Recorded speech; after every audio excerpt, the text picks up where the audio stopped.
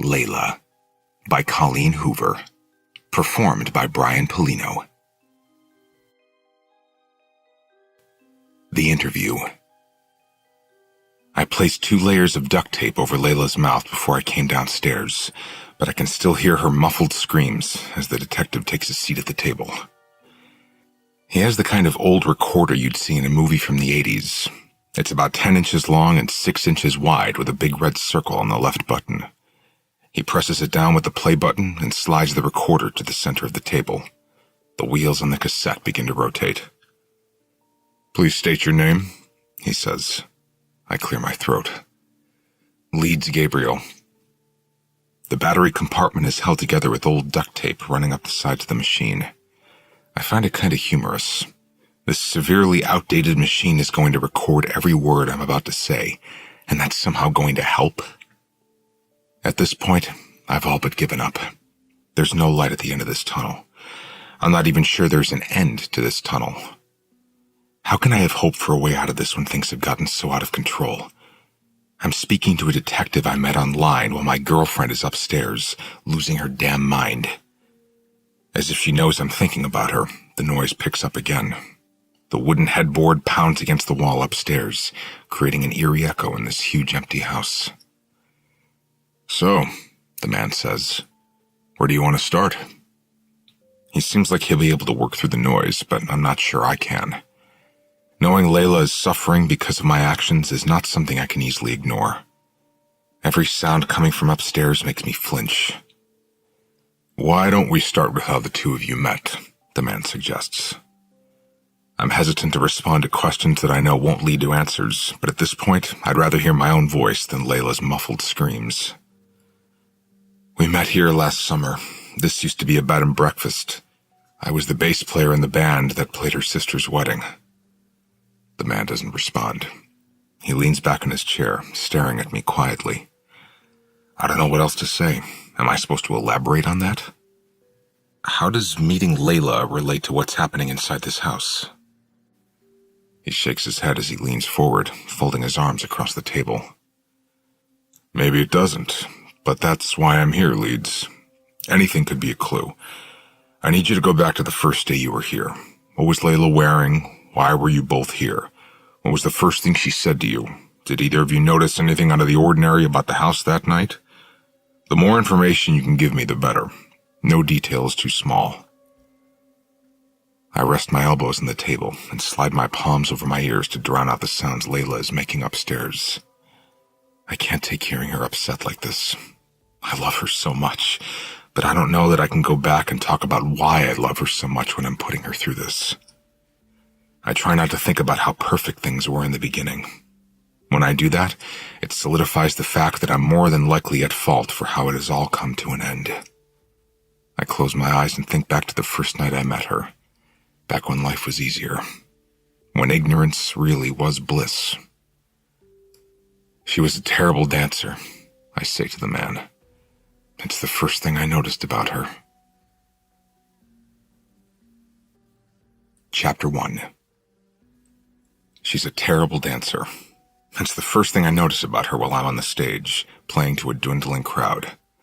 Long arms she seems to have no idea how to control. She's barefoot, moving around in the grass, deliberately stomping her feet without any of the delicacy the song expects. She jerks her head wildly, and her unruly black curls sling back to front like she's jamming out to a heavy metal song. What makes it funny is that this is a modern country band. A modern, bland country band. An entire set of songs that is excruciating to listen to and is even more painful to play. It's Garrett's Band. That's literally what it's called, Garrett's Band. It's the best Garrett could come up with. I'm the unofficial 4th member, the last one to join the band. I play bass. Not the kind of stand-up bass people respect. I play electric bass. The underrated, invisible instrument that's usually held by the invisible member of the band, the one that fades into the background of each song. I don't mind fading into the background, though. Maybe that's why I prefer electric bass over anything else. After I studied music at Belmont, my goal was to be a singer-songwriter, but I don't help Garrett write these songs. He doesn't want the help. We don't have the same appreciation for music, so I just write songs for myself and hoard them for a future day when I'll be confident enough to release a solo album. The band has gotten more popular over the last few years, and even though we're in more demand, which results in better pay, my rate as the bass player hasn't increased. I've thought about bringing it up to the rest of the band, but I'm not sure it's worth it, and they need the money more than I do. Not to mention, if I approach them, they might actually offer me an official spot in the band, and to be honest, I hate this music so much I'm embarrassed I'm even standing up here. Every show eats away at my soul. A nibble here, a nibble there.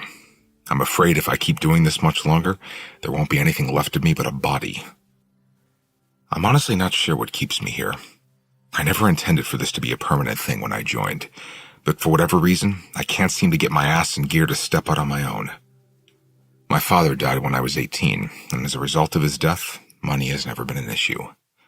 He left my mother and me a sizable life insurance policy, along with an internet installation company that runs itself and employees who prefer I don't step in and change up years of practices that have been successful.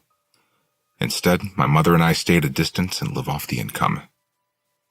It's definitely something I'm grateful for, but it's not something I'm proud of. If people knew how little was required of me in this life, I wouldn't be respected. Maybe that's why I've stayed with the band. It's a lot of travel, a lot of work, a lot of late nights.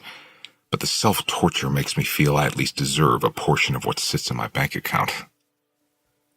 I stand in my designated spot on the stage and watch the girl as I play, wondering if she's drunk or high, or if there's a chance she's out there dancing the way she is to poke fun at just how much this band sucks.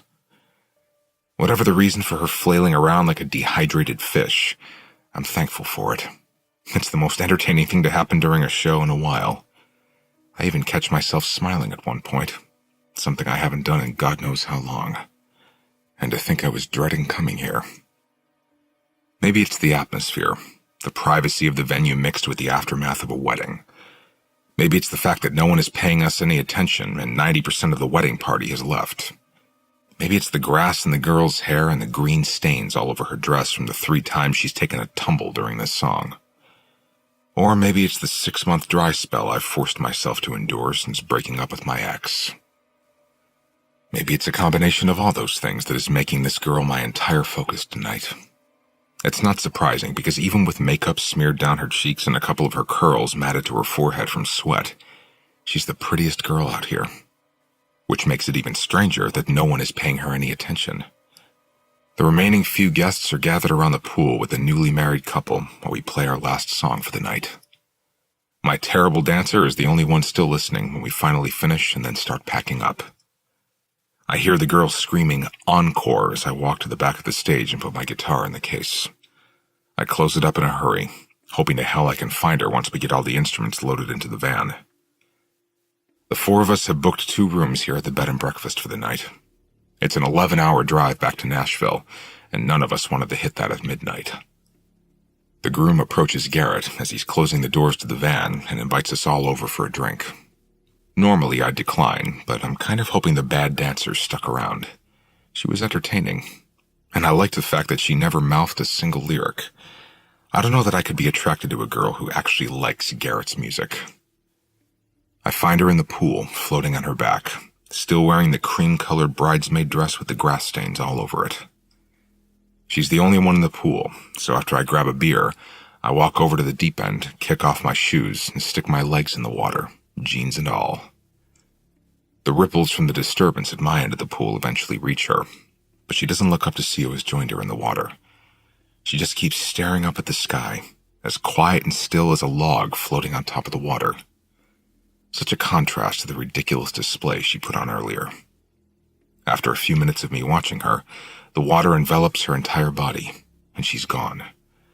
When her hands push up and part the water and her head breaks through the surface, she's looking right at me, as if she knew I was here all along.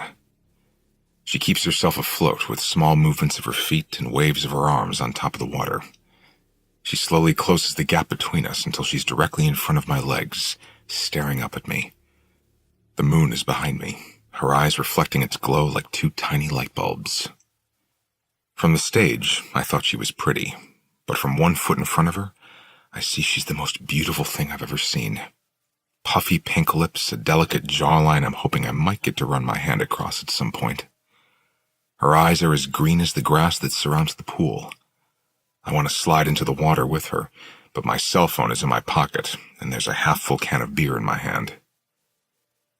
"Do you ever watch those YouTube videos of people dying inside?" she asks. I have no idea why she asks that question, but anything could have come out of her mouth just now, and it would have moved through me with the same strength those words just did. Her voice is wispy and light, like it floats effortlessly out of her throat. "No," I respond. She's a little out of breath as she works to keep herself afloat. "They're compilations of embarrassing things that happen to people. The camera always zooms in on people's faces at the worst moment. Their expressions make it look like they're dying inside." She wipes water from her eyes with both hands. "That's what you looked like up there tonight. Like you were dying inside." I don't even remember her looking up at the stage, much less eyeing me long enough to accurately assess how it feels every time I'm forced to play those shitty songs on stage. I'm already dead inside. I died the first night I started playing for the band. "I thought so. Did you like my dancing? I was trying to cheer you up." I nod and take a sip of the beer. "It worked." She grins and slinks underwater for a few seconds. When she comes back up again, she wipes all the hair out of her face and says, "You got a girlfriend?" "No." "Boyfriend?" "No." "Wife?" I shake my head. "Do you have friends, at least?" "Not really," I admit. "Siblings?" "Only child." "Shit, you're lonely." Another accurate assessment. Although in my case, lonely is a choice. "Who is the most important person in your life?" she asks. "Parents don't count." "Right now?" She nods. "Yes, right now. Who is the most important person in your life?" I reflect on her question for a moment and realize there's no one I'd take a bullet for other than my mom. I'm indifferent toward the guys in the band. They're more like coworkers I have nothing in common with. And since parents don't count, this girl is literally the only person on my mind right now. "I guess you," I say. She tilts her head, narrowing her eyes. "That's kind of sad." She lifts her feet and kicks the wall between my legs, pushing away from me. "I better make this a good night for you then."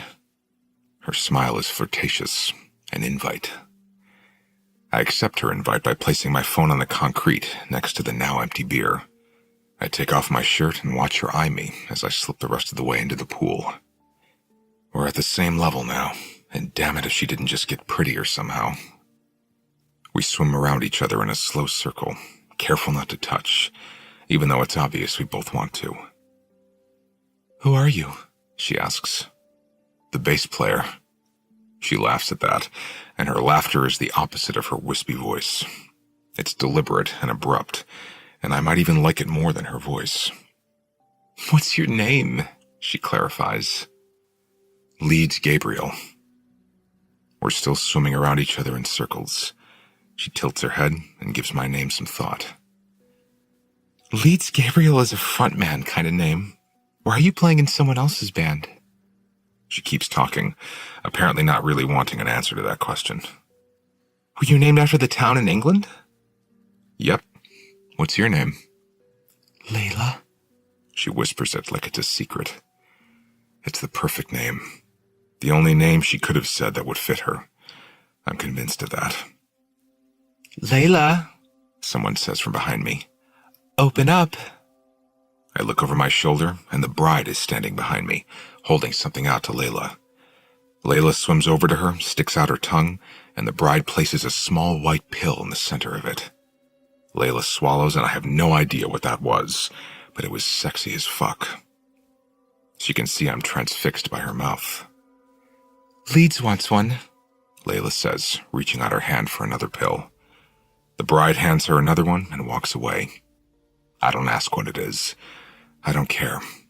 I want her so much I'll be the Romeo to her Juliet and take whatever the hell kind of poison she wants to put on my tongue right now. I open my mouth. Her fingers are wet, and some of it has dissolved before it even hits my tongue. It's bitter and hard to get down without coating or water, but I manage it. I chew some of it. Who was the most important person in your life yesterday? Layla asks. Before I came along. Myself. I've bumped you out of the #1 spot? Seems that way. She moves fluidly and effortlessly onto her back, like she spends more time in a pool than on land. She stares up at the sky again, her arms stretched out wide, her chest rising with a huge intake of air. I press my back against the side of the pool and stretch my arms out, gripping the concrete ledge. My heart is starting to pound. My blood feels thicker. I don't know what kind of drug she gave me. Probably Molly or some other kind of upper, because it's kicking in fast. I'm more aware of everything going on in my torso right now than any other part of my body. My heart feels swollen, like there isn't enough room for it. Layla is still floating on her back, but her face is close to my chest. She's right in front of me. If I leaned forward a little, she wouldn't be looking at the sky. She'd be looking up at me. Fuck, this is good shit. I feel good. I feel confident. The water is so calm around us it looks like she's floating on air. Her eyes are closed, but when the top of her head bumps against my chest, she looks up at me, her face upside down from mine, like she's expecting me to do something. So, I do. I lean in just enough so that my mouth rests gently against hers. We kiss upside down, her bottom lip between both of mine. Her lips are like a soft explosion, igniting hidden minefields under every inch of my skin. It's weird and fascinating because she's still on her back, floating on top of the water. I dip my tongue into her mouth, and for whatever reason, I don't feel worthy enough to touch her, so I keep my arms where they are, gripping the pool on either side of me. She keeps her arms outstretched, and the only thing she moves is her mouth. I'm thankful our first kiss is upside down because that leaves a hell of a lot of room to anticipate kissing her right side up for the first time. I'm never going to want to kiss a girl again without being high on whatever it is the bride gave us. It's like my heart constricts to the size of a penny and then balloons to the size of a drum with every beat. It isn't beating like it's supposed to. There's no gentle bum bum bum bum bum bum anymore. It's a plink and a boom. Plink boom, plink boom, plink boom. I can't keep kissing her upside down like this. It's making me crazy. Like we don't quite fit. And I want my mouth to fit perfectly against hers. I grab her waist and spin her on top of the water until she's facing me, and then I pull her to me. Her legs go around my waist and both of her hands come up out of the water and grip the back of my head, which causes her to sink a little because now I'm the only thing keeping her above water. But my own arms are too busy sliding down her back, so we start to sink and neither of us does anything about it. Our mouths lock together right before we're submerged. Not a single drop of water passes between our lips. We sink all the way to the bottom of the pool, still fused together. As soon as we hit bottom, we open our eyes at the same time and pull apart to look at each other. Her hair is floating above her now, and she looks like a sunken angel. I wish I could take a picture. Air bubbles cloud the space between us, so we both kick ourselves back to the top. I break the surface 2 seconds before she does. We're facing each other, ready to start the kiss over again. We link together, back into the same position we were in. Our mouths seek each other out, but as soon as I taste the chlorine on her lips, we're interrupted by chants. I can hear Garrett over several of the others, all cheering our kiss on from where they're seated. Layla glances behind her and flips them off. She separates herself from me and pushes to the side of the pool. Let's go, she says, pulling herself out of the water. She isn't graceful about it. She pushes up out of the deep end, 5 feet from the ladder, and has to roll onto the concrete to make it out of the pool. It's clumsy and perfect. I follow her, and a few seconds later we're both running around to the side of the house where it's darker and more private.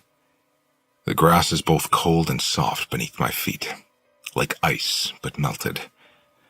I guess that would just make it water, but it doesn't feel like water. It feels like melted ice. Drugs make things hard to explain. Layla grabs my hand and falls onto the melted ice grass, pulling me down with her, on top of her. I hold myself up with my elbows so she can breathe, and I stare at her for a moment. She's got freckles. Not very many, and they're spread out over the bridge of her nose, a few on her cheeks. I lift my hand and trace them. Why are you so pretty? She laughs, rightfully so. I was cheesy. She flips me onto my back, and then she pulls her dress up her thighs so she can straddle me. Her thighs suction to my sides because we're both sopping wet. I rest my hands on her hips and soak up the intensity of this high. Do you know why they call this place the Corazón del País? She asks. I don't know, so I just shake my head and hope it's a long story so I can hear her talk more than she has. I could listen to her voice all night. In fact, there's a room inside the bed and breakfast they call the Grand Room, and it's lined with hundreds of books on every wall. She could read to me all night. It translates to heart of the country, she says. There's excitement in her eyes and voice when she talks. This location, this very piece of property you're lying on, is the literal geographical center of the contiguous United States.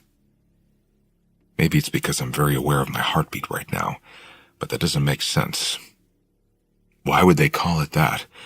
The heart isn't really the center of the body, the stomach is. She laughs her sharp, quick laugh again. True, but Estómago del País doesn't sound as pretty. Fuck. You speak French? Pretty sure that's Spanish. Either way, it was hot.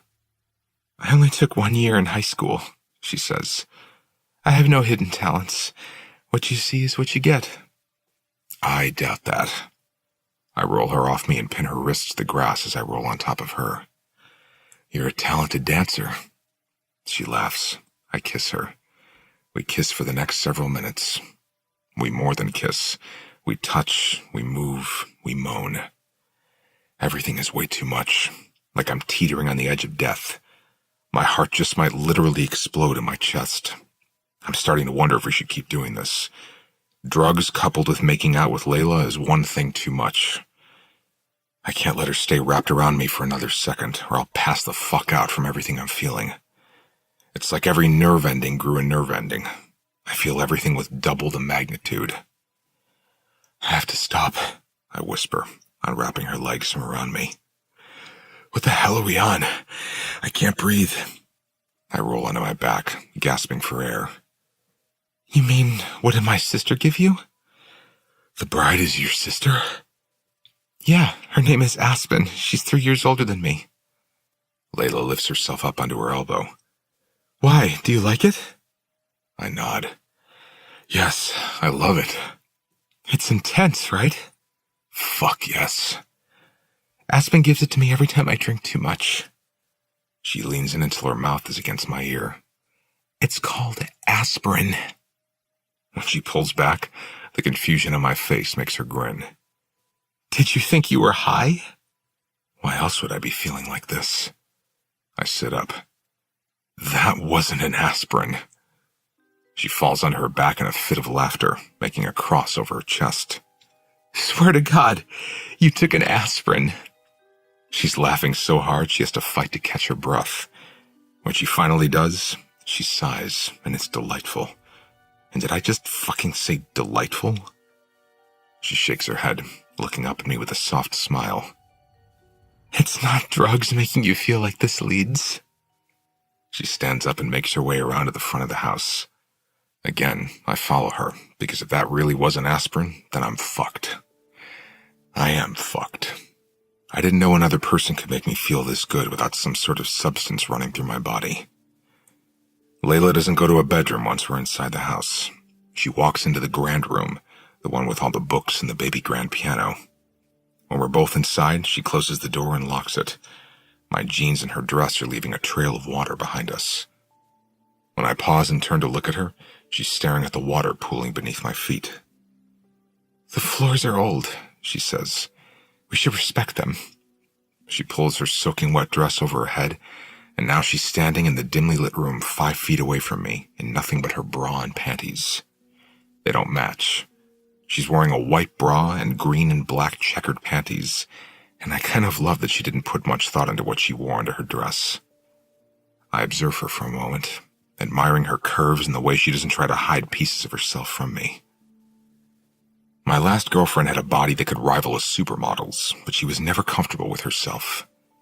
It became one of the things that irritated me about her because no matter how beautiful she was, her insecurity was the loudest thing about her. Layla carries herself with a confidence that would be attractive no matter what she looked like. I do as she requested and remove my jeans, leaving on my boxers. Layla gathers our clothes and puts them on top of a rug that's probably worth more than the floors, but whatever makes her feel good. I look around the room, and there's a brown distressed leather couch against the wall next to the piano. I want to throw her on it and lose myself inside of her, but Layla has different plans.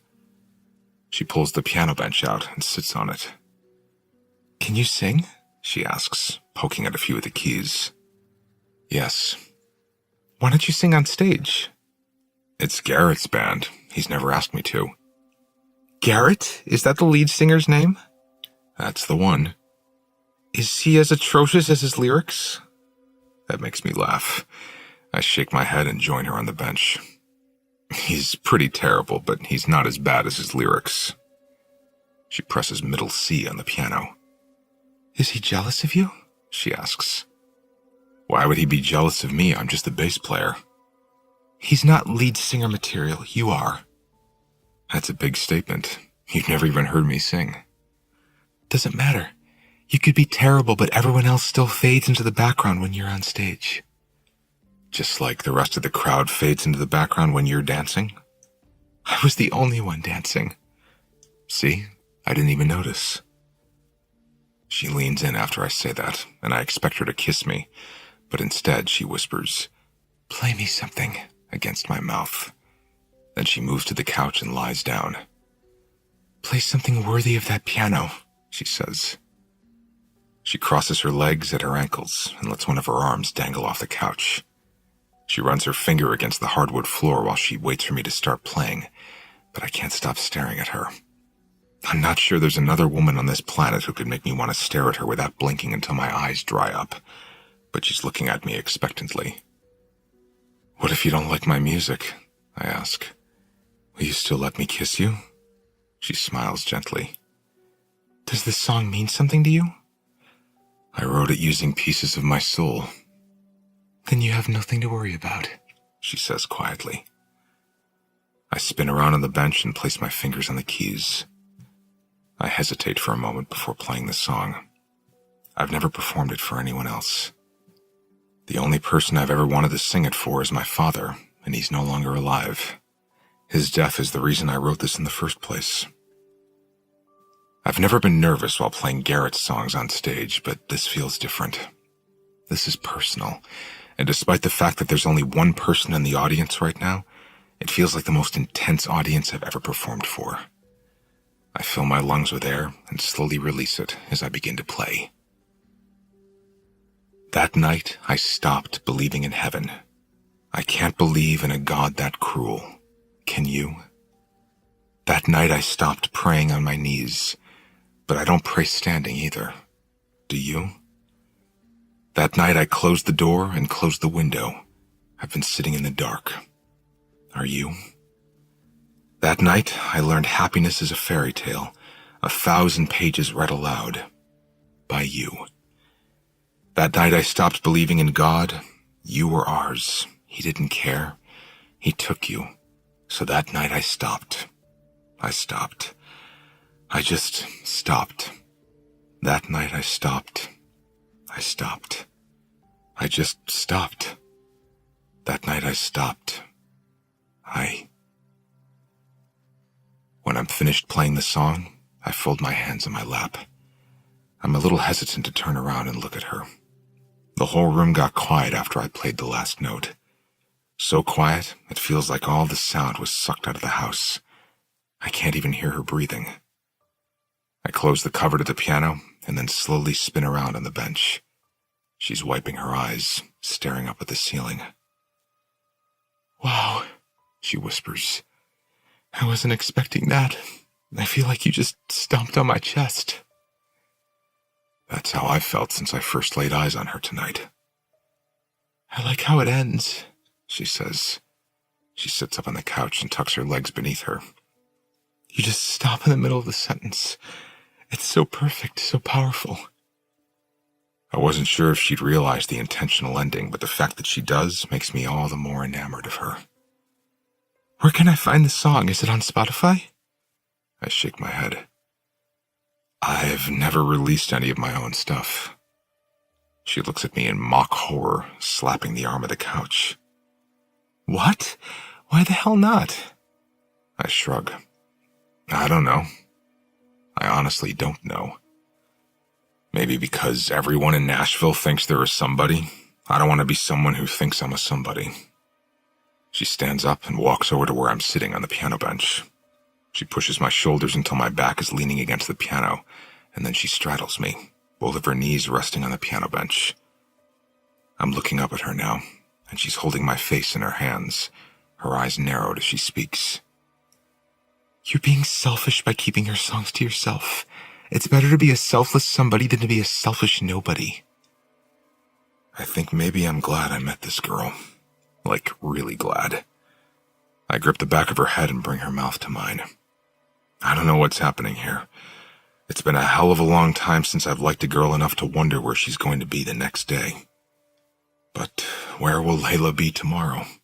Where was she yesterday? Where does she call home? Where did she grow up? Who is her favorite person right now? I want to know all the things, everything. Layla breaks our kiss. Aspen warned me earlier tonight when she saw me staring at you. She said, "Promise you'll stay away from the musicians. They probably have chlamydia." I laugh. Did you promise her you'd stay away from me? No, I said, it's fine if he has chlamydia. He probably has condoms, too. I don't have chlamydia, but I also don't have a condom. She separates herself from me and stands up. It's okay. I have one in my room. She turns and walks toward the door.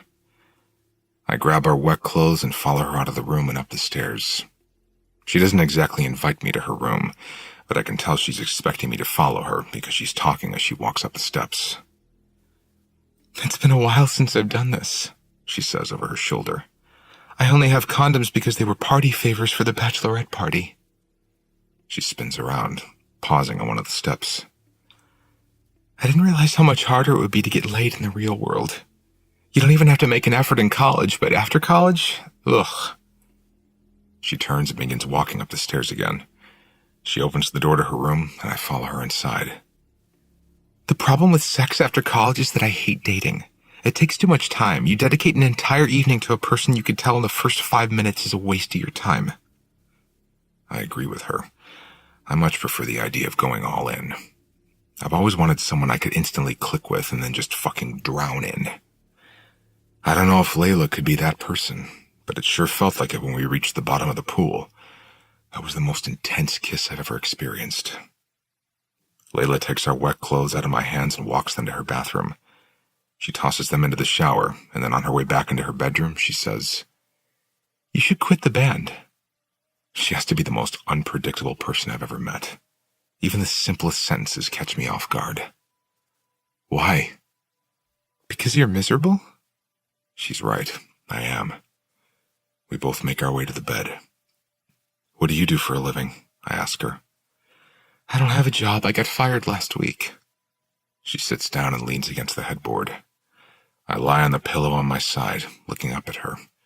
My face is near her hip, and it's both odd and sexy being this close to her thigh. I press my lips against it. Why'd you get fired? They wouldn't let me off for Aspen's wedding, so I didn't show up to work. She scoots down the bed and mirrors my position. Your boxers are still wet. We should probably take off the rest of our clothes. She's forward, but I like it. I grab her by the waist and pull her on top of me. I place her so perfectly against me she gasps. I'm taller than her, so her face doesn't reach mine, but I want to kiss her. She must want to kiss me too, because she crawls up my body until our mouths connect. There aren't many items of clothing to remove between us as it is, so it only seems like seconds before we're naked under the covers and almost past the point of caring about a condom. But I don't know this girl, and she doesn't know me, so I wait for her to fumble around the dark bedroom until she finds her purse. Once she retrieves a condom and hands it to me, I reach under the covers and begin putting it on. I think you're right, I say. About what? I roll on top of her and she spreads her legs apart, fitting me between them. I should quit the band. She nods in agreement.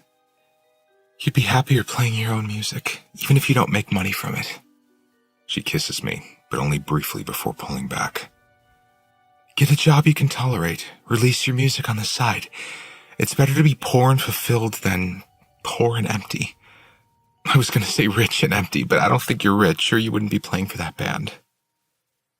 I would tell her I'm not poor, but admitting that I play for the band willingly and not out of necessity is kind of embarrassing, so I'd rather not say anything at all.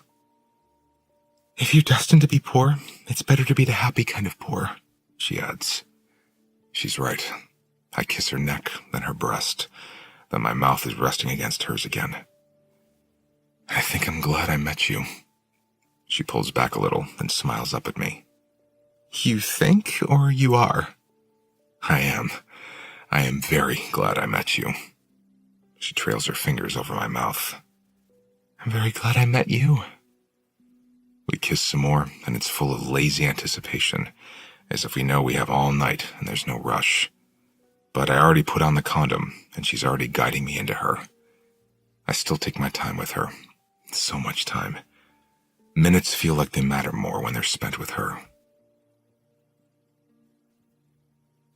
She's on her stomach, and I'm trailing unworthy fingers up the smooth curve of her spine. I reach the base of her neck and then sweep my fingers into her hair and begin caressing the back of her head. I'd kill for a taco right now, she says.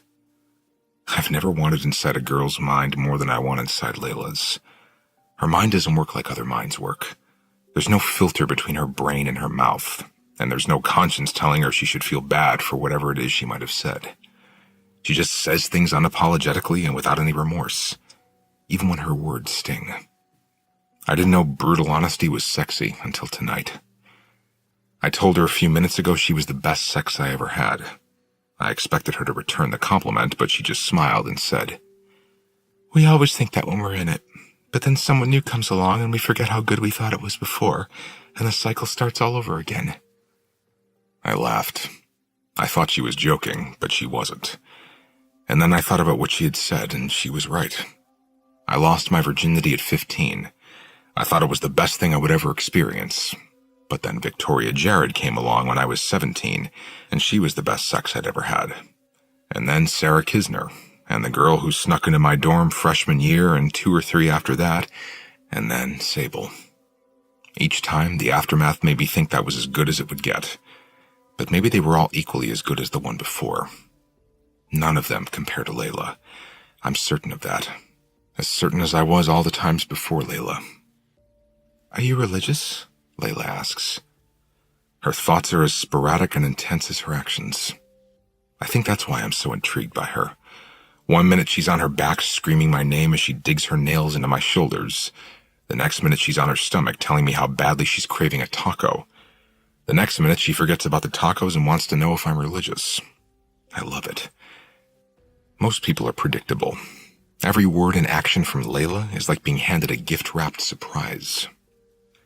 I'm not religious, are you? She shrugs. I believe in life after death, but I'm not sure I'm religious. I think existence is simply luck of the draw. We're here for a while, and then we're not. That's depressing, she says. Not really. Imagine what heaven is like. The incessant positivity, the smiles, the lack of sin. The thought of living eternally in a place full of people who spent their lives spouting off inspirational quotes sounds way more depressing to me than if it all just ends with death. I don't know if I believe in that kind of afterlife, Layla says. I look at existence more as a series of realms. Maybe heaven is one of them, maybe it isn't. What kind of realms? She rolls onto her side, and when my eyes fall to her breasts, she doesn't try to force me to make eye contact with her. Instead, she pulls my head against her chest as she rolls onto her back. I lay my head on her chest and cup one of her breasts as she casually fingers pieces of my hair and continues talking. Think of it like this, she says. The womb is one existence. As a fetus, we didn't remember life before the womb, and we had no idea if there would be life after the womb. All we knew was the womb, but then we were born, and we left the womb and came into our current realm of existence. And now we can't remember being in the womb before this life, and we have no idea what comes after this life. And when our current life ends, we'll be in a different realm altogether, where we might not remember this realm of existence, just like we don't recall being in the womb. It's just different realms, one after the other after the other. Some we know for a fact exist, some we only believe exist. There could be realms of existence we've never even entertained the idea of. They could be endless. I don't think we ever really die. Her explanation makes sense. Or maybe I'm just feeling agreeable because my mouth is on her breast. I grab another condom as I ponder her theory. It seems more probable to me than the idea of pearly gates or fire and brimstone ever has. I'm still convinced that there is life and there is death, and that is all there is. If you're right, then I like this realm the best, I say, covering her body with mine. She parts her thighs for me and grins against my lips. Only because you're in it. I shake my head as I push into her. No, I like it best because I'm in you. Chapter 2. I stare at her for a few minutes, hoping she doesn't wake up right away. Her hand is draped across my chest, a dead weight as she sleeps. I try to drag out the moment because I know how one-night stands work. I've had my fair share of them. I've snuck out of a lot of beds, but I don't want to sneak out of this one. I'm hoping Layla doesn't want me to sneak out of this one. She'll wake up soon, and I'll know how she'll feel as soon as she does. She'll probably shield her eyes from the sun and roll over while she tries to remember how we got here, who I am, how she can get rid of me. Her fingers are the first thing to move.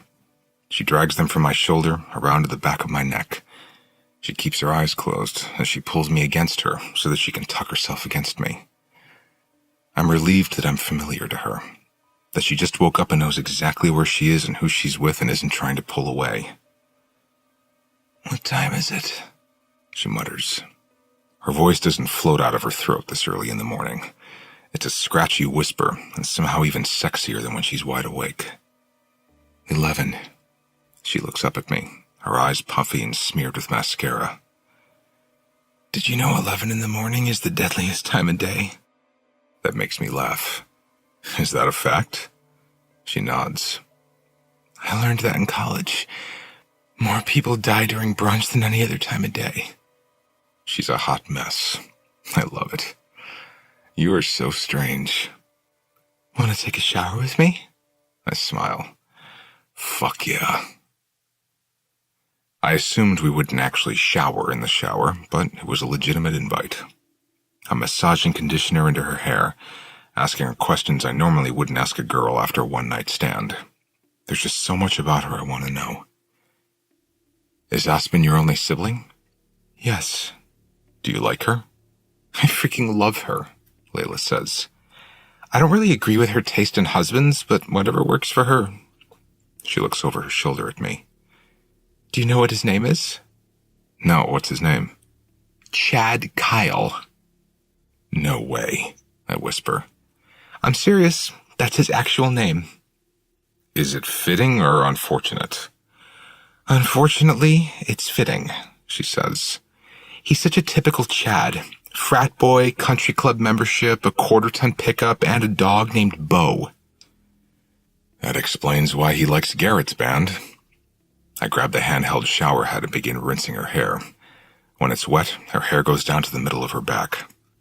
I've never washed a girl's hair before, but it's kind of sensual. So is the shape of her head. It fits perfectly against my palm. Your head is sexy. How can a head be sexy? I cover her eyes with my free hand so soap doesn't run into them. I don't know, but yours is. Or maybe it's just you. When I'm finished rinsing out her hair, I put the shower head back on the holder.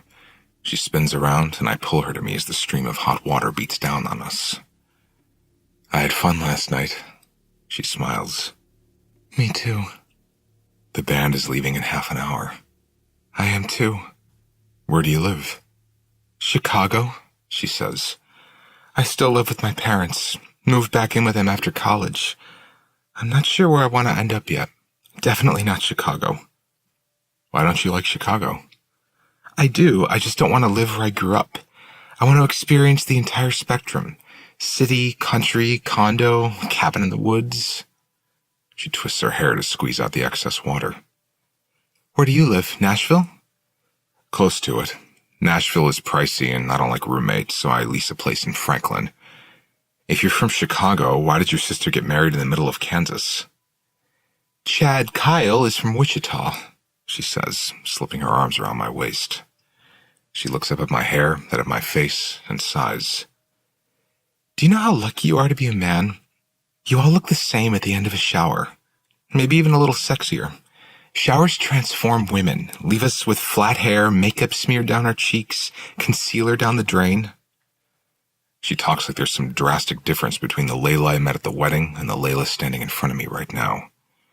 If anything, this version of her is better. Naked, arms wrapped around me, covered in water. I like this version of her a lot. I lean forward and kiss her neck, gripping her ass with both hands. She tilts her head to the side, giving me more access to her neck. I think I could make a good country girl, she says. I'd love to live here. It's beautiful. I could be happy running a bed and breakfast. For a brief second, I forgot what we were even talking about because she has a two-track mind. Luckily, one of them is on me. She lets herself fall against the wall of the shower as my hands roam over her body, my lips over her skin. I really love it here, she says quietly. I like the seclusion, the quiet. No neighbors, just transient guests I'd never really have to get to know. I slide my tongue up her neck and then into her mouth. It's a deep, short kiss before I pull away. It's the heart of the country, I say. There's no better place on earth than right here. In this moment, I absolutely mean that. No better place than right here, right now. She pulls my mouth back to hers, and neither of us flinches when someone knocks on the bedroom door.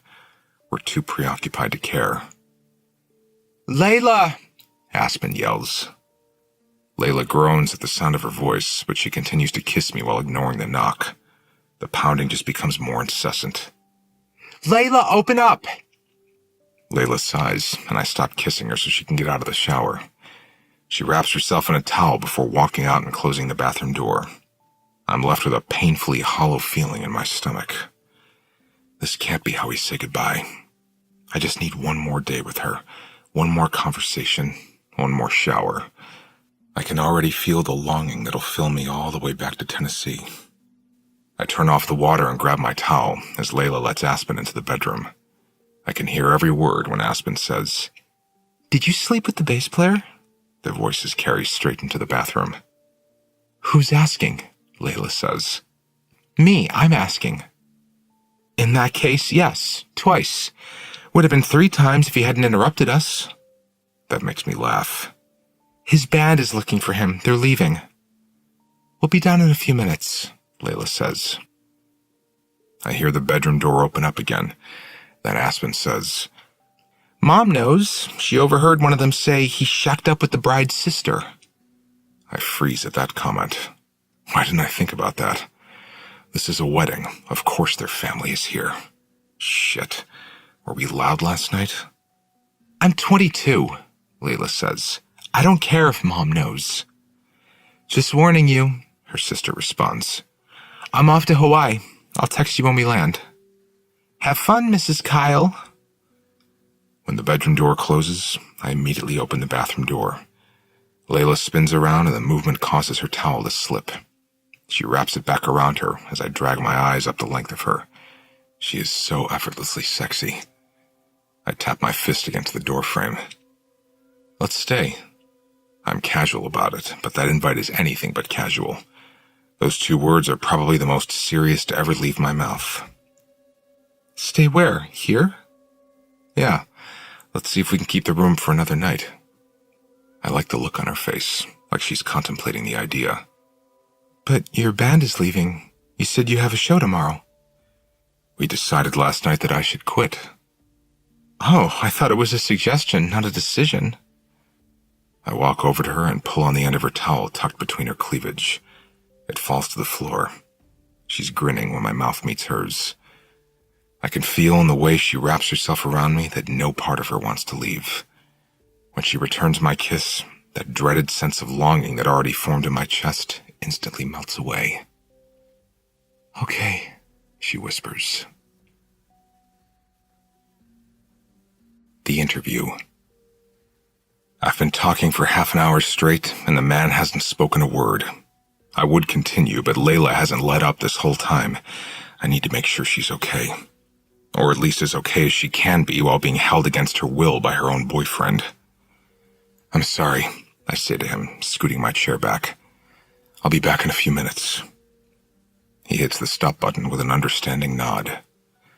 I walk up the stairs, again, to plead with Layla to trust me long enough to find answers. When I open the door, she's on her knees on the bed, doing her best to slip her hands out of the rope that's connecting her wrists to the bedpost. "Layla," I say, defeated, "can you please stop?" She yanks her arms in the opposite direction of the bedpost and then attempts to break the rope. I wince. That had to hurt. I walk over to the bed and check her wrists. They're raw from all the time she's tried to break free. Her wrists are starting to bleed.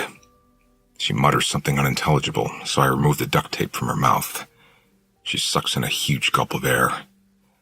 "Please untie me," she pleads. Her eyes are bloodshot and sad. Mascara is smeared down her left cheek. It kills me seeing her like this. I don't want this for her, but I have no other choice. At least it feels like I have no other choice. "I can't, you know that." "Please," she says. "It hurts." "It won't hurt if you stop trying to free yourself." I readjust the pillow beneath her and give the rope more slack so she can lie down. I know she feels like a prisoner. I guess, in a way, she is. But I've at least left her legs untied. If she just lies still and stopped trying to fight me on this, she'd come out of it just fine. She might even get some much-needed rest. "Just give me a couple of hours. When I'm finished talking to him, I'll bring you downstairs with me." She rolls her tear-rimmed eyes. "You're a liar. All you do now is lie to me." I don't let those words penetrate the walls of my chest. I know she doesn't mean them. She's just scared, upset. But so am I. I lean forward and press a kiss against the top of her head. She tries to pull away from me, but she can't go far. She's crying now, trying not to look at me. I hide my guilt behind a hardened jaw. "If you promise not to scream, I won't put the duct tape back on." This is a compromise she's willing to make. She nods at the defeated look in her eyes, as if I won this round, but I'm not trying to win anything other than our normalcy back. When I close the door and lock her inside, I can hear her begin to sob. I feel her pain in every part of me, crackling inside my bones. I press my forehead against the door for a few seconds and force myself to regain my composure before heading back downstairs. When I'm back in the kitchen, there's a glass of dark liquor sitting in front of my chair. The man motions toward it. "Bourbon," he says. I sit down and sniff it, then take a sip, enjoying the burn as it slides down my throat. It immediately soothes my nerves. I should have poured myself a glass before we started this. "What's your name?" I ask him. I only know the email address we've been using to communicate, but it was just the name of his business, not his actual name. He looks down at the shirt he's wearing. It's a Jiffy Lube shirt covered in oil stains with a name tag on it that says Randall. He points at the name tag. "Randall." He resumes the recording, but we both know his name isn't Randall, and I know for a fact that isn't his shirt. But despite knowing he's not entirely forthcoming about his own identity, I still move forward with this interview, because he's the only person I know on this earth who can possibly help, and I am desperate for help. So desperate I'm making decisions I wouldn't have dared make if this were a few months ago. It's interesting how much a person's belief system can be changed by things in this world that can't be explained.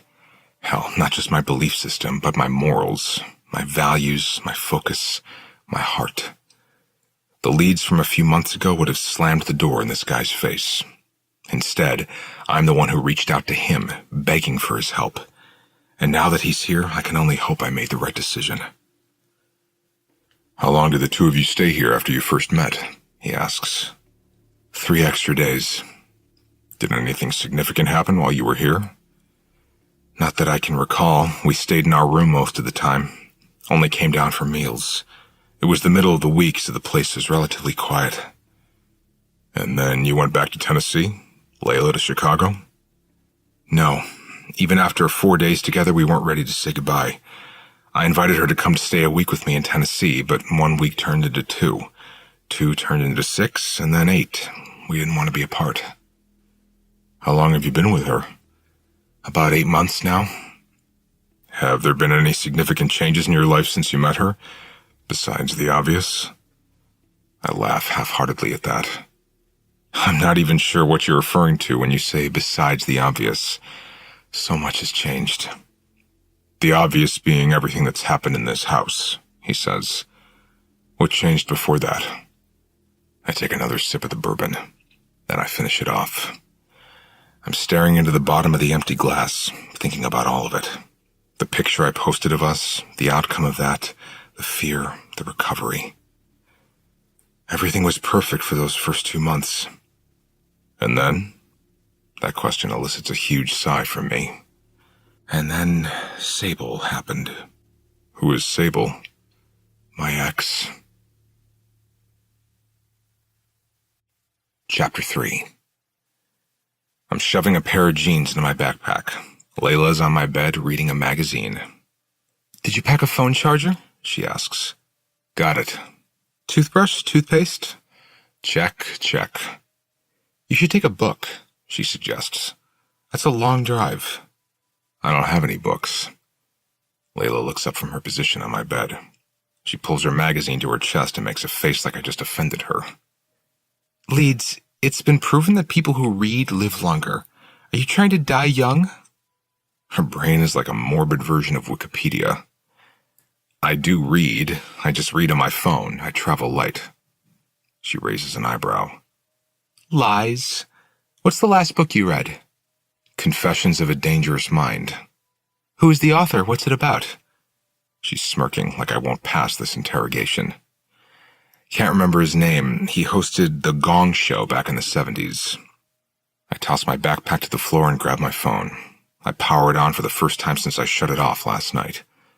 Layla leans onto her elbow, watching me as I wait for my apps to load. I sit down on the bed and pull up the book in my Kindle app. Chuck Barris. He also created the Newlywed Game. Is it an autobiography? I think so. The guy claims to have been an assassin in the CIA, but I haven't finished it yet. The host of The Gong Show was an assassin? Some people say he lied about it all. That's why I'm reading it.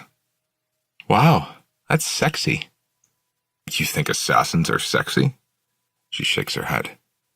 No, the fact that you read is sexy. She lifts her magazine from her chest and looks back down at it. You're hot. You write songs, you read. Too bad you can't cook for shit. I push her away from me and slap her playfully on the ass. She's laughing when she rolls back over. Seriously, you can't even make a sandwich without screwing it up. Why do you think I've kept you? She rolls her eyes. I give my focus to my phone and begin checking all the messages I've missed in the last 12 hours since turning it off. The first one is from Garrett, letting me know where and when to meet them tonight. I never did quit the band. After Layla and I left the bed and breakfast, Garrett texted me like I didn't skip out on 2 shows in a row because of a girl I had just met. He said, "Your vacation over yet? We need you to play tonight."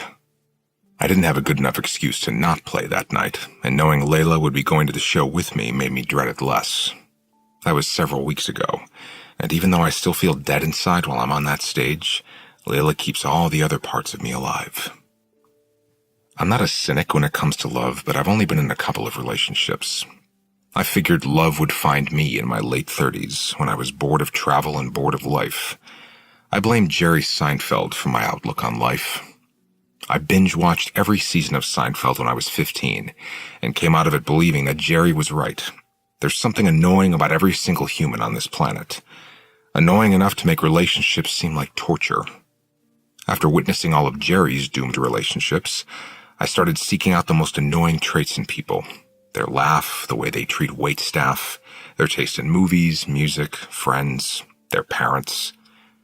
As soon as I would start dating a girl exclusively, I would find myself already planning ways to break things off. Until Layla, that is. We stayed 3 extra nights at Corazon del País when we met. And even after that last night, I didn't want to say goodbye to her. I didn't find a single thing about her annoying. In fact, the thought of being alone sounded more dreadful than being with her. That was a first. I asked her to come stay a week in Franklin with me, but it's been over 2 months now, and I've had more sex in these 2 months than I thought I'd be capable of in a lifetime. When we aren't fucking, I'm playing songs for her or writing songs or thinking about songs. I feel like my music has a purpose now that she's into it. She believes I'm going to be a somebody, and her belief in me is actually making me start to believe in it too. It took some twisting of my arm, but 3 weeks ago she finally convinced me to release a few of the songs I've been sitting on. She posted me playing one of them to YouTube 2 weeks ago, and it has almost 10,000 views already. I hate that I like that, but it feels surprisingly good to have someone in my life who makes me feel like my art is worth consuming. Even if she's the only one who ever consumes it, it'll be enough for me. Garrett will be pissed if I officially stop playing with them and go solo, but bass players aren't all that hard to replace here in Nashville. Layla comes with me to every show, no matter how painful they've been for us both. It helps that she spends the entire last song of each set recreating her ridiculous wedding dance.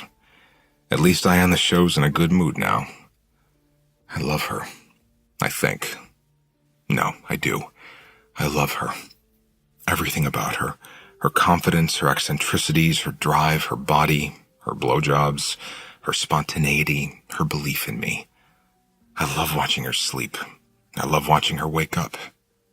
I'm pretty sure this is love. It's only 5 o'clock in the afternoon and I leave in 2 hours, and I had to drag myself out of bed to finish packing. Garrett's band is playing a beach festival in Miami, so Layla and I have spent all day in bed to make up for the 3 days we won't see each other. This will be the first show she hasn't gone to since I met her. There's not enough room for passengers in the van with all the equipment, and the idea of spending 3 days with Garrett and the guys isn't appealing to her. I'm not going to force her to endure that torture. This whole day has been my favorite day with her. Neither of us turned our phones on when we woke up this morning. We kept the lights off and the curtains shut, and I had her for both breakfast and lunch. The lamp beside my bed is on now as Layla flips through her magazine. I open Instagram and immediately regret turning on my phone. I haven't looked at it since I posted a picture of us last night. It was the first time I've ever posted a picture with a girl. We were in bed, naturally. Layla was asleep on my chest, and I really liked how I felt in that moment, so I held my phone up, snapped a picture of us, and left the caption blank. I've gained almost 1,000 followers since meeting Layla and releasing some of my own music, but that's still only 5,000 people total. I would assume with only 5,000 followers there would be less of a reaction to the picture I posted of us. Call me naive, but I honestly didn't think I'd get much reaction at all. Most of the comments I'm reading are from people congratulating us, but some of the comments are from other girls who are picking Layla apart. Luckily, I didn't tag her in the photo. I'd hate for her to see what people are saying about her. The more I read through the comments and private messages, I'm tempted to just delete my account altogether. I know if I ever get to the point of being able to pay a bill with my music, I'll be thankful for any followers I have. But right now, it's disturbing reading comments like, "Your girlfriend looks like a slut," and "You're hotter when you're single." The internet is fucking brutal. It makes me nervous to leave her here for 3 days by herself. I don't think she's seen the picture yet, so I don't even bother deleting the negative comments. I just delete the photo altogether and then set my phone face down on the nightstand. "You sure you're okay staying here alone?" I ask her.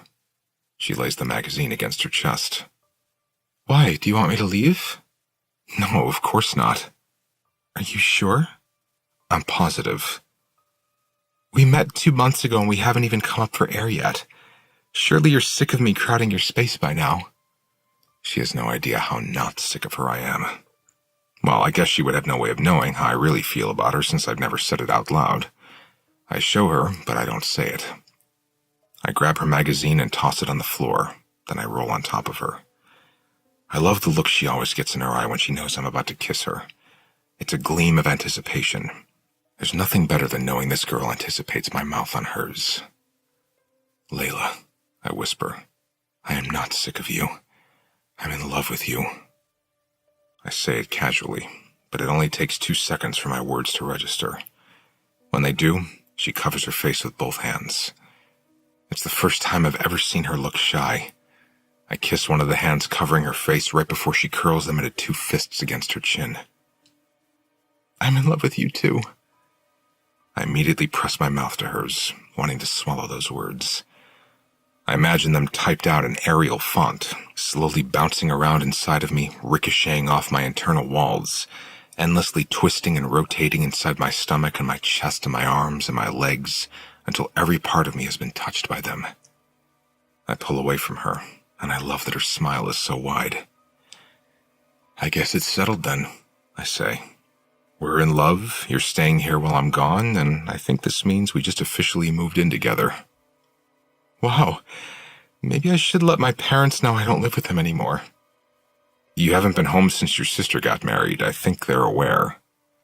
She wraps her arms around my neck. This is a lot in one day. We said I love you, we moved in together, and we're Instagram official now. She says the last part like a joke, but my stomach drops knowing she saw the picture. You saw that? I can tell by the way her smile fades that she also saw the comments that accompanied the picture. Yeah. Don't worry, I deleted it. You did? I didn't mind it. Either way, I don't think I was prepared for people I don't even know to have an opinion about us. You're not real to them. It's just how people are on social media. She kisses me. It's your own fault for being so damn hot, she says with a grin.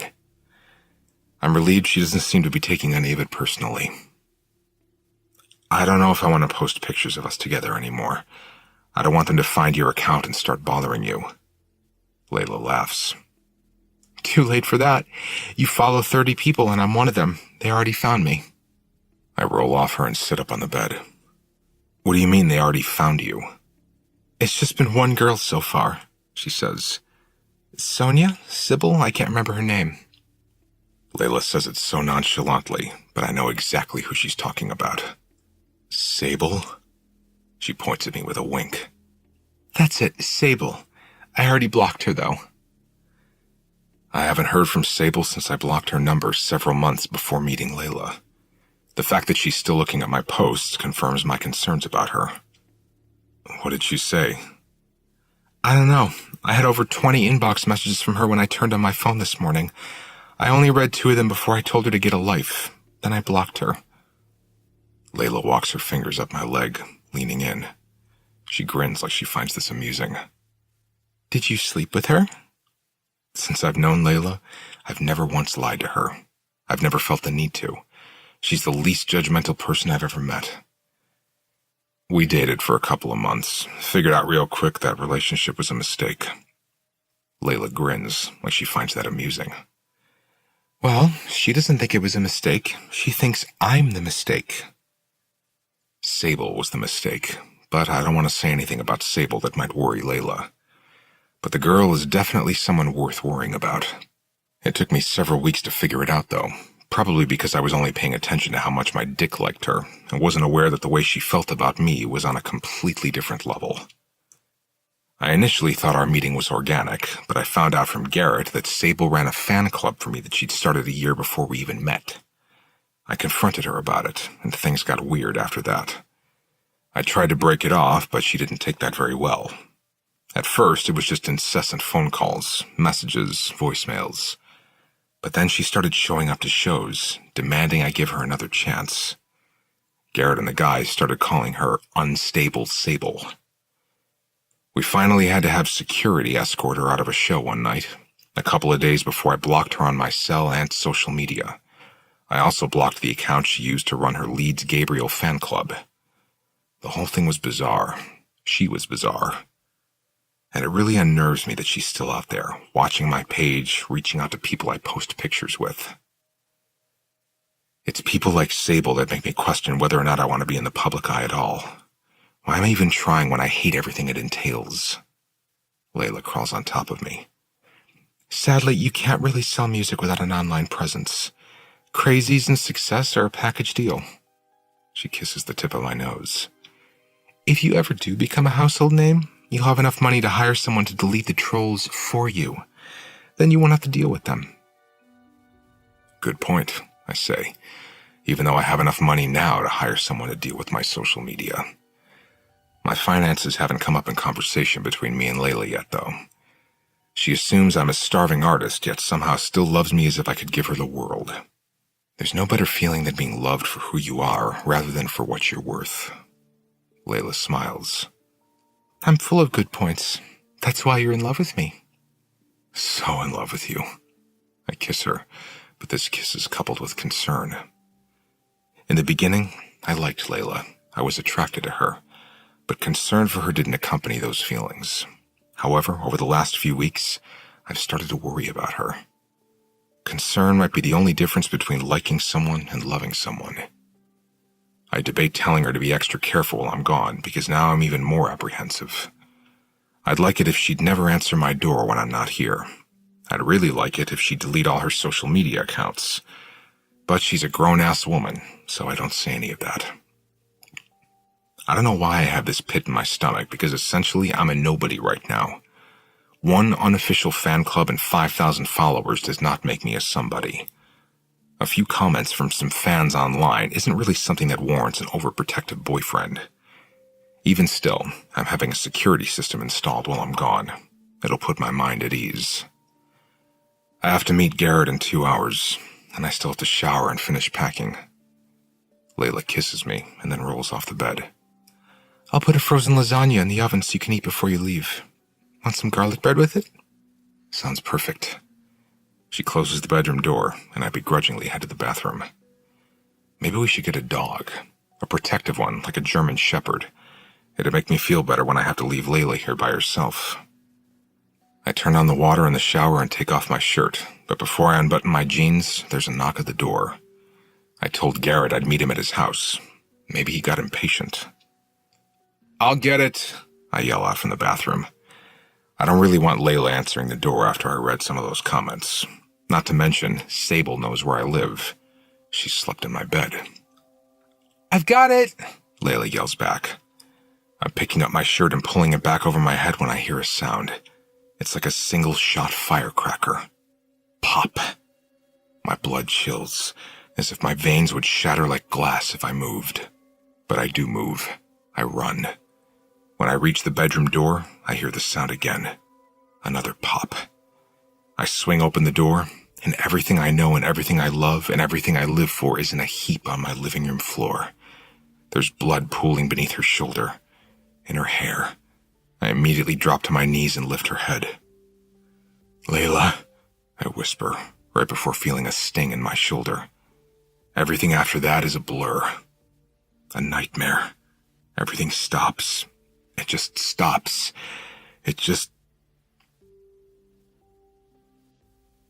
The interview. The man is quiet. The whole house is quiet. Too quiet. I need more bourbon. As if he knows this, he stands up and grabs the bottle. He brings it back to the table and slides it over to me. "What happened next?" I shrug, take a drink. "She survived." "Who shot her? Sable?" My jaw is tense when I nod. "Yes, over a fucking Instagram post." My words are short and clipped. I'm sure the expression on my face shows just how done I wish I could be with this conversation. "Was Sable arrested?" I shake my head. "No." The man is looking at me like he wants me to elaborate even more on that night, and I will, but not right now. I'm still trying to swallow everything that's led up to this point. I need to fully digest it before I spit it back out. "I don't really want to talk about that right now," I say. Not that it isn't important, I push back from the table and stand up. I need to check on Layla again. My voice is dry from all the talking. He stops the recorder as I turn to walk up the stairs. I pause halfway up the steps. I lean against the wall and close my eyes. It's still hard to wrap my mind around what's happening sometimes, even though I've been living it for weeks now. I take a moment to separate everything I'm saying about Layla downstairs from what I need to say to her upstairs. After a few long seconds, I push off the wall and head to our bedroom. I unlock the door and slowly open it, expecting Layla to be asleep. She isn't. She is lying down, though. I'm thirsty, she says flatly. I pick up the glass of water by the bed and wait for her to sit up. I've given the rope plenty of slack so she can move around a bit, but she still winces when the rope rubs against her wrists. She leans forward until the glass meets her lips. She takes several sips before dropping against the headboard, exhausted. You should eat, I tell her. What do you want me to bring you? She looks at me with disgust. I don't know, Leeds. It's hard to see what's in the fridge when I'm tied to a bed. Her anger slips into my skin with the ease of a sharpened scalpel. It mixes with the guilt I feel for keeping her here. But Layla's anger and my guilt combined still lack the capability to breach my conscience. I can make you a sandwich. How about you untie me and I can make it myself? I leave her while I go downstairs to make her a sandwich. Turkey and cheddar, no onions, double the tomato. I don't speak to the man while I make Layla her sandwich. I do have questions for him, but I'll get to those later. I just want to tell him everything I know first. I want to get it over with.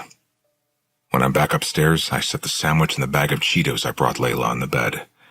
I also made her a glass of wine, so I placed that on the nightstand. I'll untie you so you can eat, but don't try to run this time, I warn her. You know it won't work. She nods, and I can tell by the fear in her eyes that she doesn't want to experience that again. In fact, I can probably trust that she was so terrified by what happened the last time she tried to leave that she doesn't even need to be tied up. I doubt she'd even leave this bedroom willingly. Unfortunately, I just can't risk it. I need her here. When the rope is off her wrists, she pulls her arms down and massages her shoulder. I feel bad that she's sore, so I make room between her and the bed and I sit behind her. I rub her shoulders while she eats, wanting to ease some of her tension. She takes a small bite of her sandwich, then picks up a piece of tomato and lettuce that fell out onto the plate. She pops them both into her mouth and licks her fingers. Maybe she's just hungry, but she looks like she's actually enjoying this sandwich. It reminds me of how she used to tease me about my sandwich-making abilities. You used to hate my sandwiches. She shrugs. People change, she says between bites. You also used to be a loving boyfriend who didn't hold me hostage, but look at you now. Touché. When her shoulders feel more relaxed, I leave her on the bed as I walk to the bathroom, trusting that Willow will stop Layla if she tries to escape again. I retrieve the first aid kit from beneath the counter, then walk back to the bed and apply antiseptic ointment to Layla's wrists between her bites of food and sips of wine. I bought this first aid kit at a gas station on our way here several weeks ago. I had no idea how much I'd end up using it. We don't talk while she eats. The faster she eats, the better. I want to get these questions over with so we can start getting answers. When she's finished, I wrap her wrists with a roll of Ace bandage to ease the pain from the rope. Do you want me to tie you to the other side of the bed now so you can lie on your other side? She nods, holding her arms out for me. I hate myself for this, especially after spending the last hour talking about what it was like to fall in love with her, remembering the agony that rolled through me when I saw her on my living room floor. And now I have to spend the next hour talking about what everything has been like after that night. The hospital stay, the recovery, what it did to our private lives, the months of guilt, the betrayal, the lies, how I've manipulated her. Not looking forward to this. Try to get some sleep now. She just nods this time. I think the exhaustion is getting to her. I walk back downstairs, but the man isn't in the kitchen anymore. I find him in the grand room. He's moved the tape recorder to the piano, and he's sitting on the bench. Thought I'd change up the scenery a bit, he says. I sit on the end of the couch closest to him, and he presses record again. What happened after you were shot? I called 911, tried to keep Layla alive until they arrived. Then we were both taken into surgery. And after that? I tell him what I can remember, which isn't much. I woke up from surgery not knowing if Layla was even alive. I tell him about how I had to spend 3 hours in recovery with no word on her condition. I tell him about the agony of having to call her mother and sister to let them know what had happened, and the 2 hours I spent being interrogated while still not knowing if Layla had survived. I tell him everything I can remember about the hospital stay, but none of it is all that important. Nothing about her survival or the recovery is nearly as significant as everything that started happening once we returned to the bed and breakfast. Why did you guys decide to come back here? I wanted to get her out of Tennessee. Once the doctors gave her the all clear, I thought it would be good to get her away. And I know how much she loves this place. I pause when I say that, and then I backtrack. Well, how much she used to love it. When did she stop loving it here? I guess the day I brought her back. Chapter 4. I ate a strand of Layla's hair this morning. The thought crossed my mind that something as weird as eating your girlfriend's hair could be the starting point to even weirder behavior. It could be a precursor to cannibalism, much like harming animals as a child is sometimes a precursor to becoming a serial killer. But eating her hair was nothing more than a slightly creepy last-ditch effort on my part to try and absolve myself from all the guilt. I dreamt that swallowing a piece of her hair tethered us together somehow, eliminating any fear that we might someday grow apart because of everything that happened. So when I woke up, I plucked a strand from her head while she slept and put it in my mouth. That was 8 hours ago, and it feels like the strand somehow found its way around my heart and cut off the blood supply. My heart is choking. That would make a good lyric. I open my phone while we wait in line to board the plane, and I type, "My heart chokes on its own guilt" into my notes, beneath several other dismal lyrics I've pulled from random thoughts. My lyrics have really taken a depressing turn lately. "Leads," Layla says, giving me a gentle nudge from behind. I'm holding up the line. I slide my phone into my pocket and head to our seats. I packed very little for this trip. 2 pairs of jeans, some shorts, a few t-shirts, and the engagement ring. I tucked it into a sock and shoved the sock deep inside a pair of my running shoes. Layla has a separate suitcase, so there shouldn't be a reason for her to dig through mine, but I don't want her to find the ring. I bought it when she was still in the hospital.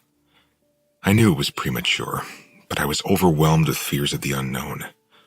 I thought buying the ring might put some kind of energy into the universe that would make her recover faster. Her recovery has been better than expected, but I've yet to propose. She doesn't even know I bought her the ring. I'm still not sure when I'm proposing because I want it to be perfect. It might not even happen on this trip, but I'd rather have the ring and not need it than need it and not have it. I booked this trip because the last 6 months have been horrendous.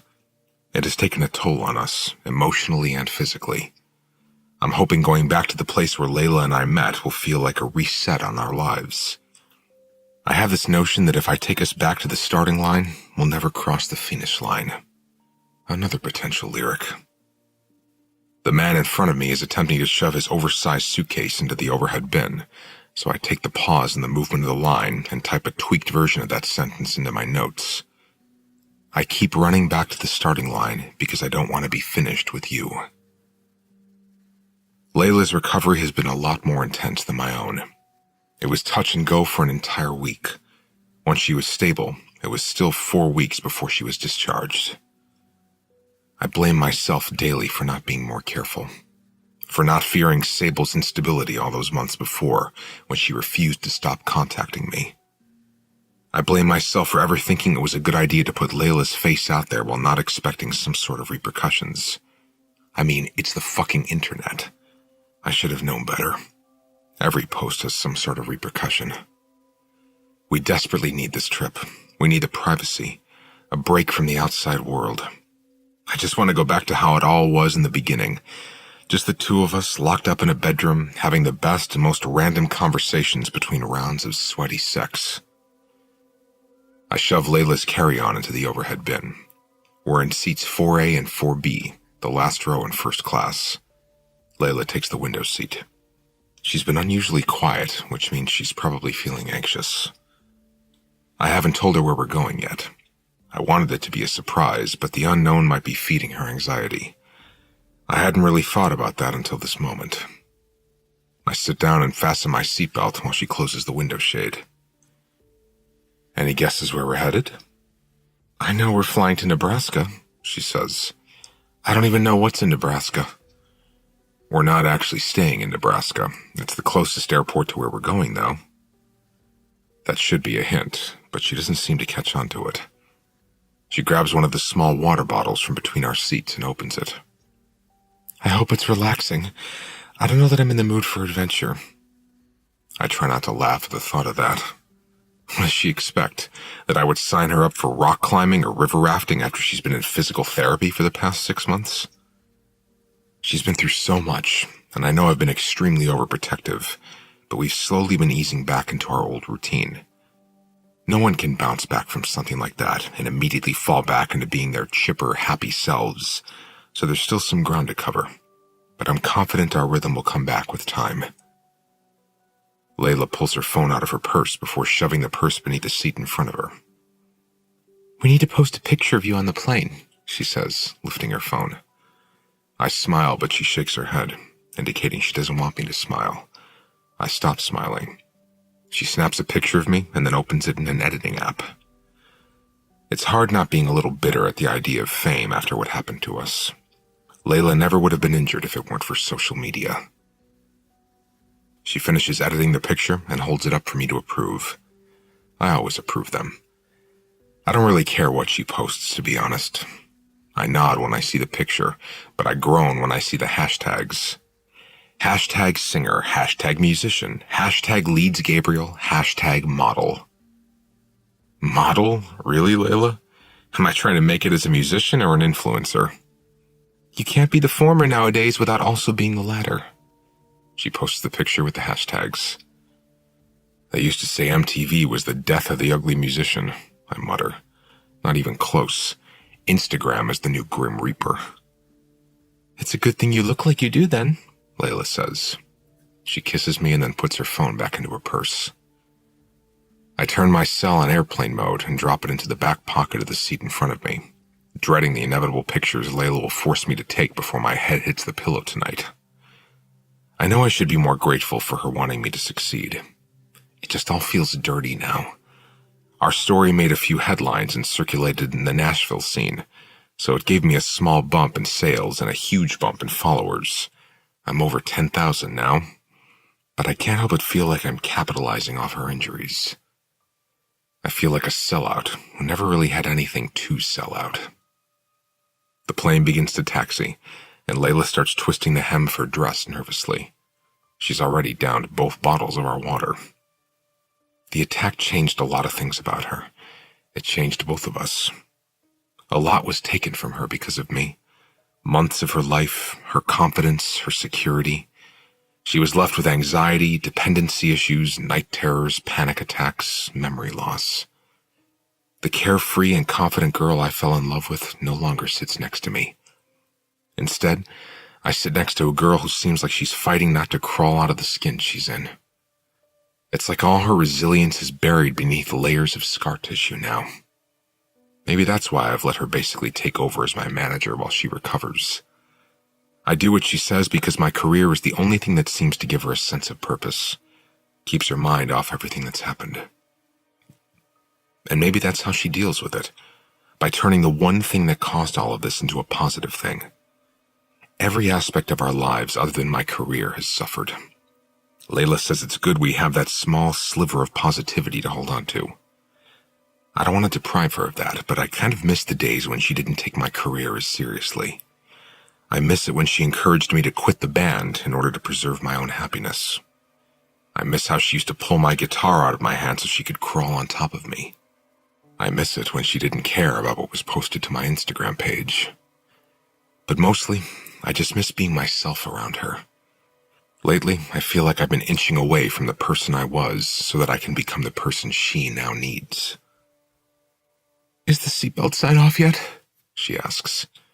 Her face is buried in the sleeve of my shirt. She's gripping my hand. Honestly, I hadn't even realized we'd taken off. It's like I live inside my own head now more than I live in reality. Not yet. She must be extremely nervous right now if she can't even lift her eyes to look for herself. I bring my hand to the side of her head and press my lips into her hair. She tries to hide it, but anxiety is not an invisible thing. I can see it in the way she holds herself, in the way her hands twist at her dress, in the way her jaw hardens. I can even see it in the way her eyes dart around when we're in public, as if she's waiting for someone to come around the corner and attack. When a ding indicates the seatbelt signs are off and it's safe to move around the cabin, she finally separates herself from me. Her eyes flitter nervously around the cabin as she takes a mental note of her surroundings. She lifts the shade and gazes out the window at the clouds, absent-mindedly bringing her hand up to the scar on the side of her head. She's always touching it. Sometimes I wonder what she thinks about when she touches it. She has no memory of that night. Only what I've told her, but she rarely asks about it. She never asks about it, actually. Her knee is bouncing up and down. She shifts in her seat and then glances back into Coach. Her eyes are wide, like she's on the edge of a panic attack. She's had 2 full-on panic attacks in the past month alone. This is how they both started. Her touching her scar, her fingers trembling, her eyes full of fear, her breaths labored. "You okay?" She nods, but she doesn't make eye contact with me. She just blows out several slow and quiet breaths, as if she's trying to hide from me that she's attempting to calm herself down. She closes her eyes and leans her head back. She looks like she wants to crawl beneath her seat. "I need my pills," she whispers. I knew she didn't seem right. I reach to the floor for her purse. I look for her anxiety medicine, but it's not in her purse anywhere. Just a wallet, a pack of gum, and a lint roller. "Did you put them in the checked bag?" "Shit," she mutters, her eyes still closed. She's gripping the arms of her seat, wincing as if she's in pain. I don't pretend to know what it's like, dealing with anxiety. She tried to explain it to me last week. I asked her what the anxiety felt like. She said, "It's like a shiver running through my blood." Up until that point, I'd always assumed anxiety was just a heightened sense of worry. But she explained it was an actual physical feeling. She feels it running through her body like tiny waves of electric shocks. After she told me that, I just held her in my arms. I felt helpless. I always feel helpless now when it comes to her, which is why I go out of my way to make sure she's okay. And she is not okay right now. "Do you want to go wait it out in the bathroom?" I ask her. She nods, so I grab Layla's hand and help her out of her seat. When we get to the front of the cabin, I lean into the flight attendant. "She's having a panic attack. I'm going in with her until it passes." The flight attendant takes one look at Layla, and her expression immediately turns sympathetic. She closes the curtain to block off the view of the bathroom door from the first-class cabin. There's no room for us to move once I close the door. I wrap one arm around Layla's waist and pull her face to my chest.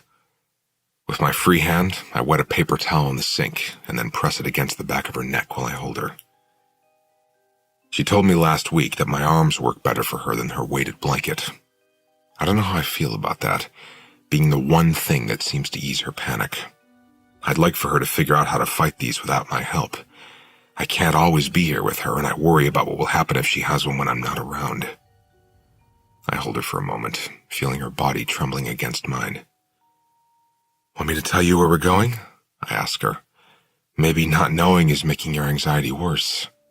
She shakes her head. "I don't want to ruin your surprise." "I planned to tell you after takeoff anyway." I pull her face from my chest so I can see her reaction. "We're going to the Corazón del País. I booked it for 2 whole weeks." There isn't an immediate reaction, but then, after a few seconds, she makes a confused face. "Where?" I try to hide my concern, but this has been happening a lot. Things she should easily remember take a moment to come back to her. The doctor said it's normal after brain damage, but it's still jarring every time I realize just how much she lost. That took a long time to accept, that she has brain damage. It's minor, but noticeable, especially when it takes her a little longer to recall things that were huge for me. For us. I don't take it personally, but I still feel the sting. "The bed and breakfast," I say. Familiarity eases back into her expression. "Oh yeah, Aspen's wedding, Garrett's shitty band."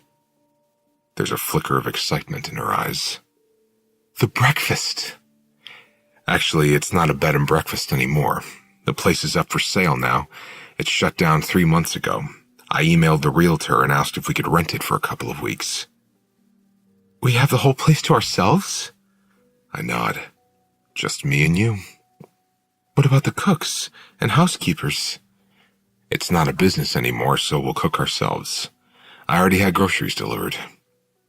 I can tell she's still trying to overcome the minor panic attack, so I continue talking to keep her mind off it.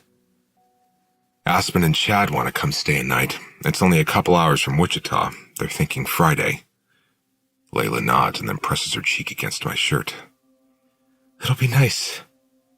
I hold her for another couple of minutes until she's no longer shaking. You feeling better? Yes. Good. I run my hand over her hair and kiss the top of her head. We should go sit back down. Everyone on the plane will be talking about the couple who joined the Mile High Club. She doesn't release me. Instead, she brings her mouth close to mine and her hand begins to crawl down my chest, all the way to the button on my jeans. Let's not make them liars. She stands on her tiptoes until her lips are pressed against mine. I know she thinks this is probably some fantasy of mine. I'd be lying if I said it wasn't, but not right now. Not after she just came down from a panic attack. It feels wrong. I take her face in my hands. Not here, okay? She deflates a little. We'll be fast. I kiss her. Not right now. Tonight. I back away from her and open the door, stepping aside to let her walk out. She waves me out and shakes her head. I want to use the bathroom first, she says with a weak voice. Her eyes look like they're frowning when I close the door. I walk back to my seat, feeling like a complete asshole for turning her down. But it would have made me an even bigger asshole if I'd fucked her 60 seconds after she had a panic attack. That's not something I want her to get used to. I can't be the Band-Aid for her wounds. I need to be what helps them heal. How far away are we? It's the first thing she said since we got in the rental car. She fell asleep before we were even out of the airport terminal. About 20 minutes. She stretches her arms and legs and lets out a moaning sound that makes me shift in my seat. I've been regretting not bending her over the airplane sink since I walked out of the bathroom earlier. The old leads would have taken her up on that offer. Twice, probably. Sometimes I think I've changed more than she has. My love for her has been over-the-top protective since her surgery. I think I'm too careful with her now. I'm careful when I speak to her, careful when I hug her, careful when I kiss her, careful when I make love to her. I flip my blinker on to take the next exit. We need gas. This is the last store before we get there. You need a bathroom break? Layla shakes her head. I'm good. After we get to the gas station and I get the nozzle locked into place, I walk over to the passenger door and open it. Layla looks up at me, shielding her eyes from the afternoon sun. I grab her hand and pull her out of the car. I wrap my arms around her, leaning her against the car, and then I kiss the side of her head. I'm sorry. It's all I say. I don't even know if she's disappointed that I turned her down or if she even knows what I'm sorry for, but she sinks into me a little more. It's okay, she says. You don't have to want me every second of the day. The wind is blowing her hair in her face, so I push it back with my hands. When I do this, I feel something in the strands of her hair. They're clumped together, sticky between my fingers. I lean in and inspect her head, even though she tries to pull away. Her hair is dark, so I can't see the blood, but when I pull my fingers back, the tips of them are red. You're bleeding. Am I? She presses her fingers against her head, right over her incision. The gas nozzle clicks, so I release her and pull it out of the gas tank. Let me park the car and I'll come inside and help you clean it up. After I park the car, I search the store shelves until I find a small first aid kit. I meet Layla in the women's restroom with it. It's a one-person stall, so I lock the door to the bathroom behind me. She faces me, leaning against the sink. I take a cotton swab and some peroxide out of the kit and clean the dried blood out of her hair first, then from around the incision. Did you hit your head on something? No. It's pretty bad. It should be healed by now. It's been 6 months since she got the scar, but every couple of weeks it breaks open again. Maybe you should get it checked out this week. It doesn't hurt, she says. It'll be fine. I'm fine. I finish cleaning it up and then put some antiseptic ointment on it. I don't press her again about why it's bleeding. She'll never admit that she does it herself, but I've seen her picking at it. I clean up the mess and close the first aid kit while Layla uses the restroom. She moves to the sink and washes her hands. I'm leaning against the bathroom door, watching her in the mirror. What if I'm part of the problem? What if my hesitation to treat her exactly how I treated her before is holding her back somehow? We make love a lot, but it's different than it was before. In those first couple of months together, we were a combination of everything that makes sex good. I was sweet and gentle with her, but also reckless and rough, sometimes all at once. I didn't treat her like she was fragile. I treated her like she was unbreakable. Maybe that's where I've gone wrong. I need to treat her like the person she's trying to become again, the Layla who was full of strength and spontaneity before that was ripped from her. She's watching me in the mirror as I set the first aid kit next to her on the sink. Our eyes stay locked together as my hand bunches up her dress and then slips slowly between her thighs. I can see the roll of her throat when I hook my finger around her panties and yank them down. I place my right hand on the back of her neck and push her forward while I unbutton my jeans. And then, for the first time in 6 months, I'm not gentle with her at all. Chapter 5. I enter the passcode given to me by the real estate agent. The gate is wrought iron and shakes as it slides unsure across the gravel driveway, as if it's struggling to remember how to operate. The bed and breakfast is a 2-story old Victorian-style mansion overlooking acres of dense trees. It's stark white with a red front door, and from what I can remember, 6 bedrooms upstairs and a couple downstairs. At first glance, the property looks the same as it did last year, just more vacant. The parking lot is empty, no guests walking the grounds. The first time I pulled into this place, I remember there being an energetic buzz as everyone was preparing for Aspen and Chad's wedding. It was in the height of the summer, so the grass was green and the lawn was manicured. Right now, the grounds look to be in limbo, waiting for spring to bring back all the life that was murdered by winter. It looks the same, I say, putting the car in park, even though it doesn't really look the same at all. It looks lonelier. Layla says nothing. I open my door and can't help noticing the emptiness in the air. No smells, no sounds, no birds chirping. It's quiet now, and I sort of like that. I welcome the idea of being in the heart of the country with Layla again, with the bonus of complete isolation. We grab our suitcases from the trunk. I pull both of them up the porch steps while Layla uses the keypad and the code given to me by the realtor to open the door. I step inside first and immediately notice the smell is different. I don't remember it smelling like mothballs at the wedding last year. Hopefully there are candles we can light to overpower that scent. Layla takes a step over the threshold, and as soon as she does, she shudders. She lifts a hand to the wall like she's trying to steady herself. You okay? She nods. Yeah, She closes her eyes for a few seconds. It's cold in here, and my head hurts. I kind of want to take a nap. It's not cold. It's actually kind of stuffy, but her arms are covered in goosebumps. I'll find the thermostat. Leave your suitcase and I'll bring it to our old room for you in a second. I head into the kitchen to search for the thermostat. It's not in the kitchen, but I'm relieved to see the realtor deliver the groceries. I wouldn't normally ask someone to grocery shop for me, but she offered, and I tipped her well. I wasn't sure they'd allow us to stay here, so I alluded to the fact that I'm interested in buying the place and wanted a trial run. I haven't mentioned that to Layla, though. I wanted to check the place out first, see if we love it as much as we did when we were first there. I'm not so sure the look that's been on Layla's face since we pulled into the driveway conveys a desire to live here, though. If anything, she looks ready to leave. I walk toward the grand room to see if that's where the thermostat is located. I'm relieved to see the baby grand piano is still here. The lid is shut and there's a fine layer of dust over it, which makes me sad. A piano this beautiful deserves to be played, but by the looks of it, I might have been the last person to have touched it.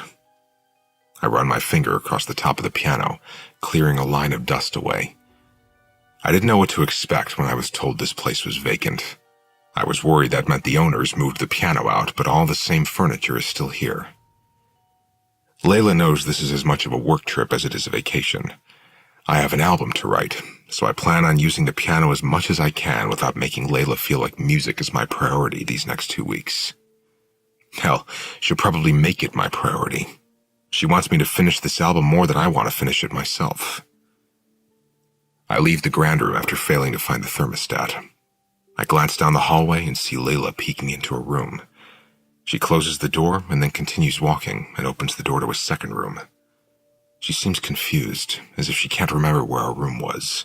She starts to close that door. "It's upstairs, Layla." She startles when I say that, spinning around. "I know." She points to the room she was about to walk past and heads inside. "I just need to use the restroom first." She slips inside the bathroom and closes the door. She just used the restroom 20 minutes ago at the gas station. Sometimes I feel like her memory loss is worse than she admits. I've thought about testing her, maybe bringing up something that never happened just to see if she'd pretend to remember it. That's conniving, though. I already feel enough guilt as it is. I hear the water begin to run in the bathroom just as I locate the thermostat next to the stairwell. It reads 71 degrees. I'm not sure I want it warmer than that, but I bump it up a few degrees for her so that the heat can eat away whatever chill she's feeling. I make my way to the living room, if only to inspect all the areas of the house I never entered last time I was here. It has a very unwelcoming feel, as if the room isn't meant for living at all. A light cream-colored sofa and matching love seat are angled toward a fireplace. A stiff brown leather chair sits next to a table strategically piled with books.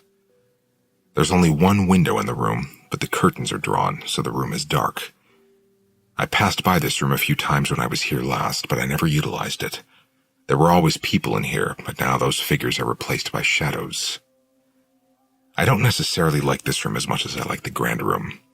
Maybe because Layla and I connected in the grand room. There's history for us in there. This room feels unconnected to us. If this house is the heart of the country, this room is the gallbladder. If we end up buying this place, this would be the first room I would strip bare. I'd knock out part of the wall and add more windows. I'd fill it with furniture that Layla could spill cereal on, or red wine. I'd make it livable. Nothing has felt like home to us since Layla was released from the hospital. Neither of us wanted to go back to my place in Franklin, understandably. But I didn't feel right getting a new place without Layla having a say. So I leased a temporary apartment near the hospital, and that's where I took her when she was discharged. I've been dragging my feet on buying something permanent. I'm not sure I want a place in Franklin, or Nashville even. I look at houses a lot, but until I saw this place for sale, I hadn't felt drawn to anything. There's something about this place, though. Maybe it's because I met Layla here. Maybe it's because being in the literal heart of the country really is grounding in some way. Or maybe it's because it's an entire day's drive from Nashville, and I really like the idea of getting out of that town. Whatever it is, I'm not here just because I wanted a vacation. I'm here because I want time to focus on my music, and I want Layla to find peace.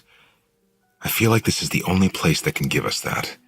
This seclusion would be perfect for us. She'd feel safe. I spin around at the sound of Layla screaming. I immediately run across the room and toward the bathroom when I hear glass shattering. "Layla?" I swing open the door, and she looks at me with two fearful eyes. I immediately reach for her hand because there's blood on her knuckles. Shards of mirror line the bottom of the sink. I glance up, and the bathroom mirror is shattered. It looks like someone put a fist right to the center of it. "What happened?" Layla shakes her head. She looks from the broken mirror to all the glass in the sink. I don't know.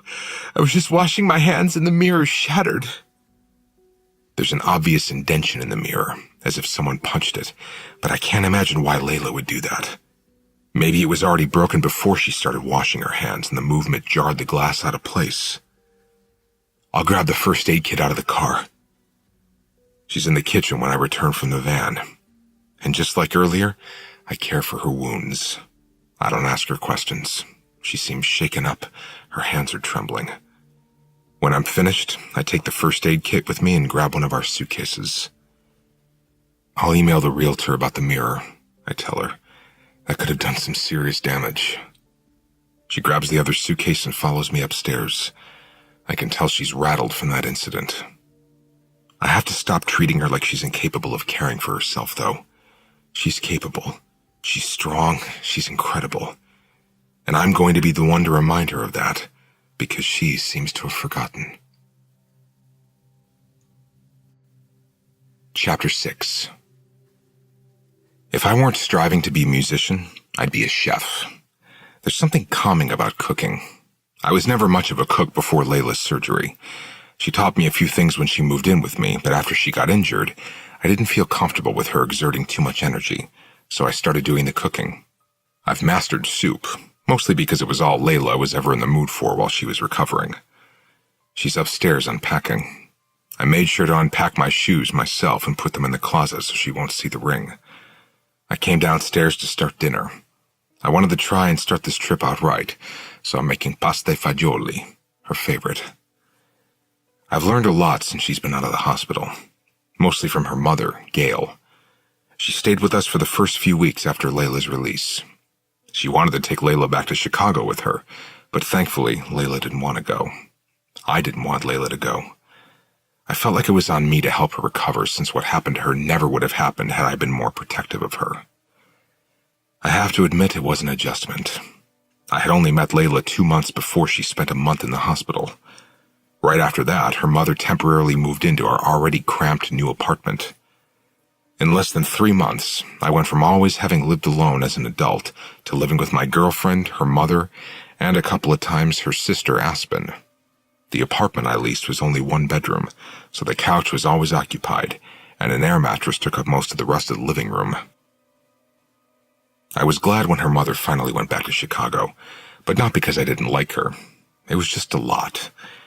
Everything we had been through, not really feeling like we had our own space, and then watching Layla struggle to fall back into step with her life. I just craved normalcy. We both did. But it wasn't all bad. I got to know Layla's family, and I quickly became aware of why I fell in love with her in the first place. They're all very charismatic, open people. Hell, I even kind of like Chad Kyle. I've only seen him once since the wedding, and like Layla suggested, he's a bit of a douchebag, but he's funny. I'm kind of looking forward to their visit on Friday. Once I get all the ingredients into the pot, I dry my hands on a dish towel and then run upstairs to check on Layla.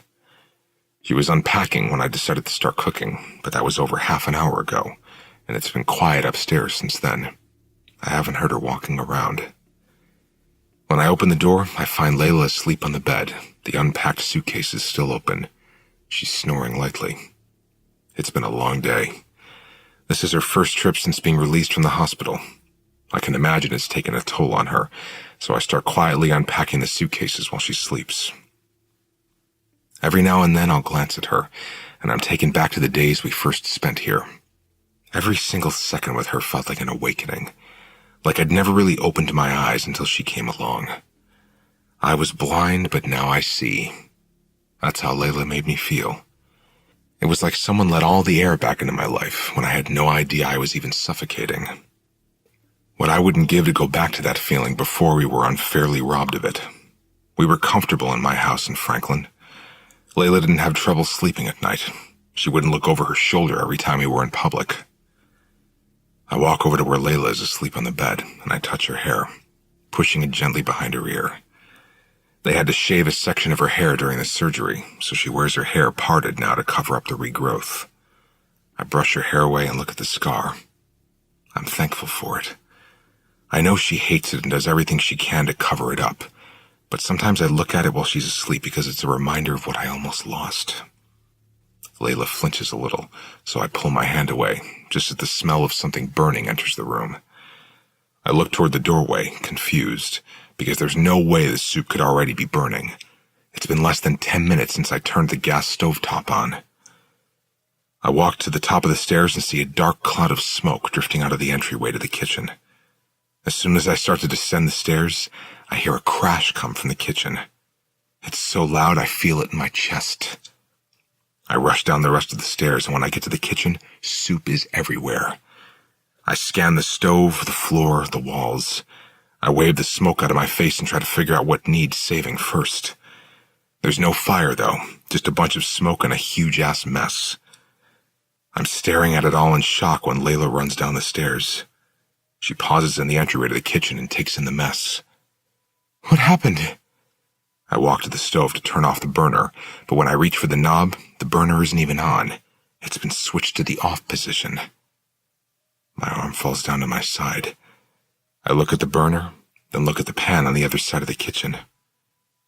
Why is the sink on? Layla asks. There's a stream of water running from the faucet. I don't remember leaving the water on. I walk over to turn it off and notice something in the bottom of the sink. A burnt rag. The same rag I wiped my hands on right before running upstairs. The rag obviously caught fire because it's burnt to a crisp, but how did it end up in the sink? How was the water on? Who turned off the stove? Who knocked over the pan of soup? I immediately walk to the front door, but it's locked from the inside. Layla follows me. What are you doing? I know there's a back door, but if someone knocked the pan off the stove as I was descending the stairs, I would have seen them heading toward the back door. There's no other exit to the kitchen. I walk back to the kitchen and look at the window. It's also locked from the inside. Leeds, you're scaring me. I shake my head. It's fine, Layla, I say reassuringly. I don't want to worry her. If I act like I can't explain this, it'll cause unnecessary concern. I caught the rag on fire, accidentally knocked the soup off the stove trying to put it out. I rub my hands up her arms. I'm sorry, I'll clean it up. I'll help you, she says. I let her. I'd rather her be in the same room because I'm not sure what the fuck just happened. The interview. The tape ends, so the man ejects it, flips it over, and presses record again. I wonder if he knows how much easier using his cell phone would be. He's probably a conspiracy theorist who questions the government to the point that he refuses to even carry a phone. I want to see the stove, the man says. He picks up the tape recorder and walks with it back to the kitchen. I stay seated on the couch for a moment, wondering if asking him to come here was a mistake. Most sane people would call me crazy after hearing my story. And here I am trusting that this man won't leak my story straight into the hands of all those sane people. Honestly, I don't even give a shit. My potential career, my meager following, the image Layla has been trying to build for me, none of it matters anymore. It all seems so insignificant now that I've seen what this world is capable of. It's like I've lived my entire life in shallow waters, but in the last few weeks I've sunk all the way to the Challenger deep. The man is staring at the stove when I walk into the kitchen, his head tilted. He presses the knob in, turns it, and waits for the gas flame to ignite. When it does, he watches it burn for a moment, then he turns it off. He waves his hand at the stove. You have to press it in to get it into the off position. How'd you explain that to yourself? I shrug. I couldn't. He laughs a little. It's the first iota of expression I get from him.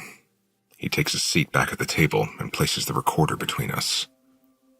Did Layla seem bothered by it? Not really, I say. I took the blame and she didn't question me. We cleaned the kitchen together and I ended up making plain pasta instead. Did anything else strike you as strange that first night? Not like what happened with the stove. But something out of the ordinary did happen. Several things happened over the course of the next couple of days that left me questioning whether or not I was going crazy. What kind of things? Things that would have sent anyone else out the door without a second thought. Chapter 7. Layla is picking at her pasta, moving it around with her fork more than she's eating it. She looks bored. You don't like it? She stiffens when she realizes I'm watching her.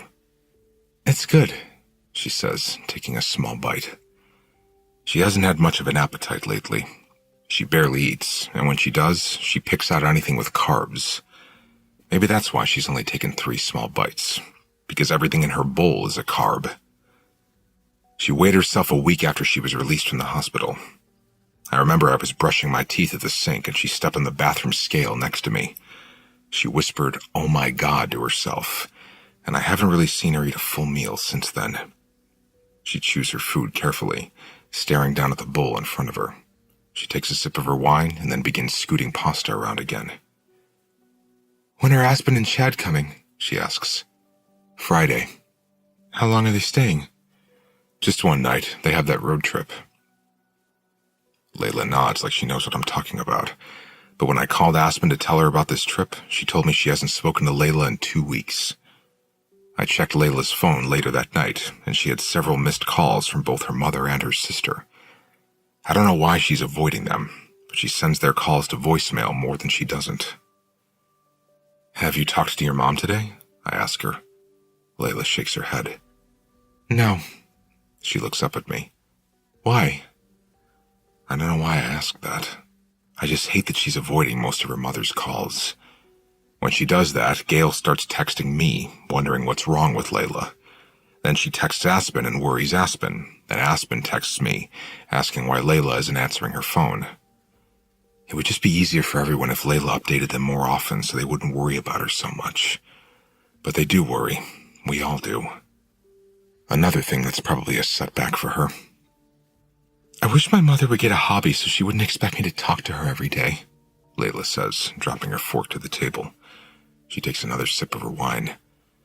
When she sets it down, she closes her eyes for several long seconds. When she opens them, she stares down at her pasta in silence. She inhales a breath, as if she just wants to forget the conversation. Maybe she spent too much time with them when she was released from the hospital. She probably needs a nice break from them, much like I need a break from the rest of the world. Layla picks up her fork and looks at it. Then she looks down at her bowl of pasta again. "It smells so good."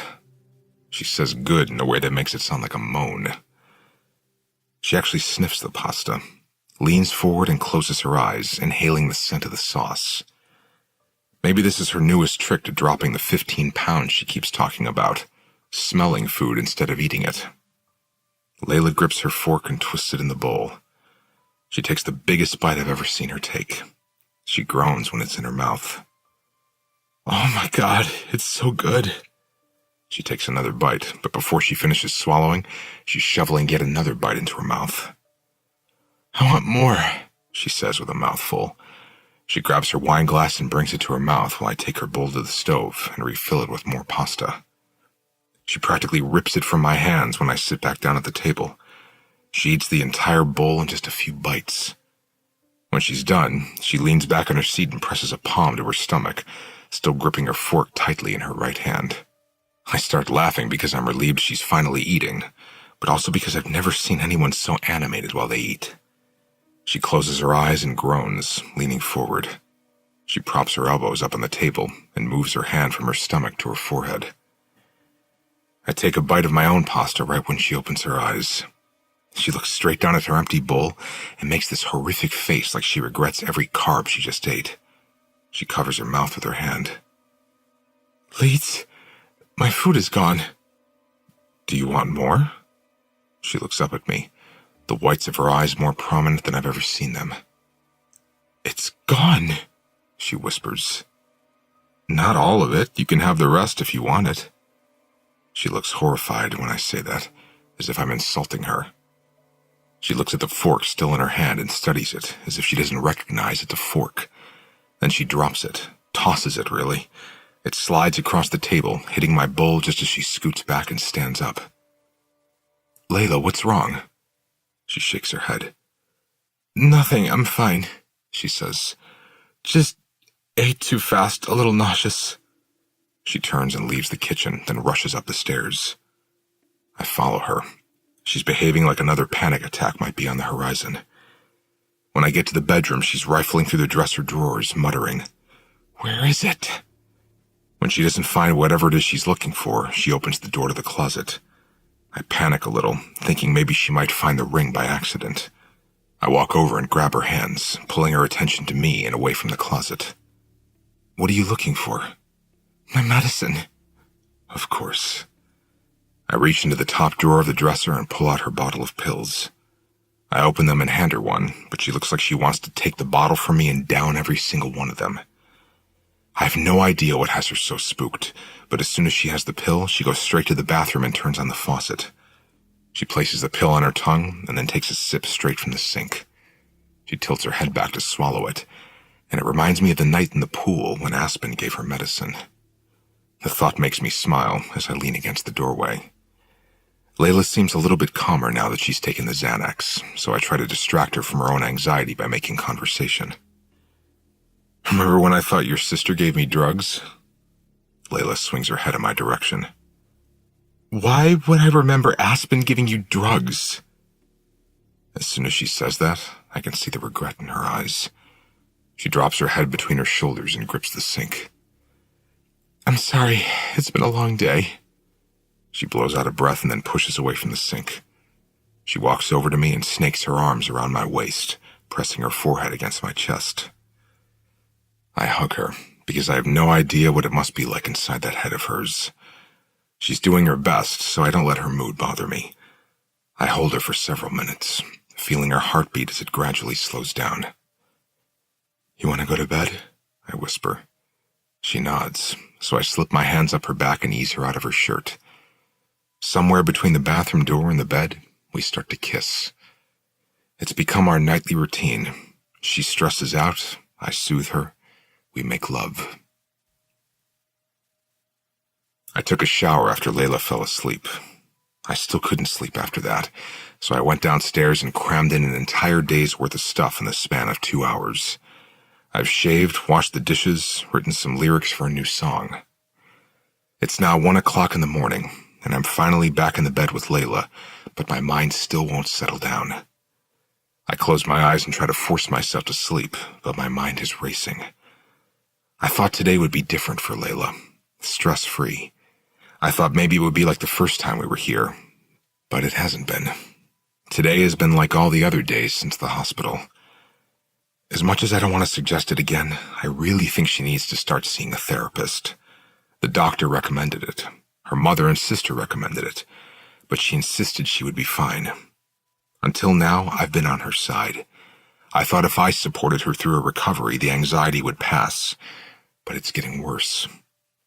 I'm staring at the alarm clock when I feel Layla's side of the bed shift. I hear her stand up and walk across the hardwood floor.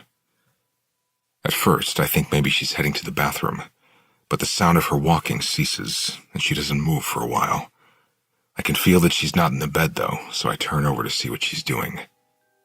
There's a stand-up mirror on the wall a few feet away from the bed. Layla is staring at herself. It's dark in here, other than a little light from the moon shining through the window, so I'm not sure what she's trying to see. She turns from left to right, inspecting herself in the mirror. It's strange how long she stares at herself. I wait another couple of minutes, thinking she'll come back to bed, but she doesn't. She steps closer to the mirror, lifting a hand to the glass. She traces her index finger over the mirror as if she's outlining her body. Layla? Her head snaps back in my direction. Her eyes are wide with embarrassment, like she got caught doing something she shouldn't have been doing. She rushes back to the bed and slips under the covers with her back to me. Go back to sleep, she says in a whisper. I'm fine. I stare at the back of her head for a while, but then I turn away from her. I certainly can't sleep, though, especially now. I'm staring at the alarm clock when it turns over to 1:30 a.m. Layla has already fallen back asleep. She's snoring lightly. I can't sleep, no matter how long I lie here. I sneak out of bed, grab my cell phone, and go downstairs. I take a seat on the couch in the grand room. It's 1:35 here, but it's only 11:35 back in Seattle. My mother never goes to sleep before midnight, so I text her to see if she's up. She responds with a phone call. I lie against the arm of the couch and swipe my finger across my phone screen. Hey. You guys made it to Kansas? She says. Yeah, I got here around 5 o'clock. How's Layla? Fine, same. How are you? I sigh. Fine. Same. My mother laughs because she can tell when I'm full of shit. But she also knows I'll tell her what I feel like telling her when I feel like telling her. How's Tim? He's the first guy my mother has dated since my father died. I've met him a couple of times. He seems all right. Meek, gentle. Just the kind of guy I'd want for my mother. He's fine. His morning class didn't have enough students, so it got dropped. Now he has an extra free hour in the mornings. He's really liking that. Good for him, I say. And then, before I can even think about the words coming out of my mouth, I ask her, do you believe in ghosts? That's random. I know, I just don't remember you ever talking about ghosts. I'm kind of indifferent to the idea of them, she says. I don't not believe in them, but I don't know that I've ever had an experience that would make me believe in them. She pauses for a moment, then says, Why, do you? No, I say, because I don't. But earlier, I don't know, something weird happened. I almost caught the house on fire while I was cooking. I was upstairs before I noticed the smoke. When I got back to the kitchen, the rag I had left on the stove was in the sink. Water was running on top of it. The pan had been knocked to the floor, and someone turned off the burner. Layla was upstairs the whole time, so it couldn't have been her. That is weird, she says. Does that place have a security system? No, but the house was locked up from the inside. Even the windows, so no one could have put a fire out and then left without being seen. She says. It's definitely weird, but if someone saved the place from burning down, it sounds like you have a guardian angel, not a ghost. I laugh. Or a haunted house keeper, my mother says, laughing at her own pun. What else is going on? I sigh again, but I don't elaborate on the sigh. It's okay to feel what you're feeling, Leeds. I didn't say I was feeling any certain way. You don't have to. I'm your mother. I can hear the stress in your voice. And guilt has always been your worst trait. She's right about that. I press my palm to my forehead. I don't know what's wrong with me. Let's see, she says. You were attacked in your own home. The girl you love almost died. You spent an entire month by her side in a hospital, and even longer after that caring for her. I can imagine that's pretty stressful, she says. And to top all that off, you have a ghost. I laugh, feeling the tension ease from my shoulders. She's always had a way of justifying everything I don't even have to tell her I'm feeling. You know what I miss? My mother asks. What? You. It's been 6 months since I've seen you, and those weren't good circumstances. When are you coming to Seattle? Soon. Now that Layla has been cleared to travel, I'll see what she wants to do. Next month sound good? I don't care when you get here as long as you eventually get here. Okay, I'll call you tomorrow after I talk to her. Sounds good. Miss you and love you. Hug Layla for me. I will. I love you too. I end the call and stay motionless in my defeated position on the couch. Maybe I'm depressed. Maybe I need therapy. As shitty as it is to think, I kind of hope everything I've been feeling lately is a result of depression. A chemical imbalance of some kind.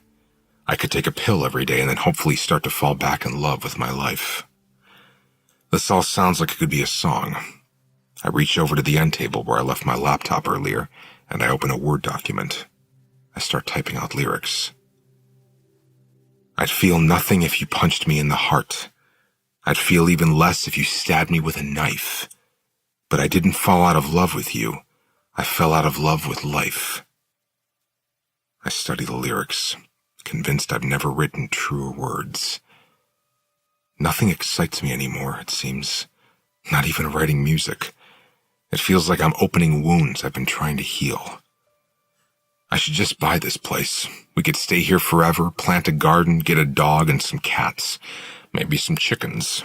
We could reopen it as a bed and breakfast and watch people get married in the backyard every Saturday. I minus out the Microsoft Word app and open Google. I type in the realtor's website and search for the house. I have the listing saved in my favorites because I've looked at it almost daily since I found out it was for sale. It's not hard to imagine me and Layla building a life here. Maybe I could accept growing the public side of my career if I also had an extremely isolated private life. I'm sure there's a way to find a good balance between both. Her recovery would probably be less stressful here, especially if I installed a privacy fence and an electronic gate. Get her out of the city where all our bad memories began. I click on the email icon to email the realtor. I have some questions about the property, and I'd like her to meet us here at the house so Layla can be a part of the decision. As soon as I'm finished typing the email, I move the cursor to send, but before I click it, my laptop slams shut, right on top of my hands. What the fuck? I toss the laptop away from me. It's a gut instinct to throw it, even though it pains me as I watch it crash against the hardwood floor. But what the fuck was that? I look down at my hands. I look at the laptop that's 3 feet away from my feet. There's no way to explain that. It closed with enough force that 2 of my knuckles are red. I immediately run up the stairs. When I get to the bedroom, I lock the door behind me. I think of all the things that could have caused that to happen, but I come up empty. That can't be blamed on a broken hinge or a faulty appliance or wind. I don't believe in ghosts. This is stupid. Fucking stupid. Maybe I'm delirious. I woke up at 4 a.m. in Tennessee yesterday so I could get us packed for our trip here. I've been up almost 24 hours now. That has to be it. I just need sleep. Lots of it. I crawl into bed, my heart still pounding. I pull the covers over my head like a scared toddler trying to shut out the monsters. I'll go find a Best Buy tomorrow, figure out what's wrong with my laptop. While I'm there, I'll buy cameras, some kind of security system that can be connected to an app on my phone. From this point forward, anything weird that happens in this house will be recorded. Chapter 8. It's almost 9 in the morning when I wake up. It took me forever to fall asleep last night. I feel like I still have hours of potential sleep left in me, but I want to get up before Layla. The idea of coffee and isolation on the front porch is all I really want right now after last night. After I get the pot of coffee started, I open the refrigerator to look for the creamer, but I immediately pause when I catch something out of the corner of my eye. My laptop is sitting on the kitchen table. I stare at it, afraid to move. Did I dream that last night? I hate that I immediately begin to question myself. I never get my reality confused with my dreams, but this feels like maybe I have, because I know this laptop was on the floor in the grand room last night. I threw it there after it slammed shut on my hands. Maybe Layla got out of bed after I fell asleep. I don't know why she'd use my laptop, though. She has her own. I walk over to the table and take a seat in front of it. I slowly open the laptop and then move my finger over the trackpad to wake up the computer. I want to look at the browsing history and see what Layla thought I was up to. When the computer powers on, the Word document I wrote the lyrics in last night is pulled up. I specifically remember minimizing this document before I opened Google, which means Layla definitely used my computer after I fell asleep. A sinking feeling settles in my stomach as I realize Layla read the few lyrics I've put into this document. Does she assume they're about her? I could have minimized the document, but before I do, I notice in the left-hand corner at the bottom it says there are 2 pages. I only wrote 4 sentences. I didn't write anything else that would have created another page in this document. I scroll down until I get to something on the second page I'm certain I didn't write. It's just 5 words, but it's enough to make my blood run cold. I'm sorry I scared you. I read and reread the words typed into my document no less than 20 times before Layla comes downstairs. As soon as she walks into the kitchen, I say, "Did you use my laptop last night?" She shoots me a funny look, like that's a stupid question. "No." She walks straight to the coffee pot. Her back is to me now, but I'm not sure I believe her. Does she not like it here? Is she trying to scare me into leaving? She probably saw my browsing history and is worried I'm buying the house. Maybe it's not something she wants anymore. But why go to such elaborate lengths to move my laptop and then make me think she didn't type these 5 words? Why wouldn't she just tell me she doesn't want to live here? Someone is fucking with me, and since Layla is the only one in this house, it has to be her. But the kicker is, she's too fragile for me to confront her about it. I'm afraid if I accuse her of lying to me, she'll feel attacked and she'll go upstairs and pop another pill and zone out. I read the words again before closing out the document, but I don't bring it up to Layla. She either already knows about it and is the one who wrote it, or she's going to freak out if I tell her someone moved my laptop while we were sleeping. Neither of those outcomes is okay. "You need to post something today," she says. She's at the coffee pot, stirring Splenda into her cup of coffee. "Maybe a shirtless selfie by the pool," she says with a wink. I can't think about my fucking platform right now. Either I'm sitting across from someone who is trying to manipulate me, or I'm sitting in a house where someone, or something, is fucking with me. Either way, I need a security system. I Google where I might be able to find one, but the nearest Best Buy is hours from here. The nearest Walmart is 63 miles away. Damn, we really are in the middle of fucking nowhere. I could order it online, but that would take a few days before anything is delivered. "Want to run into town with me?" I ask Layla. "I need a few things." She makes a face. "Town? Leeds, there is no town we can run into." I close my laptop. "It's just an hour away. I'll take you to lunch." Layla looks like she's contemplating it as she sips her coffee. But now that I'm thinking about it, she might question me when I start buying a security system for a house she assumes we're only staying in for 2 weeks. "Or I can go alone," I say. "It's fine if you want some alone time." She thinks about it for a moment and then gives me a sheepish look. "Is it okay if I don't go? I couldn't sleep last night.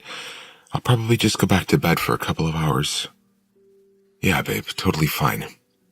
I kiss her on the forehead before I leave the kitchen. "I'll be back after lunch. Text me if you need anything." The interview. I'm leaning forward with my elbows resting on the table. The talking is becoming less of a nuisance, maybe because we got past the hardest part. "Why did you buy a security system?" the man asks. "Why didn't you just leave?" I pick at a chipped fingernail. I have no idea. Maybe because it was the first thing to happen to me in a while that I actually felt. "What do you mean by that?" I was numb inside. Had been for a while, but the things that were happening in the house were as fascinating as they were inexplicable. I didn't leave because, in some twisted sense, I think I was enjoying it. "So you stayed out of boredom?" I think about that for a moment. Not boredom, really. I had Layla, but I certainly wasn't scared of whatever was happening. It's hard to find something threatening that you don't believe in. I thought the security system was going to explain away everything that had happened. "How about now? Do you feel threatened now?" I think back on all that's happened since we've been here. There have been times I've wanted to leave, to run from it all. Things have happened that were downright terrifying. But even through it all, I'm resolute in my answer when I say, "No, I don't feel threatened. I feel sympathetic." That's usually not the reaction people have in these situations. I know. It's why I reached out to you, though. It isn't because I feel threatened. It's because I want answers. Did the security system help you find any? Not at first, but eventually, yes. Chapter 9. I put one security camera in the kitchen and one on a bookshelf in the grand room. The cameras are connected to an app on my phone, so anytime there's movement, I get a notification. That was 2 days ago, and so far the only times it has gone off are when Layla or I walk into view of the cameras. I came here to focus on Layla, but to say I've been distracted would be an understatement. I'm always looking over my shoulder, waiting for something to happen. So much so I disguise my late nights as work, but all I've been doing is sitting in the grand room, browsing websites about supernatural shit. I stayed up so late last night I ended up falling asleep on the couch. I just woke up. It's still dark out now. I guess it's probably around 5 in the morning. I'm still on the couch, but I haven't moved since I opened my eyes. I'm trying to think about what position I was in when I fell asleep. What I was holding, the fact that I wasn't covered up. Because I don't remember the blanket I'm clutching. I remember it being on the back of the couch, but I don't remember using it to cover up with. When I fell asleep on this couch last night, this blanket was folded and draped over the back of it. I know Layla more than likely came downstairs and covered me with it, but I still mentally retraced my steps before opening the app. Layla doesn't know about the security cameras. I'm not trying to hide anything from her, but I did set them up while she was asleep. I just figured if she saw one and mentioned it, I'd tell her they were here when we showed up so she wouldn't grow concerned. But watching the videos recorded by the app is an invasion of her privacy. I just don't want to tell her I have access to the footage because I don't want her to worry unnecessarily. I also don't want her to feel like I'm spying on her. But in a way, I am. I set the cameras up as a way to catch her in the act. Because who else am I going to catch? A ghost that I don't believe in? An intruder that can somehow bypass deadbolts? I move for the first time since opening my eyes a few minutes ago. I sit up slowly on the couch and reach for my phone. I open the app and notice my fingers are trembling as I skip the video back to the moment I fell asleep. Why would my hands be shaking if I think it's just Layla? I fell asleep around 2 a.m, so I set the video to play around that time. I remained seated on the couch, half covered with a blanket, and I watched the footage closely, fast-forwarding every few minutes. At 3:20 a.m, a shadow appears in the doorway to the grand room. Layla isn't anywhere in the frame, but I can tell it's her shadow. A few seconds later, she walks slowly into the grand room. She stares down at me as I'm sleeping, then she covers me with the blanket. It was Layla. I'm an idiot. I'm getting inside my own head. Now I'm forcing myself to assume things are happening without some explanation behind them. I move my finger to stop the video, but my finger hovers over the screen because something Layla does in the video catches my attention. After she covered me up, her eyes moved straight to the security camera in the grand room. I watched the video with a lump in my throat. Layla peers at the camera for a good 15 seconds before moving toward it. She walks across the room with a curious expression on her face and then stops right in front of the camera. She doesn't pick it up. She doesn't even touch it. She just stares into it as if she wants me to see her. A moment later, she turns and walks out of the room, leaving me asleep on the couch.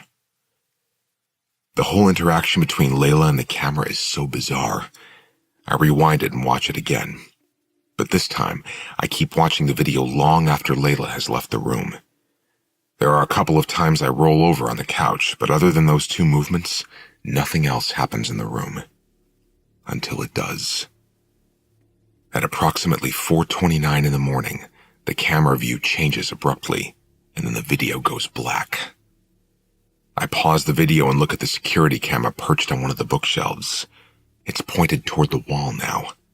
I immediately stand up and walk over to the camera. I adjust it so that it's pointing at the grand room again. There's no way this camera could have turned on its own. I watched the video no less than 15 times in an attempt to figure out how the camera could just turn itself, but it can't.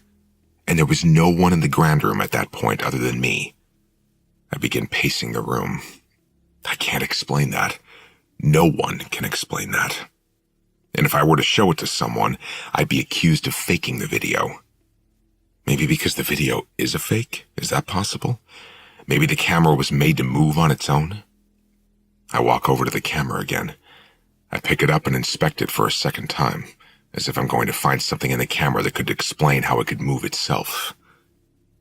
What if the app company has a hacker? I could see that happening.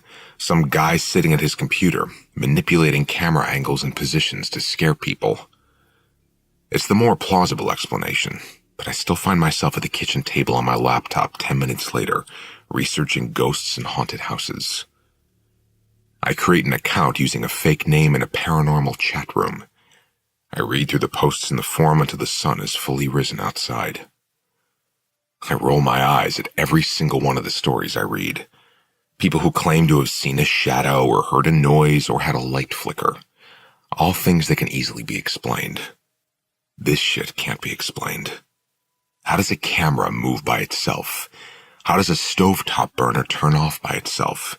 How does a rag move from the stove to the sink? How does a laptop type messages to itself and move from one room to another?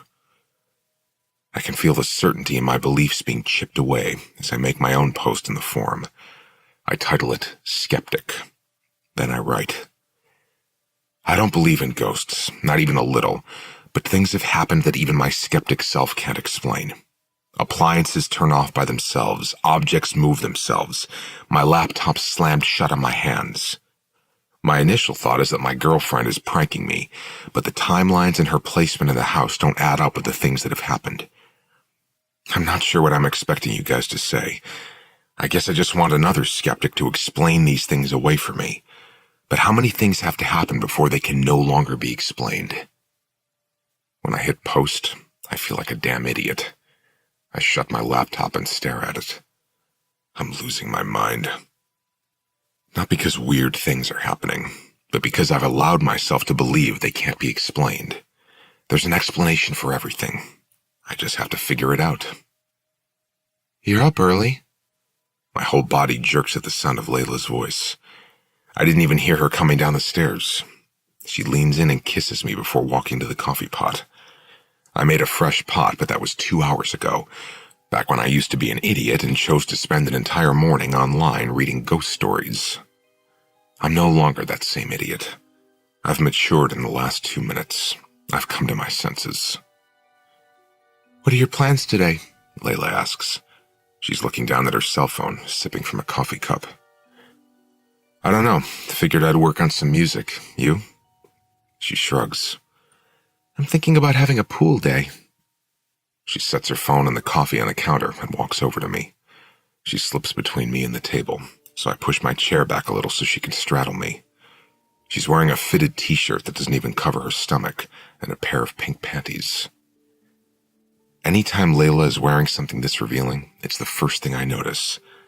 And then once I do notice, she usually ends up no longer wearing whatever it is she was wearing because we end up naked in the bed or in the shower or on the couch. Yet, I didn't notice her this time until she sat on my lap.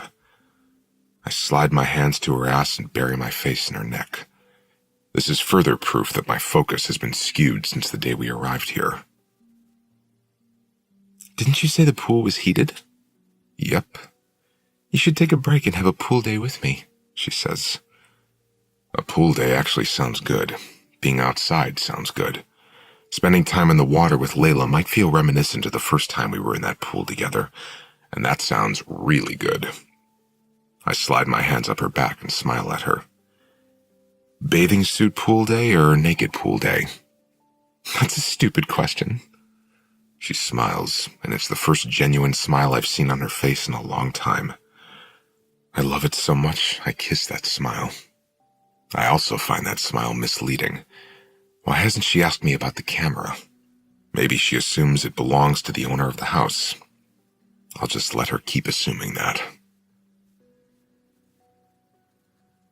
Layla found an oversized float with cup holders and a Bluetooth speaker, so we're on it together in the middle of the pool.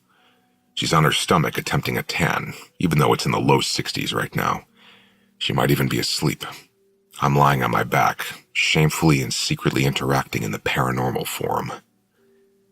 It's late afternoon now, and even though I decided I'm no longer the same person I was this morning when I stupidly posted to that forum, I'm still reading the comments like I can't devour them fast enough. How long have you lived in the house? Dude, get the heck out of there. Has anyone ever been murdered in the home? I answer a few of them with one reply. We don't live in this house. It's for sale, but we're only here for a short-term rental. I was thinking about buying it, but now I'm not so sure. And I don't know the history of the home. How could I find that out? I hit post, just as Layla groans. You've been on your phone for 2 hours, she says. She grabs my phone out of my hands, and I try to snatch it back from her because the paranormal forum is still pulled up, but she doesn't look at the screen. She just stretches out her arm and sets it on the concrete next to the pool to keep me away from it. I feel bad. She's right. I haven't put my phone away once today. Layla rolls over onto her back. The float bobs up and down from the movement. Her eyes are closed and she's relaxed as she lazily drapes her arm over her head. I stare at her for a moment, my eyes following the length of her. She looks insanely sexy right now. "Have you ever had sex on a pool float?" I ask her. She doesn't open her eyes. She just grins and shakes her head. "No, but I'm definitely up for the challenge." The lack of food coupled with the alcohol led us to failing at trying to fuck on the pool float. We fell off it 3 times. We didn't give up, though. We just moved to one of the nearby lounge chairs to finish. The wind picked up as the sun was beginning to set, and no matter how warm the water was, the air was getting too cold to remain outside. We've been inside for several hours now, relaxing on the bed. She's been watching movies, and I've been on my laptop attempting to browse the forums, but it's difficult trying to keep the screen out of her line of sight with as much as she moves around. I finally decide to take my browsing downstairs. I reach over and turn off my lamp. "You going to sleep too?" Layla asks, her voice muffled by the pillow she's snuggling. "I'm gonna work on a song for a little while." I lean over and kiss her. "Text me if the piano is too loud." She nods, her eyes closed. "Can you turn off the TV?" I turn it off and head downstairs. Today was nice. Layla seemed relaxed, content. There was a moment right after we finished having sex when I almost told her about how I'm considering buying the property. I was kissing her neck, thinking about how nice the day was, how nice all the future days could be. I wanted to ask her opinion on buying the house, but I couldn't get the words out. Buying a house is a huge commitment. Buying a house with a girl I've known less than a year is an even bigger commitment. Today was damn near perfect, but there's still an uncertainty that lingers, not only with the strange things that have happened in the house, but with whether Layla would even want to make a decision that huge. I chose not to say anything. Not yet, anyway. When I get to the grand room, I sit at the piano, but I'm really not in the mood to work on my music tonight. I set my laptop on top of the piano with the intention of checking my email, but I don't. I go straight back into the forum I posted in this morning and start reading the replies in my thread. "Why is the place for sale? You should ask the previous owners why they left." That comment piques my curiosity. This place wasn't for sale when we were here the first time, and I remember Layla saying something about how Aspen had to book a year in advance in order to secure the venue. If they were booking out that far in advance, they couldn't have been hurting for business. Why would they shut it down and put it up for sale so suddenly? I continue scrolling through the comments until I come across someone with the username Uncover Inc. I click on his profile, and the description makes me laugh. Ghosts are people too. Wow, they really take this shit seriously. I scroll back to his comment and read it. "Have you tried talking to your ghost yet?" That one comment started a thread of other comments. I can't even read them.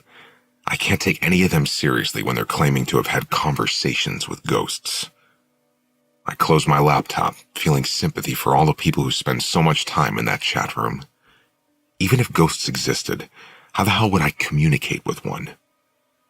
As much as I'm trying to put my own intellect above all the people in that forum, I still catch myself looking around the grand room. I look behind me, in front of me. I make sure Layla isn't anywhere near me when I whisper, "Is someone here?" Nothing happens. No one responds. That's because ghosts don't fucking exist, Leeds. Jesus Christ, I mutter. I'm now on the same playing field as the crazies in the forum. I stand up and stretch my arms over my head. I look around the room, waiting another few seconds as if someone is actually going to respond to that question. I finally shake my head at how absurd my thoughts have been the last few days. I walk toward the door and grip the handle, and then an unexpected sound forces me to pause in my tracks. One of the piano keys just played. It was so loud I recognized exactly which key it was that made the noise. Middle C. I close my eyes. That did not just happen. I slowly turn around, eyes still shut, not sure what I'm expecting to find when I open them. Maybe my laptop fell onto the piano keys? My pulse is pounding so violently I can feel it in my neck. I open one eye, then the other. There's no one at the piano, no one in the room but me. I immediately pull my phone out of my pocket, open the app for the security cameras, and watch the playback of the last 30 seconds. The app shows me standing up from the piano, stretching. I keep my eyes on the footage of the piano. As soon as I reach out for the door handle, middle C on the piano is pressed by nothing. The key just played itself. There was nothing there. Absolutely nothing. There is no way that can be explained. My first instinct is to run, but my second instinct, the part of me that finds this fascinating, wins out. Do that again, I say, walking closer to the piano. A few seconds pass, and then the same key plays itself again. I take a quick step back. My knees feel like they're about to give out. Fuck. I bend over, staring at the piano. I take in a slow breath. I want to ask another question. I want to ask a million questions, but the reality of this moment is too heavy for me to accept. This is where I draw the line, apparently, because I'm walking toward the door. Rushing, running. Halfway up the stairs, I pause and press my back against the wall. I think back to every ghost story I've ever laughed at, every fairy tale I've never believed in. Could I really be wrong? Incredulity begins to simmer inside of me, or maybe it's fear. How can I have been wrong my whole life? I've always been able to explain everything. These last few days have been the only time in my life I haven't been able to explain something away. I can either continue to run from that, or I can confront it, figure it out, put my mind at ease. I think about the idiots in scary movies that never run when they should, but I empathize with them now.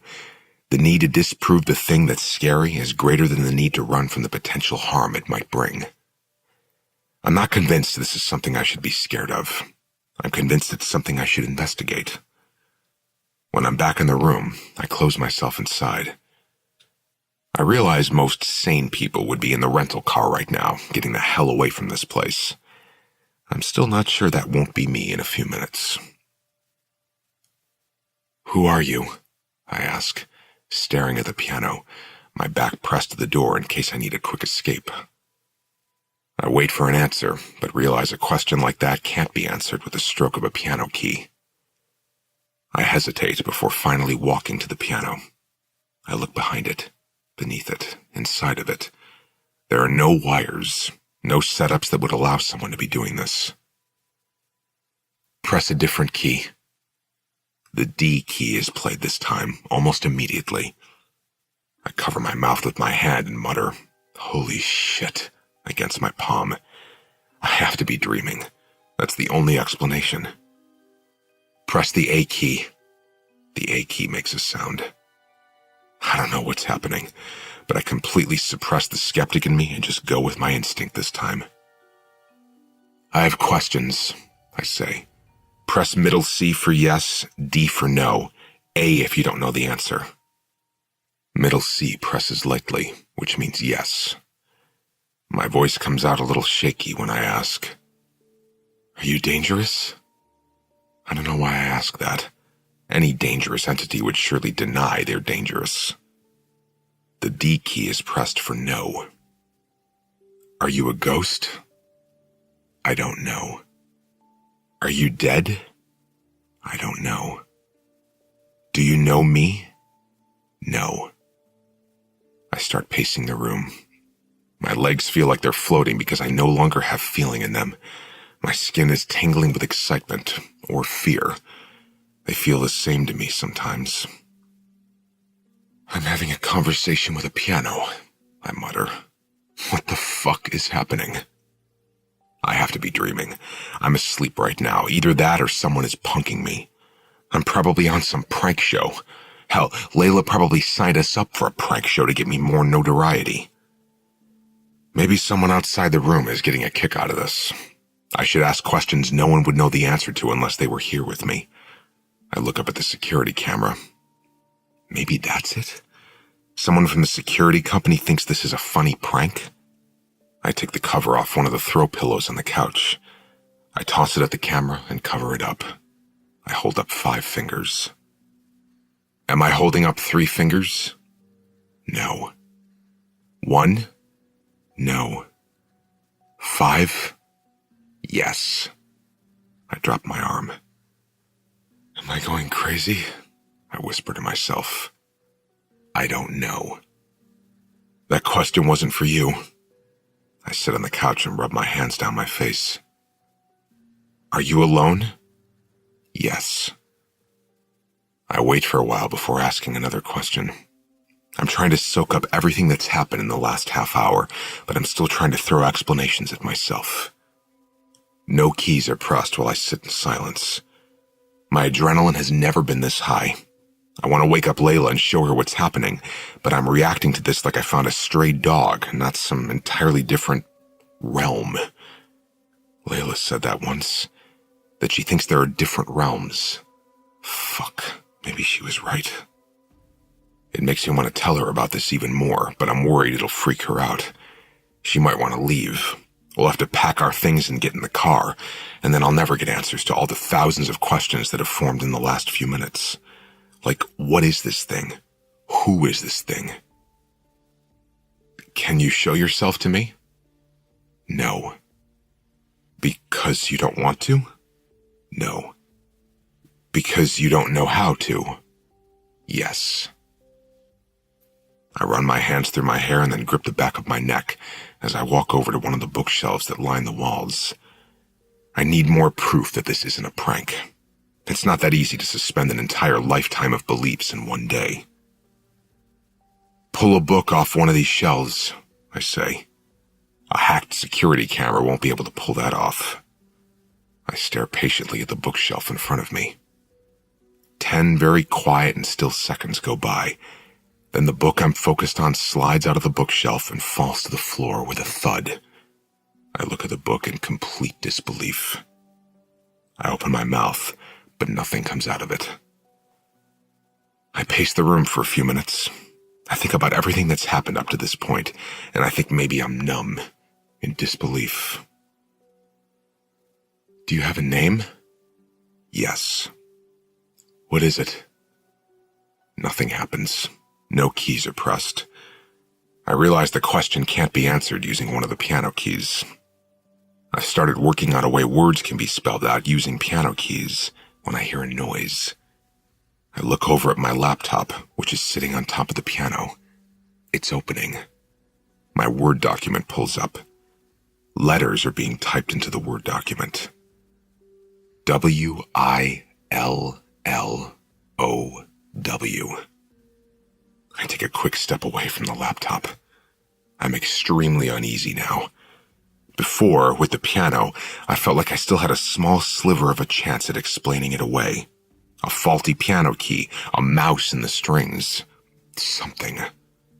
But after the book, and now this is a full-on conversation with nothing. No one is here but me, so that only leaves one explanation. Ghosts are real, and this one's name is Willow. I stare at the computer for so long the screen goes dark. Then my laptop shuts all by itself, no wires attached, no explanation. This is insane. Good fucking night. I leave the room. When I get up to the bedroom, I open the drawer where Layla keeps all her medicine. She has 3 prescriptions. One is for her anxiety, one is to help her sleep, one is a pain medication. I take one of each. The interview. Why did you walk away when she told you her name?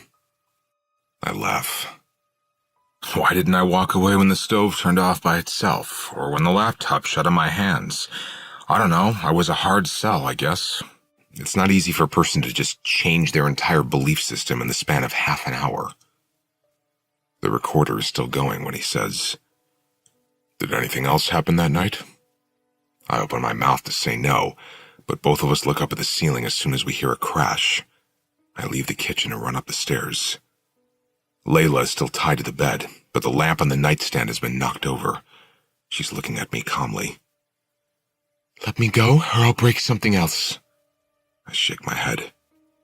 I can't. She lifts her leg and kicks at the nightstand. It scoots a foot across the floor, and then she kicks it again, knocking it over. Help! She screams. Help me! She knows someone is downstairs, and even though she knows someone is in the house, she has no idea he isn't here to help her escape. He's not here to help you, Layla, I say. He's here to help us get answers. I don't want answers. I want to leave. I've seen her upset since all of this started, but I'm not sure she's been this upset. Part of me just wants to cut her loose and let her go, but if I do that, it will only mean trouble for me. She'd go straight to the police. And what would my excuse be? A ghost made me do it? If they don't arrest me, they'll send me to a psychiatric hospital. I take Layla's face in my hands. My grip is firm, but she won't be still, and I need her to look me in the eyes. Layla, listen to me. Tears are streaming down her cheeks. She's breathing heavily, inhaling shaky gasps. The whites of her eyes have turned red from all the crying. Layla, you know this is out of my control. You know that. You saw the video. I wipe the tears from her cheeks, but more follow. Even if I were to untie you, you'd be unable to leave. If I can't leave, then why do I have to stay tied up? Her voice is tearful, a guttural ache. Untie me and let me go downstairs with you. You can tie me to the chair. I don't care. I just don't want to be alone up here anymore. I want to, but I can't. I don't want her to hear everything I'm about to admit to the man downstairs. I know she's scared, but she's safe in here, even if she doesn't feel like it. Okay, I'll bring you downstairs with me. Her eyes grow hopeful, but that hope fades when I say, soon. I need 20 more minutes and then I'll come back up here. I press a kiss against her forehead. 20 minutes, I promise. I put the nightstand back near the bed.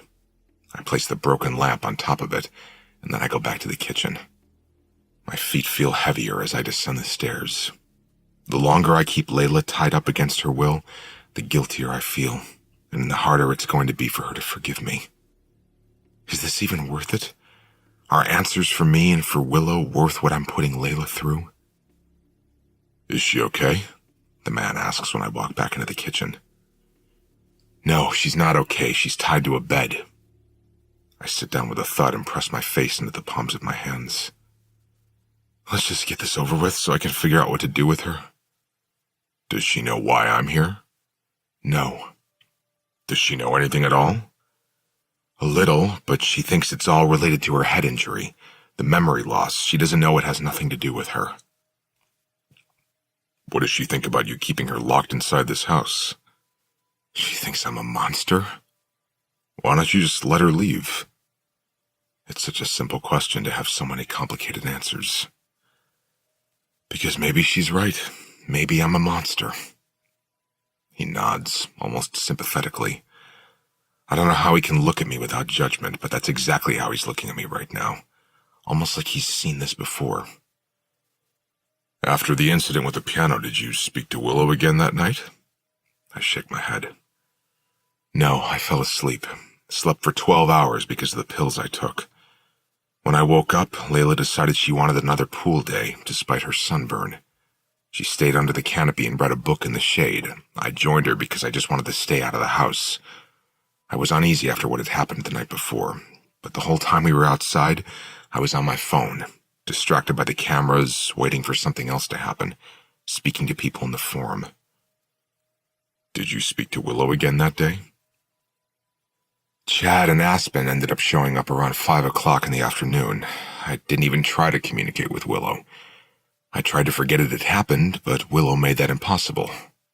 How so? She joined us for dinner. Chapter 10. You guys have any plans for your anniversary? I ask.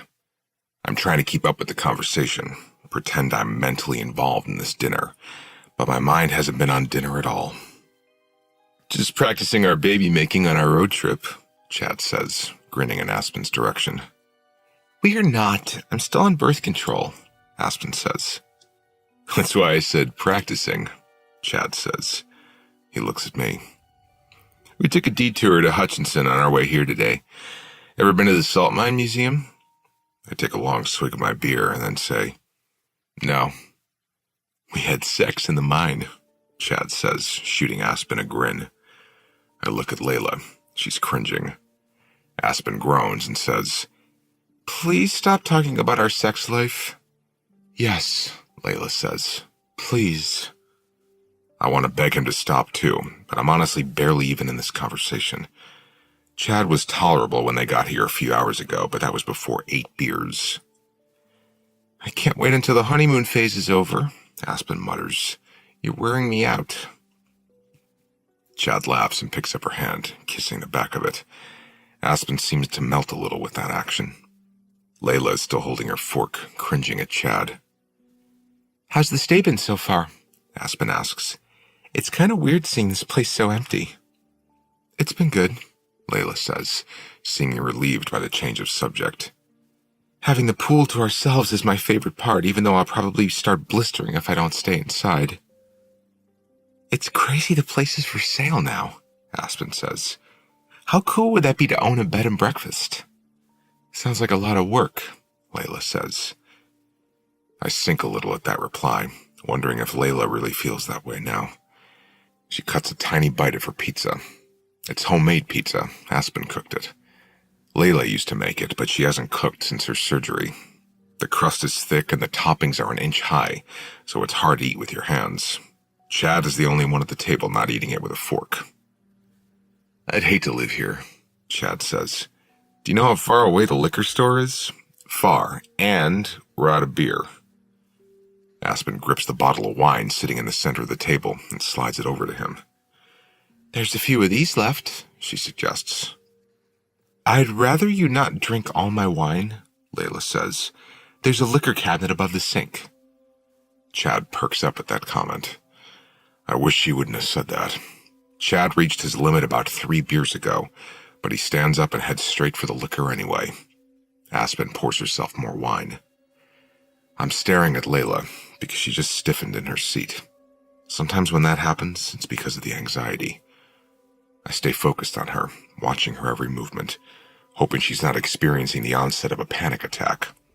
But something about how she's holding herself now is concerning me. She sets down her fork and picks up her slice of pizza with her hands. She takes a huge bite of it, then another.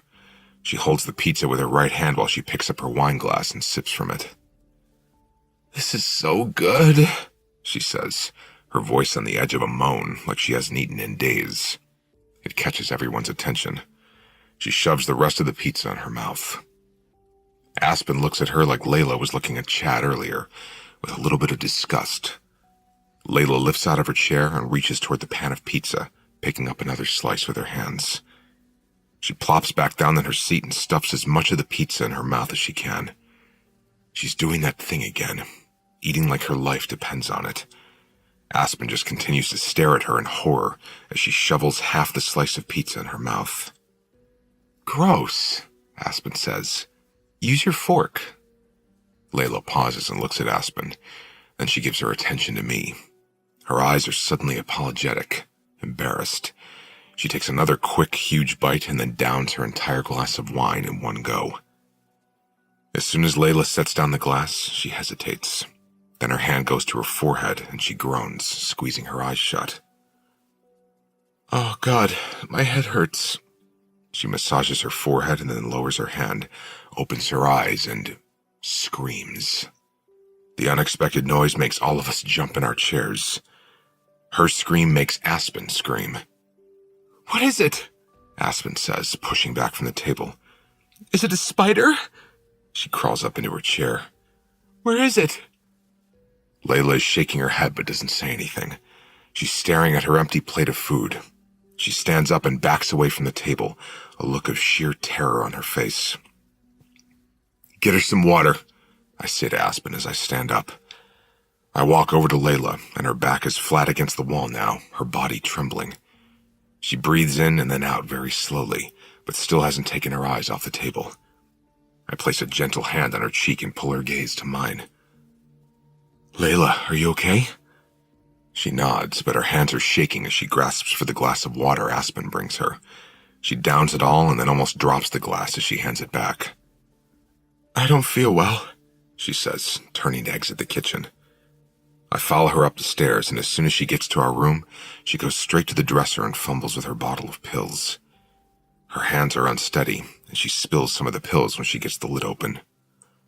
I bend down and pick them up, then take the bottle from her and put the stray pills back inside. She's crawling into the bed when I close the dresser drawer. I sit down next to her and she's curled into a fetal position in the center of the mattress. I pull the covers over her, running my hands soothingly through her hair. What happened down there? She shakes her head, dismissing my question. Nothing. I just don't feel good. You think you ate too fast? I suggest. She rolls over and pulls the covers up to her chin. I didn't eat, she says. Her words come out clipped, full of anger and confusion. I want to ask her what she means by that, but part of me already knows. She's having blackouts, silent seizures, maybe. She's had one before, in the hospital, but it was just the one, so they decided not to put her on medication for it. I should call her neurologist tomorrow. I turn off the lamp beside the bed and then kiss her. I'll come check on you soon. She nods and then pulls the covers over her head. She's been sleeping a lot, more than usual. Coupled with the blackouts and the strange behavior, I really do think she needs to see a neurologist. But I'm also afraid it has nothing to do with her head injury. I sit by her side for a few minutes, hesitant to go back downstairs. Part of me doesn't want to leave her alone, but I need to go clean up the kitchen. The wheels are turning in my mind as I make my way downstairs. Aspen is in the process of loading the dishwasher when I rejoin them. Chad has face planted on the table, a glass of some kind of liquor in his hand. He isn't fully passed out because he's muttering something unintelligible. She okay? Aspen asks. I don't even try to cover for Layla because I'm confused and full of questions. I don't know. She says her head hurts. I'm sure she'll have migraines the rest of her life, Aspen says. Side effect of getting shot in the head, unfortunately. Aspen would know. She is a nurse, after all. I'm sure she's seen a lot worse recoveries than what Layla is going through. Aspen puts the last plate in the dishwasher. I need to get Chad upstairs. Can you help me? I shake Chad until he opens his eyes, and then I pull on his arm and say, "Let's go to bed, buddy." He groans. "I don't want to go to bed with you, Leeds." He tries to push me away from him, but I wrap his arm over my shoulders. "I'm taking you to your wife's bed." He stops pushing me away at that comment. He lifts his head and looks around the room until he finds Aspen on the other side of him. "Am I too drunk to fuck?" Aspen nods. Yeah, babe, way too drunk. Maybe tomorrow. He drops his head like he's disappointed in himself, but we get him out of the chair into a standing position. He mopes the entire time we help him up to his room. Once we've got him tucked into bed, Aspen walks me to the bedroom door. We'll probably be on the road before you wake up. If I don't see Layla, tell her we had fun. It wasn't that fun, I say with a laugh. Aspen shrugs. Yeah, I'm trying to be nice. Maybe we can stop back by before you guys leave. It's not too far from Wichita. I tell her goodnight and leave the room, then check on Layla. I don't know if she's asleep yet, but she still has the covers pulled over her head. I leave the door to our bedroom open because I want to be able to hear her if she calls out for me. I go downstairs to the grand room and take my phone out, then take a seat on the couch. I watch the video from dinner 3 times on my security app. Every time, I notice small things that make the entire event seem weirder and weirder. There was a change in her posture, a difference in the way she went from being invested in the conversation to completely ignoring everyone around her. The way she held her head before she screamed. The whole thing was strange. But what is normal anymore? It could be a blackout. It could be silent seizures. But those 2 minutes were so uncharacteristic of her as of late. Just like when she freaked out after eating the pasta.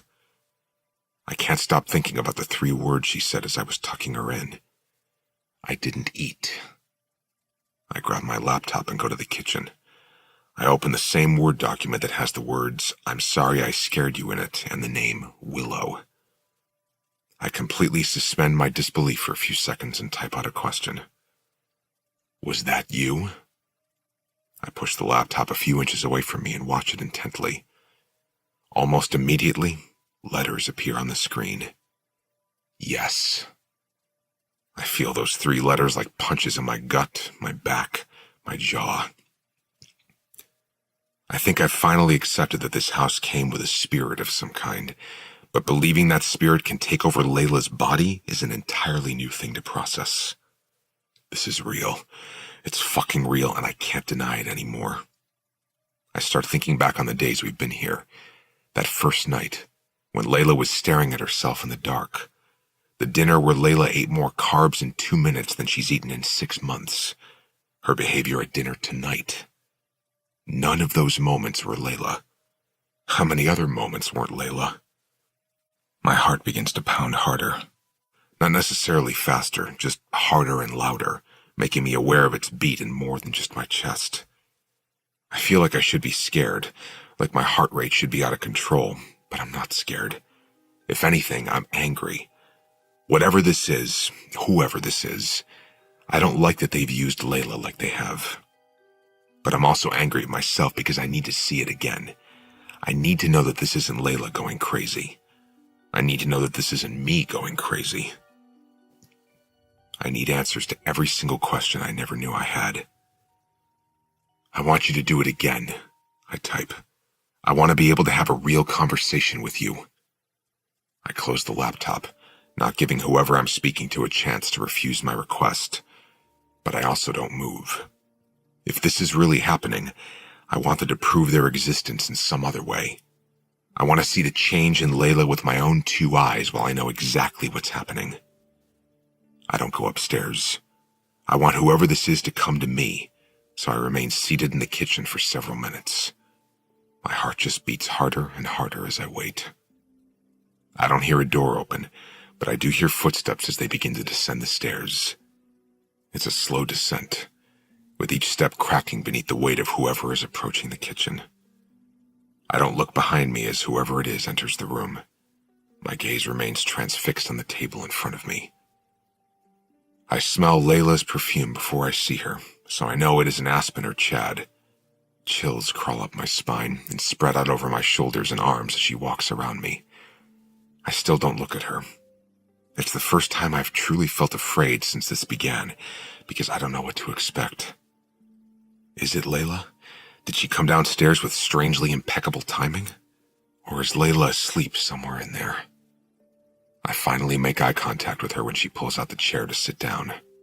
It's Layla. But it isn't. There's something different about her, as if she's staring back at me like she's just as unfamiliar with me as I am with her.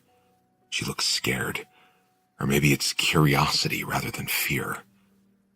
She pulls a leg up and places a bare foot on the chair, wrapping her arms around her knee. She lays her head on her knee and just stares at me. "Layla?" My voice is a whisper, but not because I'm trying to be quiet. I just don't have much of a voice right now because there's more trepidation caught in my throat than air. She shakes her head. "Willow?" She nods. I lean forward over the table and blow out a deep breath, massaging my forehead with my hand. "What the fuck?" "You aren't going to run?" she asks. Her voice is Layla's voice, but it comes out different. Her voice sounds full of amusement, unlike Layla's voice. "Should I?" "No." This is so strange. How can I be looking at Layla while seeing someone else entirely stare back at me? I've officially lost my mind. Isn't the average age of onset for schizophrenia in males the early 20s? Maybe that's it. Maybe I'm just schizophrenic. I'd believe that before I'd believe I'm witnessing a spirit possess a body. "Am I going crazy?" She shrugs. "You've asked that before. I still don't know the answer." She looks over her shoulder at the refrigerator. "Can I have some juice?" Juice? She wants juice? I nod and start to scoot back in my chair, but she holds up a hand. I can get it. She walks over to the cabinet and grabs a glass. She opens the refrigerator and pulls out the bottle of orange juice. I just watch her, kind of captivated by the whole thing. She carries herself differently than Layla. There's almost a whimsical way to how she moves, as if there isn't an ounce of anxiety holding her back. She leans against the kitchen counter and downs the juice. She sighs, pressing the glass against her cheek for a moment when she's finished with it. Her eyes are closed as if she's savoring the way the juice tastes on her tongue. This is so good. She washes the glass and then puts it back in the cabinet. Do you do that a lot? Do what? She sits back down at the table, pulling her leg up again. Steal your groceries? I nod. No, I need a body to do that. I don't like using Layla's body unless I have to. It's a little weird. A little? My normal and your normal aren't the same. What's your normal? She looks up at the ceiling in thought. Nothing. What do you mean? My normal is nothing. I just exist. But I don't exist. I don't know. It's hard to explain. Are you a ghost? I don't know. How long have you been here? I don't know. Time is weird. It's like it doesn't count for me. She traces an old scratch on the table with her finger. I once stared at a clock on the wall in the living room for 8 calendar days just to see how long I could stare at the wall. You don't sleep? Nope, don't sleep, but I'm always tired. Don't eat, but I'm always hungry. I can't drink, but I'm always thirsty. I'm starting to think maybe this is hell because there is nothing worse than being eternally hungry. This is surreal. She's in Layla's body right now, but she's so different from the Layla I've been with all day. Are there others here like you? She shakes her head. Not in this house. I'm alone. Can you leave? She shrugs. I don't know. I'm too scared to try. What are you scared of? She lifts a shoulder. Other things like myself, maybe? I raise an eyebrow. A ghost afraid of other ghosts? It's not that far-fetched, she says. Humans are afraid of other humans. Are you afraid of me? Again, she lifts a shoulder. I don't know. I don't think so. But it could just be that I'm inside Layla's body right now, so I feel some of her feelings. You make her feel comfortable. That's good to know. How did you feel when we showed up here? She lowers her leg and leans back in her seat. Nervous? I didn't want you here. It's why I closed your laptop when you were emailing the realtor about buying this house. So that was you. I don't normally do things like that. I try to keep our worlds separate. You aren't right now. That's because you asked me to do this, to talk to you through Layla. I don't want to do this. But you have, twice already, maybe 3 times, right? She blows out a frustrated breath. Yes, but that's only because it's torture sometimes. I can't help it. She stands up and begins rummaging through the cabinets. She finds a bag of potato chips and then comes back to the table, but she sits on the table this time, placing her feet in her chair. She pops a chip into her mouth. I didn't know I could do it at first, she says. Not until the night you guys showed up. There have been other people here before, but I've never tried to get inside of them. I didn't even know I could, but I was so hungry. She eats another chip. You have no idea what it's like to know what hunger feels like, and thirst, but not be able to eat or drink. And it's been so long since this place has been open. I missed the smell of food, and pasta must be my favorite thing because when I was watching Layla pick at it, all I wanted to do was taste it. It just sort of happened. I didn't mean for it to. How many times have you done that? Just a few times, she says, wiping crumbs from her fingers onto Layla's shirt. Twice at dinner. Once while you were sleeping on the couch, and once when I was looking at her in the bedroom mirror upstairs. I try to be inconspicuous, but you notice every time. You aren't inconspicuous. It's an obvious change when you're inside of her. I'm a bad actor, what can I say? What do you look like when you aren't inside Layla? She laughs. It's Layla's laugh, though, which causes my heart to constrict a little. It's weird. Someone else laughing Layla's laugh. It's been so long since I've heard it. I don't look like anything. I don't exist in a physical form. I can't see anything when I look in the mirror. It's not like the ghosts in the movies with the flowy white gowns. I'm just nothing. I'm thoughts, feelings, but they're not really attached to anything tangible. It's weird, I guess, but it's all I know. I'm trying to think of more questions to ask, but it's hard when I'm full of this much adrenaline. I feel like we've cracked some code by communicating this way, or maybe we've broken some unspoken rule. I want to get excited about the idea of it all, but 25 years of disbelief is hard to just let go of.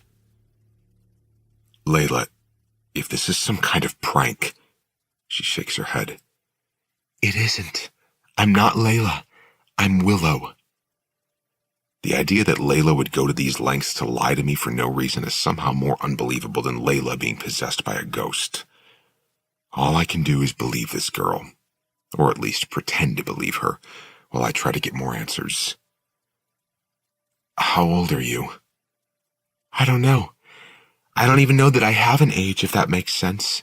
Like I said earlier, time isn't really a thing for me. So you don't feel like there's an end to your life? I just don't think about it. Not like humans do. When there's literally nothing I can do or look forward to, not even meals or naps, or the bigger things like aging and death, what importance is time? She eats several more potato chips in silence. Then she grabs a soda from the fridge and sits back down in the chair while she drinks it. Every time she takes a sip or a bite of food, it's like she appreciates it with the feelings of a million taste buds. It makes me feel like I've taken everything I've ever tasted for granted. Does it feel different being in her body? She nods immediately. Yes, it's really confusing. There are memories that don't belong to me, feelings that aren't mine. But that's the thing. When I'm not inside of her, I feel very little and I have no memories at all. So I kind of like being inside of her, even though it feels wrong, like I'm not supposed to do this. You have her memories? She nods. Yes, but I'm trying not to be intrusive. Can you remember things that happened between me and Layla? She looks down at her can of soda. I see her cheeks flush a little with embarrassment, and it makes me wonder what memories caused that feeling in her. You met her here. I nod to let her know that memory is right. She smiles. She loves you. You can feel that? Yes, she loves you a lot, but she's also worried. About what? That you don't love her as much as she loves you. I can feel my face fall a little at that confession. I don't want Layla to feel that way. I don't want her to feel loved less than she is, or full of anxiety, or scared. Will she remember this conversation, you taking over her? She shakes her head. No, she didn't remember the times I ate her food. She just thinks she's having memory issues. Her eyes narrow. Something bad happened to her. It affected her a lot. Yeah, it did. A door opens upstairs and steals my attention. We both look at the entryway to the kitchen. Shit, I forgot Aspen and Chad were still here. Can you leave her body? That's probably her sister. Willow shakes her head. There's a new look of unease about her. I don't know if that's a good idea. Layla will freak out if I leave her body right now. She'll be in the kitchen when she wakes up and will have no memory of getting down here. Aspen appears in the doorway. Thought I heard you too. She walks over to Layla, to Willow, and grabs the bag of chips from her. Aspen takes a seat next to Willow. Chad pissed the bed. I changed the sheets, but I'm pretty sure the mattress will need to be cleaned now. She looks at Willow. Your fault for showing him where the liquor was. Willow looks at me wide-eyed, like she's scared to say anything to Aspen. I push my chair back. I'll take care of it tomorrow, no big deal. I look at Willow. You ready for bed, Layla? She nods and starts to stand up, but Aspen grabs her hand and pouts. No, stay. I never get to see you anymore and I can't sleep. Willow looks at me and then Aspen and then back to me. She reluctantly sits back down.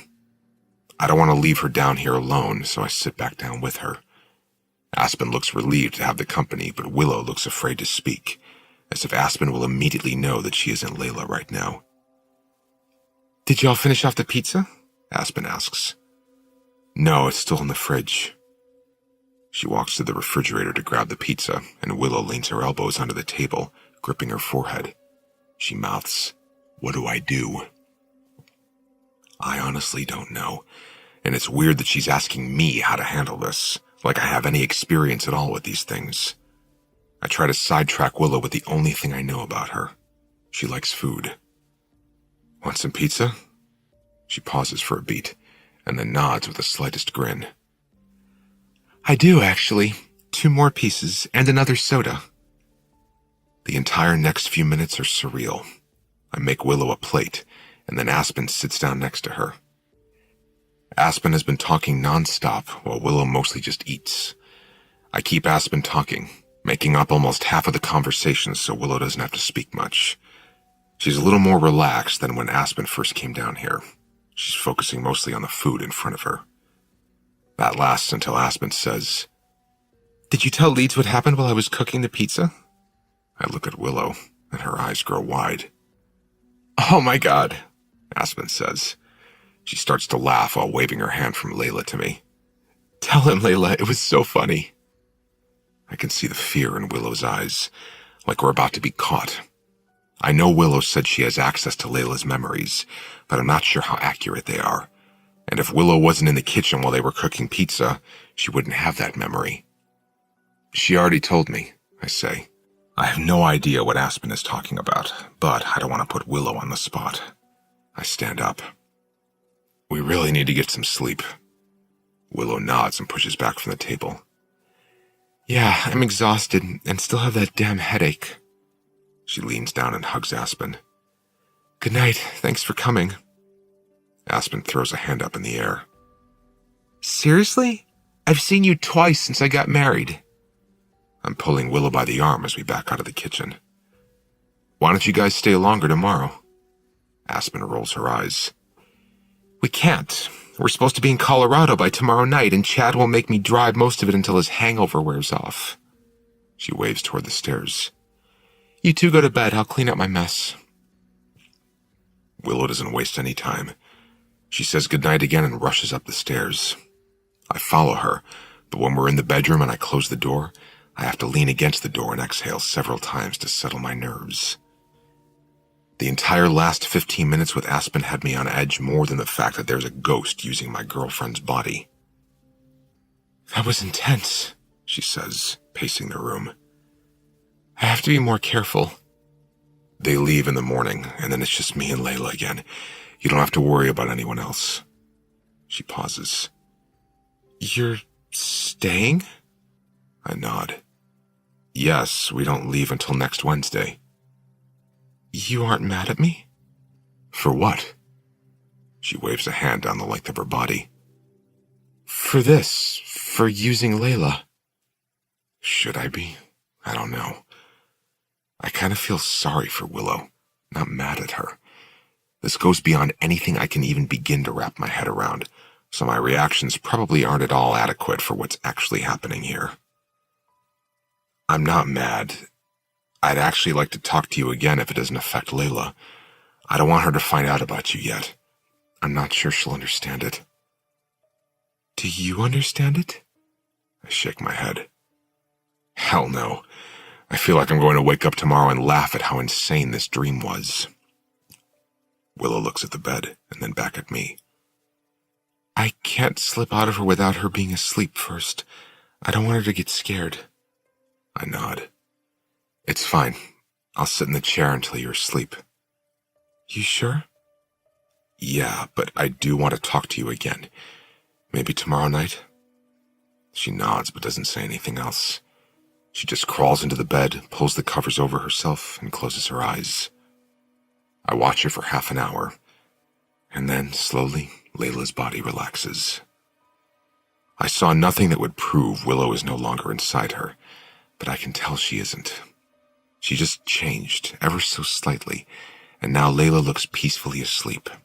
She looks like the same Layla I tucked into this same bed earlier tonight. I look around the room, knowing Willow can probably still see me, still hear me. I whisper, "Good night," and then I crawl into bed with Layla. I spend the next hour running question after question over in my mind, wondering if Layla will remember any of what happened. And what does this mean for Willow? What happens when Layla and I leave next week? She'll just be completely alone again? I fall asleep feeling more sympathy course through me than fear or guilt. The interview. It's been a lot longer than 20 minutes since I last left Layla upstairs. Layla lets me know this by yelling my name over and over and over. The man pauses the tape recorder. "She sounds angry." I nod. "I told her I'd bring her downstairs. She wants to meet you." "Layla does?" "Yes, is that okay?" "What was the reason you gave her for my being here?" "I really haven't told her much at all yet. She knows something strange is going on with her behavior. I told her you might have answers." The man nods. "Bring her down then." I pour myself another sip of bourbon before going back upstairs to untie her. When I walk into the bedroom, she's trying to reach the knot on the rope but can't. I made sure of that when I tied it, but I admire her tenacity. She hears the door shut, so she swings her head in my direction. 20 minutes? It's been an hour." "I'm sorry." I start to untie her hands and notice she's been attempting to pull out of the ropes to the point that her bandages have come undone. Her wrists look even worse now. I don't know what else I could use to restrain her that wouldn't hurt. I don't have any handcuffs, and I don't trust her enough to leave this house to go buy any. "I need you to promise me you won't try anything stupid. I hid all the knives." "Did you hide the forks? Those hurt too." I don't even respond to that comment. Once she's untied, she says, "I have to pee first." She goes to the bathroom, so I follow her and keep an eye on her. She's not as scared as she was earlier. She seems more angry now. Her movements are full of temper as she flips on the water to wash her hands. "So, who is this guy?" she asks, following me out of the bathroom. "I found him on the internet." She pauses as I open the bedroom door. "You're kidding, right?" "What am I supposed to do, Layla? Call the police and ask them to help?" "You brought in an internet quack to solve this?" I put my hand on her lower back and guide her out of the bedroom. "I'm doing my best, grasping for straws now. It's all I can do." She stomps down the stairs and I keep my hand on her back, not because I'm fearful she'll fall, but because I'm worried she might try to run. I added a couple of deadbolts to the doors leading to outside, so she won't have time to open a door and escape. It's the only reason I'm allowing her to come downstairs in the first place. She walks into the kitchen and pauses at the sight of him. She looks from the man to me, back to the man. "You're a detective?" "Sort of," he says. He reaches his hand out to shake hers. "I'm Richard." "Randall," I correct him. He looks down at his shirt. "Oh, yeah, Randall. Name's Randall." This was a bad idea. "You don't even know your own name?" Layla asks. "It's Randall Richard," he says, covering up his lie. Layla slowly turns her head to find me. She raises an eyebrow and then looks back at him. "You a doctor?" "Somewhat." Layla laughs half-heartedly. "Sort of a detective, somewhat of a doctor.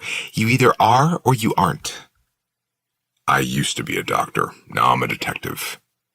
"Of course," Layla says flatly. The man sits back down at the table, motioning toward the chair opposite him. Layla says, "I'd rather stand." She turns her attention back to me. "Did you do a background check on this guy before you brought him here?" I don't lie to her. I just shake my head. Layla laughs. "This is brilliant." She walks toward the exit to the kitchen. "Just great." She pauses and looks at me. and it's the first time she's ever looked at me with hatred in her eyes. I'm leaving, and if you try to stop me this time, I will scream until someone hears me or until I die. I don't really care which comes first.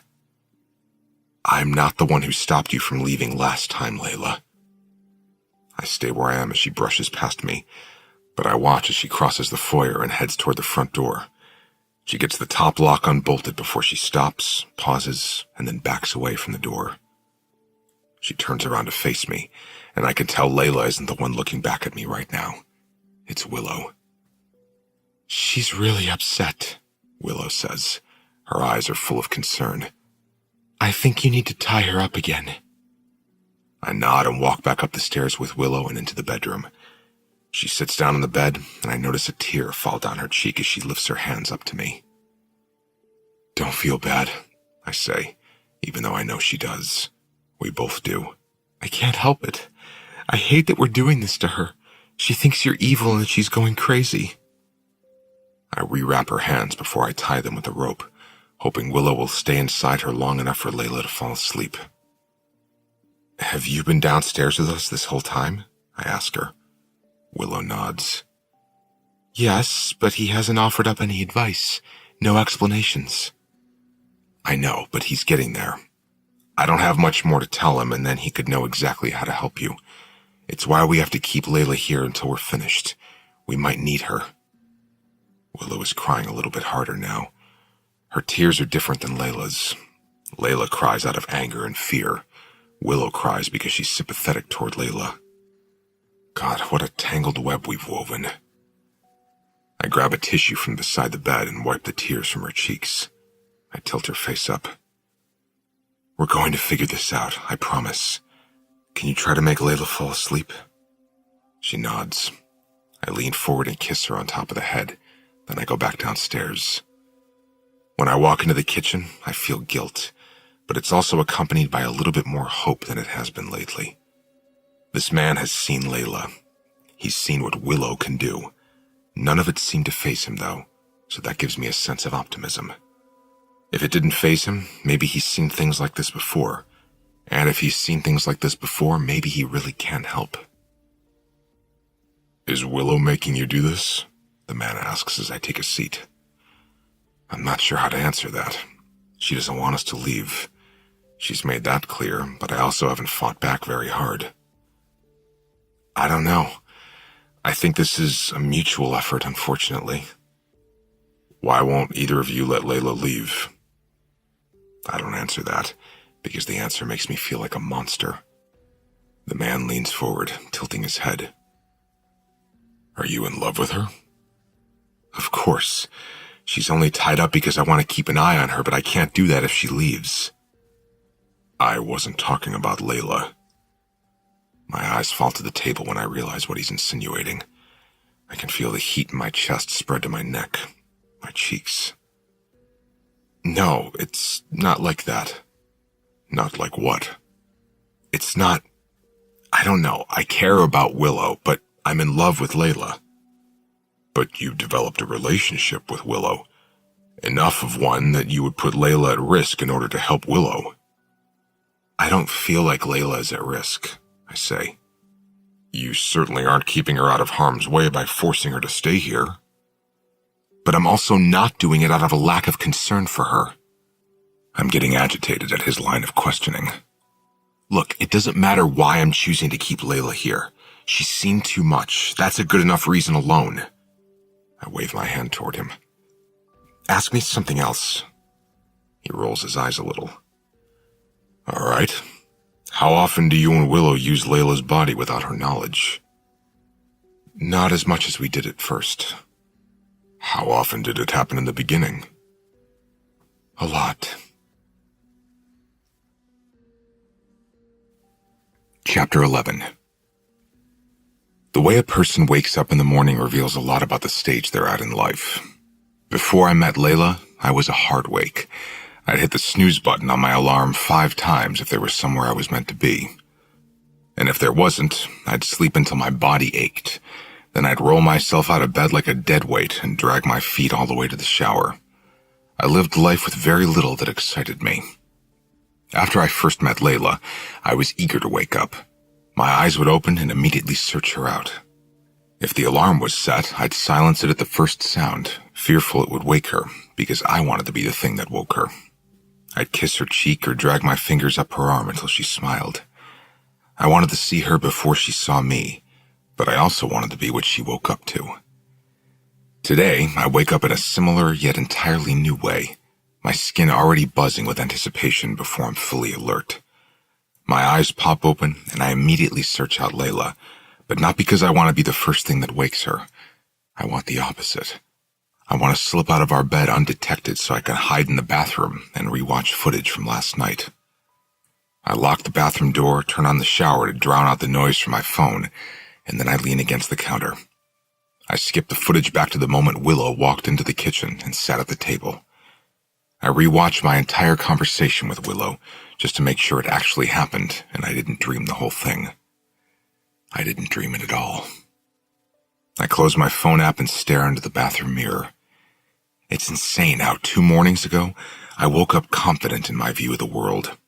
But now that confidence has vanished and has been replaced by curiosity, fascination, and a new intense need to uncover everything else in this universe that I'm unaware of. Knowing there's more to this life than meets the eye makes everything around me feel insignificant. My career feels insignificant. My love for Layla feels like it matters less to the timeline of my life than it did 2 days ago.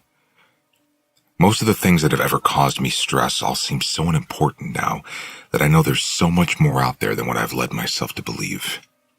My own existence feels less important to me now. My priorities have shifted in the last 24 hours, yet I have no idea what my new priority is. It's been Layla for so long now, but even everything Layla and I have been through feels less traumatic when you consider the possibility that not only do other humans have it worse than we do, but other realms of existence have it worse than we do. I always tell Layla everything, but I'm still not sure I want to bring this up to her. But there's a part of me that believes Layla knowing the truth about this could somehow help her. If she knew for a fact that there were other planes of existence than the one we're currently in, maybe what happened to us would feel less significant. Maybe, in some warped way, this would be just as intriguing to her as it is to me, and it could possibly help with everything she's been struggling through. It has certainly freed me from the emptiness I've been feeling lately. I'm not sure what it is I'm filled with now, maybe just curiosity and a shit ton of questions, but it's been a while since I've woken up with this much enthusiasm for the day. I'm ready to speak to Willow again. I look around the bathroom, wondering if Willow isn't here right now. Does she watch us all the time? What does she do all night if she doesn't sleep? What is she doing right now? I have so many questions for her. I don't even want to waste time on a shower. I turn off the water and slip out of the bathroom. Layla is still asleep on her stomach. I leave her in bed and go down to the kitchen. I start a pot of coffee and look around the kitchen, wondering if she's here. We need a way to communicate when she's not using Layla. "Are you in here?" I ask. I say it quietly because I'm not sure it'll ever feel normal, talking to nothing. I don't get any type of response, so I repeat myself. "Willow, are you here?" I spin around when the water in the sink faucet begins to drip. I turn and observe the drips of water until they change into a steady flow, then a heavy stream. Then the water turns itself off completely. I realize fear should be coursing through me, but the only thing I feel right now is eagerness. I want to continue where we left off in our conversation last night. I look around the kitchen, wondering how we can do that. I have a phone in my hands. I can use my phone. Willow can use my laptop. I retrieve my laptop and sit at the kitchen table. "I don't know if you know much about technology," I say out loud, "but since I know you can type, we can use the Messenger app." I open it and point to the screen, assuming she's following along if she's in the room. "I'll use my cell, you can use the laptop." I slide it to the left of me and then rest my elbows on the table, holding my phone in my hands. I'm staring at the keys on my laptop as they begin to depress, quickly, several letters in rapid succession. She types fast. That could be a clue as to what she did in her past life. A message appears on my phone. "I'm very good with technology." I can't help but smile at the message. This is surreal. It is so much bigger than anything I've ever imagined would happen in the span of my lifetime. The idea of marriage, having kids, building a music career, it all seems like filler now. What if I have some sort of sixth sense? What if I'm supposed to do something with that? What if I'm meant to be something else besides a musician? The keys on my laptop are being pressed again. She's typing something else. I know things, like how to cook, how to use a computer, how to use a cell phone, but I have no idea how I know those things. I don't use my phone to respond to her. I just speak out loud since Layla is still asleep upstairs. I wonder if that could be a clue to how recently you died. I would assume if your death happened decades ago, you'd speak differently or act differently. You seem so sure that I used to be alive. What if I've just always been here? Maybe you have, and you've just picked up knowledge along the way. You say you watch television sometimes, right? Yes. There are things we could do to try and pinpoint a timeline. Is that important to you, knowing if I was once alive? Is it not important to you? I don't know. Not really, I guess. Why would it matter? If you knew what your life was like, maybe you could figure out why you're stuck here. I don't necessarily feel stuck. But are you happy? No. I already told you what it's like here. You and Layla showing up is the most exciting thing to happen to me. What if I'm here to help you? Do you even want help figuring this out? That's pretty egocentric of you to assume I'm the one who needs the help. What if I'm here to help you? I stare at that comment for a moment, allowing it to get tangled up in all my other thoughts. I've never thought of it like that. I lean forward on the table, bringing my fingers to a point against my chin. Maybe you're right. Maybe we're both where we belong. But if that were the case, why would you be crossing into this world? You're the one who misses things I still have. Food, water, sleep. You're never satiated where you're at. Everything tangible is in this realm, and it seems like you miss those things, which means maybe you had them at some point in the past. My laptop slides several inches across the table until it's sitting directly in front of me. The sudden movement causes me to flinch. Why'd you let me sleep so late? Layla asks. My eyes dart up and she's standing in the doorway to the kitchen, stretching her arms above her head. She yawns as she heads for the coffee pot. It's not that late, I say, slowly closing the lid to my laptop. Layla pours coffee into a mug. It's 11 o'clock. The deadliest time of day, I say teasingly. She eyes me curiously. It's what? She has both hands wrapped around her coffee mug now as she sips from it. I walk over to her and kiss her on the forehead. 11 in the morning, the deadliest time of day, I say, repeating one of the many facts she's told me. Her eyes squint in confusion. Weird. You think it would be nighttime? A blanket of guilt feels like it drapes over my shoulders. There's so many things I take for granted that Layla is still slowly recovering. The conversations we've had, the memories we've made, all the perfect moments we've spent together. It's like someone took a pair of craft scissors and cut slivers of her life out of her mind, leaving them in scraps on the table. I feel like I sometimes don't appreciate the severity of her injuries. I spent the last 6 months since it happened walking on eggshells, trying not to point out the obvious, not wanting her to feel like she's lost as much as she has. But what if indulging her desire to avoid talk of that night has inadvertently made it all worse? A brain injury has to be similar to a physical injury. You exercise a physical injury. You work harder to gain back all the strength you lost. I went through 3 months of physical therapy for the wound in my shoulder, but we did the exact opposite with Layla's injury. We didn't exercise her brain. We put it on bed rest. We've avoided the damage, put her wounds on respite in the hopes everything would heal on its own. But it hasn't. Physically, yes, but mentally, I'm not so sure. Were you on the phone just now? She asks. No, why? I thought I heard you talking when I was coming downstairs. I was, I say quickly. To myself, not on the phone. She buys my explanation and walks to the refrigerator and opens it. She stares at the shelves, but grabs nothing before closing the door. Want me to make you some breakfast? I ask her. She groans. I've gained 2 pounds this week. I'm not eating breakfast anymore. We're on vacation.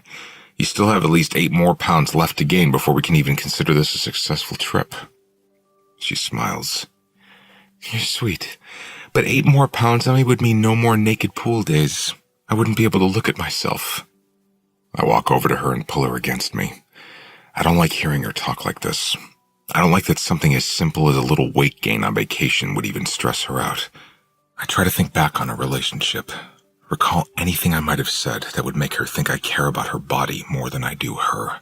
I do tell her she's sexy a lot, but I mean that in a positive way. But maybe reinforcing my attraction to her looks is causing her to put more importance on her appearance than she should. I take her face in my hands. I love you, Layla. That love doesn't fluctuate with numbers on a scale. She smiles, but her smile doesn't reach her eyes. I know that, but I still want to be healthy. Skipping meals isn't being healthy. Neither are Pop-Tarts or Twinkies, but this kitchen is full of nothing but junk food. It's vacation, I say. That's what you do on vacation. You eat crap that's bad for you while being lazy and sleeping too late. I kiss her. You need to get in vacation mode before our vacation is over. She wraps her arms around my waist and presses her forehead against my shoulder. You're right. I need to relax and enjoy this next week. She pulls back. You know what I can't say no to? Mexican food, specifically tacos. Tacos sound good. And margaritas. Where can we go around here to get tacos and margaritas? I fill with hesitation when she suggests leaving the house. I do want to get her out of here, and I like that she seems excited about the idea of tacos, but I also have 50,000 questions left for Willow. I won't be able to ask her those questions if we leave and I'm driving and preoccupied with Layla. You sure you want to leave? It's at least 60 miles to the nearest restaurant. Layla nods emphatically. Yes, I need out of this house. She stands on her tiptoes and kisses me. I'm gonna go shower. She walks out of the kitchen, and I head straight for my laptop and open it. Are you still here? I ask, hoping to get some kind of response. I stare at my laptop, but nothing happens. I wait patiently until I hear the shower running upstairs. I repeat my question. Willow, are you still here? The seconds are slow as they pass without action, but then the keys begin to press down, and I breathe a sigh of relief as she types something out. Sorry, I'm here now. I left the room when Layla got down here. It feels weird watching the two of you without your permission, so I don't. Where do you go when you leave the room? I was in the grand room. Do you ever go upstairs? Sometimes. Not when you're both up there, though. That's not entirely accurate. You were upstairs the night you slipped into her and got out of bed to look in the mirror. I thought you were both asleep. I try not to spy on you when you're together. It feels wrong. But I have weaknesses, like when I smell the food you're eating. But you spy on us when we're alone? Spy is a strong term. I'm curious, lonely. So yes, sometimes I watch you live your lives. There's nothing else to do around here. What will you do when we leave next week? Sulk. Maybe try to beat my 8-day record of staring at the clock. I don't laugh at her self-deprecating joke. The thought of her being completely alone makes me feel bad for her. It's weird, feeling sorry for a ghost, a spirit, whatever she is. I wonder what happened in my childhood that makes me take on so much guilt, even when I'm not responsible for whatever is wrong. I take on the weight of Layla's sorrows. Now I'm taking on the weight of Willow's. Maybe I should buy this house. I know Layla wouldn't want to live here full time, but we could come here for vacations. That way Willow wouldn't always be alone. We're leaving soon, but we'll be back this evening. Where are you going? I guess she really wasn't in here for Layla's and my conversation. I find it humorous that a ghost has morals in the same way humans do. She doesn't want to be intrusive, even though we wouldn't be aware of her presence. Layla wants tacos, and I'm sure she'll want to shop while we're in town. We'll be gone all afternoon. Tacos sound so good. Want me to bring you some? It's a nice gesture, but I think you forget that I can't eat. You could tonight, after Layla goes to sleep. There's a moment of stillness before she begins typing again. You're okay with me using Layla again? I shouldn't be okay with it, but it doesn't seem to be harming Layla in any way. If anything, she's getting some much-needed calories from it. Sure, tacos are important. You want beef or chicken? Surprise me. I close the laptop and head upstairs, skipping every other step. I'm looking forward to spending the day with Layla, but I think I'm looking more forward to talking to Willow again tonight. There's definitely some deceit going on here. I'm fully aware of that. But it's hard to know where to draw the line when the lines aren't even in the same world. Chapter 12. There were more options in Nebraska than anywhere within an hour of Lebanon, Kansas, so we crossed the state line and went to a city called Hastings.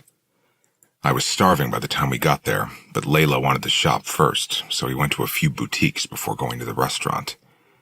It was a smart choice on her part, because she had 4 margaritas with just 1 taco, so she was barely able to stand without assistance by the end of dinner. She wasn't too drunk not to question why I wanted to order tacos to go. I told her it was because she didn't eat enough at dinner, so I wanted to take food home in case she got hungry later. When I said that, she smiled and leaned across the table to kiss me, but knocked over one of her margarita glasses. It went crashing to the floor, and she was so embarrassed she was apologizing to everyone in the restaurant while they cleaned up her mess. She even apologized to the glass she broke. That's when I knew she'd exceeded her limit. It was only an hour's drive back, but Layla had to stop twice to pee because of all the margaritas. I kept talking to her in an attempt to keep her awake. It was still fairly early in the evening on our drive back to Lebanon, so I didn't want her sleeping in the car and then staying up late.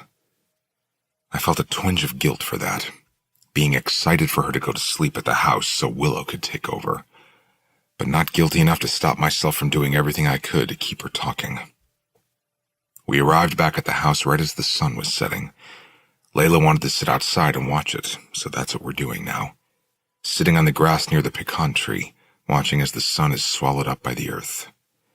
It's a painfully slow process. I keep checking the time on my phone as if I have somewhere to be.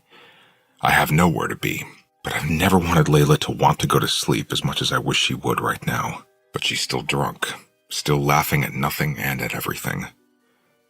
I have so many questions for Willow, and I just want to go inside, but Layla has other plans. She places her hand on my chest and pushes me onto my back as soon as the last sliver of sun disappears. She leans over me, dropping her hand to the button on my jeans, just as she lowers her mouth to mine. The sour taste of lime still lingers on her tongue. I kiss her back because that's what I'm supposed to want to do. I'm supposed to crave her, to want her tongue in my mouth, my hands on her body, to push myself inside her. But it's not what I want right now.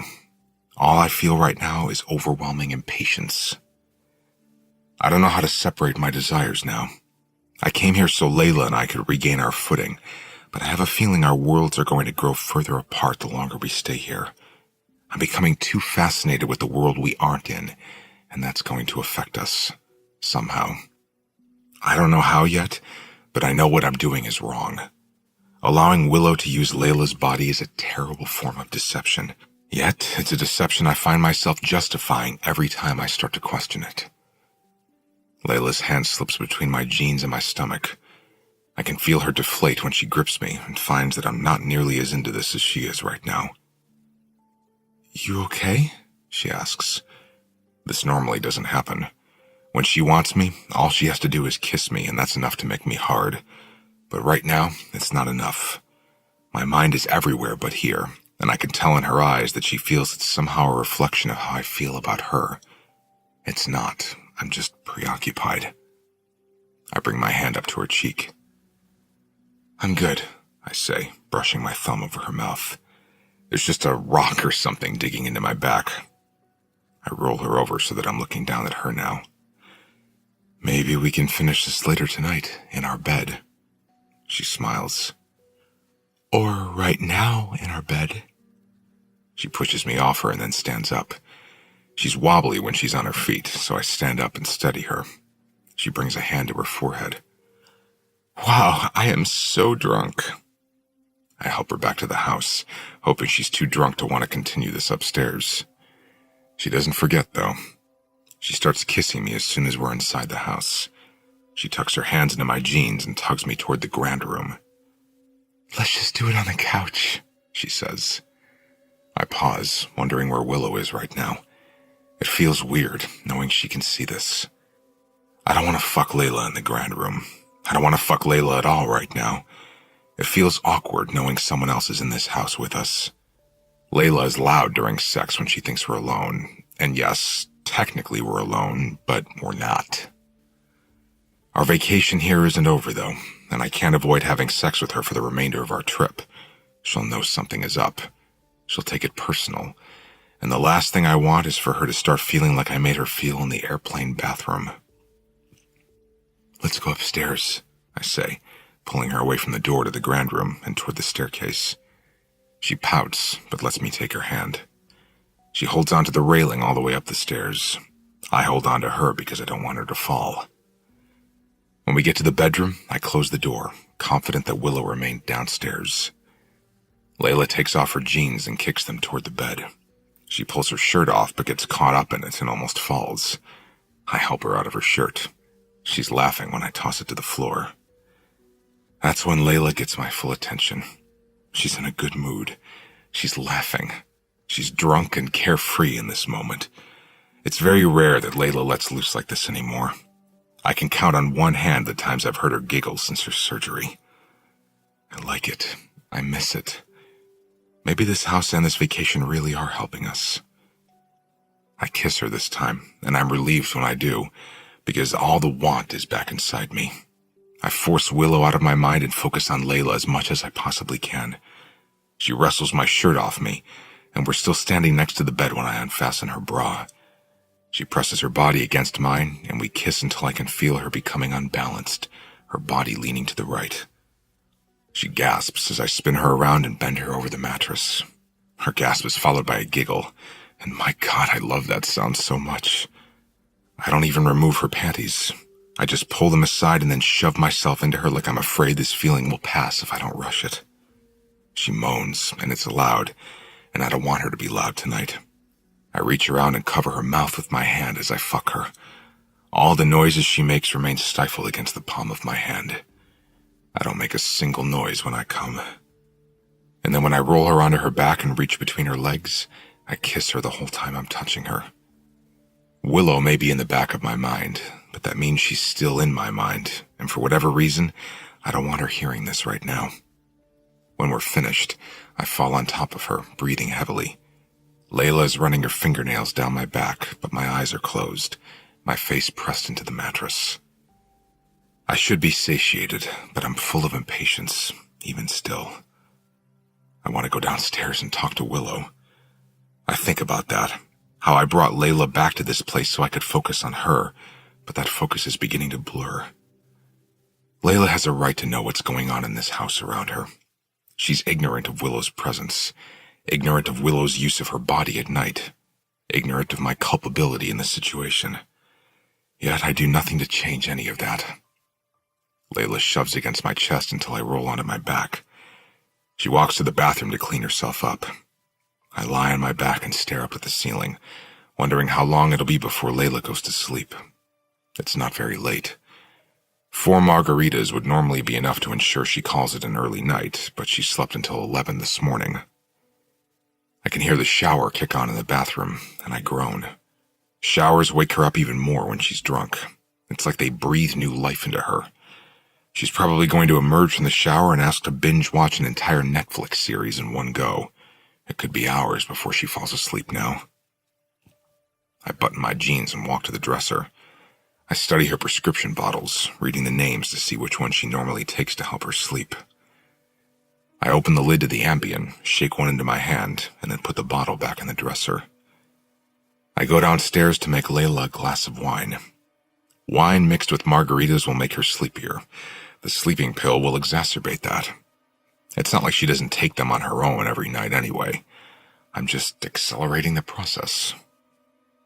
I use the back of a spoon to crush the pill up on the counter. I scoop up the powder and mix it into the wine glass until it's completely dissolved. I turn to walk out of the kitchen, but I don't make it far. The glass is knocked from my grip and shatters against the kitchen floor, several feet away from me. I look at my empty hand, and then I look at the droplets of red wine as they stain the white cabinets on their descent to the floor. The wine is everywhere. I just stand still, completely shocked, instantly regretful. The glass was knocked out of my hand with enough force to send it across the kitchen, and there's only one explanation as to why that happened. Willow saw what I was doing, and it obviously upset her. The severity of what I was about to do finally catches up to me. I look up at the ceiling and drag my hands down my face. What was I thinking? I leave the kitchen and head back upstairs, embarrassed that Willow saw that. Embarrassed I would even consider slipping Layla her own medication so that she'd fall asleep faster. My desire to speak to Willow fades immediately and is now replaced by a heaping pile of shame. I open the bedroom door just as Layla walks out of the bathroom wrapped in a towel. She points at the floor near my feet. "Toss me your t-shirt." She catches the shirt and pulls it over her head, dropping the towel in the process. The hem of it falls to the middle of her thighs, and I take in the fact that my clothes swallow her. She's petite and quite possibly underweight now that she barely eats. Yet I was about to slip her a dosage of her sleeping medication, along with even more alcohol, not knowing how that might affect her, especially if she would have taken her usual nightly pill along with that. This is not who I am. I wrap my arms around Layla, pulling her against me, silently apologizing for something I'll never admit to almost doing. I close my eyes and press my face into her damp curls. "I love you." "I love you too," she says, her words muffled against my skin. I hold her like that for a long time, several minutes, as if it'll somehow absolve me of my guilt. It doesn't. It just makes it worse. Layla yawns against my chest and then pulls back. "I'm so tired," she says. "I think I drank too much. I'm going to go to bed." "Me too," I say. She leaves my t-shirt on and crawls under the covers. I change out of my jeans, pulling on a pair of sweatpants. I normally sleep in boxers, but I don't know if Willow is going to show up tonight. I want to be prepared if she does. I wasn't tired when I lay down with her, and even though an hour has passed since we crawled into bed, I'm still not tired. I don't even close my eyes. I watch Layla sleep, waiting for Willow to take over, but she still hasn't. She could be upset with me, or maybe she has to wait until Layla is in a deeper sleep. I don't know. I don't know the rules. I don't know if there are rules. I want to explain my actions to Willow, but I can't do that if she doesn't slip into Layla. And I can't do that from up here because I need my laptop to communicate with her. I ease myself out of bed without waking Layla, and I head downstairs to the kitchen. I pause in the doorway, shocked by what I see. Or by what I don't see, actually. There isn't a single trace left of what happened earlier. The spilled wine has been cleaned up. The shards of glass are gone. It's as if it never happened. I walk over to the trash can and lift the lid. Right on top of the trash are the bits of glass that were all over the floor an hour ago. Willow cleaned everything up while I was upstairs with Layla. I take a seat at the kitchen table, but I don't open my laptop. I open the security app on my phone first. I skip it back and watch as the wine glass is knocked out of my hands by nothing. I fast forward it, and approximately 10 minutes after I went upstairs earlier, the video shows the lid as it slides off the trash can. I watch in fascination as the kitchen is slowly cleaned by nothing. The wine stains disappear. The shards of glass move from the floor to the trash can. The lid eventually slides back over the top of the trash can, and all traces of the broken glass are gone. I close out the app and lay my phone face down on the table. I tried to stop understanding the world around me the day after we arrived here. Watching a tape of a ghost cleaning a kitchen doesn't even faze me at this point, at least in this element. I don't know what that says about me. I also don't know what it says about me that I almost slipped Layla medication without her knowledge. Maybe this house is messing with my head, unraveling the threads of my morals. I'm not even sure where to start the conversation with Willow. How to start the conversation. Do I apologize? I don't want Willow to think I'm the type of guy who would drug his girlfriend, but that's exactly what I was about to do before she prevented it from happening. Did she prevent it because she didn't like what I was doing, or because she didn't want Layla's body to be too hard to wake up? I don't know if Willow's actions were selfless or selfish, but I'm not really in a position to judge, considering my actions were completely selfish. I hear our bedroom door open. My spine stiffens, and I immediately get out of my chair. I don't know if Layla or Willow is walking down the stairs right now, but I'll feel equally ashamed, no matter whose eyes I'm about to look into. I suddenly don't know how to act natural or what to do with my hands. I grip the counter behind me and lean against it, staring at the entryway. She walks around the corner. I can tell it's Willow immediately. She's pulled a pair of Layla's shorts on and is still wearing my t-shirt. I can tell it's Willow because of the way she's looking at me, as if I have a lot of explaining to do. I'm sorry, I say immediately. She holds up a hand and then pulls out a chair and sits down. Not yet. She's really drunk. I need to sit down for a second. She drops her head into her hands. Can you pour me a glass of water? I turn around and grab a glass from the cabinet. I fill it with ice and water and hand it to her, then take a seat at the table. She downs the glass and then sets it back on the table in front of her. She stares at the glass for a quiet moment, gripping it with both hands. What was it? What was what? I ask, needing clarification. She drags her eyes to my face. What kind of pill did you put in her wine? My jaw twitches. I lean back in my chair, folding my arms over my chest. Ambien, a sleeping pill. I've never done that before. I just really wanted her to go to sleep. Why, so you could talk to me? I nod. That's dangerous, Leeds. She was drunk. And what if she would have taken another pill on top of what you were already giving her? I lean forward, running a hand through my hair. I grip the back of my neck and blow out a breath. I know. I wasn't even thinking. It was like I was acting on impulse. If your need to speak to me makes you act on impulse like that, I'm not sure it's such a good idea we do this anymore. The thought of her putting an end to this makes my chest tighten. I have so many more questions. I would never do anything to intentionally hurt Layla. It won't happen again. Willow's eyes are searching mine for truth. She must accept whatever it is she sees because she nods and says, Good. Then she leans forward, pressing a palm to her stomach as it rumbles. Does she ever eat? Christ, she's always starving. I stand up, remembering the tacos. I brought you tacos. I retrieve the to-go box from the refrigerator. I had them separate the condiments and the meat from the taco shells so they'd be easy to assemble and heat. She only ate one taco at the restaurant, but that's probably because she drank 4 margaritas. I heat up the food while Willow remains seated at the table. What do you want to drink? Water is fine. I don't think her body can handle anything stronger than that right now. I refill her water and then assemble the tacos. When I place them in front of her, her eyes are practically shimmering. She picks up one of the tacos and takes a bite. Holy shit, she says with a mouthful. These are so good. It's funny how small differences, like the way they eat food, are so noticeable between the two of them, even though it's the same body. Did Layla ask why you were getting tacos to go? I just told her she didn't eat enough. I tilt my head as I think more about Willow's question. You have her memories when you're inside of her, right? Can't you remember us being at dinner even though you weren't there? Willow grabs her napkin and wipes her mouth. She takes a sip of water.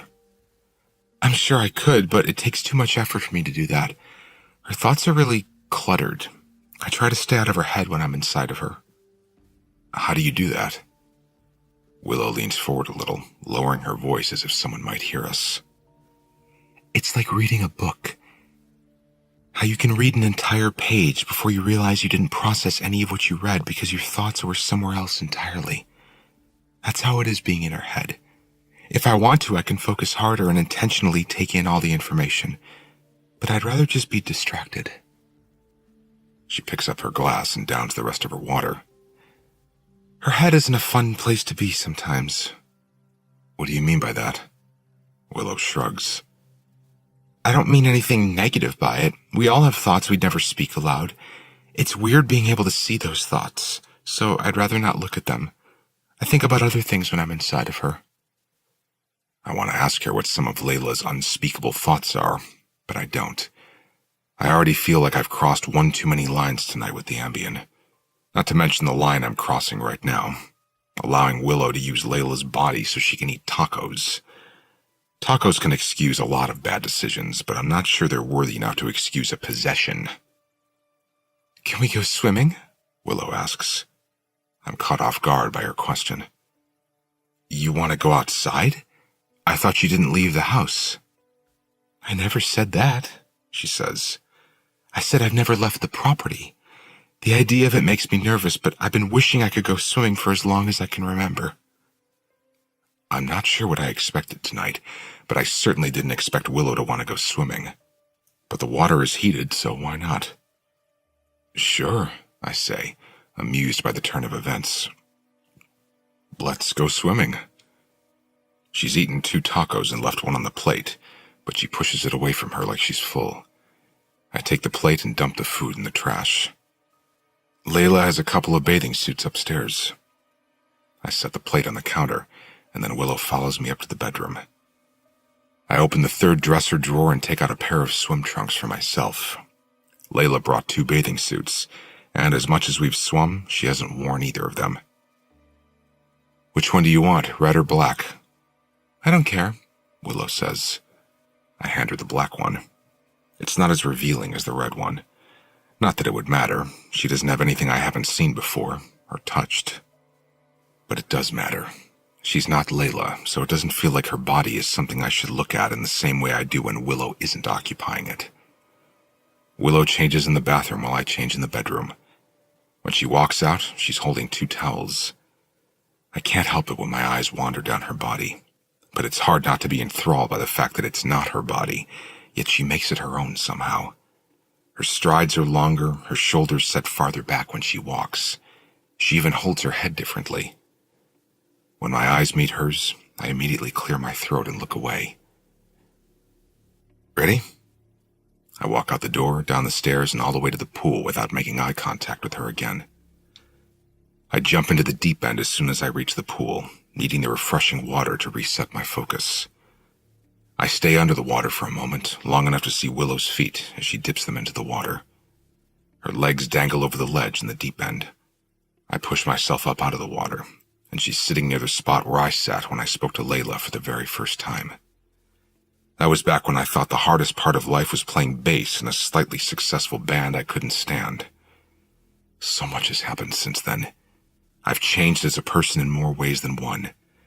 That happens when you're forced to take another person's life. I don't allow myself to think about it a lot.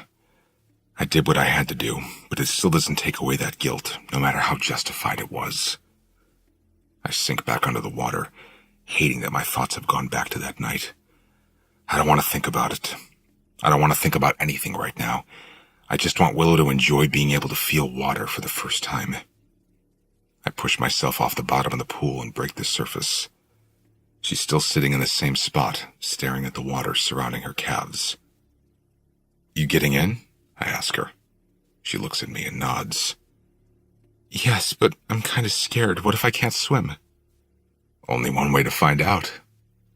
I swim closer to her and reach out my hand. Here, I'll help you. She hesitates before taking my hand. She slips slowly into the water and sinks down to her chin before she squeals and grabs hold of my shoulder with her other hand. She starts moving her feet to try and stay afloat, but she's too scared to let go of me. She's smiling, though, so I know she isn't scared. This is just new to her. She releases my shoulder and starts to move her arm, but she's still holding on to my hand.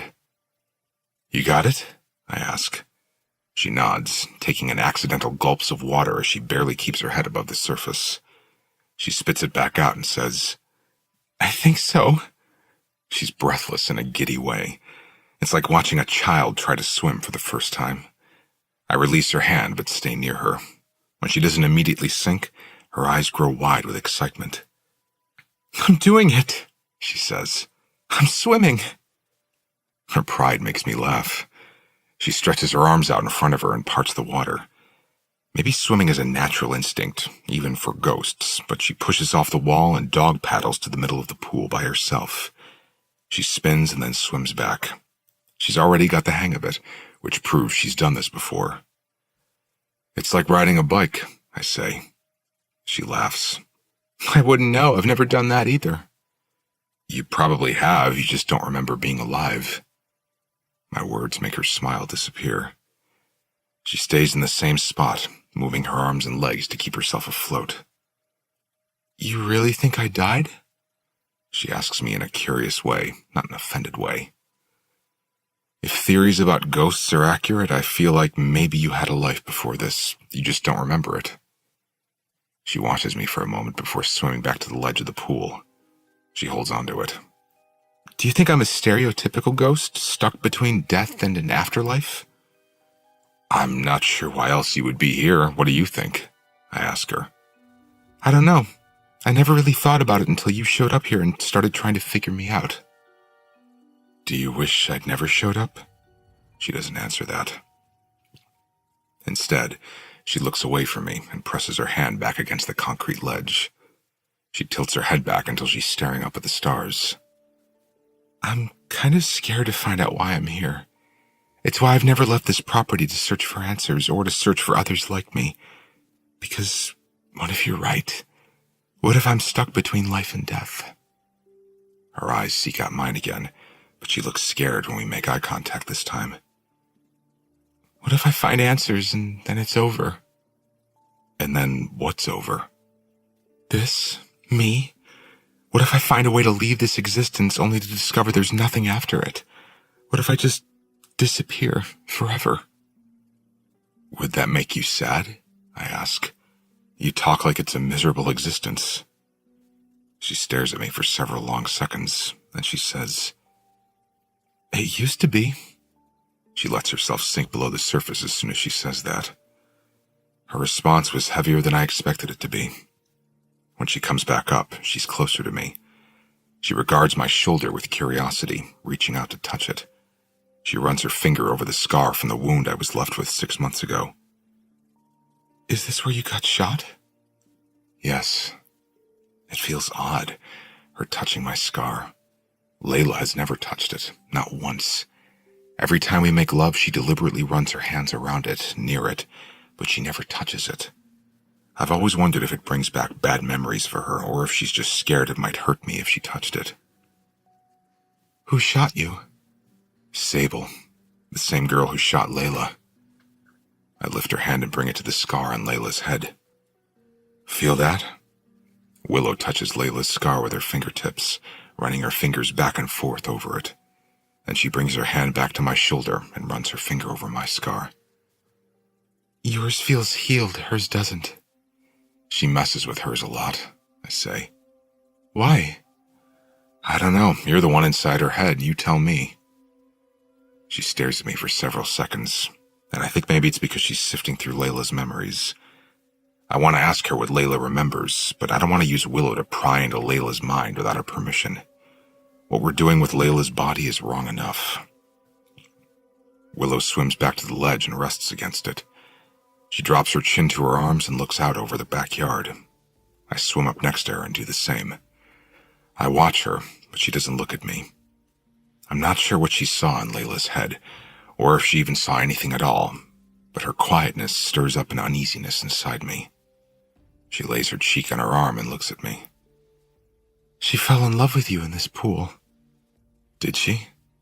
Willow nods, but the nod isn't accompanied by a smile or a look of fondness while she thinks back on it.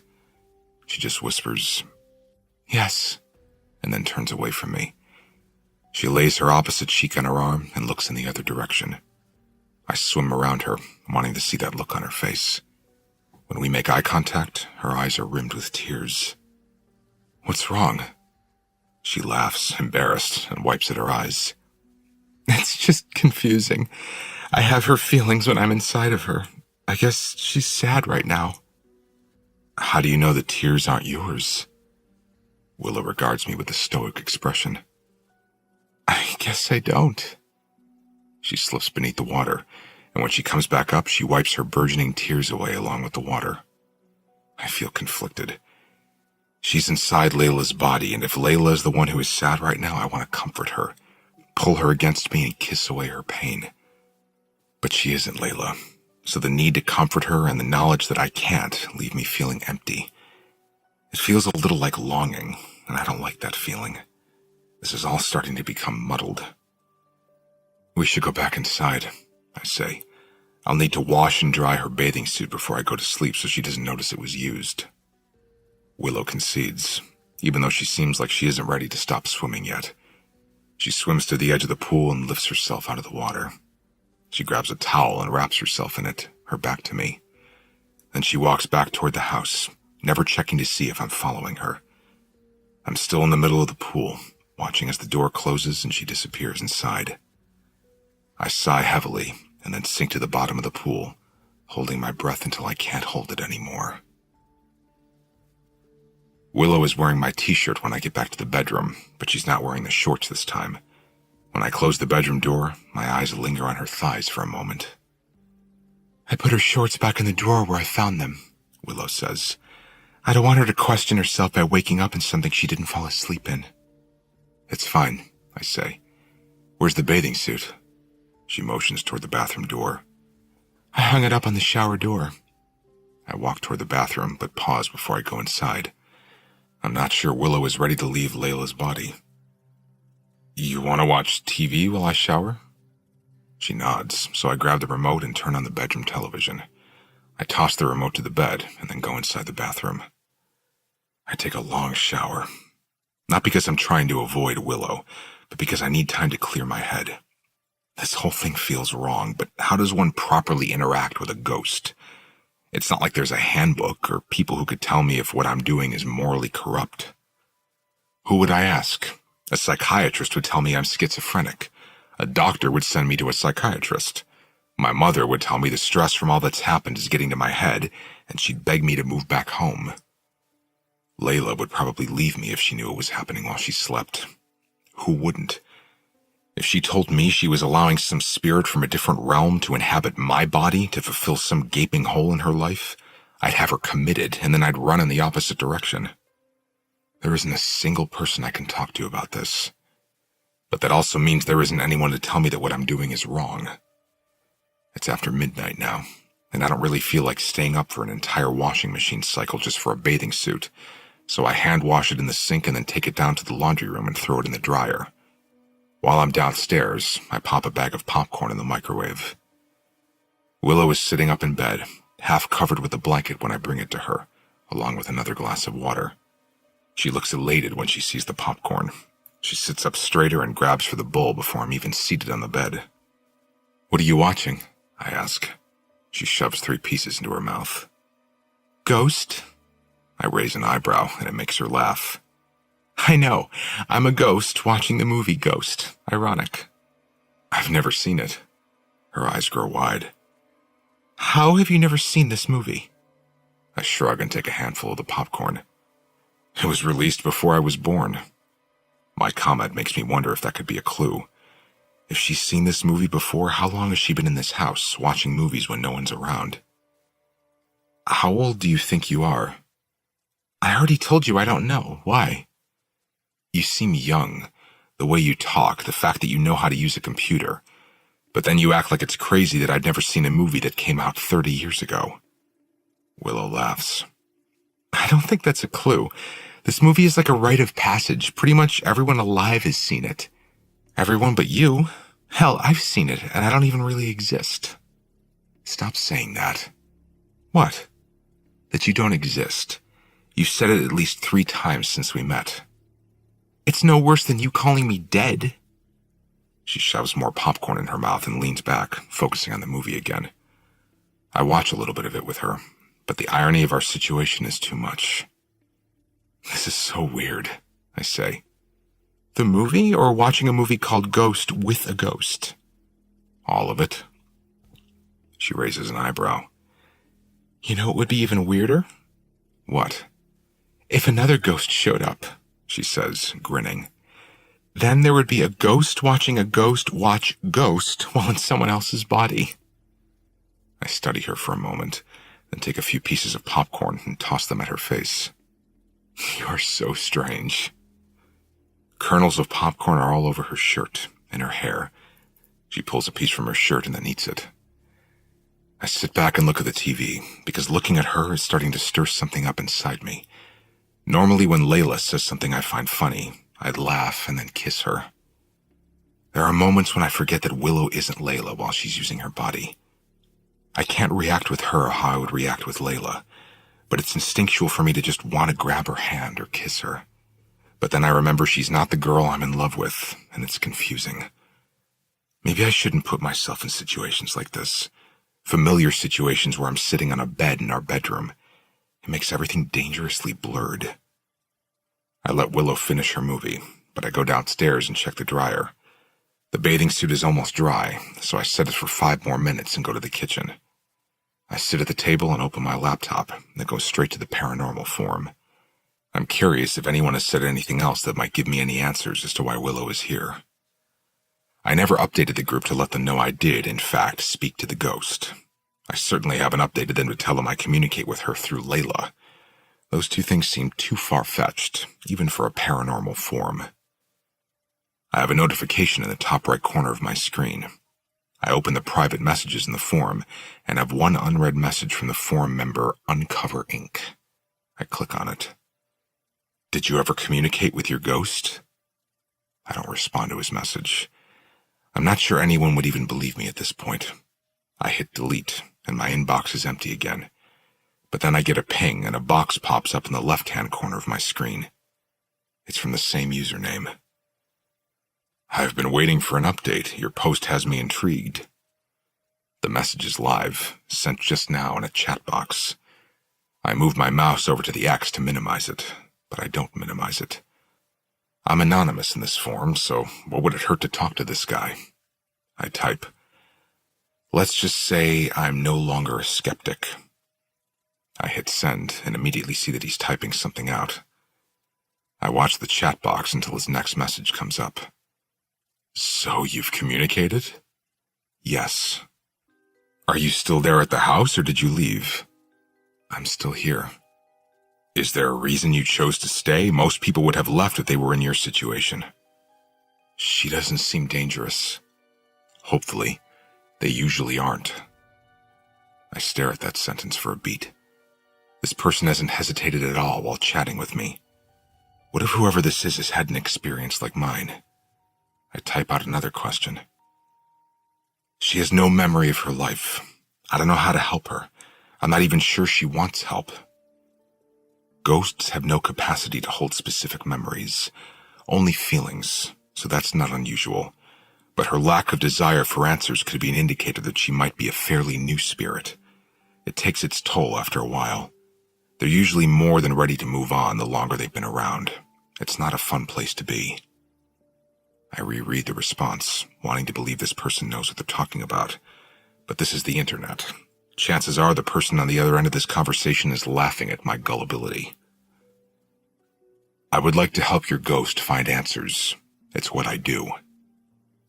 I start to type a response to that, but my fingers grow still on the keyboard. How could this person possibly help without me having to give him personal information, like where the ghost resides or how to contact me? I can't tell a complete stranger who I am. I learned my lesson the hard way that privacy is a precious and fragile thing. My entire body jerks when the buzzer from the dryer sounds off. I quickly close my laptop, go get Layla's bathing suit, and head back upstairs. Willow is staring at the TV as the credits roll, her eyes full of tears. She doesn't even look away from the TV when I close the door behind me. I put Layla's bathing suit in the dresser and then grab the empty popcorn bowl from Willow. She finally breaks her stare and follows me with her eyes as I set the bowl on my nightstand. It's such a terrible ending, she mutters. I always forget how bad the ending is. How does it end? He finds closure and goes to heaven, she says with a pout. I laugh, not understanding why that's a bad ending. If heaven exists, isn't that what a ghost should want? She waves her arm angrily at the television. What about Molly? She's all alone now. She has to live the rest of her life knowing her husband is gallivanting around in eternity while she still has to work and pay the bills and live. She says live like it's such a bad thing. I take a seat on the bed. Let me make sure I have this right.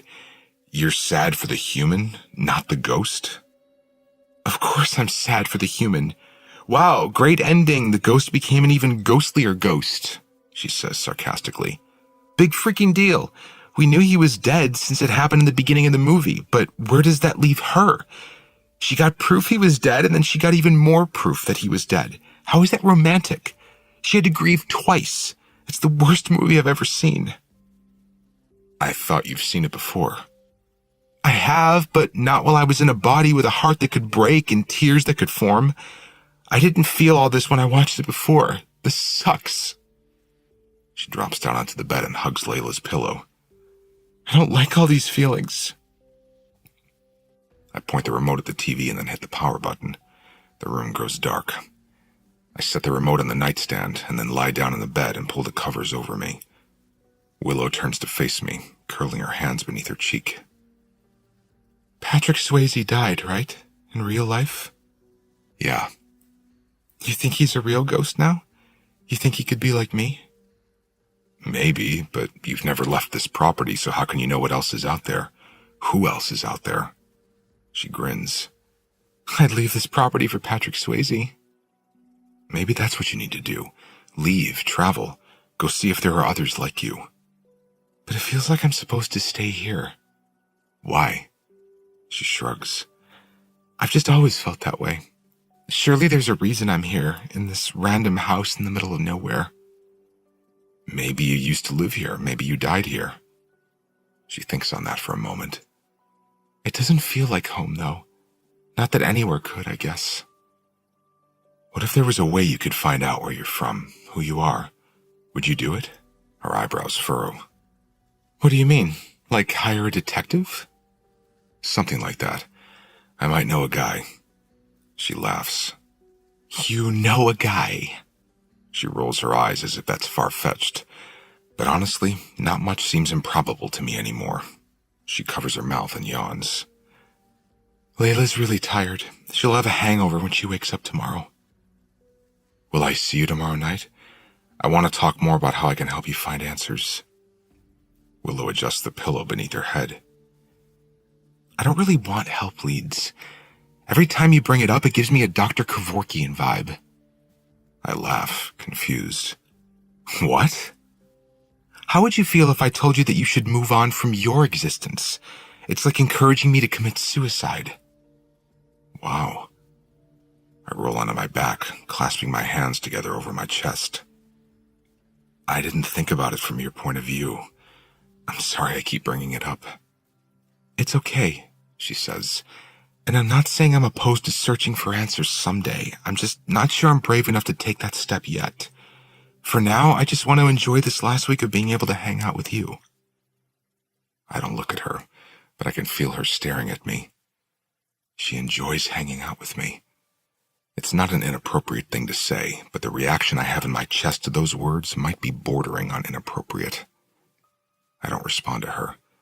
It's during the moments of silence between us when I feel the guiltiest. Silence is where all the mistakes happen.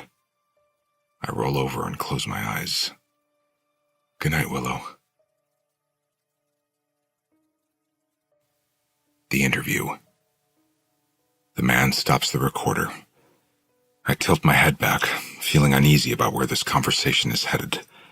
I want to be honest with him, but the truth that's about to come up doesn't paint me in a good light.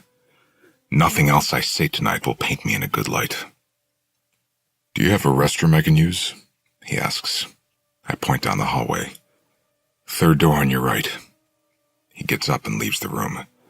I would go check on Layla, but it's finally quiet upstairs. Hopefully it stays that way for a while. I open my laptop to see if Willow is in the room with us. Are you here? I ask her. I scoot the laptop over to an empty seat next to me, and she immediately types a response. Yes. What do you think? I haven't been down here for all of the conversation because I wanted Layla to fall asleep, so I don't know what all you've told him or what he suggested.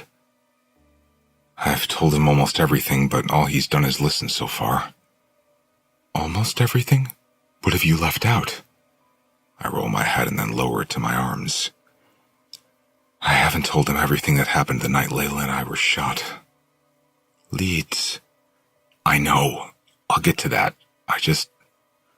The man walks back in the room, so I clamp my mouth shut and don't finish my sentence. He eyes me carefully as he takes his seat at the table. Were you just speaking to Willow? I nod. How? Through my laptop. I talk to her out loud and she responds using the computer. The man stares at me in thought. Fascinating, he says. I turn the laptop toward him. Do you want to watch her do it? He shakes his head. I don't need to see it. I believe you. He leans forward and hits record. So, what happened the next morning? Chapter 13. I wake up to the smell of eggs. I roll over and Layla isn't in bed. There's a popcorn kernel next to her pillow, so I quickly snatch it up and take it with me to the bathroom, tossing it into the trash can. After I brush my teeth, I head downstairs, not exactly sure what to expect. Layla doesn't usually cook anymore, but someone is cooking. I walk into the kitchen, and she's still in the t-shirt Willow was wearing when we crawled into bed last night, but I'm not certain this isn't still Willow. It's the first time I'm not able to tell who is who. Did Willow wake up as Layla? I quietly observe her from the doorway. Would Willow ever pretend to be Layla to trick me? I immediately feel bad for even thinking that. Willow is protective of Layla. She knocked the wine glass out of my hand last night. I doubt she'd do anything deceptive now that I know about her. As soon as she looks up from the stove and I make eye contact with her, I know instantly that it's Layla. Her voice is heavy with sleep when she mutters, "Morning." Her eyelids are drooping a little. She looks tired, hungover. I walk over to her and kiss her on the cheek. "Morning." I look down at the pan, and she's scooting around scrambled eggs with a fork. "You want some?" she asks. "I read eggs help with hangovers." "Nah, I'm good." I make myself a cup of coffee and lean against the counter, watching Layla. I'm curious if she has any memories at all of last night. "What time did you wake up?" I ask her. 5. Couldn't go back to sleep. I have a horrible hangover. She spins around and says, "Want to know something weird?" "What?" "I had a piece of popcorn stuck in my tooth when I woke up." My spine stiffens at that comment. I turn away from her and pour creamer into my coffee cup. "Yeah, we watched a movie in bed last night. You were pretty drunk." Layla laughs, but it's a painful laugh. She's touching her forehead when I turn back around. She winces and then says, "Wow, I don't remember that at all." She scoops a pile of eggs onto a piece of toast and sits at the table to eat. I can't stop looking at her eyes. Her pupils are dark and wide, like 2 black marbles have covered the greens of her eyes. She takes a bite of her eggs and toast with a fork, then taps her fork repeatedly on the table as she chews. Her knee is bouncing up and down, like her hangover is oddly coupled with a lot of pent-up nervous energy. "How much coffee have you had today?" She swallows her bite and then wipes her mouth with a napkin. 4 cups already? I thought it might help with the hangover." That explains her behavior. I was beginning to think she might be Willow again, but she isn't. She's eating like Layla eats, small bites, always with a fork. Willow would have devoured that whole plate of food by now. "Maybe you should relax today," I suggest. "Have another pool day." She motions toward the kitchen window. "I can't. It's supposed to storm." I walk to the window and push the curtain aside. The entire sky looks like deep blue rolling hills. I open the weather app on my phone, and it says it's supposed to rain for the next 2 days. I look back at Layla. She's only eaten half of her toast and eggs, but she's already pushed her plate away and is scrolling through her phone. "Then what do you want to do today?" I ask. "You really need some new social media content," she says. We haven't posted anything since the picture on the plane. I can take some sexy pictures of you in the rain. That might make a really great album cover. That actually sounds like a nightmare. Layla can see on my face that I'm not in the mood to pose for pictures. I know you don't want to think about work, but this house is huge. There's so many potential backdrops for photos. Just give me 2 hours with the camera, and then I'll leave you alone about it until Wednesday. Why Wednesday? That's when we leave. Her voice is delicate, but those words feel dense and unintentionally harsh. We'll be leaving Willow here alone in just a matter of days. I really don't want to go until Willow is ready to find answers because for some reason, I need answers. I don't feel like I'll be able to function out in the real world unless I can somehow make sense of everything that's happened in this house. I take a seat across from Layla. What do you think about staying a little longer? Her shoulders drop a little. Seriously? Yeah, I'm getting a lot of songwriting done. I can probably finish the album here if I have a little more time. I haven't heard the piano once. I haven't needed it. I've been writing lyrics. I lie. She sighs and drops her phone to the table. Not to be mean, but it's boring here, Leeds. I'm going stir-crazy, and the boredom is making me tired.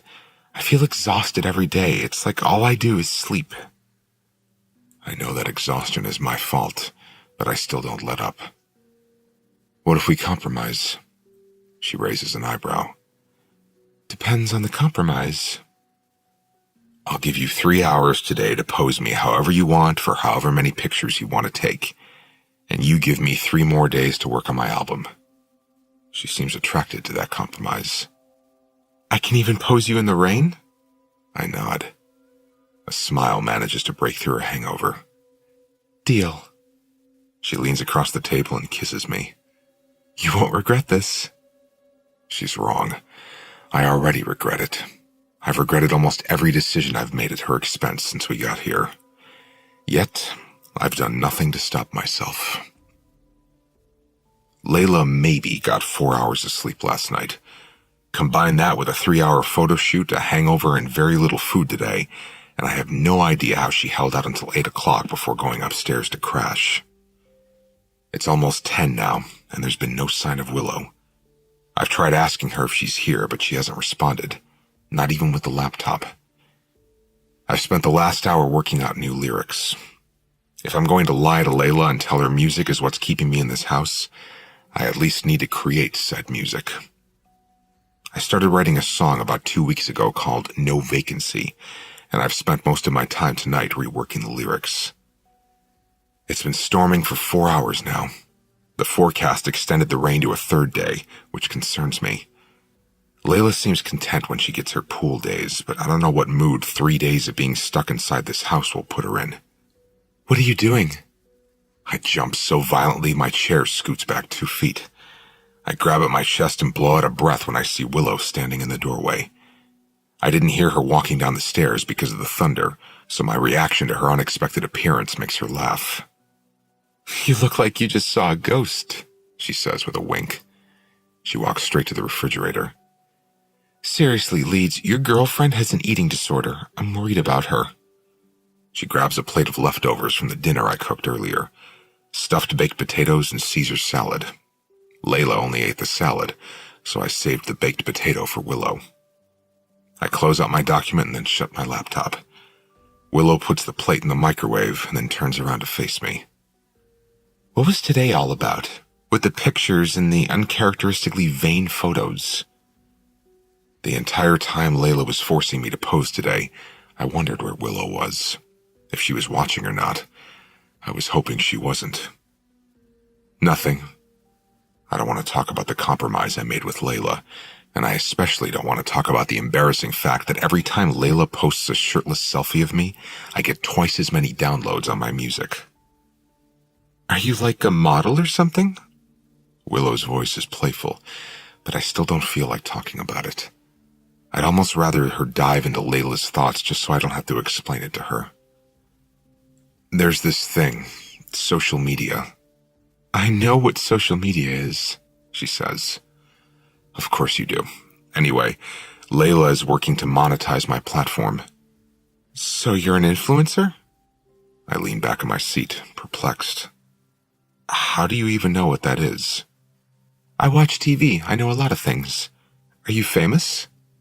No. But you want to be? The microwave timer goes off. Willow grabs her plate and walks over to the table. Layla is hoping my music career takes off, so I humor her, gives her something to focus on. What if she's right? What if you become famous? Willow says. That's my fear. She waves her fork in the air after taking a bite. Is that how you can afford to stay here? Money from social media? No, I only have 3 songs out, but I have money. An inheritance. I expect her to make a comment about that, but Willow just eyes me curiously for a moment. Are you just playing aloof, or do you really not want the music career to work out? I'm undecided. I love writing music and I want people to hear it, but I don't know that I'm cut out for all that comes with it. You have the look. I definitely don't want to get famous because of how I look. What if you aren't as talented as you think you are, though? What if the only reason you have followers is because you're hot? I laugh at her bluntness. You think I'm hot? She rolls her eyes. You've seen a mirror before. She gestures toward my phone. I want to hear one of your songs. Play the one you played for Layla at the piano the night you met her. I think it's called I Stopped. I thought you didn't look at her memories. I try not to. That one's hard to avoid, though. It's front and center in her head. I like that Layla prefers that memory. It's one of my favorites, too. I open the music app and hit play on the song for Willow. But then I open my laptop and focus on it in an attempt to ignore the fact that she's listening to my music. I hate listening to my own music. I try to busy myself with emails while she listens to each of the 3 songs intently. When they all finish playing, she scoots my phone back to me across the table. Your voice is haunting, she says. Is haunting good or bad coming from a ghost? She grins. I guess it could be either. She's in a good mood. She's almost always in a good mood, even when she's upset with me for almost drugging my girlfriend or for continuously insisting she should find out why she's here. It's like whiplash, going from Layla, who feels so heavy, to Willow, who's like a gust of wind. Can you feel Layla's anxiety when you're inside of her? I ask her. I don't feel it right now. That's probably because she isn't alert, nothing to be anxious about. But you can feel her love and her sadness. You've said that before. Willow nods. Maybe her feelings for you are stronger than her anxiety. She does feel a lot for you. That's good to know. Does she think I'm going to propose to her? Are you? Probably. Willow takes a sip of water, swallows. She stares down at her plate for a moment in thought, and I can tell she's trying to sift through Layla's feelings. She hopes you're going to propose, but I don't think she's expecting it this soon. What kind of ring does she want? Does it matter? You already bought it. You keep it upstairs in your shoe like an idiot. She knows about the engagement ring? Girls can sniff those things out like a bloodhound. She'll find it if you don't hide it better. So you've seen the ring? Do you think she'll like it? Willow smiles. I have a feeling she'll like any ring you give her, even if it's plastic. She loves you more than... Her voice fades before she finishes her sentence. More than what? Willow shakes her head, her eyes suddenly growing more serious. Never mind. I shouldn't be sharing her thoughts with you. It feels wrong. Willow finishes her food, but I can't help but wonder what the sudden change in her demeanor was about. What was she about to say? She clears off the table and walks to the kitchen entry. She looks over her shoulder at me. Come play me a song, Leeds. I hesitate because I don't know that I want to. I like the memory of playing a song for Layla in the grand room. I'm not sure I want to create that memory with anyone else. It feels like a betrayal. Willow has already gone into the grand room. She's waiting for me in there. I hesitate for another few seconds, but then I ultimately leave the kitchen and walk across the hallway. I pause in the doorway to the grand room because Willow is lowering the lid to the grand piano. Then she proceeds to climb up on top of it. She sprawls out across the piano on her stomach, stretching her arms out over it. She sees me eyeing her with perplexity. She smiles gently and says, I want to feel the sound. I never get to feel things without a body. It's nice. As much as I want to preserve my memory of this room with Layla, I feel equally bad not playing a song for Willow. She doesn't get to interact with people outside of me. That has to be lonely. I reluctantly take a seat at the piano bench. What do you want me to play? Play the one you were writing earlier on your laptop. I thought you weren't in there when I was on my laptop. I tried to talk to you. She lifts her cheek off the piano. I didn't want you to stop writing, so I pretended I wasn't there. I thought she might have been in there. I don't know how. Sometimes it's like I can feel her in the room with me, but I don't know if that's because I know she's in this house or if she really does have a presence. Willow lays her cheek against the varnished wood again, patiently waiting. I look down at the piano keys and try to remember how the song begins. I haven't finished writing it yet. Play what you have, then. I start fingering the keys, and when I look back up at her, she's closed her eyes. This one is called No Vacancy, I say quietly. Then I sing it for her. I showed up rich while feeling poor. I didn't knock, but they opened the door. Throwing stones, they pierce my eye, leave tiny cracks all down my spine. We were royalty without a throne. Our castle didn't feel like home. Echoes of I love you in the halls, our words absorbed into the walls. I checked us in so we couldn't leave. Thought maybe time would make me believe if I took us back to the starting line, we'd never cross the finish line. My hands may not be red, but my heart, it feels the bleed. If my soul had a neon sign, it would read No Vacancy. If my soul had a neon sign, it would read No Vacancy. When I'm finished playing all the parts of the song I've written, I look up from the piano. Her eyes are still closed. She remains pressed against the piano, like she doesn't want the feeling to end. She seems sad, sort of regretful. It makes me wonder if she'll miss this when we leave. She'll be alone with no one here to talk to at night, no one here to play music for her, no one here to give her something to do to pass her time while she just floats around in nothing. She finally opens her eyes, but she doesn't move. I feel my chest constrict when we make eye contact, because again, I just want to comfort her. But not because I'm mistaking this urge for some wandering remnant of how I feel for Layla, but because I want to comfort her, Willow. I'm sorry you're so lonely, I whisper. She smiles, but it's such a sad smile. You're the one who wrote this song. I'm no lonelier than you. Silence slowly descends over the room, wrapping us tightly in its grip. But I don't say anything to break it. I soak it up. I soak her up. No one else ever will, and that makes me sad for her. She's really in love with you, Willow says.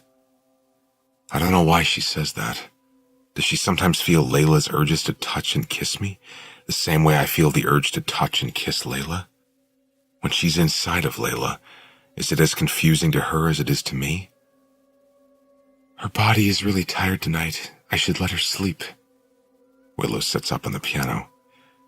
You coming to bed? I want to, which is exactly why I shouldn't.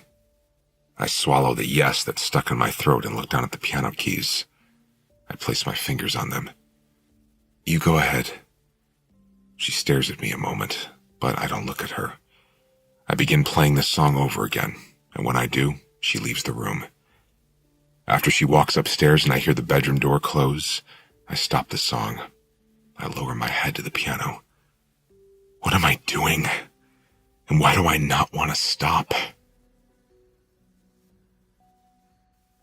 Chapter 14. I woke up determined to give Layla all my focus today. Maybe it was guilt. It wasn't hard to give her all my focus. She was by my side most of the day because the weather outside left us with little else to do. It's almost midnight, and Layla still hasn't fallen asleep. That might be because of the storm. She doesn't like the idea of being in the middle of Tornado Alley during a thunderstorm, But I've been keeping an eye on the weather. There aren't any tornado warnings, just lots of lightning and rain, and thunder that makes her tense up every time it shakes the house. I normally find this kind of weather relaxing, but right now I'm just irritated with it because it's keeping Layla awake. She's lying on the couch with me in the grand room, scrolling through her social media posts. Her feet are in my lap. I'm trying to finish reading the book I started 6 months ago, the one about the game show host who claimed to be a spy, but my eyes are just scanning the screen. I'm not soaking up any of the words because I can't stop thinking about Willow. Layla did agree to give me a few more days in the house, but will still eventually have to leave. Willow will be alone. It's not like I can just come visit her. This place is in the middle of nowhere. It involves a flight, a rental car, hours of driving. It's an entire day of travel. I'm going to have to put an offer in on the house if I want to help her find answers eventually. Even if Layla doesn't want to live here, I would hate for someone else to buy it. I could hire someone else to run the place, turn it back into a bed and breakfast so Willow wouldn't be lonely. There would be a constant revolving door of strangers. She might enjoy that more than sitting alone in an empty house. And if I owned this place, it would give me an excuse to come back occasionally, to visit Willow without Layla growing suspicious. Is that emotional cheating? Willow is a ghost. It's not like she could come between me and Layla, but I guess she has in a way. Willow and I have grown comfortable with one another, to the point that I'm starting to prefer her company over Layla's. I'm not proud of that. Layla means so much to me, but I'm fascinated, obsessed even, with the idea that this life isn't the only one that matters.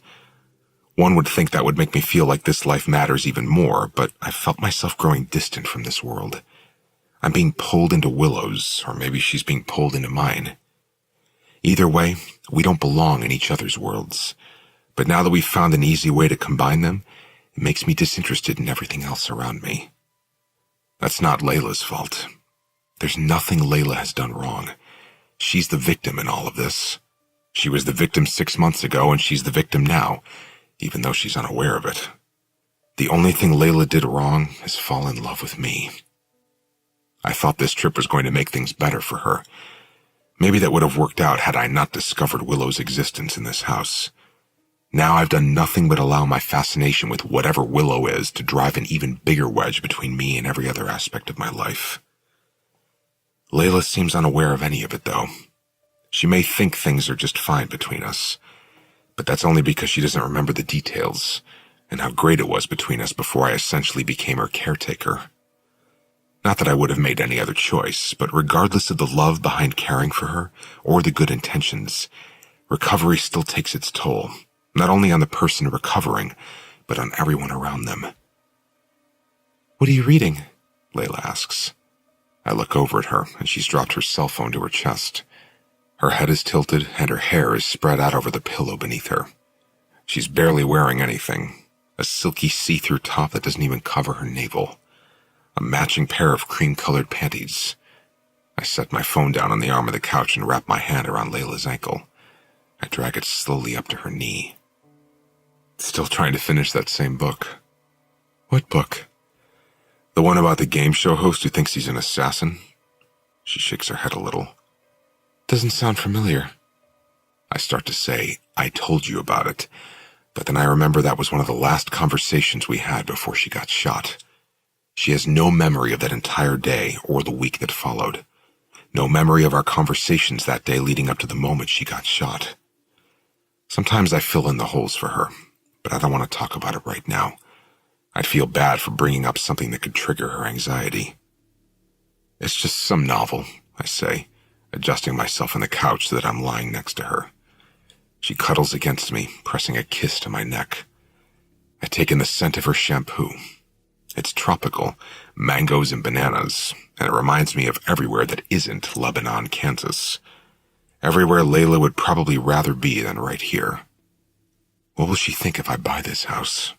Should I even buy it? Or should we just pack up and leave before every line I've already crossed becomes a wall so high we can't climb over? Leeds.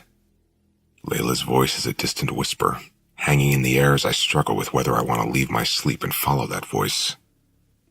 Leeds, wake up. Her hand is on my cheek, and we're pressed together. We're still on the couch. It's not surprising we fell asleep, considering all the nights I spend awake with Willow. I've been getting just as little sleep as Layla gets. I slip my hand inside the back of her silk shirt and run my palm up her skin. When I do this, she presses her hand so hard against my chest, she propels herself off the couch and onto the floor. Her sudden movement, followed by the thud, forces my eyes wide open. I lean over the couch in search of her. She's on her back, staring up at me. It's Willow, not Layla. My bad, I say, scrambling to help her off the floor. I thought you were Layla. When she stands up, she looks down at herself, at the clothes Layla put on earlier, or lack thereof. My voice is rough when I say, you should probably go change.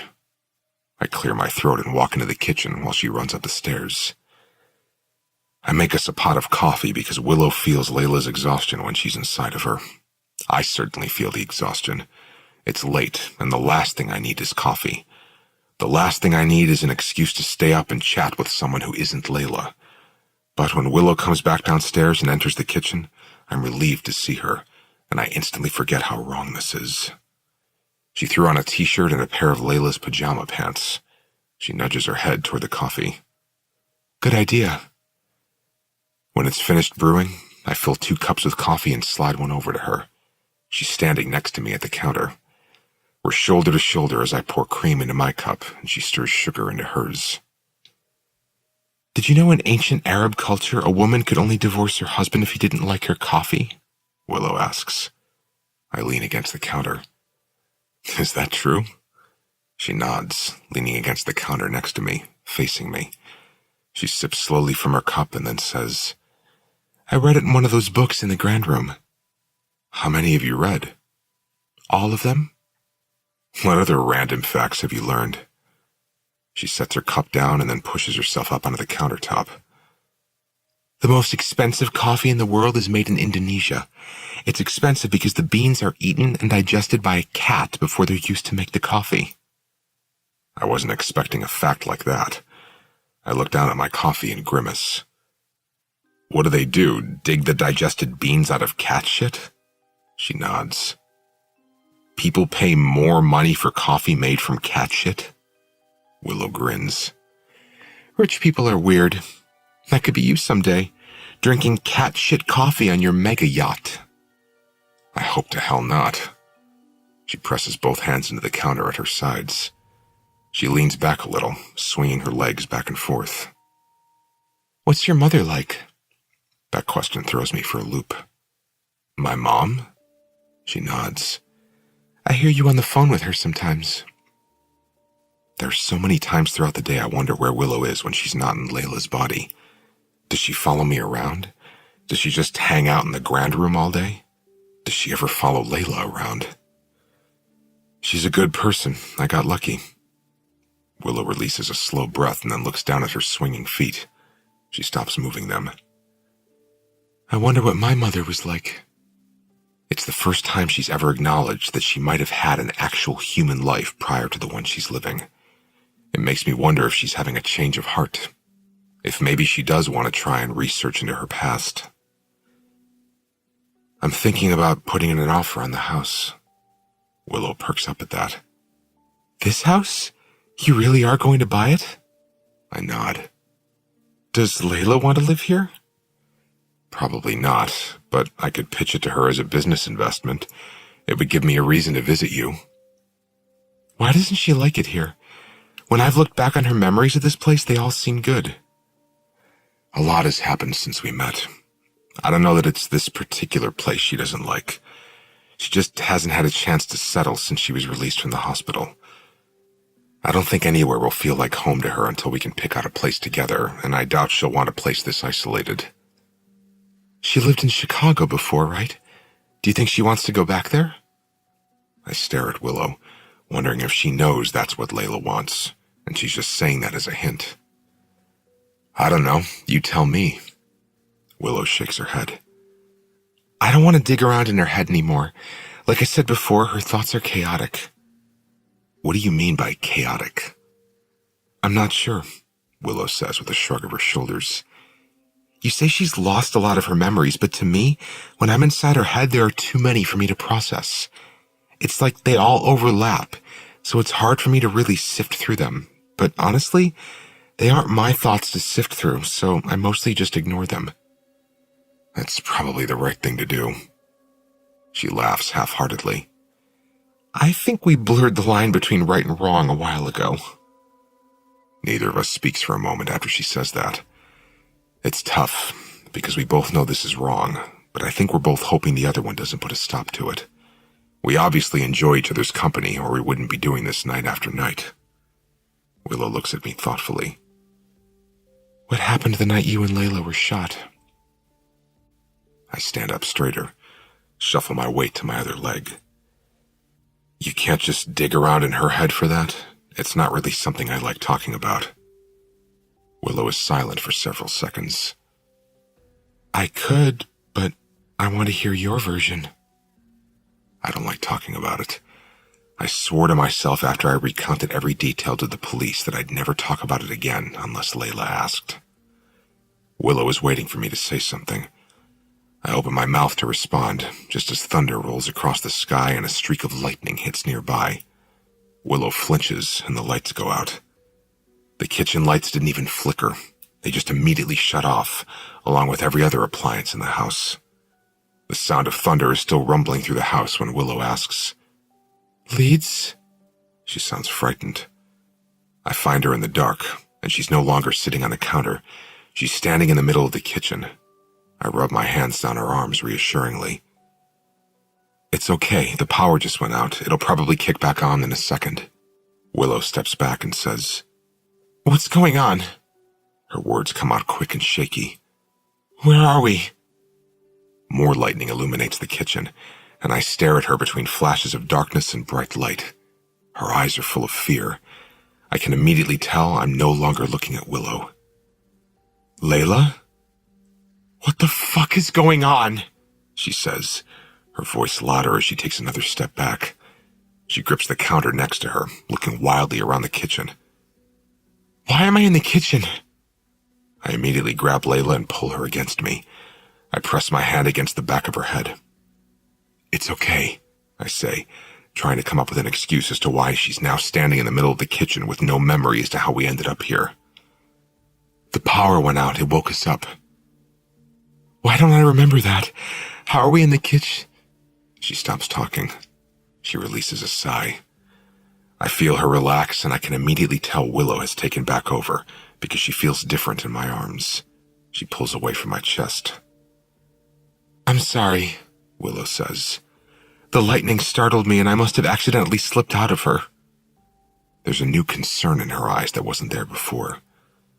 Willow brings her thumb up to her mouth and starts to chew on it. She'll remember this tomorrow. She'll remember waking up down here. I don't like seeing Willow worried just as much as I don't like seeing Layla worried. Hey, I say, squeezing her hand. It's okay. I'll pass it off like she had a nightmare or she was half asleep. Willow nods, but I can still see the nervous energy in her expression. Okay. She covers her face with her hands. God, I'm so sorry. It's okay, Willow. She nods again, but I can tell she doesn't feel reassured. Neither do I. The interview. Did Layla remember the next day? I nod. Yes, it was the first thing she asked about when she woke up. I played it off like she was half asleep when the power went out, so I made her go to the kitchen with me, and she didn't fully wake up until the lightning struck. And she bought that? Yeah, it was an easy sell. Anyone would believe they were in a daze or sleepwalking before their mind would automatically start questioning whether or not they were possessed by a ghost. The man agrees with a nod. Did Willow continue to use her body after that, even after the slip-up? I nod, but barely. It's not something I'm proud of, because no excuse is good enough for what we've done. Not even an excuse as worthy as ours. Did Layla ever grow to suspect anything? She was concerned about why she was so tired all the time. Willow was using her body at night, so she wasn't getting as much sleep as she thought she was getting. She'd wake up confused as to why she slept in so late when she was going to bed so early. She started thinking it was related to her head injury.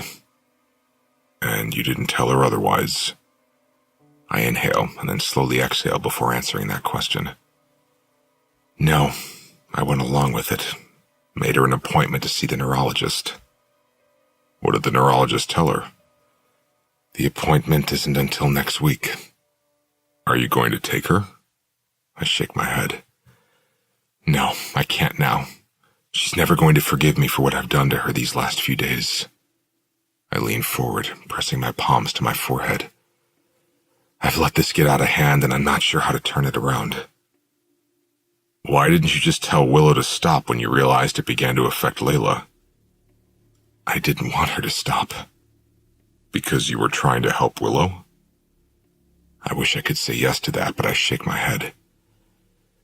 We just fell into a routine, I think. It went on for days. Layla would fall asleep at night and Willow would take over. We'd watch movies, I'd cook for her. She'd read a book on the couch while I worked on music.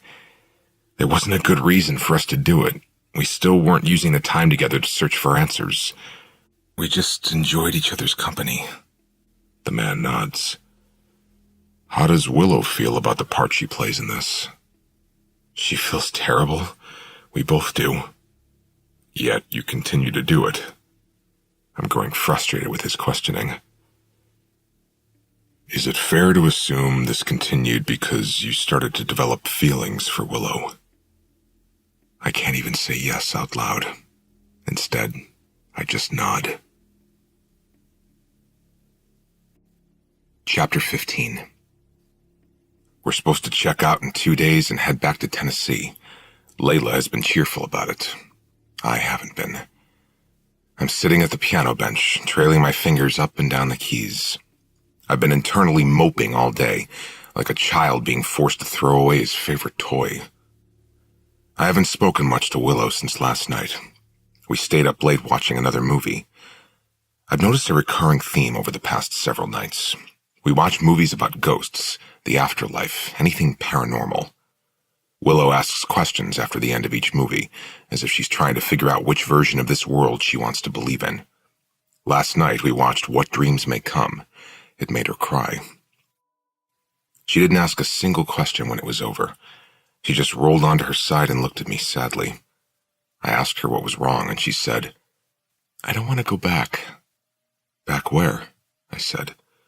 To nothing. I like being inside of Layla. I like spending time with you. It gets harder every time I have to leave her body.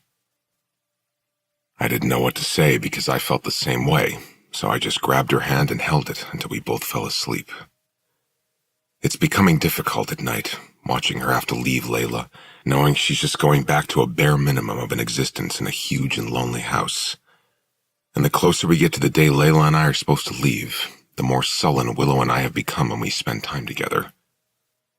I'm playing a low key on the piano, tapping it over and over with my finger, when one of the higher notes plays by itself. I immediately look around, but Layla is still upstairs. Willow must be trying to get my attention. I go to the kitchen to open my laptop, and she immediately begins typing. I have bad news. What? Layla just found the ring. My eyes immediately dart up toward the upstairs bedroom. Is she digging through my things? Yes. What did she do when she found it? She gasped.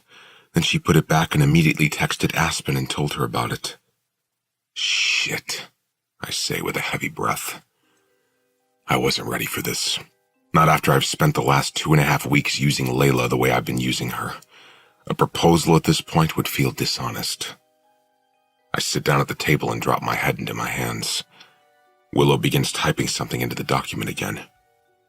She doesn't know which day you'll be proposing, so there's still an element of surprise there. You shouldn't let this upset you. It's not that, I say. I just don't think I'm ready, but now it's all she's going to be thinking about. If you aren't ready, why did you bring the ring with you? I brought it with me because this trip... I lean back in my chair. This trip was supposed to bring us closer together. but I feel even more distant than I did the day we arrived. Is that my fault? No. I don't think what we're doing has helped, but it's not your fault. I didn't know that's why you came here. Now I feel guilty for inserting myself into the narrative. I can stop. If you want to spend these last 2 days with Layla, I can disappear and you won't even know I'm here. My chest tightens at that thought. I don't want to spend these last 2 days here without Willow. That's what I've been afraid you'll do, Willow. It isn't at all what I want. I close the laptop because I don't want to continue this conversation. Not over a laptop, anyway. I need to go talk to Layla, gauge her mood. Maybe the ring freaked her out. Maybe she isn't ready either. Maybe this will prompt a long overdue conversation between us. I go upstairs and can hear the shower running. I walk into the bathroom and Layla is brushing her teeth. She always does this, turns on the shower to warm up the water, and then stands at the sink for 10 minutes to do her nighttime routine of brushing her teeth and washing her face and plucking her eyebrows.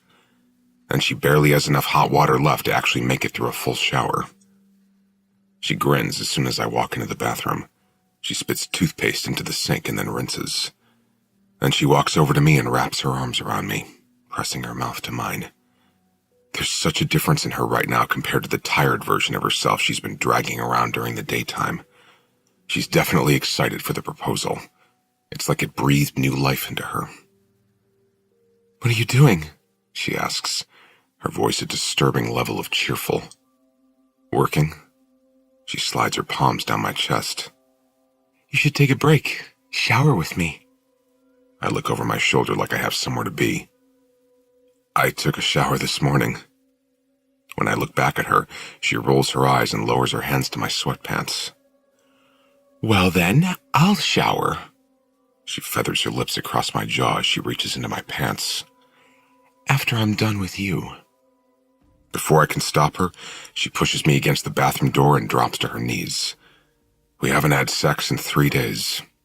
I don't know that I can come up with a good enough excuse to refuse a blowjob without hurting her feelings. She's on a high right now, assuming this trip is going to end with a proposal. She thinks we'll spend the rest of our lives together, me and Layla against the world. And maybe we will, I don't even know. But she's not really in a position in which we can discuss it because she's taking me into her mouth, despite the fact that I'm not even hard yet. I look down at her, and even though I'm not immediately turned on by this because of the pandemonium in my head, I can't help but think of Willow when I look at Layla. Sometimes when I look at Layla, I wish she were Willow. At breakfast, I catch myself wishing I were chatting with a cheerful Willow over coffee, rather than Layla complaining about her headache. During the day when I'm chatting with Willow on the computer, I spend that time wishing she could take over Layla and I could talk to her face to face. And now, as Layla slides her tongue up the length of me, I kind of wish it were Willow doing this to me. I harden at that thought. It's easy to pretend Layla is Willow because Layla's face is the only one I can attribute to Willow when I think about her. I wrap my hand in Layla's hair and watch her for a moment, wondering what this would feel like if it were Willow inside of Layla right now. Would Willow use her tongue like that? Would she make the same noises Layla makes? She wraps her lips around me and takes me in as far as she can. My head falls back against the door and I groan, putting pressure on the back of her head, not wanting her to stop now. One of her hands is moving up and down the length of me in rhythm with her mouth. Her other hand is sliding up my stomach. I grab it, squeeze it, press it to my chest as I think about Willow. I imagine how Willow's kiss would feel. Would it feel the same as Layla's kiss? Would sex with Willow feel different than sex with Layla? Would she arch her back the same way Layla does when I push into her? Fuck. I release Layla's hand and grip the back of her head with both hands. I'm about to finish, I say, warning her. She always stops when I say that so she can finish with her hand. She pulls back, breathless, and whispers, "You can finish in my mouth this time." There's a glimmer in her eye. She takes me back in her mouth, an excitement, and I know this is her way of thanking me for a proposal that has yet to happen. If I wasn't already on the brink of exploding, I'd probably put a stop to this, simply because I know where her head is at. Everything about this moment is wrong. Layla thinks she's pleasuring her soon-to-be fiancé while I'm pretending she's the ghost I've been slowly falling for. It's the strangest release I've ever had. I don't even enjoy it. My legs tremble as she keeps her mouth on me, swallowing every last bit of deception I've been handing her. I don't make a noise. I just close my eyes and wait for her to stop.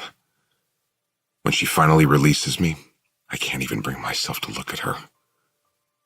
All I can think about are the words she said to me the first night we met, after I just told her she was the best sex I'd ever had. We always think that when we're in it, but then someone new comes along and we forget how good we thought it was before, and the cycle starts all over again. Is that all Layla was to me? Part of an endless cycle of relationships? I thought for sure she was the one. I felt it in my bones.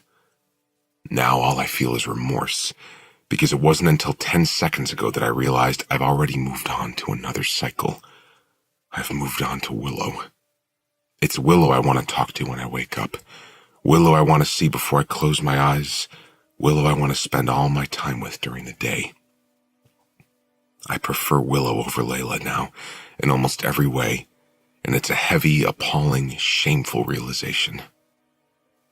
I hear the water running in the bathroom sink. I open my eyes and Layla is brushing her teeth again. She swishes the water around in her mouth and then spits it into the sink. She wipes the back of her hand across her mouth and smiles with pride. "Did I leave you speechless?" she says, laughing. I have no idea what to say. "I'm sorry" wouldn't be appropriate. That was intense. It's not a lie. Intense isn't necessarily a good thing, and I don't want to lie to Layla anymore. It doesn't feel good. She saunters back over to me and tucks me back into my sweatpants. She leans in and kisses me gently on the cheek, leaving her mouth on my skin when she says, "Go back to work. You can return the favor tomorrow night." She backs away and takes off her shirt with a grin, and then finally gets in the shower. The water has been running this whole time. I walk into the bedroom and stare at our bed. The same bed I was on when I first began to fall in love with Layla. Falling in love with her was weightless, like air was breezing through my bones. Falling out of love is fucking heavy, like my lungs are carved from iron. I walk over to the bed and I drop down onto it. I don't go back downstairs. I can't face Willow tonight. I don't even want to face Layla.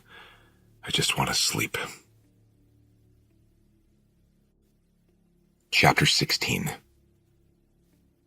Why do you think I'm able to touch things? Her voice rips me from the claws of a deep sleep. I open my eyes, and Willow is facing me, lying on her side. I don't know what time it is, but it's still dark outside. I rub my eyes with the heels of my palms. "What do you mean?" My voice is still heavy with sleep. "I can move things when I'm not in Layla's body," she says. "I can touch things, but you can't see me, and I can't even see myself, so I'm not made of matter. It doesn't make sense." "Maybe you're made of energy, and you somehow channel that energy into something as dense as matter." She sighs and rolls onto her back. She stares at the wooden beam over the bed. "You'd think if that were the case, I wouldn't be as strong as I am." "What do you mean?" "I can move big things, too. I did it once. Moved every piece of furniture in the grand room around in the middle of the night." "Because you were bored?" I ask. "No, because I hate Wallace Billings and I wanted to scare him." She has my full attention now. I lift up onto my elbow. "Who is Wallace Billings?" She cuts her eyes to mine, and there's a mischievous grin on her face. "He owns this place. I'm the reason he put it up for sale a few months ago." She looks proud of whatever she did. There's a gleam in her eye, and I kind of find it fascinating. I've been wondering why this place was put up for sale. She sits up, wrapping the bedsheet around her to cover herself. "You know how I can't remember how long I've been here?" I nod. "Well, I know Wallace inherited this place right before I showed up, just based on conversations I've heard him have. His mother owned it and passed it on to him when she died, but he wasn't sure what to do with it. If he should keep it open or sell it or move in. After a while, he started to lean toward moving his family here. And I know this is terrible, but I couldn't stand him. He was such an asshole to people. His wife, his kids, anyone he spoke to on the phone. I couldn't imagine sharing this place with him for however long I was going to end up being here. What did you do? Haunt him? No, she says, shaking her head. But then she looks up and to the right. Wait, I guess what I did could be defined as a haunting. I've just never really identified as a ghost, so to me, I was just pranking him. What did you do? She tucks her chin against her chest a little, looking at me somewhat embarrassed. Don't judge me. I'm not. She relaxes a bit. It was little things at first. I'd slam doors, turn off lights, your typical ghostly encounters. It was fun watching him try to explain it all away. But the more I'd witness his asshole behavior, the bigger I went with the pranks. One night, after I decided I didn't want him in this house for another day, I moved all the furniture around in the grand room. I moved the couch against the opposite bookshelf, I moved the piano to the other side of the room. I even moved books from one shelf to another. What was his reaction the next day when he saw everything had been moved? Willow presses her lips together tightly. She moves her head from side to side with a sheepish look on her face. Well, that's the thing, she says. I moved everything while he was still in the room. I try to imagine what that must have been like for the guy, seeing an entire piano move across the room by itself. He put the house on the market that day, and he hasn't been back since. Holy shit, I say, laughing. That explains the rush to sell. She falls back into her pillow, and she's smiling proudly. Her smile is infectious. I lie down on my pillow, smiling right along with her. The moment makes me think back to the few things that happened when I first arrived here. Willow saving me from burning down the kitchen, her cleaning up the wine spill. That's hardly a haunting. I roll my head until I'm facing her. Why didn't you try to haunt me when I showed up? Willow loses her smile, gently facing me. Because you aren't an asshole, and I felt sorry for you. You felt sorry for me? Why? She shrugs. You just seemed sad. I seemed sad? Am I sad? I tear my gaze from hers and look up at the ceiling. Have you always been sad? She asks. I'm not sure I know what you mean when you say sad. Give me an example. It's mostly when Layla leaves a room, Willow says. You stare at the door for a long time with this distant look in your eyes. Sometimes you seem sad even when you're with her. I don't know. It's just a feeling I get. I'm probably wrong. I shouldn't be shaking my head, but I am. You aren't wrong. She sits up again, holding the sheet up over her breasts. I tilt my head on the pillow and look at her. Do you not enjoy being with her? She asks. I used to, but now it's complicated. I keep my voice low because for whatever reason, it feels like less of an admission if I say it quietly. A lot has changed between us since that night, since the shooting. We aren't the same couple we were in the beginning. She's been through a lot, physically, emotionally, mentally. And of course, I would never give up on her, but I don't know how to finish my sentence. I've never admitted any of this out loud. But what? Willow asks. I exhale. Sometimes I wonder if I would have met her today, how she is now. Would I have fallen in love with her as easily as I fell in love with her in the beginning? I don't know. Part of me thinks maybe I wouldn't be able to fall in love with this version of her at all. And when I have those thoughts, it makes me feel like shit. Because I'm the reason she is the way she is. I'm the reason she's so unhappy now. Because I failed to protect her. Willow's expression is sympathetic, almost regretful, like she didn't mean to open up this can of worms. She inhales a soft breath and releases it into the silent room. Maybe things will eventually go back to exactly how they were in the beginning between you two. If it's any consolation, you don't seem as sad now, not like when you first showed up here. I look at her pointedly. That has nothing to do with Layla and everything to do with you, I admit. Willow doesn't react to that with anything other than her eyes. They flicker a little, as if she wasn't expecting me to say it. I shouldn't have said it. As soon as the words left my mouth, I felt the guilt. But I said it, and I said it because it's the truth. I look forward to these moments with Willow more than I look forward to time with Layla. What does that say about me? I sit up and slide my hands up my face, then into my hair. I'm gripping the back of my neck when I completely change the subject. Are you hungry? Do you want me to make you something to eat? Willow stares at me, unmoving, as if my words are still sinking in. But then she nods and slips gracefully out of bed, leaving the sheet behind. She walks confidently to the closet and takes down one of Layla's shirts.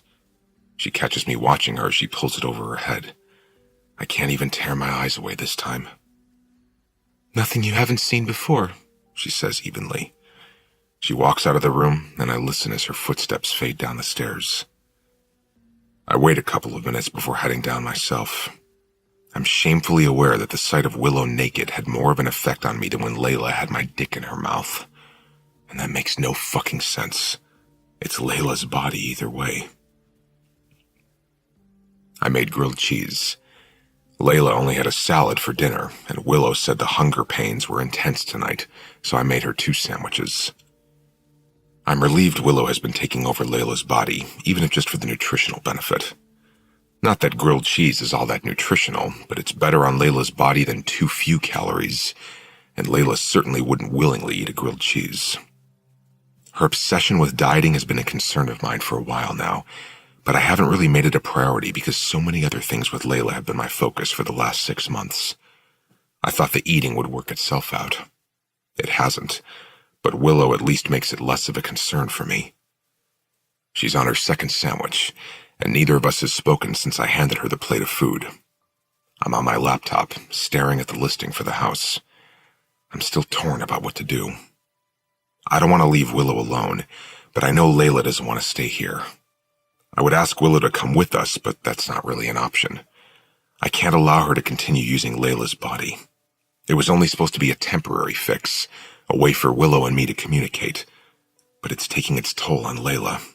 It's taking a toll on me. The only solution I can think of is to buy this place. If I do that, Layla and I can visit. Willow could still take over Layla's body the few times a year we come here. And in the meantime, we could work on finding answers for Willow. When she's ready for that, of course. I email the realtor and make an offer that's $10,000 over the asking price, but I let her know I'd like the option to continue to occupy the property during closing. I don't know how Layla will feel about staying even longer, but Layla's concern doesn't seem to weigh on my decision. I've made it, and I'm prepared to deal with the fallout. After I send the message to the realtor, I check a few unopened messages in my inbox. One is from an address I don't recognize. Leeds. It's been a while since you've been in the forum. I apologize if reaching out to you beyond the forum makes you uncomfortable, but I do have a talent for separating the wheat from the chaff. I believe you, and I hope you can believe me in return. I can help your ghost. There's no name attached to the email, but I recognize the title and the email address. Uncover Inc. How did he find me? I didn't even use my real name in the forum. I immediately go to the forum to check my profile, wondering if it pulled my information from Facebook somehow. All the settings are private though, but before I log back out, a chat message pops up. Did you get my email? I look across the table at Willow, but she's still eating, not paying attention to me. I shift in my chair and then hit respond. Yes, how did you get my email address? Never communicate with someone through a cell phone if you're hoping to stay anonymous. I, however, have no interest in you or who you are, so there's no need to be concerned. I'm interested in your ghost. Did you find anything out about her? No. Are you still at the bed and breakfast? I lean back in my chair and stare at the message, unnerved. He knows where we're staying? My heart begins pumping wildly in my chest. The last time someone found out where we were staying, it didn't end well. I immediately push back from the table and walk to the front door to make sure it's locked. I double-check the alarm system when I pass by it to make sure it's set. I check the other doors as well as every single window in the house. It takes me a while because this house is huge and there are a lot of windows, so by the time I make it back to the kitchen, I'm not surprised to see Willow is finished eating. I am surprised to see that she's looking at my laptop. She points at the screen and looks up at me like I've betrayed her. What's this? I can't tell if she's upset or not. I shake my head and try to close the laptop, but she forces it back open. Who is he? She asks. I don't know. How does he know about me? It's just someone I met in a forum. I thought it was anonymous, but he figured out how to contact me. Willow's jaw hardens. She stands up and paces the kitchen. Is that why you seemed anxious while I was eating? I'm not anxious. You are. You checked all the windows and doors because whoever it is, he knows where we are. Don't worry, I'm overly cautious now. Everything's locked up. Willow's shoulders are tense. It's only the second time I've seen her stressed while inside Layla. She pauses her pacing and says, Why have you been talking to him? Do you want me out of this house? No. I've been talking to him because when this first started, I thought I was going crazy. Why are you still talking to him? He keeps contacting me. I'm not hiding anything, Willow. He's just adamant that he can help you, but I haven't taken him up on the offer because it isn't what you want right now. She blows out a quick, frustrated breath. Then she walks to the freezer, opens it, and grabs a half-gallon of ice cream. She retrieves a spoon and sticks it into the ice cream, then takes a big bite. We both know what answers mean for a ghost, she says, talking between bites of mint chocolate chip. It means I'll be done here. Whatever the reason is for me being stuck here, if that man is right, I'll get unstuck. I won't be here anymore. You've seen all the movies. Patrick Swayze had to die twice in that movie. Twice. They're just movies, Willow, written by people in Hollywood who get paid to use their imagination. We don't know what actually happens next. She waves her spoon at me while she paces, tucking the ice cream tub against her chest. Maybe not, but it's a consensus. It's the theme in every ghost story. Every ghost is a ghost because something went wrong. They were either evil in a past life, or they have unfinished business, or they have to find forgiveness. Or give forgiveness. She plops down in a chair at the table. Her energy is all channeled into a frown. What if I don't like what I find out? What if I don't like what's next? She takes another bite with the spoon upside down, and then she just lets the spoon hang from her mouth while she leans forward, clasping her hands behind her head, digging her elbows into the table. The spoon is just dangling from her mouth. I never intended to upset her. Before Layla and I showed up, Willow didn't have these concerns. She didn't even consider herself a ghost. She just existed in whatever realm she's in, and she was content with that until I came along. Nothing good has come from her crossing into this realm. It's only caused Layla to stress about her fatigue. It's turned me into a liar. It's instilled a fear into Willow that wasn't there before. Willow, I say quietly. She looks up at me and pulls the spoon from her mouth. Do you think what we're doing is wrong? Using Layla like we're doing? Of course it's wrong. Just because we're able to do this doesn't mean we should be doing it.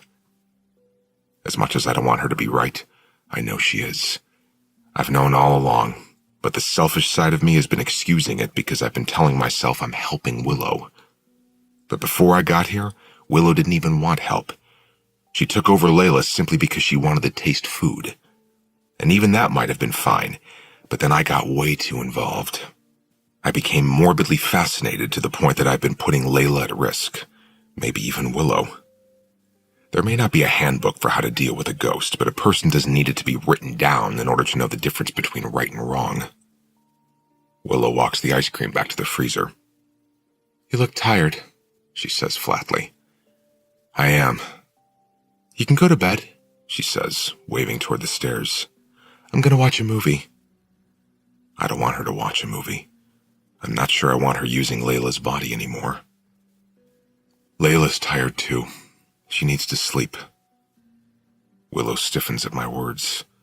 She can see in my resolute expression that I've reached my immoral threshold. She just stares at me, silently, sadly. You want me to get out of her? She whispers. I nod, then turn and head upstairs because I don't want to see the look on Willow's face. She isn't far behind me. She walks into the room a minute later, her eyes downcast. She doesn't look at me as she makes her way to Layla's side of the bed. She's still wearing the shirt she took out of Layla's closet earlier. Layla wasn't wearing clothes when she went to bed. Willow pulls the shirt over her head and walks back to the closet to hang it.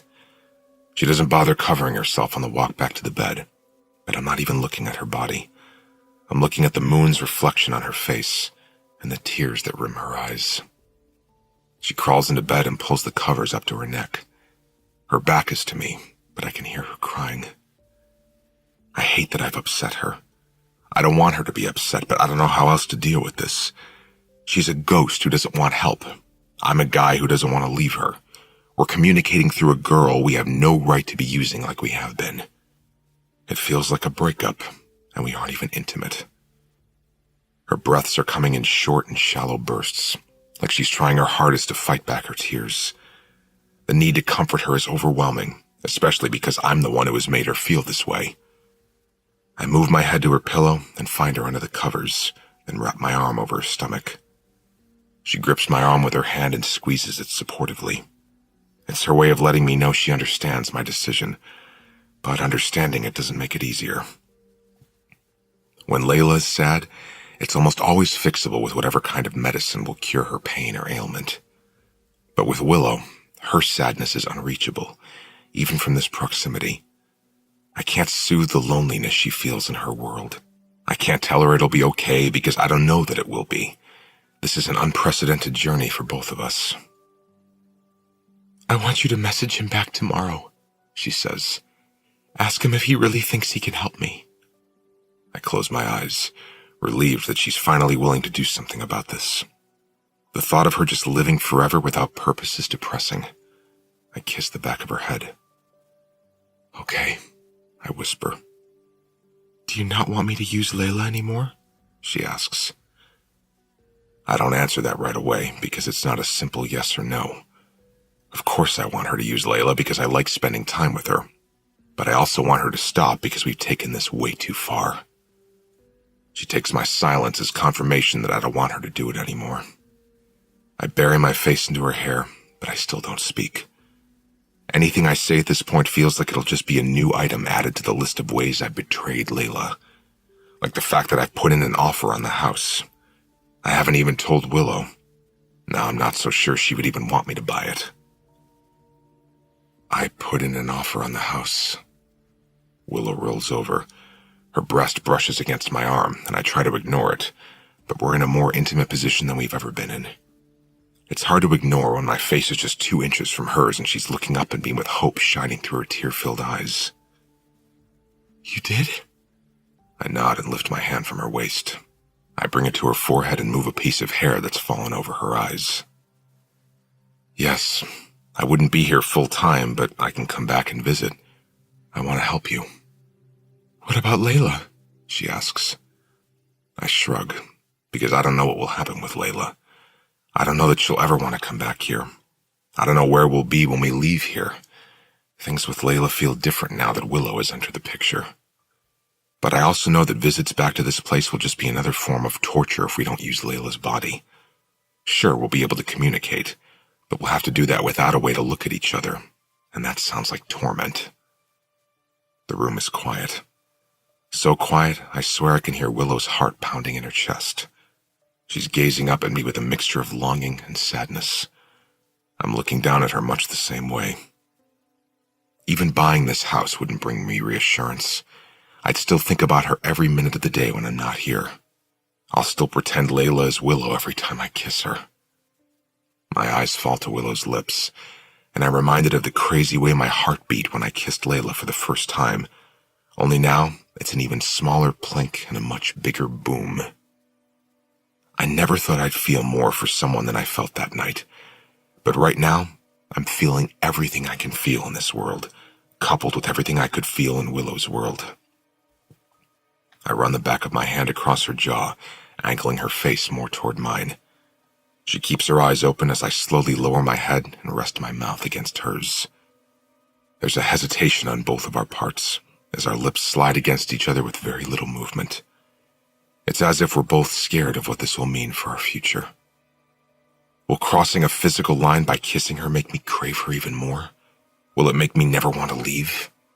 Will it weaken my resolve to the point that I let Willow take over Layla whenever she wants? In this moment, I honestly don't care. In this moment, the only thing I can care about is my selfish, insatiable need to kiss Willow. I wouldn't even care if this caused an upheaval to the entirety of humanity. I slide my hands in her hair and slip my tongue into her mouth, and I don't do it gently. I kiss her with a need I didn't even know was buried inside me. She moans into my mouth, and it fills me with even more urgency. I don't know why I'm kissing her like someone might steal this moment from us. She responds in kind, threading her fingers through my hair, tilting her body more toward mine. She presses her breasts against my chest, and a sensational pull rolls through me. I want on top of her, inside of her. I want my mouth to cover every inch of her. I want to hear every single sound she's capable of making, and I want my hands and my tongue to be responsible for those sounds. The kiss has only gone on for a matter of seconds, but it's long enough that an ache inside of me builds and builds to the point that the kiss becomes painful. It becomes sad. I've never had so many emotions run through me during a single kiss before, but I run through every feeling my body and mind are capable of until the one I want the least consumes me the most. I ache everywhere, but it's the most prominent in my chest. It hurts so much I'm forced to pull away from her and suck in air because I feel like my heart is being strangled. I roll onto my back and try to catch my breath, but there isn't enough air in this world to ease this feeling. I find Willow's hand, and I hold it, but it's all I can do. I can't kiss her again. I can't go through that with her again, knowing she's not someone I get to keep for the rest of my life. I shouldn't have done that. Now I don't want to leave. The only thing that feels important to me now is making sure Willow doesn't have to spend another day alone in this house. I'm full of an immense need to find answers for why Willow is stuck in her world, because I desperately need to get her stuck in mine. I tilt my head to look at her, and when I do, I wish I wouldn't have. It just makes it worse because she's looking back at me with a broken heart. She rolls toward me and tucks her head in the crook of my neck, curling herself around me. Every time I have to leave her body, it feels like a punishment. Every night, over and over. It's torture. I wrap my arms around her, wishing I could fix everything for her, but I can't. I've just made it all so much worse. Chapter 17. The bed is empty when I wake up. I touch Layla's pillow and run my hand over it, as if Willow is still lying there. Maybe she is. I sit up to check the time, but I can't find my phone. I look on the floor, on the bed. It isn't in here. Did Layla take it? I rush downstairs to find her, my fear 2 steps ahead of me as I wonder why she took my phone and what she might be seeing on it. A conversation with Willow, the app for the security system. I rush into the kitchen, but Layla isn't in there. I search the grand room, the downstairs bedrooms. I open the back door, but she isn't out by the pool. I run to the front door and swing it open. Layla is sitting on the porch steps, staring out over the front yard. There's a cigarette in her hand. "What are you doing?" She doesn't turn around to look at me, which makes me wonder what she found out. There are so many things. The cameras, the conversations on my laptop, the kiss last night. I walk tentatively toward the steps and watch as Layla takes in a slow drag of the cigarette. "I wasn't aware you smoked," I say. She blows the smoke out. I don't, but I keep some hidden in my purse for when I'm stressed. She cuts her eyes at me, looking over her shoulder. I'm not sure what it is that caused that betrayal in her expression, but she definitely uncovered something. I keep my voice steady when I say, "What's wrong, Layla?" She looks away from me again. Her voice is flat when she says, "Why didn't you tell me you were buying this house?" I lean my head back and blow out a silent breath of relief. I thought maybe she might have found the security footage. I wouldn't have been able to explain that. But I expected her to be mad about this. I'm even okay that she knows about it. I planned to tell her today anyway. "How did you find out?" The realtor just stopped by. Layla jams her cigarette onto the wooden step next to her, and it feels like an insult. The contract is on the kitchen counter. She'd like it back by the end of the day. I've never seen her this angry. Her sentences are tight, and she won't look me in the eye. Layla, it was supposed to be a surprise. The hell it was, she says. She stands up and brushes past me, then makes her way into the house and up the stairs. I follow her, a little confused by her level of anger. I didn't expect her to be thrilled, but I also didn't expect her to be this incensed. Layla, I say when I reach the top of the stairs. I get her name out, right as the bedroom door closes in my face. I open it and watch as she pulls an empty suitcase from beneath the bed. She tosses it on the bed, opens it, and then walks to the dresser. Why are you so upset about this? She scoops up the entire contents of the dresser drawer and tosses them into the suitcase. I don't want to live in the middle of nowhere. We're a couple. You should talk to me about things like this, but instead you went behind my back. She walks to the closet now and grabs several of her shirts. I wasn't hiding it. It was a surprise. We fell in love here. I thought this place meant something to us. Her face contorts into a mixture of confusion and anger. My sister got married here. This place means more to her than it does to me. I don't even like Kansas. I've said it in all the ways I can possibly say it without being rude. She shoves the shirts in the suitcase, hangers still on them. What's your ultimate goal, Leeds? To force me to live somewhere I don't want to live, or were you hoping I'd leave you and go back to Chicago?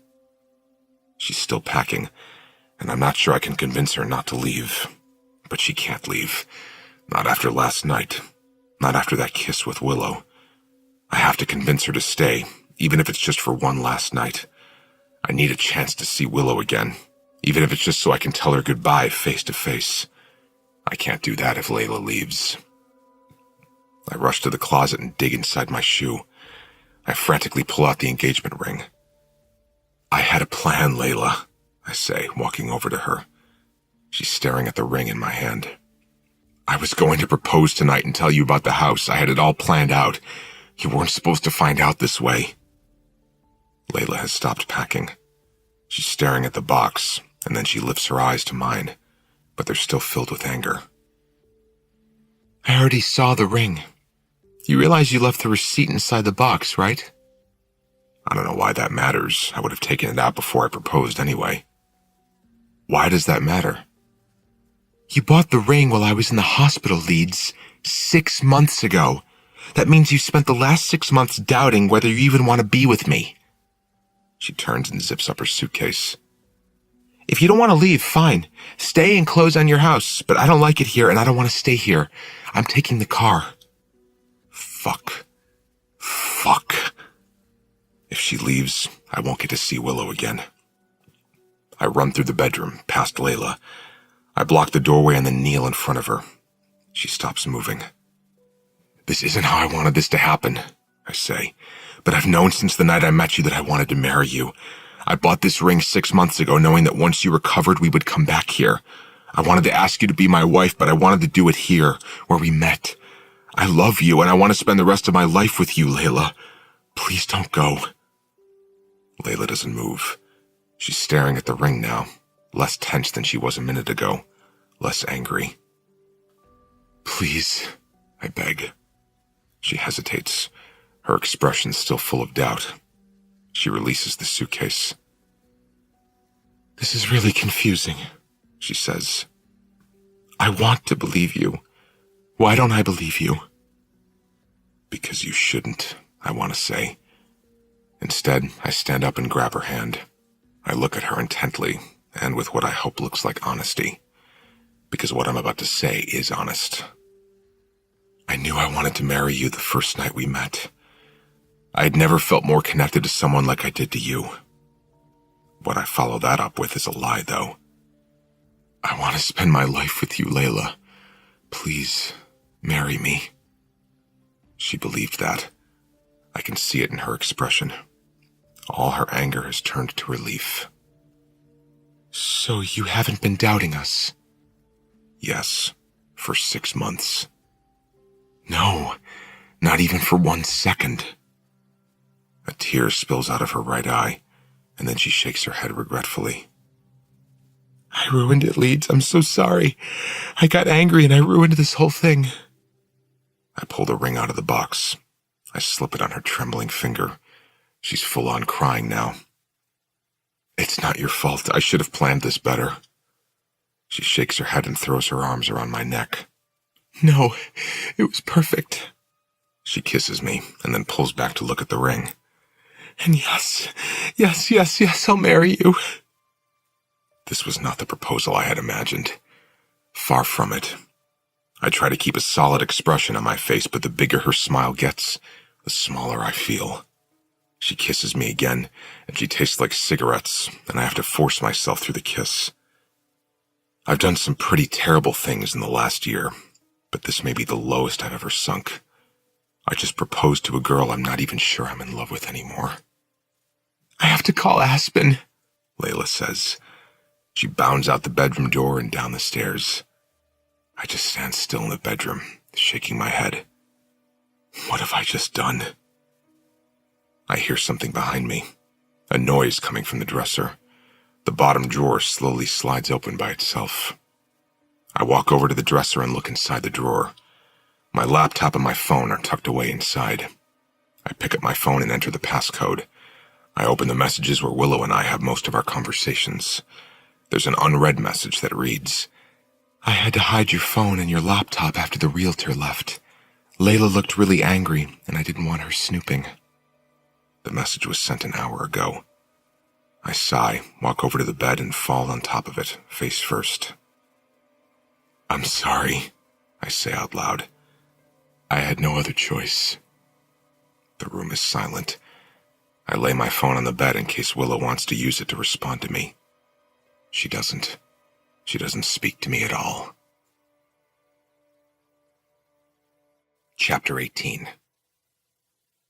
You don't eat enough. My words come out harsher than I mean for them to.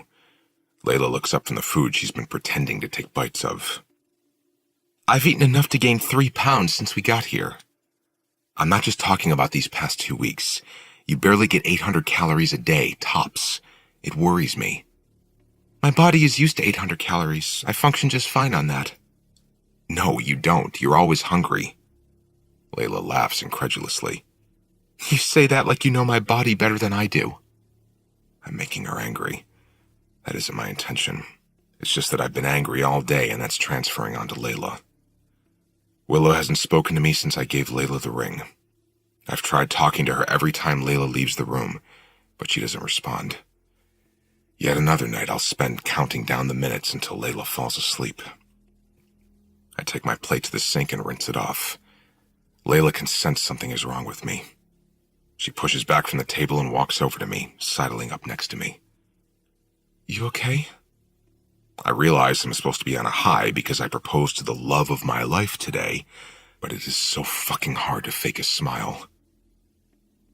Is it because of the house? She asks.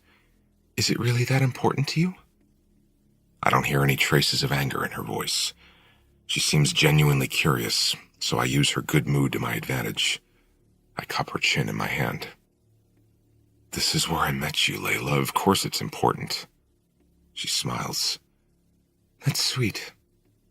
That doesn't mean she's okay with it, though. It would be a good investment. I don't even know if that's true. It could be a money pit. You wouldn't have to live here. We could buy a house in Nashville and only visit this place when we need to check up on things. She actually looks like she's contemplating everything I'm saying. I wouldn't have to live here? No, think of it like a vacation home. But if I do buy it, we'll need to stay an extra week so I can close on it. Wrap some things up before we head back to Tennessee. I've never bought a piece of property before, but I'm pretty sure it takes more than a week to close. I don't want Layla to know that, though. Layla drops her forehead to my chest. A whole week, she says with a sigh. Oh, fine. I trust you. I take a step back.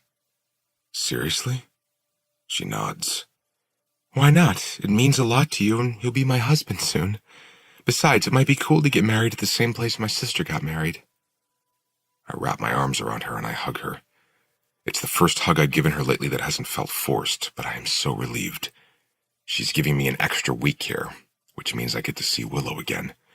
And owning this place will give me more time to help Willow. Maybe. After my actions today, there's a chance Willow may never speak to me again.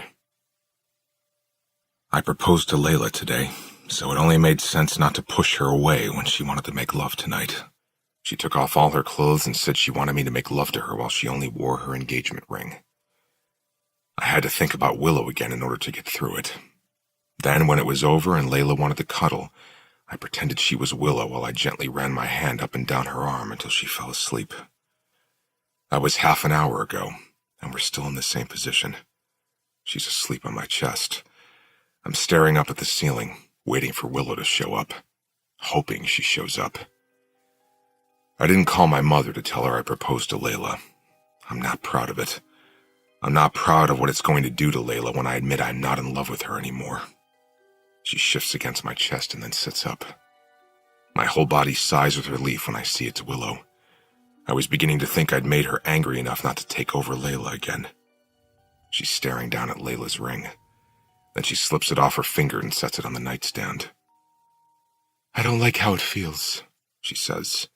She pulls the covers up over her bare chest and reaches across her body to scratch her shoulder. There's an elegance to Willow, and it's my favorite physical difference between them. Attraction is strange. How can they use the same body, but my reaction to them is so different? How can sex with Layla earlier feel like a chore, but just looking at Willow feels like a reward? She's prettier when you're inside of her, I say. Willow doesn't make eye contact. That's not really a compliment to me. It's not my body. She gets up and walks confidently across the room. She goes to the bathroom and closes the door. A few seconds later, I hear the shower running. She knows I had sex with Layla tonight. She's washing that away. It has to be hard for Willow when I'm intimate with Layla. But I have to be physical with Layla to keep her here, or I won't get to see Willow. It's the worst catch-22 imaginable. I can't break up with the girl I'm falling out of love with, or I won't get to spend time with the girl I'm falling in love with. When Willow is finished showering, she walks back into the bedroom wearing a towel. She drops it to the floor and pulls on a t-shirt before crawling back into bed with me. She rolls onto her side, her back to me. She's hurting, and that's my fault. I don't want to marry her, Willow. Then you shouldn't have proposed, she says quickly. What was I supposed to do? Let her leave? Willow rolls over and sits up. Yes. She makes it sound so simple. I didn't want her to take our last night together. What about after tonight? She says. What's going to happen if you buy this house? We'll have a scandalous affair whenever Layla's willing to come back here with you? I'll get to take over after I have to stand outside your door and listen to you have sex with her? I grab her hand and pull her against me, hating hearing that pain in her voice. She falls into my arms in a heap of defeat. This isn't fair to me, she says. You get us both in your world, but I don't get you at all in mine. I brush my hand gently over her hair. If I knew how to do it any differently, I would. But I'm not in love with Layla anymore, if that helps at all. Yes, you are, Willow says quietly. You're just confused. You showed up here in love with her, but I've made that complicated by using her body. It was complicated before I even got here. I thought this place could change that, fix us somehow, but it just made it worse. You said yourself that I look sad when I'm with her. Willow lifts off my chest and searches my eyes. What if that's my fault, though? If I wasn't here inserting myself into your life, you might actually have been able to reconnect with her. I sigh, not wanting her to look at me when I say what I'm about to say. I'm scared it'll make her lose whatever respect she might have left for me. It has nothing to do with you, Willow. I've seen Layla at her lowest points, and sometimes those low points are really, really low. At first, I blamed my fading feelings on the fact that our roles had changed so suddenly. I became her caretaker. I thought once she got better, things would change, but the further we got into her recovery, the more distant I started to feel. That isn't her fault. It isn't your fault. It's my fault. I drag my hands down my face with a huge exhale. All of this is my fault. What we're doing to Layla now. What Sable did to her, what I did to Sable. Willow sits up on the bed. She wraps her arms around her knees and is quiet for a moment. I want to know what happened that night. Can't you just look at Layla's memories? I want to hear your version. There's not much to tell. Sable shot Layla, then me when I entered the room. I ran for the gun. Willow doesn't react to that with words, but I can see her whole body stiffen when I say that. So, you shot her? She asks in a whisper. I nod. The memory of it all still feels surreal. Willow rests her head on top of her knees and continues to stare at me. Who was Sable to you? I dated her for a few months, last year before I met Layla. But you broke up with her? Why? I swallow the thickness in my throat and sit up on the bed. Willow continues to observe me, but I can't look her in the eyes. I rest my elbows on my knees and focus my gaze on my hands. I thought it would end up being a one-night stand at first, but she kept coming around. I didn't do anything about it because I didn't mind the company. But before I knew it, she was posting pictures of us online, calling me her boyfriend, coming to every show. Garrett and the guys in the band thought it was funny because they knew I was dragging it out because I felt sorry for her. I let it continue for several weeks longer than I should have because I didn't want to upset her, but then she started taking things a little too far, and it left me with no choice but to break things off. Taking things too far in what way? Willow asks. She was upset that I wouldn't tell her I loved her back after only knowing her for a couple of weeks. She was upset that I hadn't posted a picture of us together on Instagram. She'd get irrationally angry when I would tell her I wasn't looking for anything serious, and then she'd try to tell me all the reasons she thought I was wrong. In my head, we were having fun. In her head, she was practically planning our wedding. When I finally did break up with her, she wouldn't stop calling me. Then she came to one of our shows and she started screaming at me because I wouldn't take any of her calls. Garrett had to have her kicked out and wouldn't allow her at any future shows. I had to cut her off. Didn't know how else to deal with it. I thought she'd eventually get over it. Is that why she showed up at your house and did what she did? Because you had moved on with Layla? I don't know, honestly. She was definitely upset by a picture I had posted with Layla. Upset enough to reach out to Layla on social media, but the police said she had a long list of diagnoses, some of which stemmed from childhood. Depression, bulimia, bipolar disorder, you name it. And she wasn't taking her medication for any of it. Maybe that's why she did what she did, because she was really unstable. That had to be terrifying for Layla, and you. I nod. It was. Why does it seem like you feel guilty about it? She asks. It doesn't sound like you did anything wrong. People break up all the time. I shrug. I don't feel guilty for breaking up with her. I feel guilty for ending her life. I could have easily held her at gunpoint until the police arrived, but I didn't. I let my anger at what she'd done to Layla take over. I took her life, and I've regretted it since the moment I did it. Willow's voice is quiet when she says, You did what most people would do in that situation. She had an obsessive personality, and you were just a casualty of that.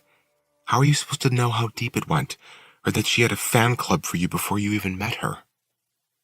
She leans into me a little, urging me to make eye contact with her. She forced you to take it as far as you did when she showed up to your house with a gun.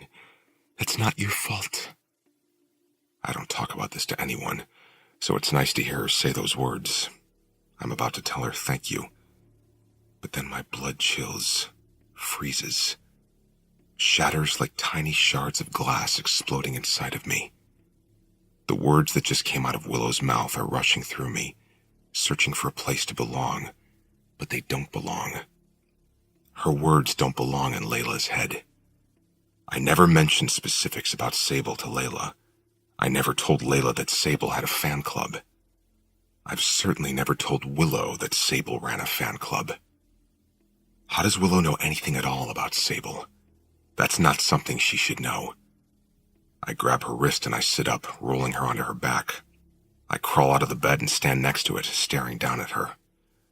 Her eyes are wide with confusion at my sudden movement.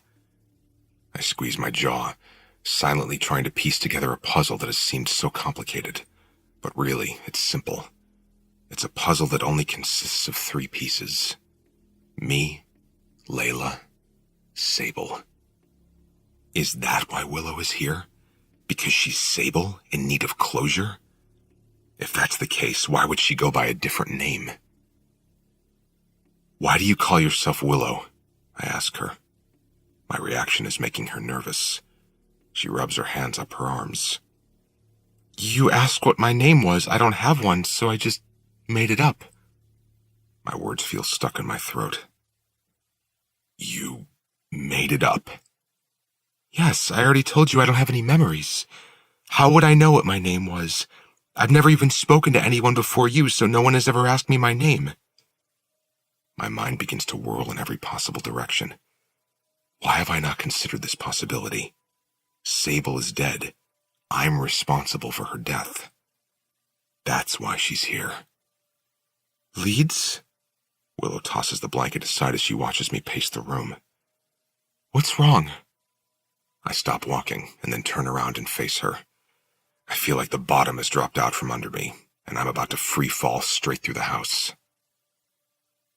How did you know Sable had a fan club? Her eyes fill with something else now, something Willow's expression is never full of. Guilt. For the first time since I arrived in this house, I'm finally having the reaction I should have had all along. Fear. Get out of Layla. Leeds. Get out of Layla. Willow scrambles to her feet. Leeds, wait, you don't understand. It's confusing inside her head. Nothing makes sense. That's not my memory, it's one of Layla's. She's in front of me now, pleading. I feel like a fucking fool. I never told Layla that. She wouldn't have that memory. Only Sable would know that. Willow's hands go up to the sides of her head like she can't come up with an excuse quick enough. Willow is Sable, and I should have recognized that immediately. But I was too caught up in the idea of it all, too enamored that something this huge was happening and I was a part of it. I felt like I was part of something bigger than me or Layla, but all I've been a part of is destroying us even more than we've already been destroyed. I want Willow out of Layla, and I don't even care if she does it while Layla isn't in the bed. I don't care if Layla is terrified when she opens her eyes and doesn't remember standing up. I plan on leaving with Layla tonight anyway. I need to get her as far away from Willow as possible. I push past Willow and grab the suitcase Layla started packing earlier. I throw it on the bed, then grab our other suitcase. Willow doesn't say a word while I pack. Her eyes just follow me around the room as I gather our things. I move to the bathroom and pack everything up. Then I walk to the top of the staircase. I shove one of the suitcases forward and watch it topple down the stairs, and then I rush down the steps with the other one. Willow is behind me, still inside of Layla. I don't know why it took me so long to realize this. Willow is here for a reason. That reason is because she's the one who shot us. That reason has been staring me in the fucking face since I walked into this house. A house that went up for sale several months ago. A house that changed ownership not long before that. Willow said she can't remember how long she's been in this house, but I remember her saying it wasn't long before ownership changed. Which would mean the timing coincides. Willow showed up here around the time I shot Sable. I get to the kitchen and I grab my car keys and then turn to see Willow standing in the doorway. We're leaving. I need you to get out of her. She shakes her head, looking at me with imploring eyes. Even if I was Sable in a past life, I'm not her now. I could never do what she did to you, what she did to Layla. I'm squeezing my keys in my fist, full of even more fear now. Every time I've asked Willow to leave Layla before, she's done it. What if she refuses to leave her now? What am I supposed to do? You said things were chaotic inside Layla's head. Are they chaotic because you have memories that aren't Layla's? Willow's chin is quivering. She nods. How many of Sable's memories do you have? She shrugs. I don't know. I don't know what memories are Sable's and I don't know what belongs to Layla. I have both when I'm inside of her. It's why I told you it was chaotic inside her head because there are 2 versions of everything. Like what? Willow walks closer to me and I take a step back. Her eyebrows draw apart in agony when I step away from her. She stifles a sob and then sits down at the table. She's covering her mouth with both hands now, as if she's trying to keep the sobs at bay while also trying to keep the truth at bay. I reach behind me on the counter and grab a napkin. I hand it to her, wanting her to trust me as long as I'm still here. Long enough to let her explain herself, and then hopefully I can talk her into letting me leave with Layla. I repeat the question she's yet to answer, but I repeat it more gently. What memories do you have two versions of, Willow? She lifts her eyes to mine, wiping away tears with the napkin. None of them when I'm not in Layla's body, but when I am inside of her, there are a lot. I blow out an unsteady breath and turn away from her. She's been lying to me this whole time. Do you remember the shooting? Yes, she whispers. Do you remember doing it? There's a pause, and then... The memories all seem like mine when I'm inside Layla, so I don't know. It's there. But is it mine? I don't know. I turn around and look at her. Why else would you have access to Sable's memories? She looks away from me, covering her face with her hand, full of shame. I don't know. She stands up quickly and rushes over to me. If I was Sable, I'm not anymore, Leeds. I could never be capable of something like that. I feel sick to my stomach. Get out of Layla, I plead, knowing it's a hollow plea. There's no way she's going to let us leave now. Sable got to us once before, and now she's gotten to us again. And I fell for it hook, line, and sinker. Except this isn't some small mistake. It isn't even some huge betrayal. This is far beyond anything I could even imagine. This is otherworldly, way beyond my comprehension. Tears are spilling out of Willow's eyes. She just shakes her head, and with eyes full of sorrow, she says, I'm so sorry. And then she screams. It's a blood-curdling scream that makes my spine stiffen. I can instantly tell Willow is no longer using Layla's body. Layla looks around the kitchen and then grips the bar.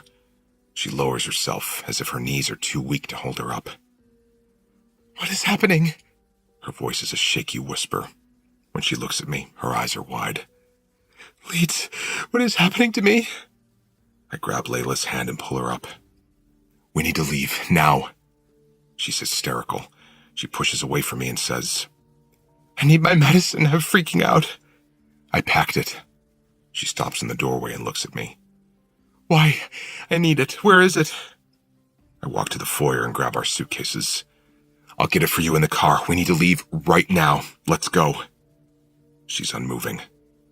Why are we leaving? Why am I downstairs? She spins in a circle, looking up the stairs and then into the kitchen. I can't remember anything.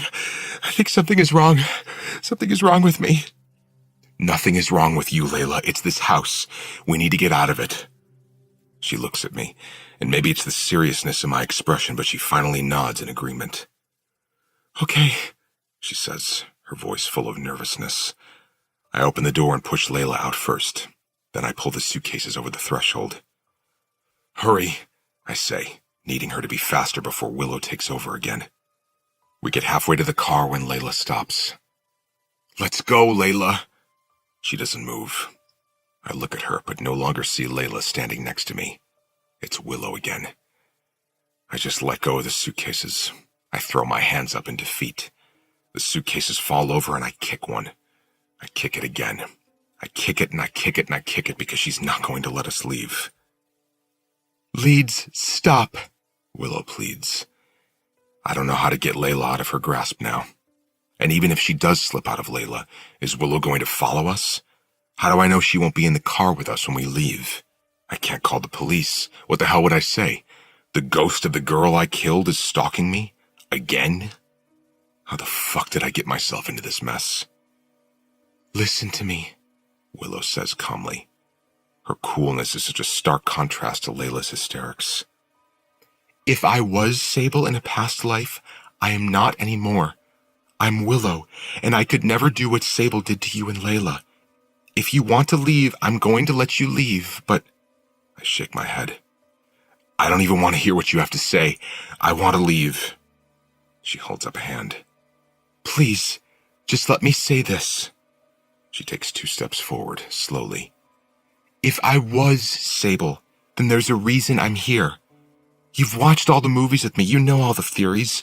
Why is Sable stuck here, Leeds? Maybe she needs your forgiveness. Or maybe you need hers. I don't know. But if you leave, we'll never figure that out. And you'll go the rest of your life knowing that ghosts exist, and you might be the reason one of them is stuck here. This is going to follow us forever. Both of us. I shift my weight to my other leg. I've been trying to help you figure this out since we started talking. You're the one who didn't want to know anything, Willow. Now you want my help after I find out you've been lying to me for weeks? I wasn't lying. I didn't know, she says. I thought it was all just chaos inside Layla's head because I don't have memories at all when I'm not in her head. I still don't know for sure.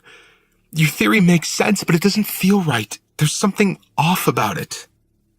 She steps closer again. I don't step back this time because part of me only sees Willow when I look at her, and that part of me still feels bad for her, but not bad enough to stay. I point at her. You're the reason this happened, whether you remember it or not. You're the reason Layla almost died. I will not be the reason you ultimately kill her. Get out of her and stay out of her. She's still calm, but now there are silent tears spilling down her cheeks. I don't know why I'm here, but I'm here, and wherever this is, I don't feel like an evil person. I feel good, and I feel honest. I am not whoever Sable was in her life. I feel like me, like Willow. I'm the girl you've been watching movies with and eating leftovers with and spending time with. I'm the girl you kissed on that bed last night. Me, not Sable, not Layla. Willow. I clench my teeth. Willow doesn't exist. It's a name you made up. She closes the gap between us and takes my face in her hands, her eyes full of desperation. I do exist. I'm right here. I'm standing right in front of you. I can't look at her while she's crying like this. I spin around and rest my hands on my hips. I drop my head, unsure of what to do next. An entire minute goes by, and she just stands behind me, crying quietly. I don't know what to do. I stare at the driveway, knowing that's the direction I should be going. But why is my internal compass pulling me in the opposite direction? Why am I even struggling with this decision? Why do I still feel drawn to stay here when she's the reason we're in this mess to begin with? Leeds, she finally says. Just go. I spin around, and Willow is looking at me, completely defeated. She waves toward the car. Go. This isn't right. We shouldn't be doing this to Layla anyway. Go, get married, buy her a different house, have babies, be famous and shit. Be happy. She wipes the areas beneath her eyes with her fingers. I want you to be happy. I promise I won't stop you when you leave with her this time, if that's what you want. I study her for a moment, unsure what to believe. And why the hell do I still feel bad for her? I walk over and pick up one of the suitcases, then the other. I walk them to the car and shut them in the trunk. She's standing at the driver's side door. I pause a few feet from her, watching her cautiously. Do me a favor, she says. Will you email that man and ask him to come here anyway? I need to figure this out now. I don't want to be here anymore. Those words and the agonizing way she said them settle in my chest. I don't want to be here anymore. I clear my throat. I'll email him tonight. She smiles gently, and her lips are trembling when she whispers, Thank you. Another tear falls out of her eye, and she looks up and to the right, her face pained. I hope you have a good life. And then she's gone. Layla is hysterical again. She spins in a circle, confused as to how she got outside. I grab her hand and walk her to the passenger side door. Just get in the car, I say, trying to sound calm, but that's hard to do when she's screaming and scared and confused and sobbing. I buckle her in and walk around to the driver's side door. I place my hand on the door handle and pause for a moment. Layla is screaming for me to hurry. My head is pounding from the pressure of everything that's happened in the last hour. I just want to scream because I feel like I'm being torn in half right now. I think about the night I met Layla. I think about what she said, about realms and how she believes we move from one realm to the next to the next. I think about how she said in the womb we don't remember existence before the womb. In life, we don't remember being in the womb, and how in the next realm, we may not remember this life. What if Willow really doesn't remember being Sable? What if who she is in this realm is different from who she was in her past realm? She's right. No matter how far from this place I get, I'll never stop thinking about this. I'll never stop needing answers. I look back at the house, at the place that means the most to me in this world, the heart of the country. If Willow, Sable, didn't need my help, why would she have come here? There's a reason she's here. She knew I would show up here somehow. Maybe it was a cosmic force at play. Maybe it's something as simple as needing Layla's and my forgiveness. Whatever it is, whether the reason is complicated or simple, this whole thing is bigger than Layla. This is bigger than me. This is so much bigger than the world I thought we existed in, and I'm trying to force it into a tiny little box and tuck it away like none of it is happening. I feel the pull to help Willow in my gut, my bones, my heart. If I walk away, those feelings will stay here in this house with this ghost, and I'll leave feeling just as empty as I felt when I arrived. I can't explain why, but walking away from this place out of fear feels so much worse than staying to help this girl find closure. If Layla and I are related to the reason she's stuck here, we're more than likely also her only way out. Leeds! Layla pleads. Get in the car! I'll always feel a constant pull to this place, no matter where I am in life or how far I drive away from here. And for the life of me, I can't figure out why. Why do I care what happens to Sable? Is she manipulating my thoughts somehow? Willow, I say into the air. I have a question. Get back inside Layla again. Layla is still yelling my name, begging me to hurry. Then she stops. She's suddenly calm as she unbuckles herself and opens her door. When she climbs out of the car and turns around, it's Willow looking back at me from over the top of the car. Have you ever gotten inside of me? I ask her. She immediately answers with a shake of her head. No, of course not. The look on her face is a clear indicator that she isn't lying. You said you only have memories when you're attached to a body, I say. Is that right? She nods. If that man comes to help you, then you're going to need a body. You're going to need those memories. It takes my words a few seconds to register, but when they do, Willow covers her mouth with her hand, trying to stifle her cry. Then she drops her hand to her chest, over her heart. You're going to help me? I let go of a regretful sigh. Yes, and I have no idea why, so please don't make me regret this. Please. Willow shakes her head adamantly. I won't, but Layla isn't going to stay here willingly, not after tonight.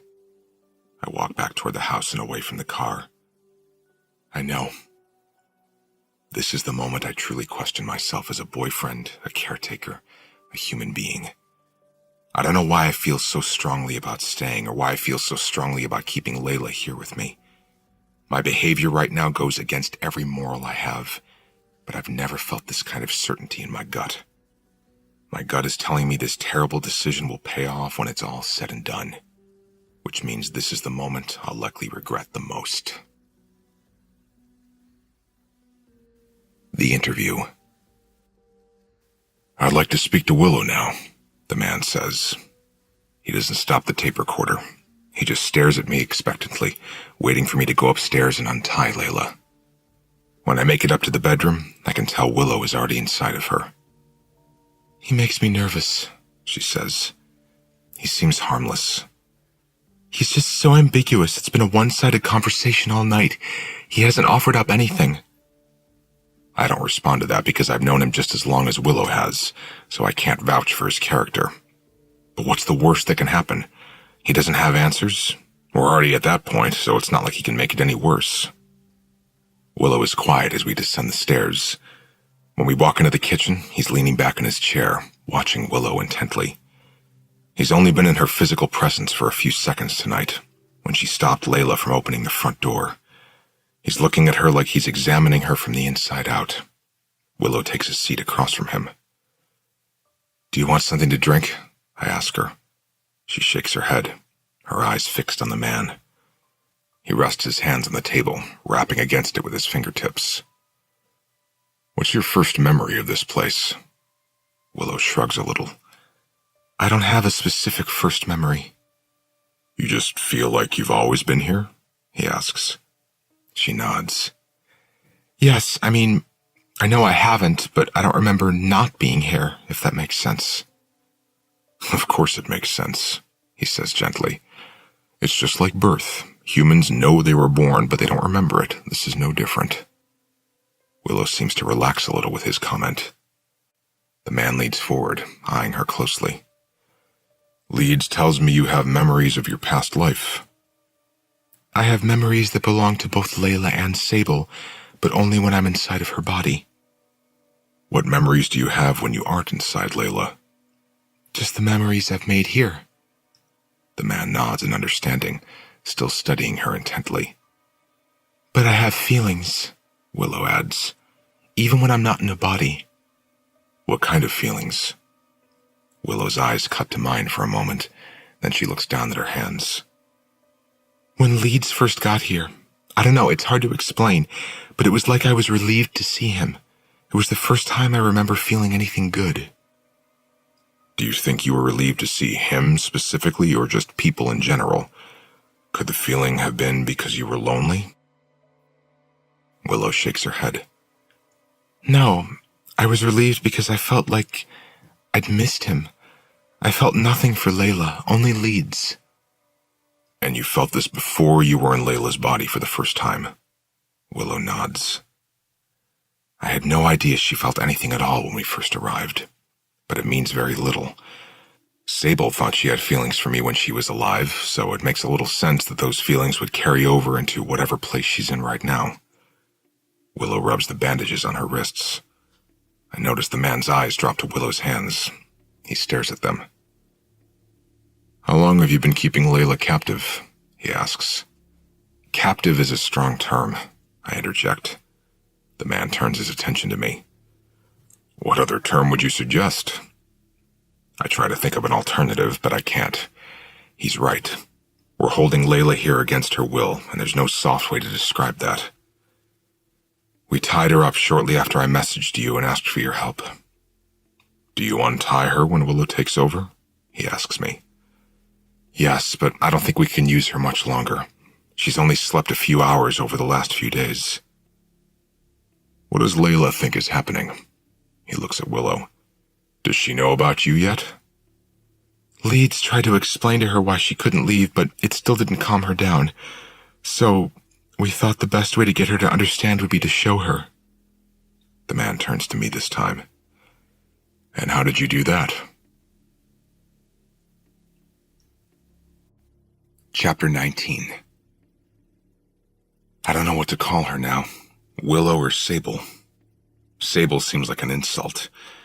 It's hard for the name to even pass through my head without it consuming me in a wave of negative emotions. Even now, knowing what I know, the Sable I knew and the Willow I know still seem like two separate people. Maybe Willow is right, and in this realm, she's just Willow. She's not who she was in her past life. I'm going to continue calling her Willow because I can't bring myself to refer to her as Sable. When we walked back into the house earlier, I came straight to the laptop and opened up the messages in the forum. I typed, "We need your help." I didn't type anything else in the message. The man already somehow knows where we're staying, so if he's able to come, he'll come. And if he needs more information, he'll ask. I don't want to type too many details. "She's going to be hysterical when she wakes up," Willow says. "You might want to get her medication out of the car in case she needs it." Good idea. I return to the car and grab both suitcases. When I shut the trunk, I look up at the house. I can see Willow through the huge bay windows in the kitchen.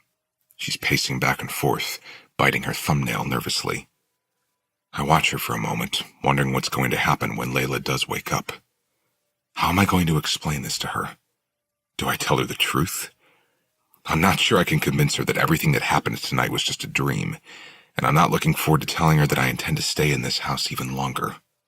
I'll just figure it out as I go along. That's all I can do at this point. I can't just call up people I know and ask for advice on how to properly hold your girlfriend against her will so your ghost friend can use her body. This is definitely a play-it-by-ear situation. When I'm back inside the house with the suitcases, I turn on the security system. Then Willow follows me upstairs. We unpack the suitcases and try to replace everything just the way it was before I packed them. If I'm going to try to convince Layla that she dreamt everything that happened earlier, it'll need to appear like we never packed up to leave in the first place. Willow is sitting on the bed when I return from putting Layla's toiletries on the bathroom counter. She's hugging her knees, her back against the headboard. What are you going to say to her when she wakes up? Willow asks. I don't know yet. She nods, folding her lips together tightly. I walk over to the bed and take a seat. She lays her head on her knees and stares at me. She looks so small right now, curled up into herself, so vulnerable. Maybe it's why I chose to stay and help her, because she's never felt like a threat to me. Not in this house, anyway. Even still, after knowing what I know, I can't bring myself to hate her.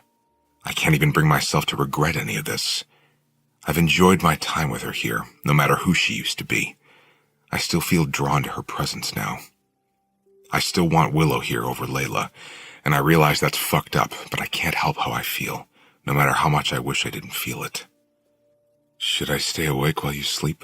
I ask her. I don't think you need to. It'll be better if you try to get some sleep too. What if she wakes up while I'm asleep? I won't sleep even if Layla does. If she wakes up, I'll let you know. I'll slip into her again if I need to, but only if I have to. We both lie down and pull the blanket over us. I want to wrap my arms around her because she looks scared, but there's too much between us now for that. No matter how much I still feel an irrational pull toward her, I can't kiss her like I did last night, knowing what I know now.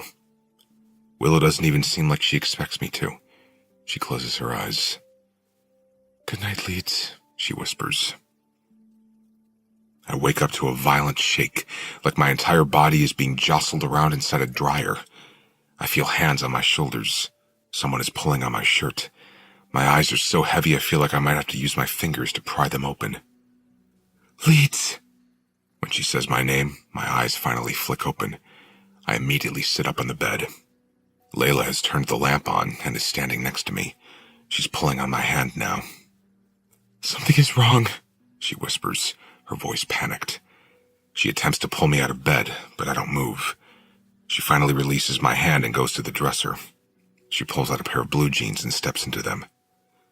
Something is wrong with me, Leeds. We need to leave. I don't want to be here. I try to keep my voice steady when I say, You had a bad dream, Layla. Come back to bed. She looks at me like I've insulted her. She takes 2 steps forward and says, I'm not dreaming.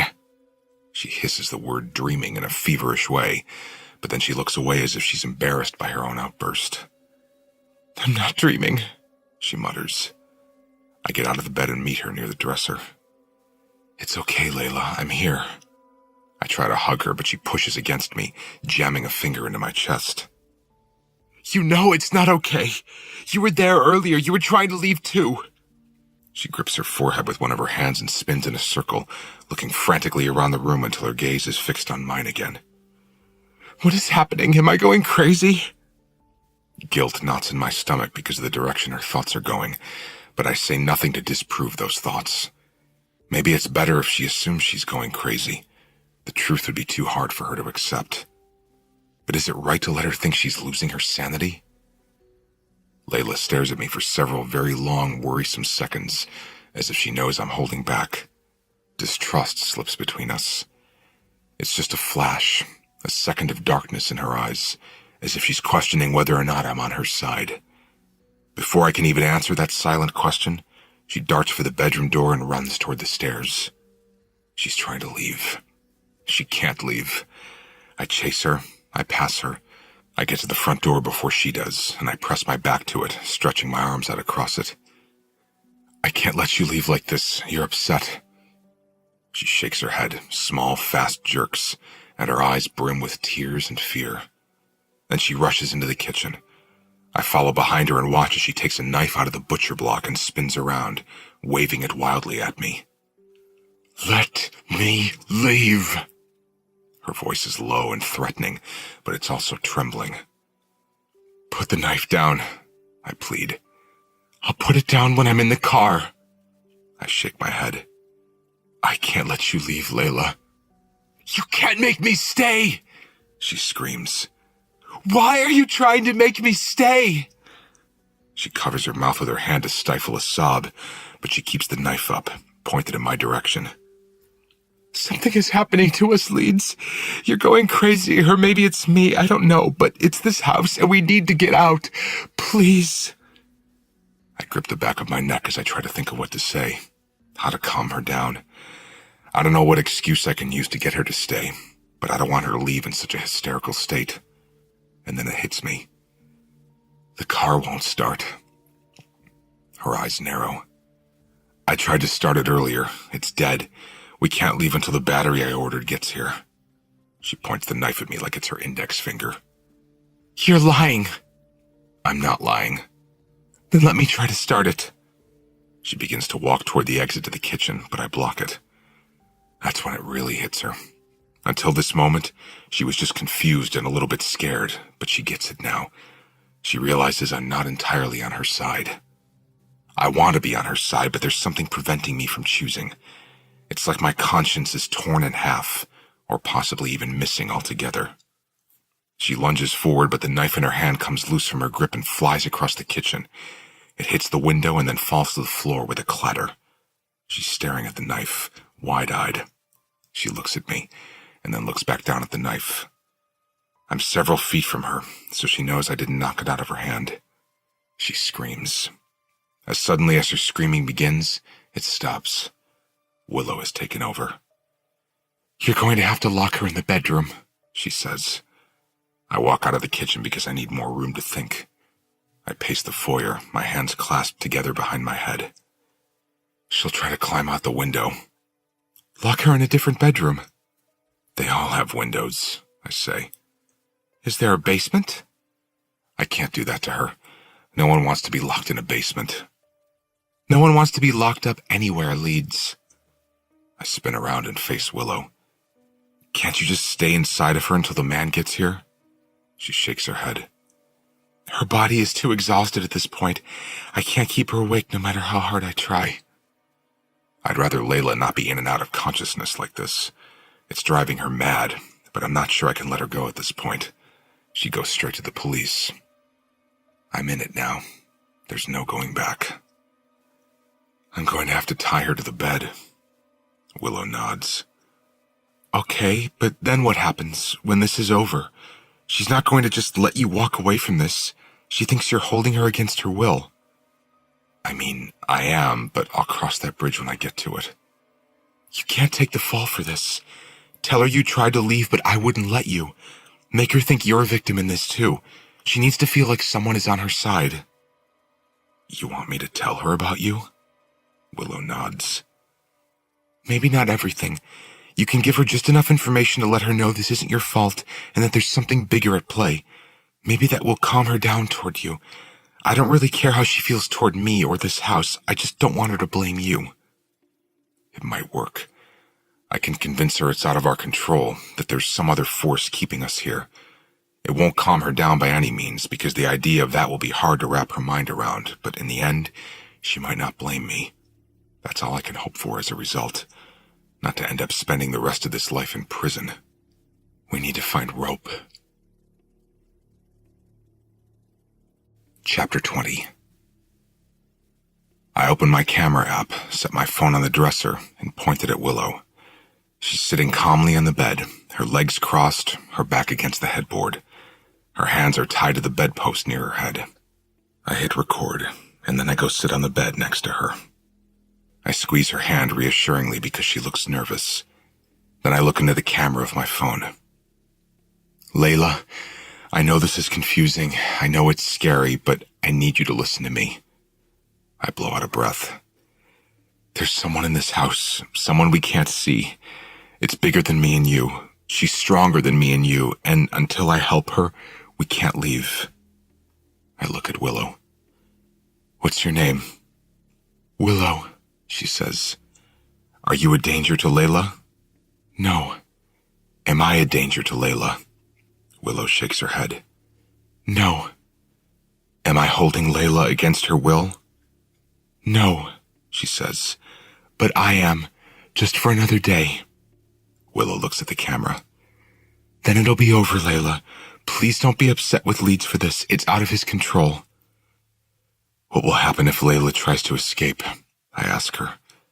She's still looking at the camera when she says, You can't escape, Layla. It's better to just wait this out as calmly as you can. With that, I walk over to my phone and stop the recording. She's going to be scared when she sees that, Willow says. She's already scared. I turn out the light, but the room isn't pitch black because the sun is probably about to rise. We've been up all night. I close the bedroom curtain. Try to get some sleep. I'll deal with her when she wakes up. Willow nods and then leans her head against her arms, which are dangling from the rope. I'll try, she whispers. She fell asleep about half an hour ago. I moved the security camera from the grand room into our bedroom. That way I can keep an eye on Layla if I need to go downstairs. I've been sitting in a chair next to the bed since Willow fell asleep, but it's been a challenge just keeping my eyes open. I want to be by Layla's side when she wakes up. She's going to be scared, terrified. My eyelids are falling shut when my phone pings with a notification. I jerk in the chair and look over at Layla. It didn't wake her. I have a new notification from the forum.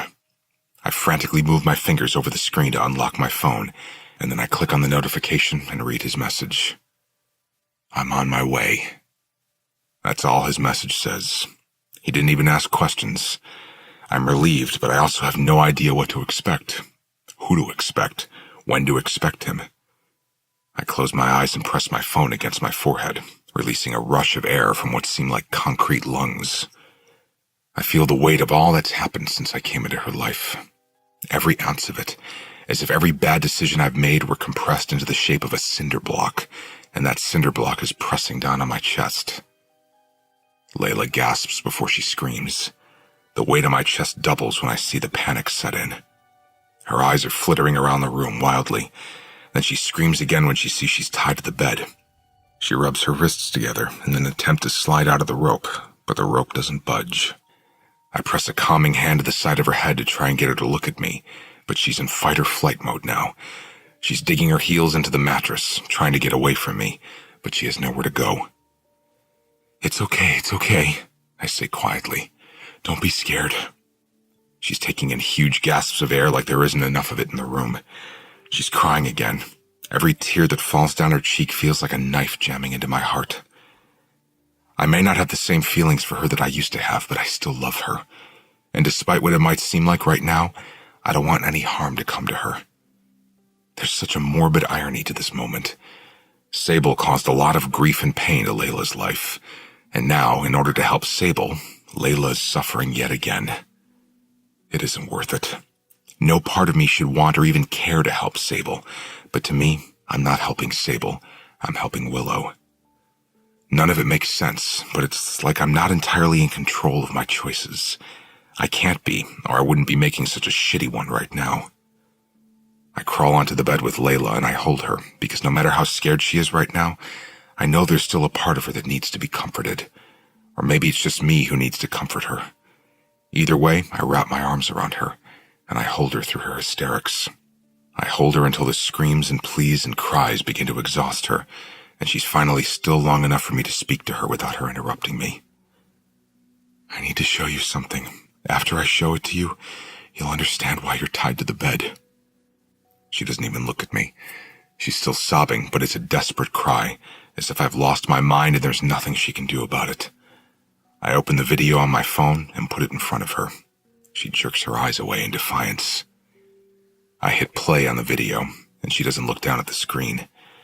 I make sure the volume is all the way up so she can hear my words through her tears. She's staring up at the ceiling, and she continues to do so until she hears herself speak.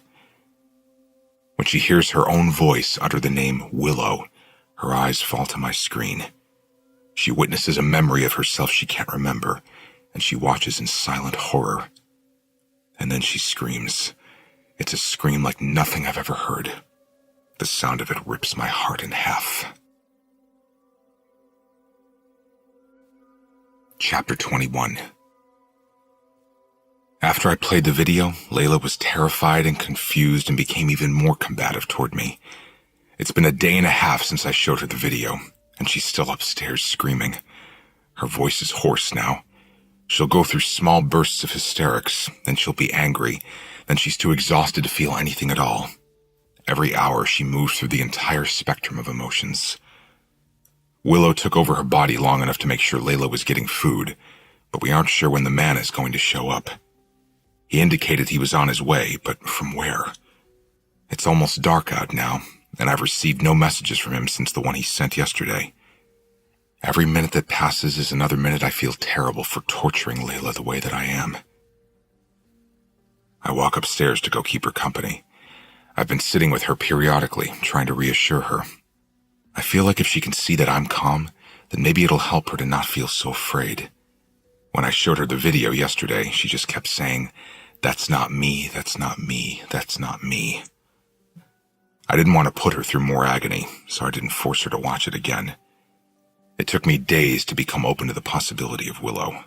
I can't expect Layla to accept it immediately, especially while being tied to a bed and held against her will. When I open the door, she stops yelling.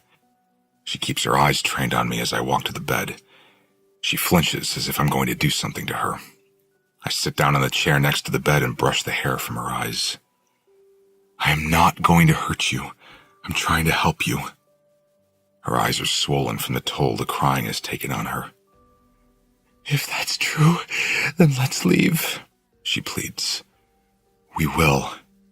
"When?" "Willow doesn't want us to leave until I help her talk to a guy about her situation. I'm hoping he'll be here tonight." "Willow wants to talk to him?" I nod. Layla laughs, but it's kind of a frightening sound considering the situation. "Willow," she whispers. "Willow. I called myself Willow in that video." She cuts her eyes to mine. "Did you drug me?" "No. Willow is a spirit trapped in this house who sometimes uses your body to communicate." "A spirit?" She says it flatly, as if I've lost my mind.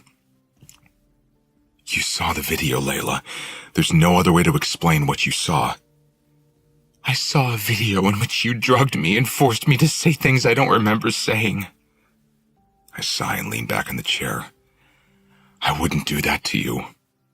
I say that, but at this point, I'm not sure it's something that's beyond my integrity. I'm not sure I even have a shred of integrity left, to be honest. "If you let me go, I won't tell anyone," she says. "I promise. I won't go to the police. I just want to leave. I won't even use the car. I'll walk." "I'm not going to keep you tied up forever. As soon as the man gets here and does what he needs to do, I'll let you go." Her face hardens, and she looks away from me. A light shines across the wall, pulling both of our attentions toward the bedroom window. The curtain is closed, so I walk to the window and push it aside. There's a man climbing out of a white pickup truck. He's a large man, tall, not wide, with a bushy beard.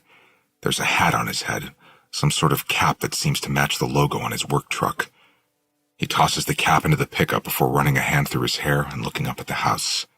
He sees me in the window. He nods once, then starts heading for the front door. "Help!" Layla's voice is desperate and loud. So loud. "Please be quiet." I rush over to the bed and cover her mouth with my hand. "The quieter you are, the faster he can help. I need you to promise me you'll be quiet." She's still screaming against my hand. I look around the room for the tape I brought up with the rope yesterday. I didn't want to do this, but I'm going to have to. I can't have a conversation with this man downstairs while Layla is screaming her head off upstairs. I tear off 2 pieces of tape and cover her mouth with both pieces. I hold her face gently in my hands. "I am so sorry, Layla." I kiss her on her forehead and then leave the room. The doorbell rings just as I reach the bottom of the stairwell. I opened the door, not sure what I was expecting, but it certainly wasn't this guy. He's in his late 30s, early 40s. He's wearing a Jiffy Lube shirt, and he smells like motor oil. "Sorry about the smell," he says, waving at himself. "It's the only body I could find when I got into town." "It's the only... what?" He pushes the door open and squeezes between me and the door. He chuckles at the expression on my face. "You thought I was like you?" He looks around the foyer and into the grand room. "Nice place. I can see the appeal." I close the door and lock it. "You're like Willow?" The man turns to me and nods, but then his attention is pulled to the top of the stairs. Layla is beating the headboard against the wall. There's no denying her muffled screams. We can hear them clearly, even from down here. "Who is that?" "My girlfriend, Layla." "Why is she making all that noise?" "I had to tie her to the bed." The man raises an eyebrow. "Is she going to be an issue?" I shake my head.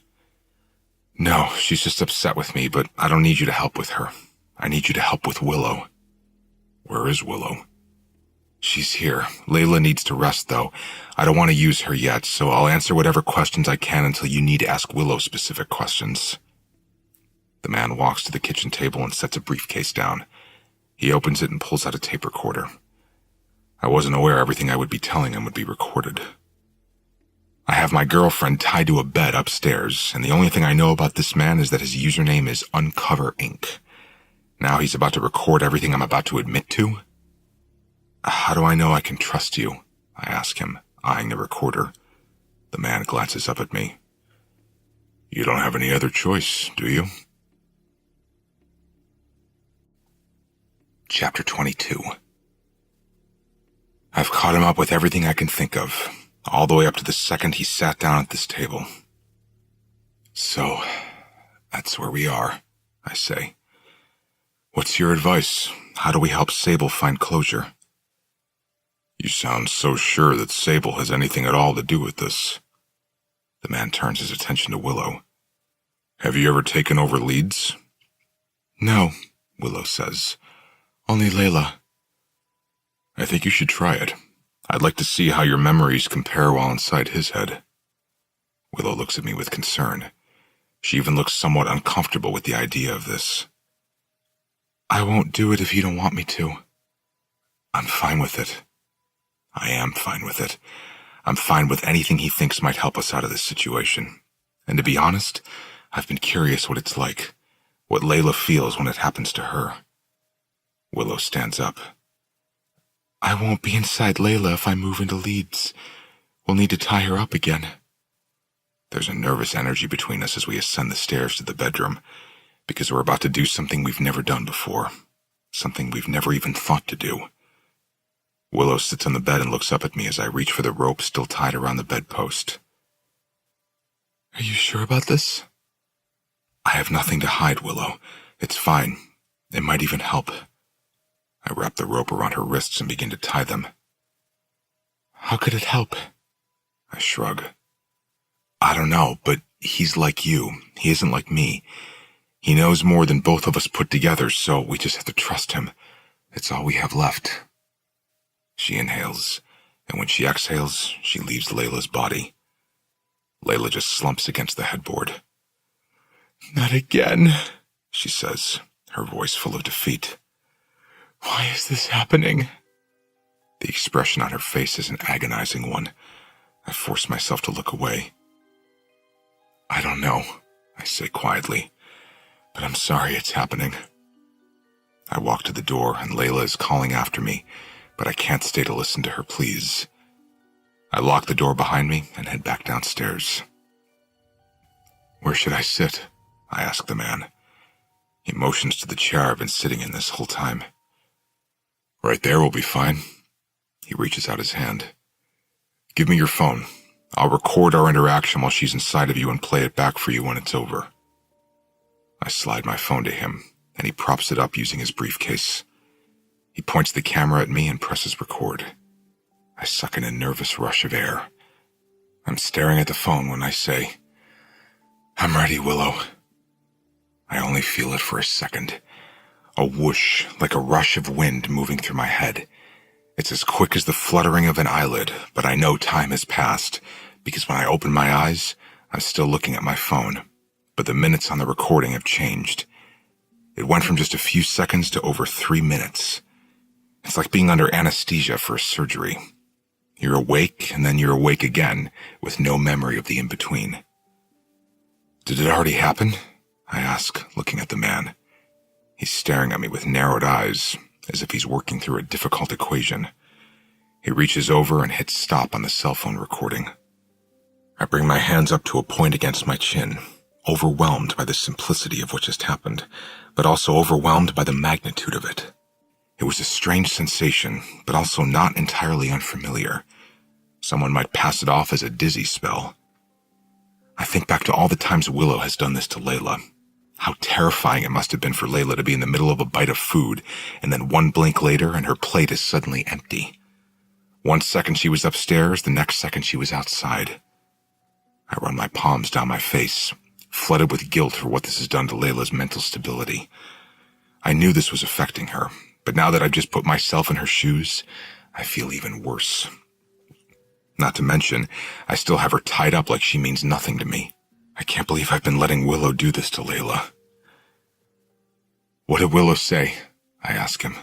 I want to watch the video. He picks up my phone, but before he hands it to me, he says, Do you have access to Layla's medical records?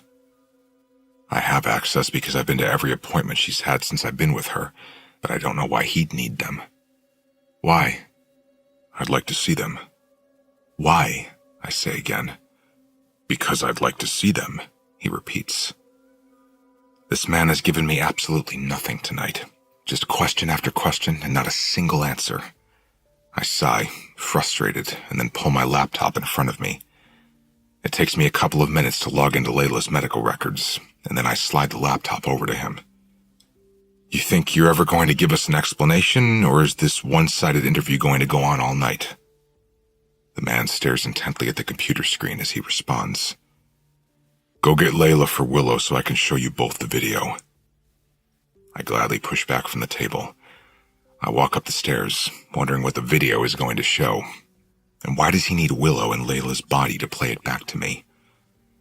I think Willow needs to stay out of Layla from this point forward.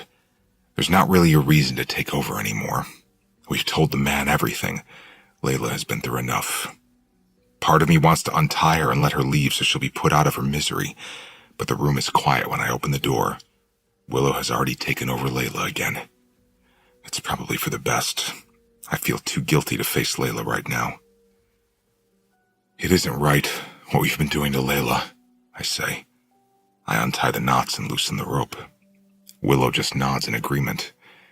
When I've released her hands, she wipes at her eyes, and I notice for the first time she's crying. What's wrong? What did you find out? I don't know what any of it meant, she whispers, her voice catching in her throat. Then she's off the bed and past me and out the bedroom door. She's walking with urgency in her steps. I rush down the stairs behind her, and when I get to the kitchen, she grabs my phone from the man. She shoves it into my hands like she doesn't want another second to pass without me seeing the video. My hand is shaking, so I lay my phone on the table as the video begins to play. I see myself on the screen, and right when I say, I'm ready, Willow, on camera, there's an instant change in me. My posture stiffens, my eyes open. I look down at my shirt and then hear the man's voice when he says, Willow? My head nods up and down. It's so strange, seeing myself do things I don't remember doing. I turn the volume all the way up on the phone so I can hear the conversation he had with Willow while she was inside my head. What do you feel? The man asks Willow. Worried. Don't be, the man says. I just want to clear up a few things. I need you to try and see everything from Leeds' point of view right now. Can you see his thoughts, his memories? Willow nods. I want you to go back to the day Leeds and Layla were shot. Do you have that memory? Yes. Can you see that day from his point of view? This feels wrong, Willow says. I shouldn't be in him. It feels different. I only want to use Layla. Give it one more minute. I just have a few questions, the man says. What did Leeds feel when he heard the gun? He was scared. And what did Sable feel? Willow doesn't speak through me for several seconds. She's silent. Then, I don't know. I can't find that memory. Do you have another memory of that moment? No, just the memory Leeds has. I remember what happened before he heard the gunshot, but not during. What happened before? He was in his bedroom with Layla, packing for a trip. What about after that? What's the next memory you have that doesn't belong to Leeds? There isn't one after that. All these memories belong to Leeds. Okay, the man says. Almost done. Let's back up. Go back to the night Leeds and Layla met here. Okay, Willow says. I have that memory. What did Leeds feel the first time he looked at Layla? She blows out a steady breath, then she laughs.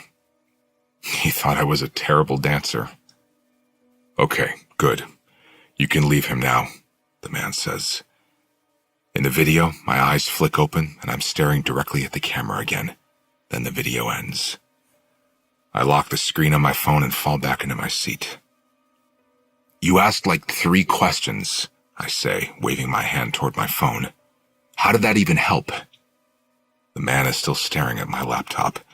Willow is pacing the kitchen behind me, biting her fingernails again. This entire thing seems pointless. I'm ready to call it quits and get Layla out of here when the man looks up at Willow and says, "Why did you say he thought you were a terrible dancer?" She looks from him to me. Because that's what he felt in that moment. But you didn't say Layla was a terrible dancer, he says. You specifically said he thought I was a terrible dancer. You referred to yourself as Layla when you were in Leeds' head. Oh, she says, her voice a faint whisper. I don't know. I can't explain that. The man motions toward her chair. Sit down. Willow sits. According to Layla's medical records, they had to resuscitate her after she was shot. Once before paramedics got her into the ambulance, and again at the hospital. That's right, I say. Like I told you, it was touch and go for an entire week. So she flatlined? I nod. The man shoots me an inquisitive look. You said Layla has been different since the attack. Memory loss, personality changes. Can you think of anything else about her that's different now than from before the injury? Everything, I say. It affected her a lot. Are there things about Willow that remind you of Layla? I look at Willow, then look back at the man. Of course, she's in Layla's body when we communicate, so there are lots of similarities. He directs his attention toward Willow. How did it feel taking over Leeds' body? Strange, she says. Does it feel strange when you possess Layla's body? She nods. Yes, but in a different way. How are they different? He asks. It's hard to explain, she says. I didn't feel like I belonged in Leeds' body. It felt foreign, hard to control, hard to remain in his head. But you don't feel that way when you're in Layla's body? No. You feel like it's easier to possess Layla's body? Willow nods. The man leans toward her. Does it feel familiar? Willow's eyes cut to mine for a brief moment. Then she looks back at the man and nods. Yes, that's a good way to describe it. The man shakes his head with a look of complete disbelief on his face. I've never seen anything like this before. Anything like what? I ask. I'm confused by his line of questioning. Your situation is very unique. How so? I knew it was possible, but I've never actually seen it myself. I want to strangle the words out of him. Can you please just tell us what's going on? He nods. Yes, of course. It's the most expressive he's been tonight. He stands up and walks around to the side of the kitchen table, leaning against it, looking at both of us intently. Death from bullet wounds is usually the result of excessive blood loss, so it probably took Sable several minutes to die after you shot her. And in that same time frame, Layla also flatlined. There were two souls in the same room that left two bodies at the same time, which means when Layla's body was revived by paramedics, there's a strong possibility that the wrong soul entered that body. I stare at him in disbelief. Are you kidding me? I ask. That's the best you can come up with? Bear with me, he says. He nudges his head toward Willow. When Willow is inside of Layla, she can remember things from both Sable's and Layla's points of view. But when she was inside you, she could only remember things from yours and Layla's points of view. Sable's memories didn't move with her into your body. He pushes away from the table and begins pacing the kitchen. The reason it's hard for your girlfriend to remember things isn't because of memory loss. It's because they aren't her memories. She has to search for them, and even then, she can only pull up a memory when it's prompted. The only logical explanation for this would be that the soul who has been walking around inside Layla's body since the night of the shooting is not Layla. Logical? He thinks telling me that Layla isn't really Layla is a logical explanation? It was a feat for me to come to terms with there being an afterlife, but this is beyond the capabilities of my imagination. This is absurd, ridiculous, unfathomable. If Sable is Layla, then where is Layla? I ask. He points at Willow. She's right there. I look at Willow, too confused or maybe too scared to accept what this delusional man is trying to spoon-feed us. I rest my elbows on the table and press my palms against my forehead. I try to slow down my thoughts. What would make this possible?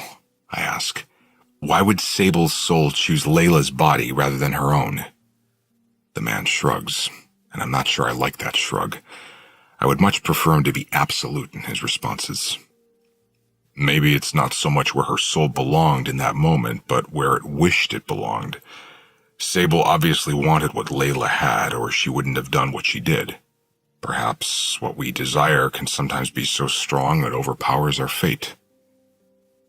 I press my palms against the sides of my head in an attempt to extract every ounce of rationality from the depths of my brain.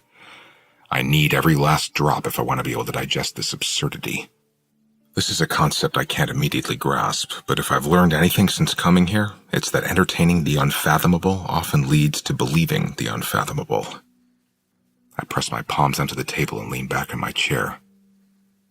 If this is true, wouldn't Willow have memories when she isn't inside someone else's head?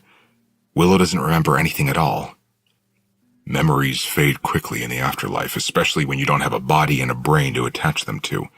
You just have feelings, but you can't connect them to anything. It's why they're called lost souls. Willow says nothing during all of this. She just listens, which isn't hard to do because the man keeps talking, filling my head with way more information than I can keep up with. We call them spares, he says. They're like souls who no longer have a body, but the soul isn't quite dead, so they aren't considered traditional ghosts. It's very rare that the circumstances are right for something like this to occur, but it's not unheard of. Two souls leave two bodies at once in the same room. Only one of the bodies is revived. The wrong soul attaches to the revived body, and the right soul becomes stuck with nowhere to go. Willow places her palms on the table. She speaks for the first time with a curious tilt of her head. If this is true, and I'm Layla, how and why did I end up stuck here in this house? When a soul leaves a body but refuses to move on, it usually ends up in a place that meant something to them during life. This place has no meaning to Sable, but it has a lot of meaning to you. That's why your soul came here after it was displaced, because it's the only place you knew Leeds might find you. He thinks Layla's soul got displaced? It's such a simple term to explain something so monumental, but no matter how simple or monumental this may be, I've never wanted to believe something more, while also hoping to hell it's not true. You're wrong, I say firmly. I would have known if Layla wasn't Layla. You did know, the man says adamantly. It's why you started falling out of love with Layla after her surgery, because she wasn't the Layla you fell in love with when you met her. I push back from the table. I walk across the kitchen wanting to punch something, throw something. I've been through enough already. I don't need someone showing up here and fucking with my head even more. This is ridiculous, I mutter. What are the chances that souls could be switched? I don't know if I'm asking Willow, the man, or myself. Stranger things have happened. You said yourself you didn't believe in ghosts before you returned here, but look at you now, the man says. Ghosts are one thing, but this is something you'd see in a movie. Leads, Willow says. Her voice is calm, quiet. I spin around and look at her. Really look at her. Part of me wants to believe this guy because that would explain this inexplicable pull I feel toward Willow, even when I thought she might be Sable. It would also explain why Layla has seemed like a completely different person since the accident. But if he's right and Willow is Layla, that means... I shake my head. It would mean Layla is dead. It would mean it's Layla who has been stuck in this house alone. I grip the counter, my knees weak. I try to think of a way to disprove his theory, or prove it. I don't even know which theory I want to be true at this point. I need more proof, I say to him. The man motions toward my seat, so I walk across the kitchen and return to the table. I take a sip of water, my pulse pounding in my throat. Do you know the full extent of Layla's memory loss since the accident? The man asks. I try to think back to what she could remember, but I don't have a lot to go on. She doesn't like to talk about that night, and I avoid talking too much about the past because I don't like to remind her of her loss of memory. I shake my head. No, I've never quizzed her about it because I feel bad, but there have been things I've noticed that she forgot. Like on the flight here when I mentioned the name of the bed and breakfast, it was like she had no memory of it until I reminded her. If Sable's soul took over Layla's body, she would have difficulty accessing Layla's memories right away because they aren't hers. They're there in her brain, but they wouldn't be so easy to get to when her spirit didn't actually experience those memories. Willow speaks up. But wouldn't Layla know she was Sable? Sable's memories are also there in her head. When she woke up from surgery, she would have known she was in the wrong body, right? Not necessarily, he says. Like you said, when you were in her head, her memories were confusing. That could be because when a person dies, they don't normally take their entire identities with them. I'm watching Willow as she takes in what he's saying. She looks just as confused and as skeptical as I feel. There's a possibility that when she woke up from surgery, she might have felt displaced, confused. Even looking in the mirror might be confusing for her, because maybe she doesn't feel attached to the reflection looking back at her. All of this confusion, which was blamed on amnesia, is probably what's been fueling her anxiety and panic attacks. The man taps his fingers on the table in thought for a moment. I stare at his fingers, waiting for him to offer up more proof. He pauses his hand and locks eyes with Willow. If you are Layla, you would have memories of the two of you that Sable wouldn't be able to access right away. He turns to me this time. Are there other memories you've noticed Layla struggle with besides the name of this bed and breakfast? I think back on everything that could be a clue.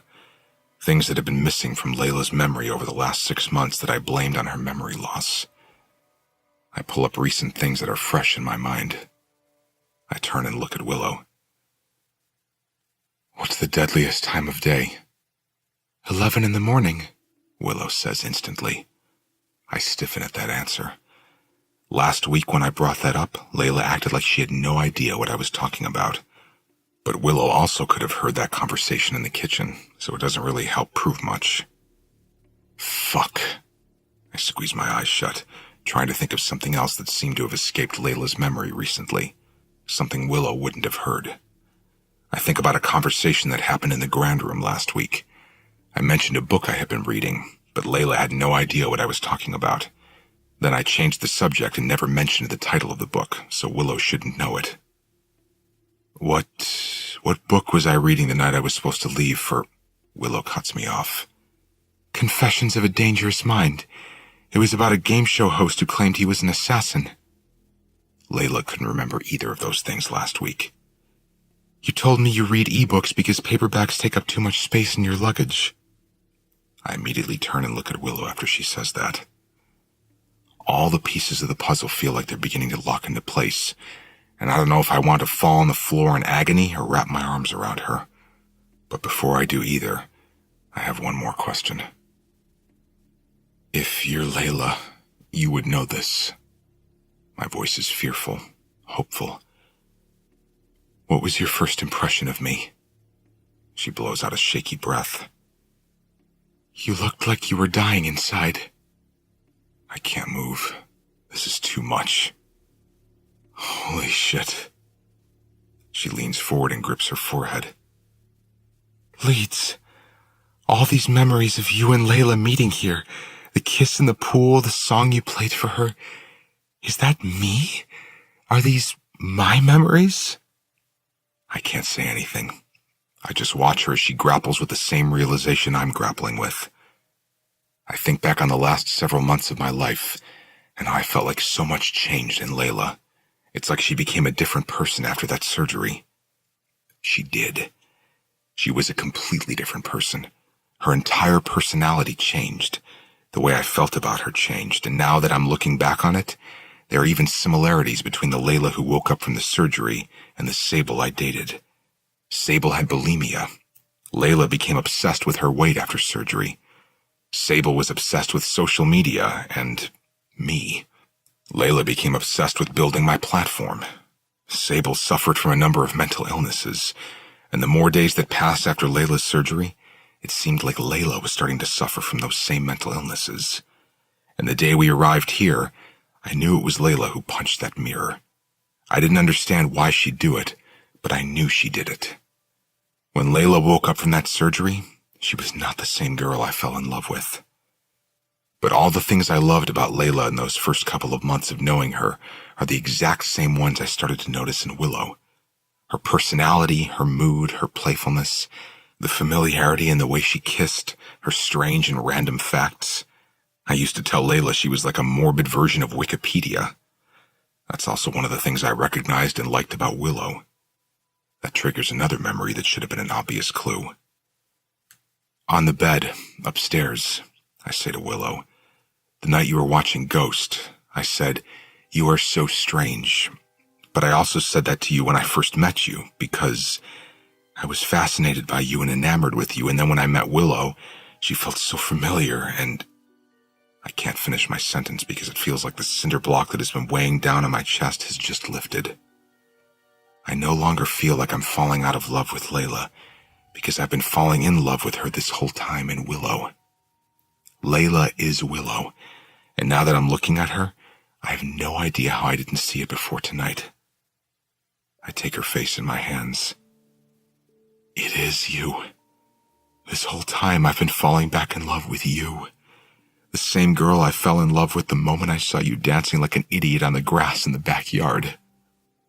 She laughs at the memory, a memory she owns, a memory we share together, a memory that doesn't belong to Sable.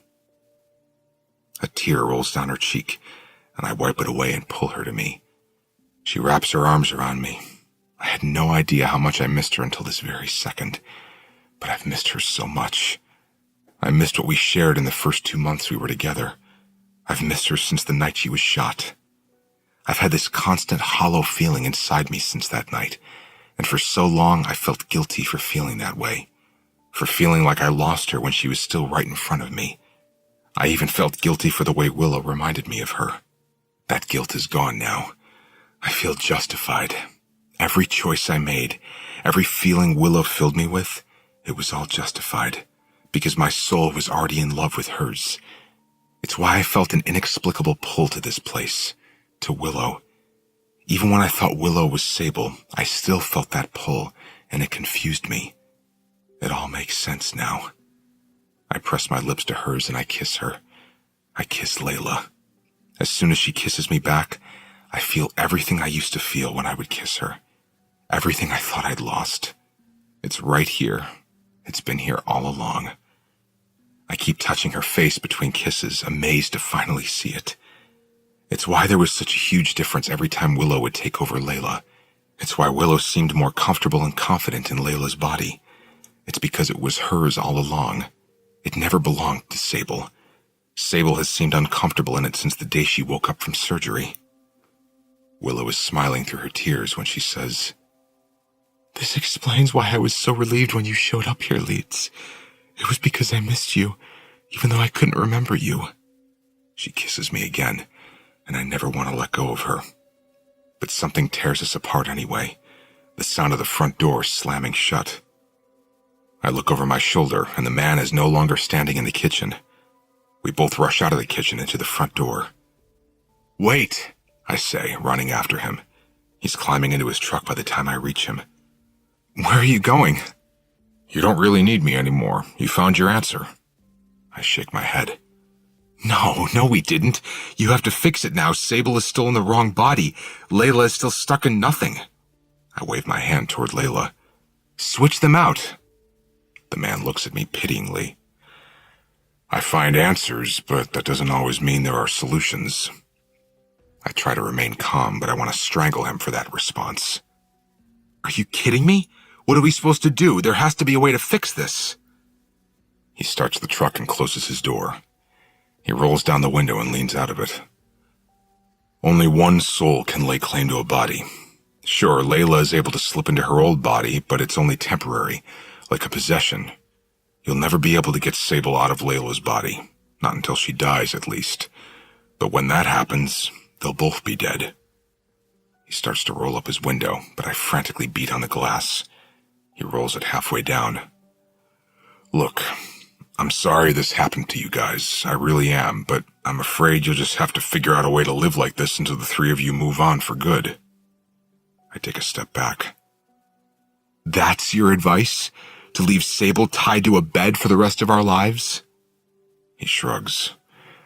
"Well, Sable kind of brought it on herself, if you ask me." He puts the truck in reverse.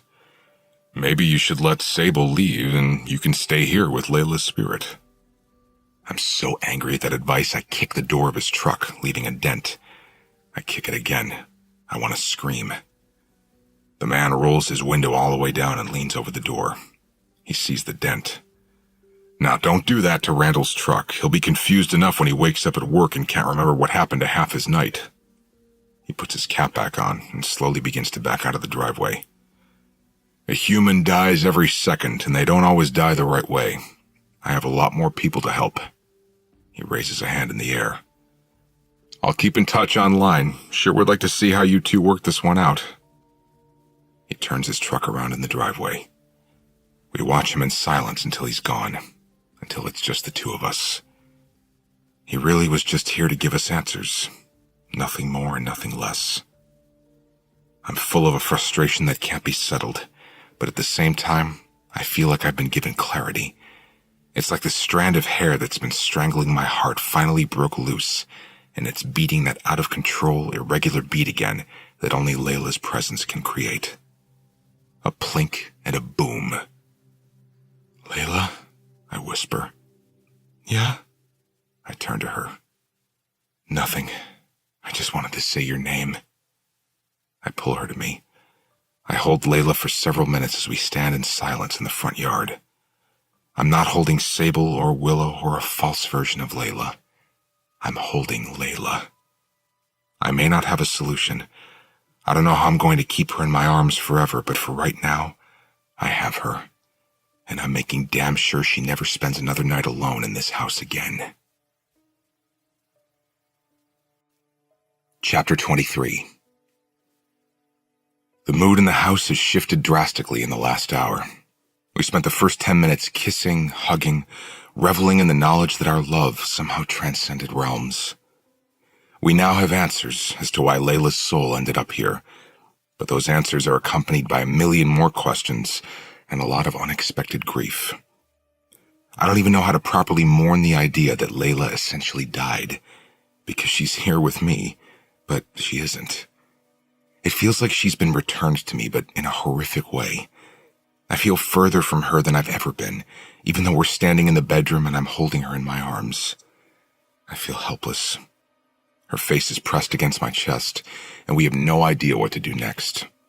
I don't want to come face to face with Sable, and if Layla goes to sleep, that will happen. I'm too angry to do that right now. "Do you think Sable knows?" Layla asks, pulling back to look up at me. I shake my head. "No. I think she's probably just as confused as you are. She has these memories that she can't explain, that don't belong inside the head she lives in." That has to be scary for her, Layla says. Waking up in the hospital with conflicting memories, recognizing Aspen and my mother, but not quite being able to place them, then being told they're her family. I grip Layla's cheeks with both hands. Do not feel sorry for her, I say. She did this. None of this would have happened to either of you if she hadn't shown up to my house with intentions of hurting us. Layla nods. Are you going to tell her what happened? That she's Sable? Probably. She deserves an explanation as to why she's been tied up. When are you telling her? I shrug. I feel like the sooner we let her know, the faster we can hopefully come up with a solution. What if she demands to leave? She will, I have no doubt about that. Are you going to let her leave? I shake my head. No. Layla's eyebrows draw apart in worry. We can't keep her here against her will. If someone finds out, you could get in legal trouble. She's not leaving here in your body. It's yours. Tell that to the police, Layla says. No one has to know, but she's not leaving here until we figure out how to fix this. Layla grips the back of her neck and pulls away from me. You heard that man. He said there's no way to fix this. He also said this is rare. Maybe it doesn't happen enough for anyone to have figured out a solution yet. We'll be patient. We'll do our research.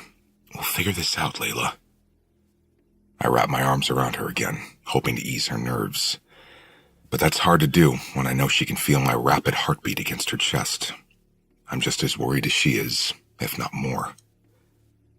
I think you should tell her now, Layla says. Maybe if she realizes what she's done, she'll stop fighting you. Maybe she'll help us figure this out. Layla has always seen the best in people. The problem with that is I'm not sure there's enough good in Sable that would make her want to help us. She is, after all, the reason we're here right now. Okay, I say, but I have to tie you up first. Layla crawls onto the bed. After I tie her up, she says, I know you're angry at her right now, but don't be mean to her. I nod, but it isn't a promise. Angry is an understatement. Layla closes her eyes and takes a breath. When her eyes open, and I can tell it's not Layla looking back at me, I feel nothing but resentment. I don't feel remorse when she starts to quietly cry. I don't feel guilt when she starts to plead with me to untie her. I sit on the edge of the bed next to her feet, and I just stare at her. At least she's not hysterical or screaming this time. We might actually be able to have a conversation about this. Are you going to let me leave now? She asks. I want to ask you some questions first. And then you'll let me go? Yes. She nods. Okay, but can you please untie me first? I'm sore. I've been in this position for hours. She's been tied up for 1 minute. She doesn't realize she walks around freely most of the time. I'll untie you after you answer my questions. She adjusts herself on the bed so that she's sitting a little farther away from me. She pulls her knees in and looks at me nervously. You look angry, she says quietly. Why are you angry? What do you remember about the night you were shot? I don't like talking about that. You know that. Why? Because you don't remember it like I do? She shakes her head. No, it's because I don't remember it at all. That's not entirely true, I say. I think you just remember it in a way that's confusing to you. She shakes her head. I don't want to talk about it. I continue to speak, despite her pleas for me to stop. I know what's going on inside your head. You say you have amnesia, but I'm not so sure you do. It's just harder for you to access Layla's memories because they're mixed in with other memories. It's why, sometimes, when I bring up something from the past, you don't have that memory right away. It's like you have to sift through them, dig them up. I can see her breath catch.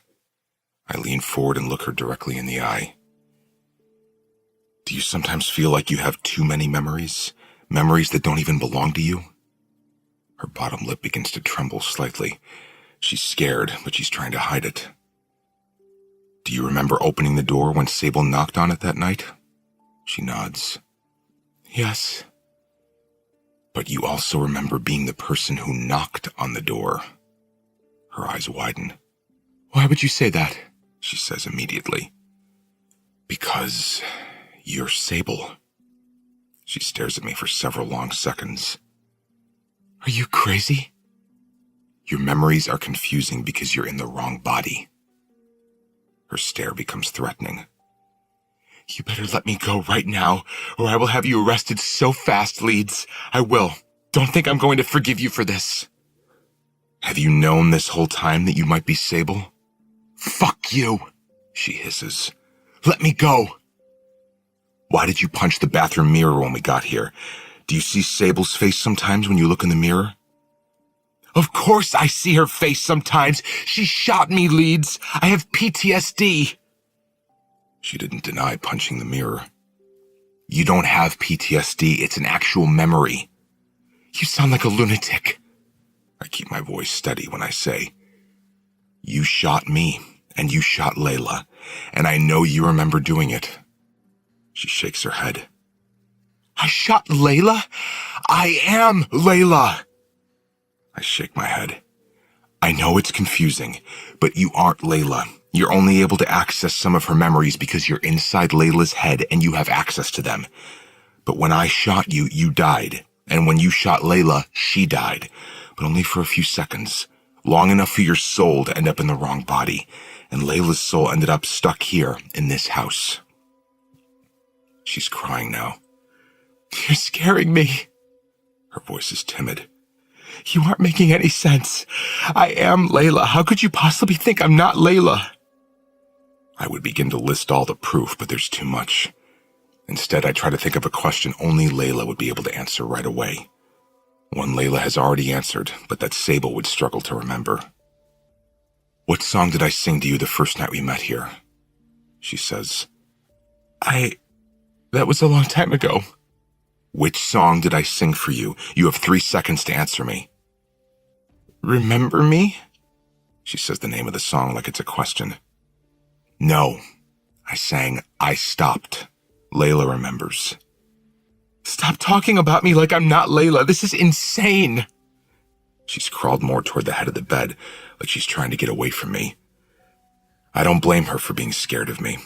If someone had tried to explain this to me a month ago, I wouldn't have been able to believe it. I attempt to come off as level-headed as I can because I know she thinks the opposite of me right now. I can't expect you to accept this any easier than I did, but it's true. It's just going to take time and maybe proof before you fully comprehend what's happening. For that, I'm sorry, but I can't let you leave now. Not until I figure out how to fix this for Layla.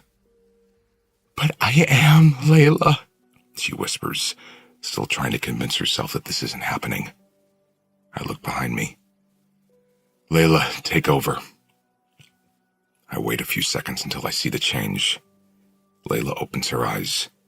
She relaxes her legs, but her expression doesn't relax. She looks like she's about to cry, and I don't know if it's because there isn't a doubt left in her as to whether she's Layla, or if she feels bad for the situation Sable is in now. I lean forward and untie her hands. When her wrists are free, she lunges forward and wraps her arms tightly around me.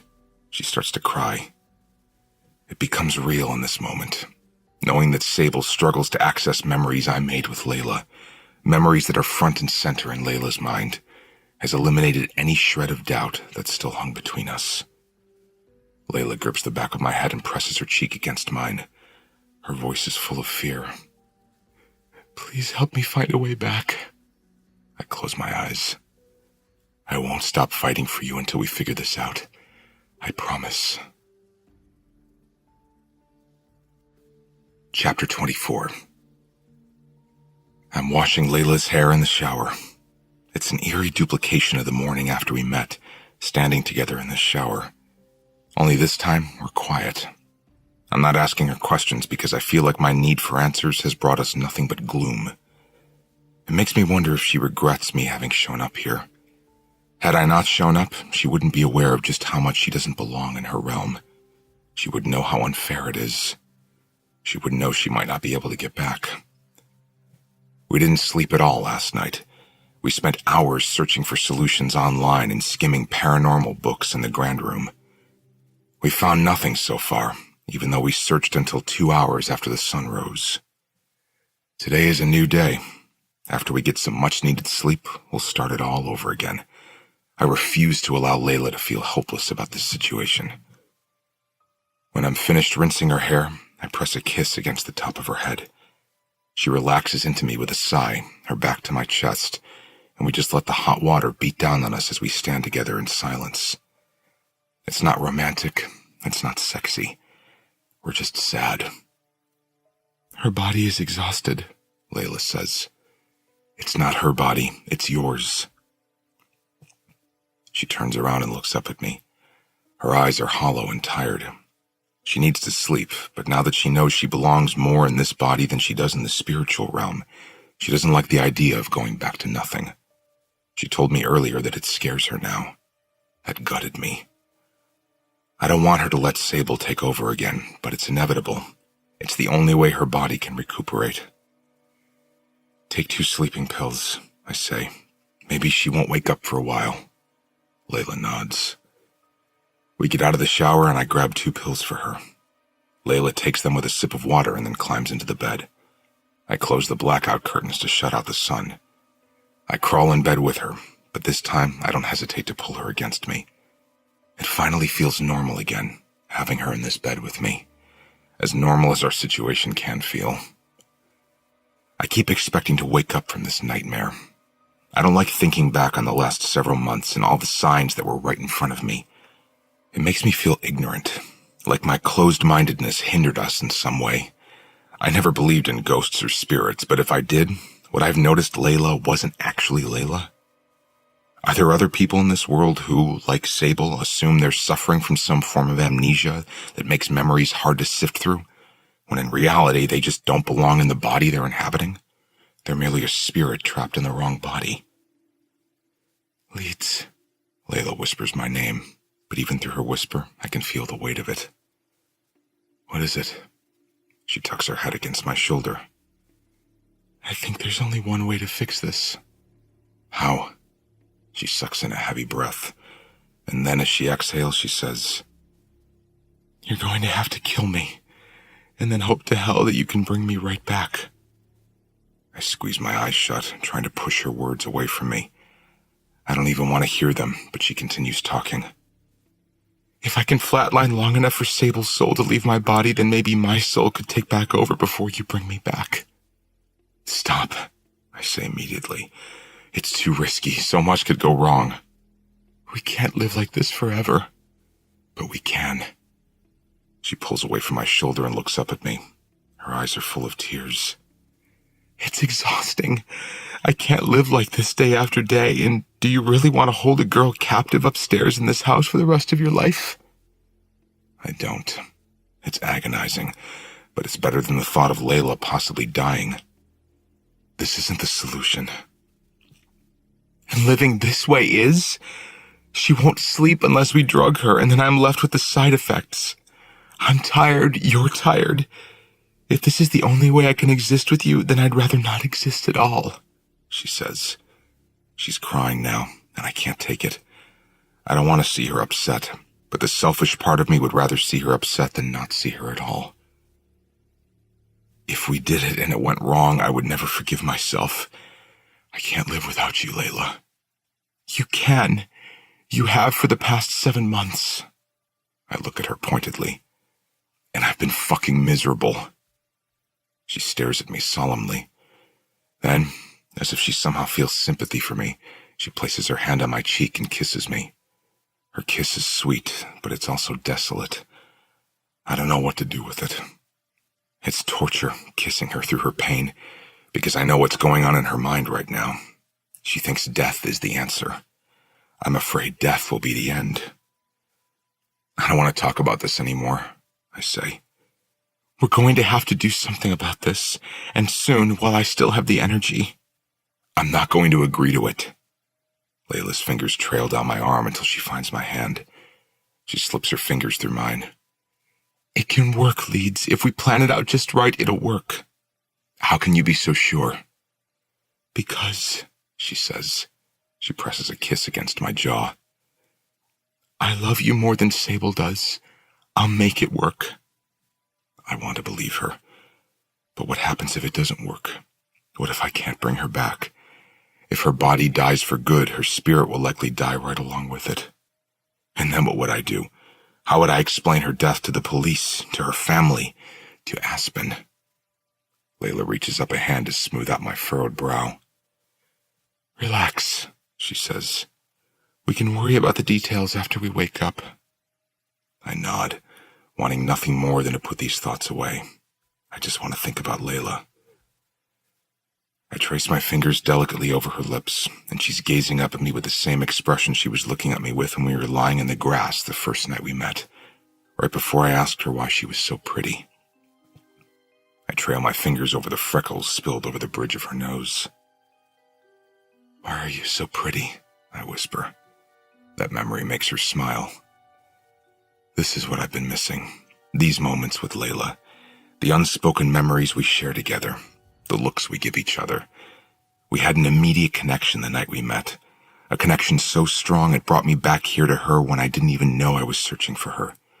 A connection that kept me here, even when I was convinced Willow was Sable.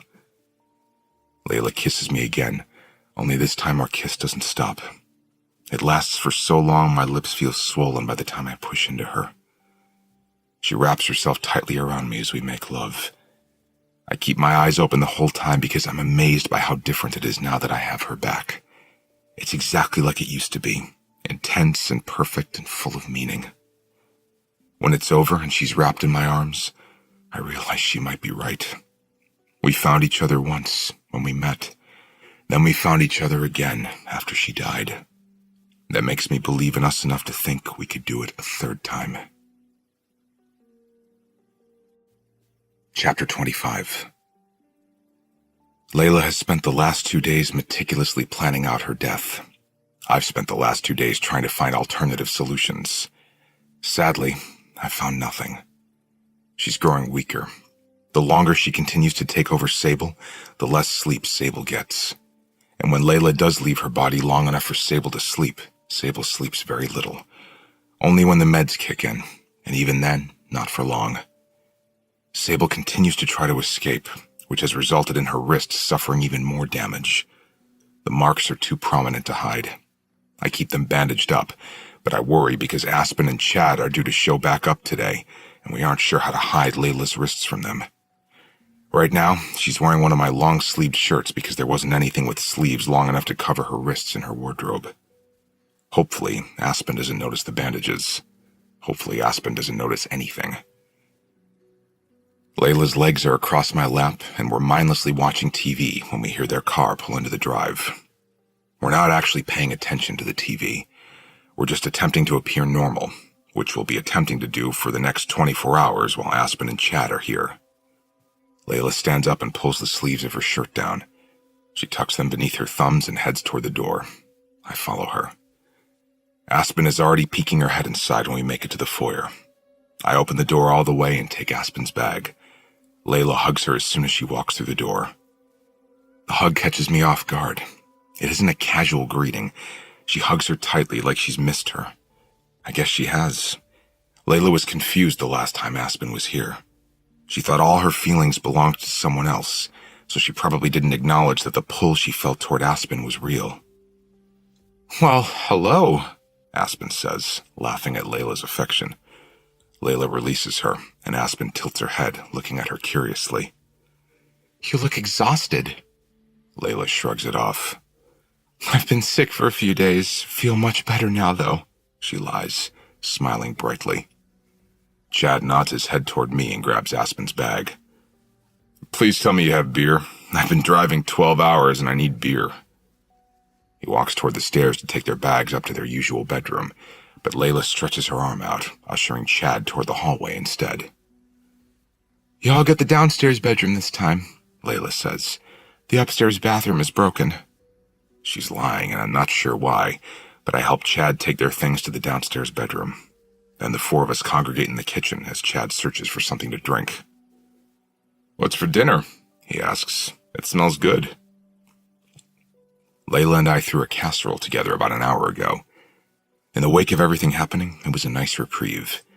We've had a few moments over the last couple of days that I've somehow managed to enjoy, despite our circumstances. It's hard not to let the reality of our situation remain front and center in our minds.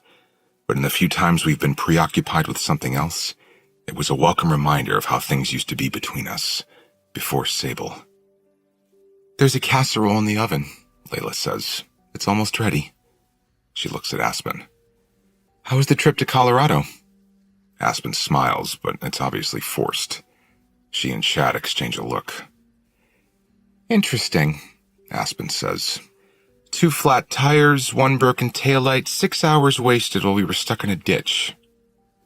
Those 6 hours were not wasted, Chad says to her, raising an eyebrow. Aspen grins, and that's enough of that conversation. She seems different. I spin around at the sound of Aspen's voice. I thought I was alone in the kitchen. What do you mean? I ask cautiously. Better, she says. It's like I finally have my sister back. Good call bringing her here. I think it's helped her. I blow out a subtle release of air. Yeah, she's definitely much better. She looks tired, though, and she's lost weight. I nod. I'm keeping an eye on her. Like she said, she had the flu last week. The flu? Aspen asks with a tilt of her head. She just told me it was food poisoning. Shit. Layla and I need to make sure our lies align in the future. I nod once. Yeah, that too. Shitty week. I grab my cell phone and Aspen follows me as I head outside, where Layla and Chad are. Layla is seated at the patio table, next to a heating lamp I turned on after dinner. Chad is sitting at the edge of the pool with his feet in the water. I heated the pool yesterday when we realized they were coming. I walk over to Layla and press a kiss to the top of her head before sitting down next to her. She grabs my hand and smiles at me. We spend the next half hour pretending our worlds are right side up. We laugh at Aspen's and Chad's jokes. We force ourselves to appear relaxed. We even make plans to go on a road trip with them in 2 months. A road trip we know can't happen if we don't figure out a way to solve this. It hits me as I'm sitting here, why Layla is willing to risk her life in order to get her life back. It's because she doesn't have a life at all while she's stuck in this house at Sable's mercy. We can't risk leaving this place when Layla is merely a temporary possessor of her own body. And what would life be like for Layla if I forced her to remain in our current setup? She'd be a visitor to this world, at Sable's mercy. We'll never be able to leave. We won't even be able to take the trip we just planned to take with Aspen and Chad in 2 months. This is it. This will be her life, exhausted and imprisoned. I'm pulled out of my own thoughts when Layla laughs loudly. I catch myself staring too hard at her every now and then, but I'm fascinated watching her just be herself, even if she is forcing it. But there are moments, a split second here and there, when I forget this isn't our normal. But it's not our normal. Hanging out with her sister can never be normal. It'll have to be meticulously planned. She'll never get to leave this place with Aspen. Even their visits here can never be normal. When Chad and Aspen go to bed tonight, Layla is either going to have to figure out how to stay awake all night in order to prevent Sable from taking back over, or I'm going to have to figure out how to keep Sable quiet if she wakes up while Chad and Aspen are still in this house. Maybe that's why Layla put Chad and Aspen in the downstairs bedroom. That way, if Sable were to take over momentarily while they're here, they might not hear any commotion from Sable before Layla can slip back into her. Layla told me you put in an offer on this place? Aspen asks, looking at me. I must have been tuned out of their conversation because I'm not sure what led to this question. I nod. Yeah, last week. Should be closing soon. I hope you know we're going to be here all the time. Wichita isn't that far away, and I miss this place. She looks at Layla. I even miss you, she says teasingly.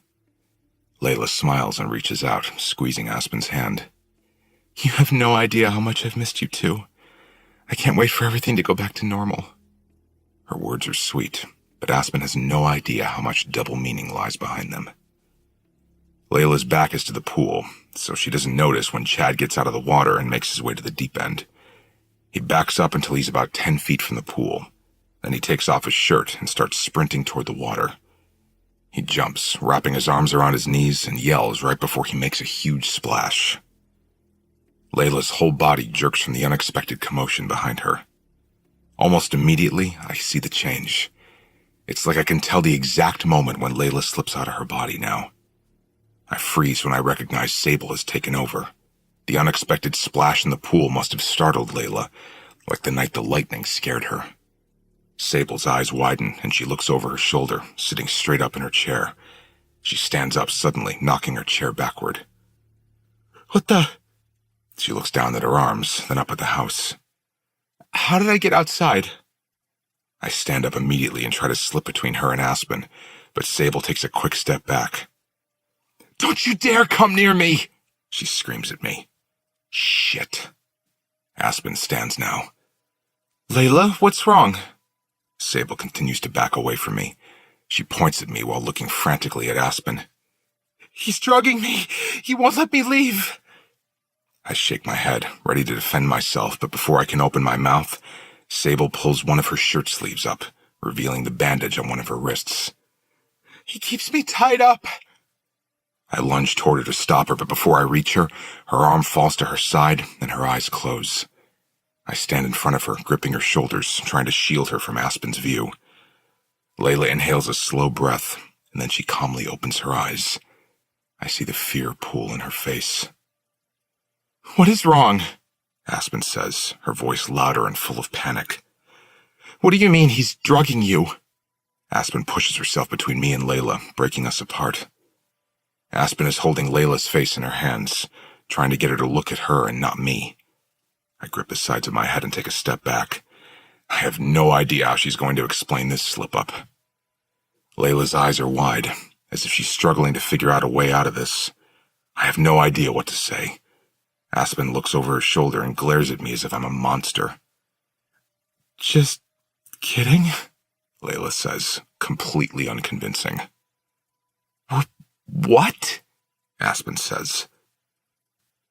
Chad is sloshing over to us now, his jeans leaving puddles of water behind him. What's going on? Aspen points at Layla. She just said Leeds is drugging her and keeping her tied up.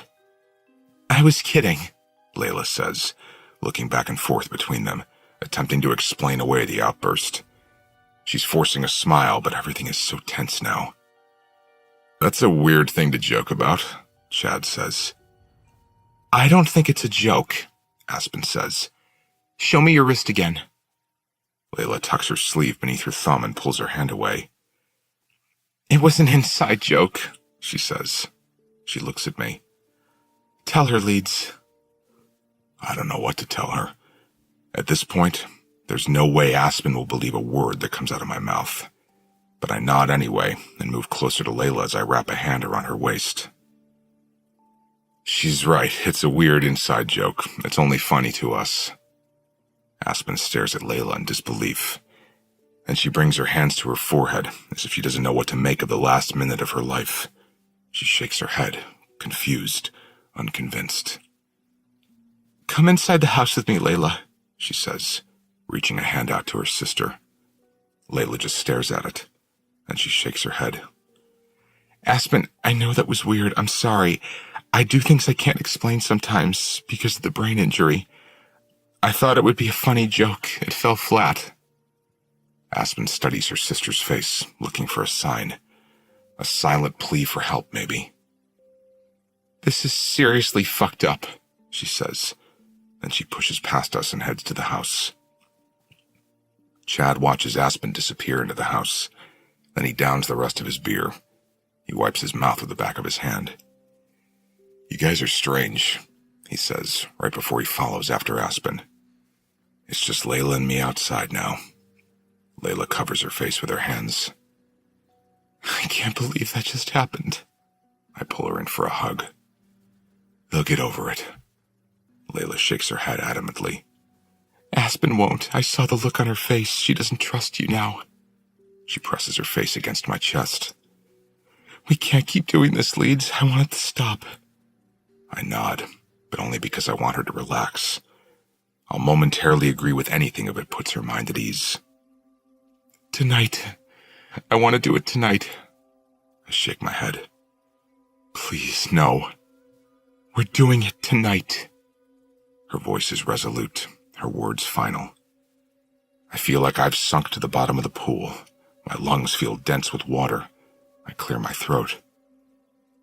How are we supposed to do this tonight? Your sister is here. As if she's been thinking about it the whole time, she answers immediately. I think drowning would be the easiest way. We'd have to time it perfectly. You'd have to be sure my heart stops before you start to resuscitate me. I separate myself from her and begin to pace the concrete surrounding the pool. I don't know that I feel comfortable with that. I don't even know how to do CPR. Aspen is a nurse. Aspen won't go along with this, I say. Layla closes any space between us and lowers her voice. She doesn't have to. We'll play it off like it isn't planned, like it's an accident. As soon as my heart stops beating, you'll yell for her. I made sure one of their bedroom windows is open so she'll hear you. And if she doesn't, just run to the window and wake her up. That's why she put them downstairs. You already had this planned out? Layla's eyes are firm. Don't judge me. You have no idea what it's like for me. There's a world of pain in her expression like I've never seen. I don't even know how to argue against that pain. She's right. I don't know what it's like for her. I won't even pretend to know. All I can do at this point is love her enough to attempt to find trust in her instincts. What if I can't bring you back right away? What happens if the ambulance takes your body away before you're able to slip back into it? Don't let them. Make sure Aspen brings me back. How do you know Aspen will know what to do? She's a nurse. She saves lives every day. I don't like this. What if it works and we bring your body back? How do we know Sable won't come back instead of you? I won't let her, Leeds. Layla says that with such conviction, I can't help but trust her. I pull her to me and rest my chin on top of her head. For the first time since finding out ghosts are real, I'm terrified. I love you. Her words are muffled against my chest when she says, I love you too, so much. That's how I know this is going to work. Chapter 26. It's been 2 hours since we came upstairs to prepare for Layla's drowning. 2 hours since it started to feel like my world might be coming to an end. She has everything planned out. She even wrote down instructions and is making me study them like this is some kind of fucking college exit exam. 1. Hold me under until I'm no longer struggling for air. 2. Check my pulse. When it stops, call 911 immediately. 3. Wake up Aspen. 4. Start resuscitation. 5. You only have 5 minutes to save my life. I let the paper fall to the bed. 5 minutes.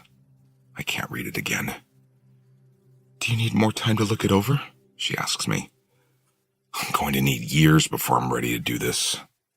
She lifts a hand and touches the side of my head. I know you're scared. I'm scared too. But the longer we let this go on, the weaker I'm going to be. We need to do it now before we have more slip-ups, before Aspen becomes even more suspicious. She grabs the sheet of paper and folds it up. Then she walks to the bathroom and flushes it in the toilet. On her way back into the bedroom, she grabs my laptop and sets it on her side of the bed. She clears her throat and then says, I typed up a suicide note. I think it's important to have, just in case. I cover my face with my hand. A suicide note? I can't keep my voice down. How are you so calm about this? You just wrote a suicide note, Layla. I don't want you to take the fall if this doesn't work. I scheduled it to send us an email for 4 hours from now. You know the login to my email. If I don't make it, allow the email to send. But if I do make it, delete it. Because it's going to everyone, Leeds. You, Aspen, my mother. Her voice is even, mechanical almost, as if she's completely detached from the reality of what we're about to do. She grabs my hand, wanting me to stand up, wanting me to follow her. The next several minutes feel surreal. I follow her out of the bedroom, down the stairs, into the backyard. She walks calmly into the pool, and so much of this moment is wrapped in the night we met. The first time we spoke was in this pool. Our first kiss was in this pool. Why does it feel like our final goodbye might happen in the pool?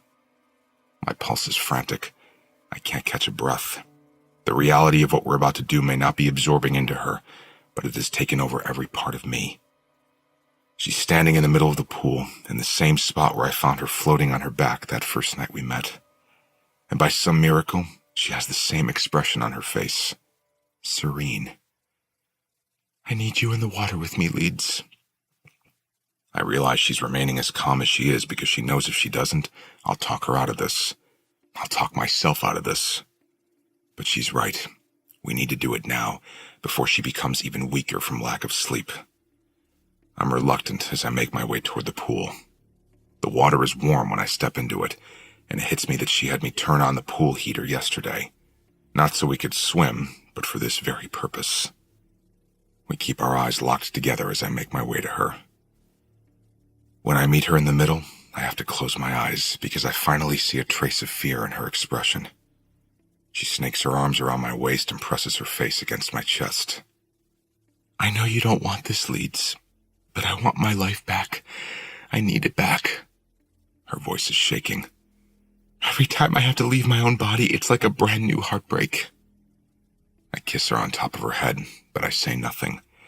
I couldn't speak if I wanted to. The fear is too thick in my throat.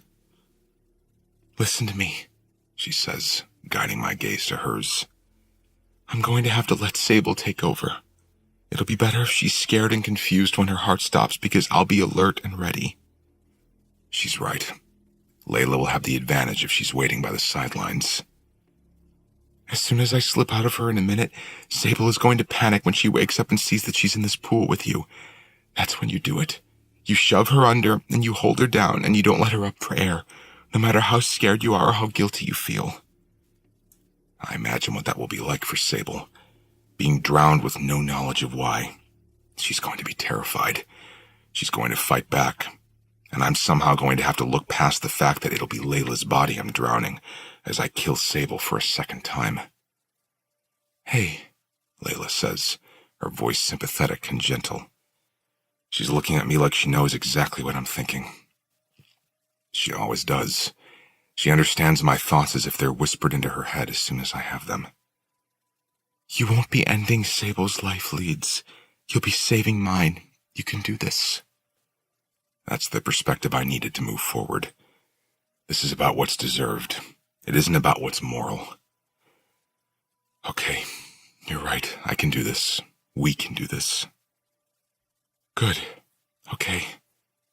She sucks in a rush of air, but it's a fragile intake, marred by fear. Are you ready? I shake my head adamantly, because who could be ready for something like this? I take her face in my hands and we lock eyes. She's scared. Her lips are quivering. When her hands rest against my chest, I could feel her fingers trembling.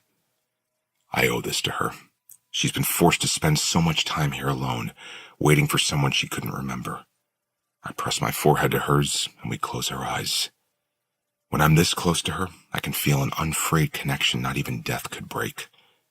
We're bound together for eternity, and if I don't get this right, if I lose her, that tether will feel like a noose tightening around my heart until it stops. I kiss her. I kiss her hard, and I don't want to stop, because what if this is the last time I ever get to kiss her? I kiss her until I taste tears, both of ours. I kiss her until she makes me stop.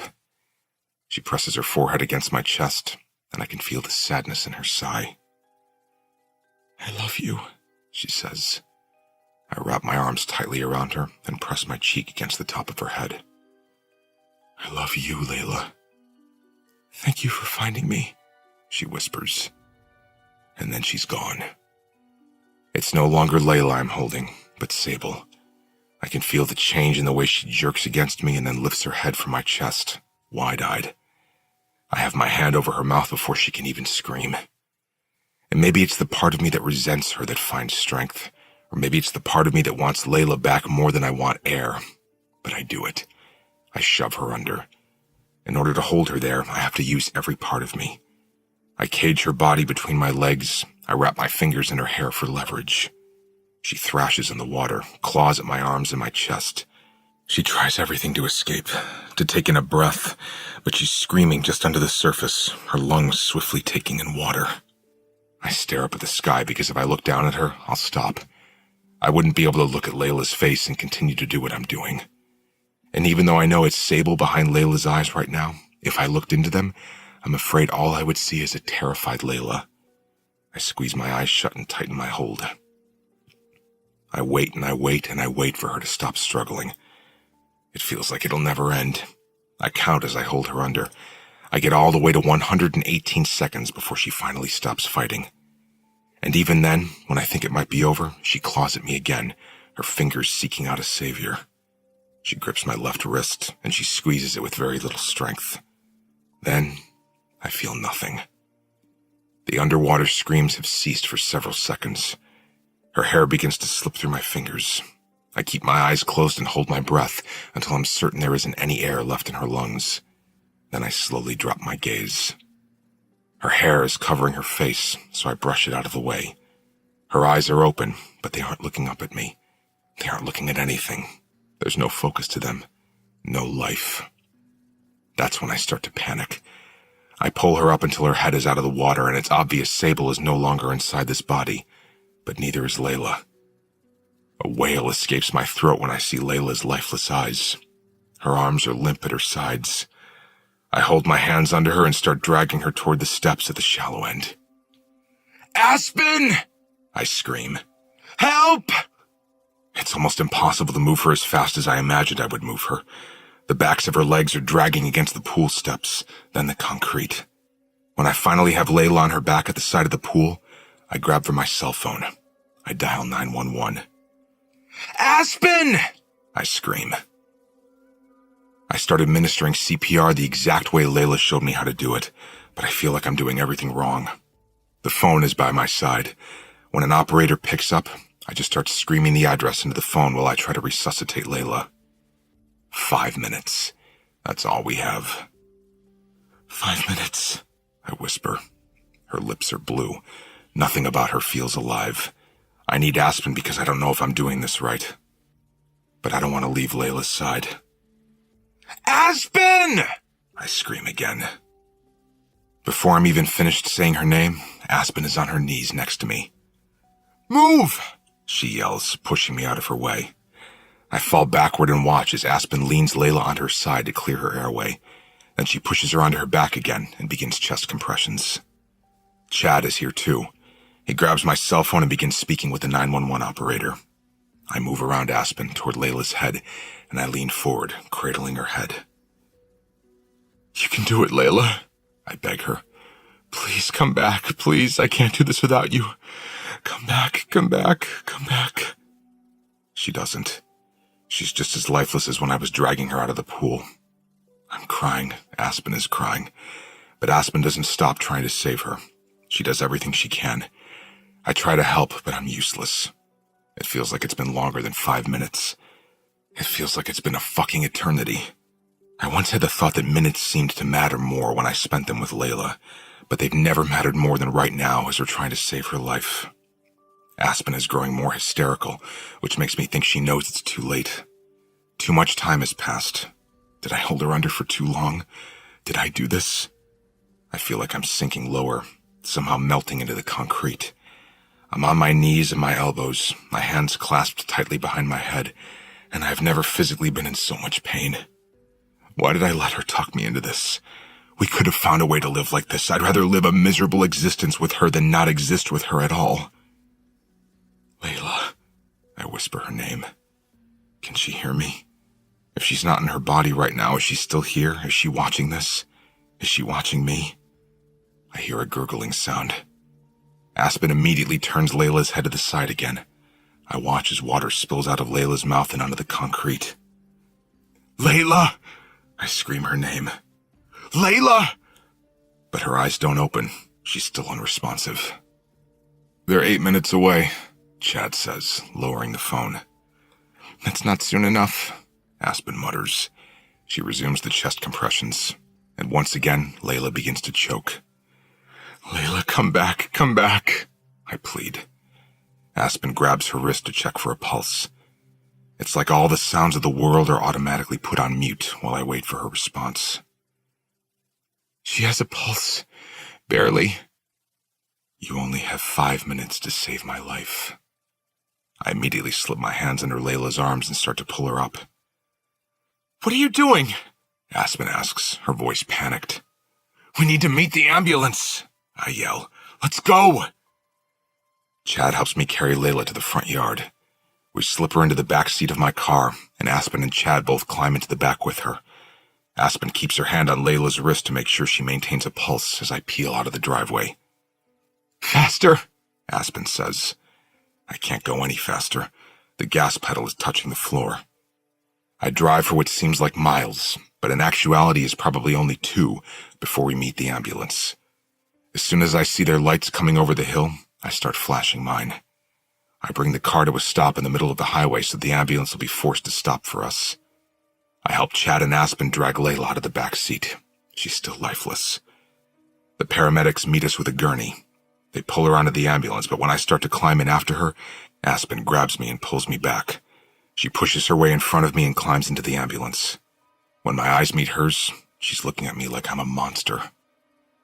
Stay the fuck away from my sister. The doors close. The ambulance speeds away. I drop to my knees. Chapter 27. It's been 38 minutes since I pulled her out of the water. I'm pacing the waiting room. Chad is several feet away on his phone, probably trying to call Aspen. We haven't seen her since we walked into the emergency room. Chad had to pull me out of the road and drive the car here. I was too upset. No one is able to tell us anything. 39 minutes pass. 40. Chad hangs up the phone. I rush over to him, hoping he got word from Aspen. He just shakes his head. She's not answering. I think she left her phone at the house. I nod and resume pacing. I'm watching my feet move over the floor, but it feels like I'm floating, like I'm not actually moving. This all feels like a dream, a nightmare. What was she doing in the pool? I spin around at the sound of Aspen's voice. She's standing behind me now, her eyes narrowed at me. Her cheeks are mottled and tear-stained. Is she okay? I ask her. Aspen shakes her head, and my heart feels like it melts and leaks down into my ribcage. I don't know anything. They won't let me in the room, she says. Why was she in the water, Leeds? Her eyes are accusing. Chad walks up to her and wraps his arms around her shoulders. He tries to usher her to a chair, but she shakes him off and turns her attention back to me. Why the fuck was she in the water, Leeds? Her scream gets the attention of everyone in the room. She's hysterical, angry. She thinks I did this to her sister. I don't know, I lie, but I did not do this to her. Aspen's eyes fall, and when they do, they freeze on my arms. She just stares at my arms, and the way she's looking at them forces me to follow her focus. When I look down at myself, I see that my arms are covered in scratch marks. Fingernail scrapes that have drawn blood. Fresh blood. I look back up at Aspen just as she starts to cry hysterically. Chad is forced to hold her up. He carries her to a chair, but the whole time he's backing her away from me, she's screaming at me. Why? Why did you do this to my sister?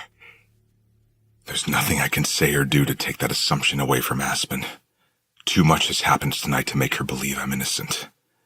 And if Layla doesn't make it, neither do I, because no one will ever accept the truth. If this were last month, I wouldn't have believed the truth either. But the idea that Aspen will never trust me again, even if Layla makes it, is still not an outcome I'm okay with.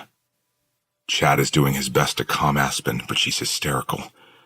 I walk over to them and kneel in front of her. Aspen, I say, my voice firm and low. She had a seizure in the water. I was trying to help her, but I couldn't do it on my own. I couldn't keep her above water. That's when I called you. I didn't do this to her. She doesn't believe me. I can see the distrust in her eyes. Why did Layla say you were keeping her tied up earlier? Aspen asks. Why would she say that?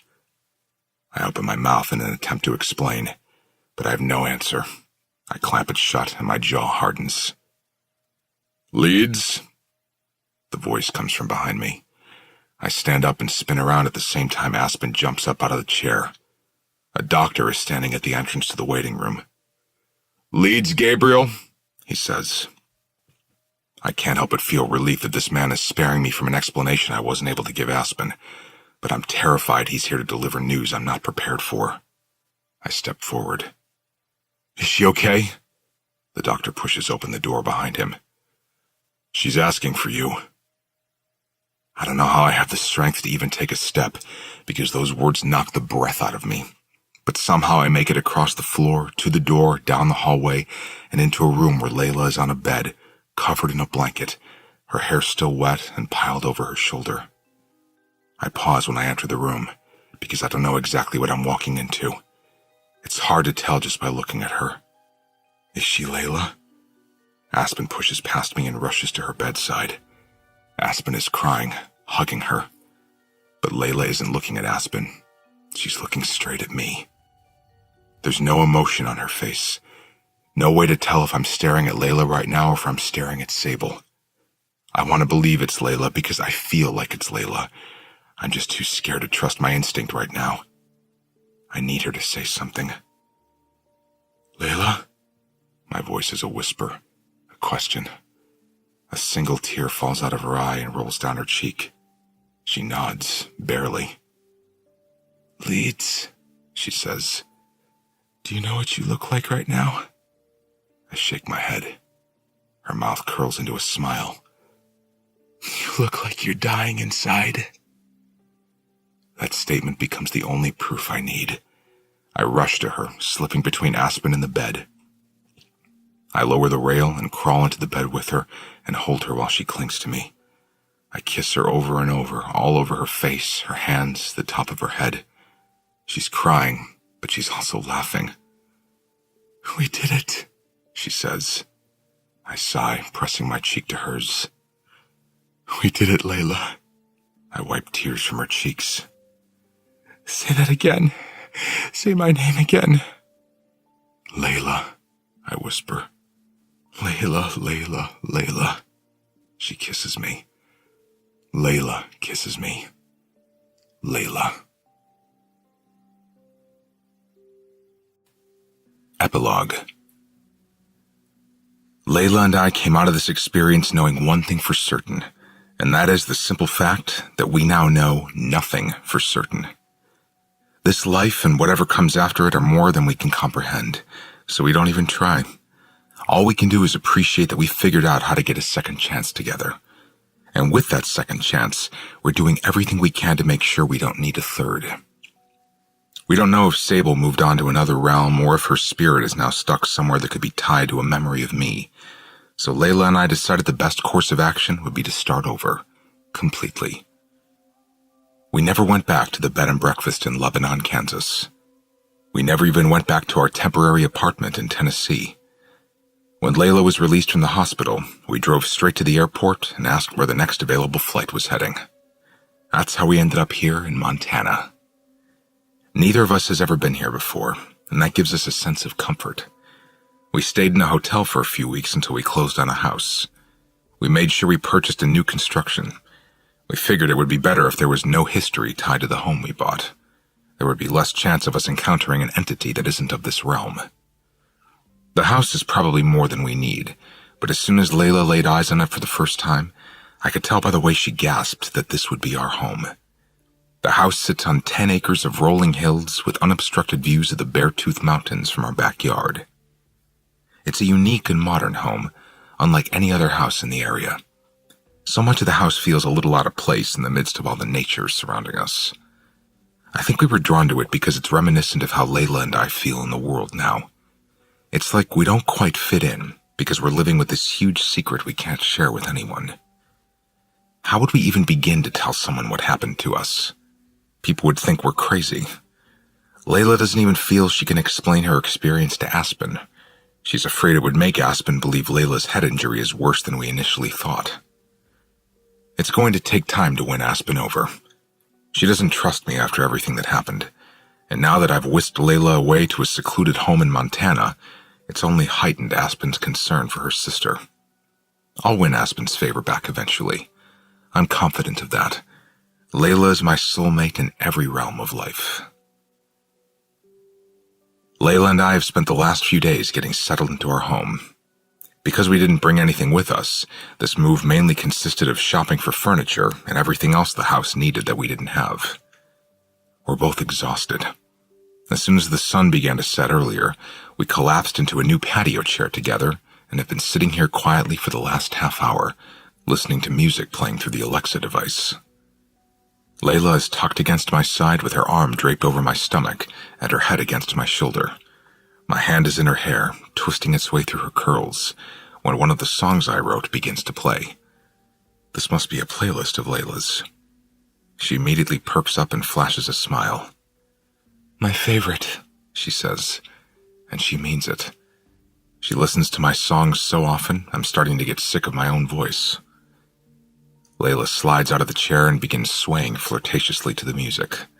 She spins around, lifting her arms in the air as she dances in front of me. Alexa, she says, volume max. The song gets louder, and Layla closes her eyes and continues dancing. She's out of sync and not at all graceful. She's still a terrible dancer. It's the first thing I noticed about her, and it's the absolute last thing I would ever want to change.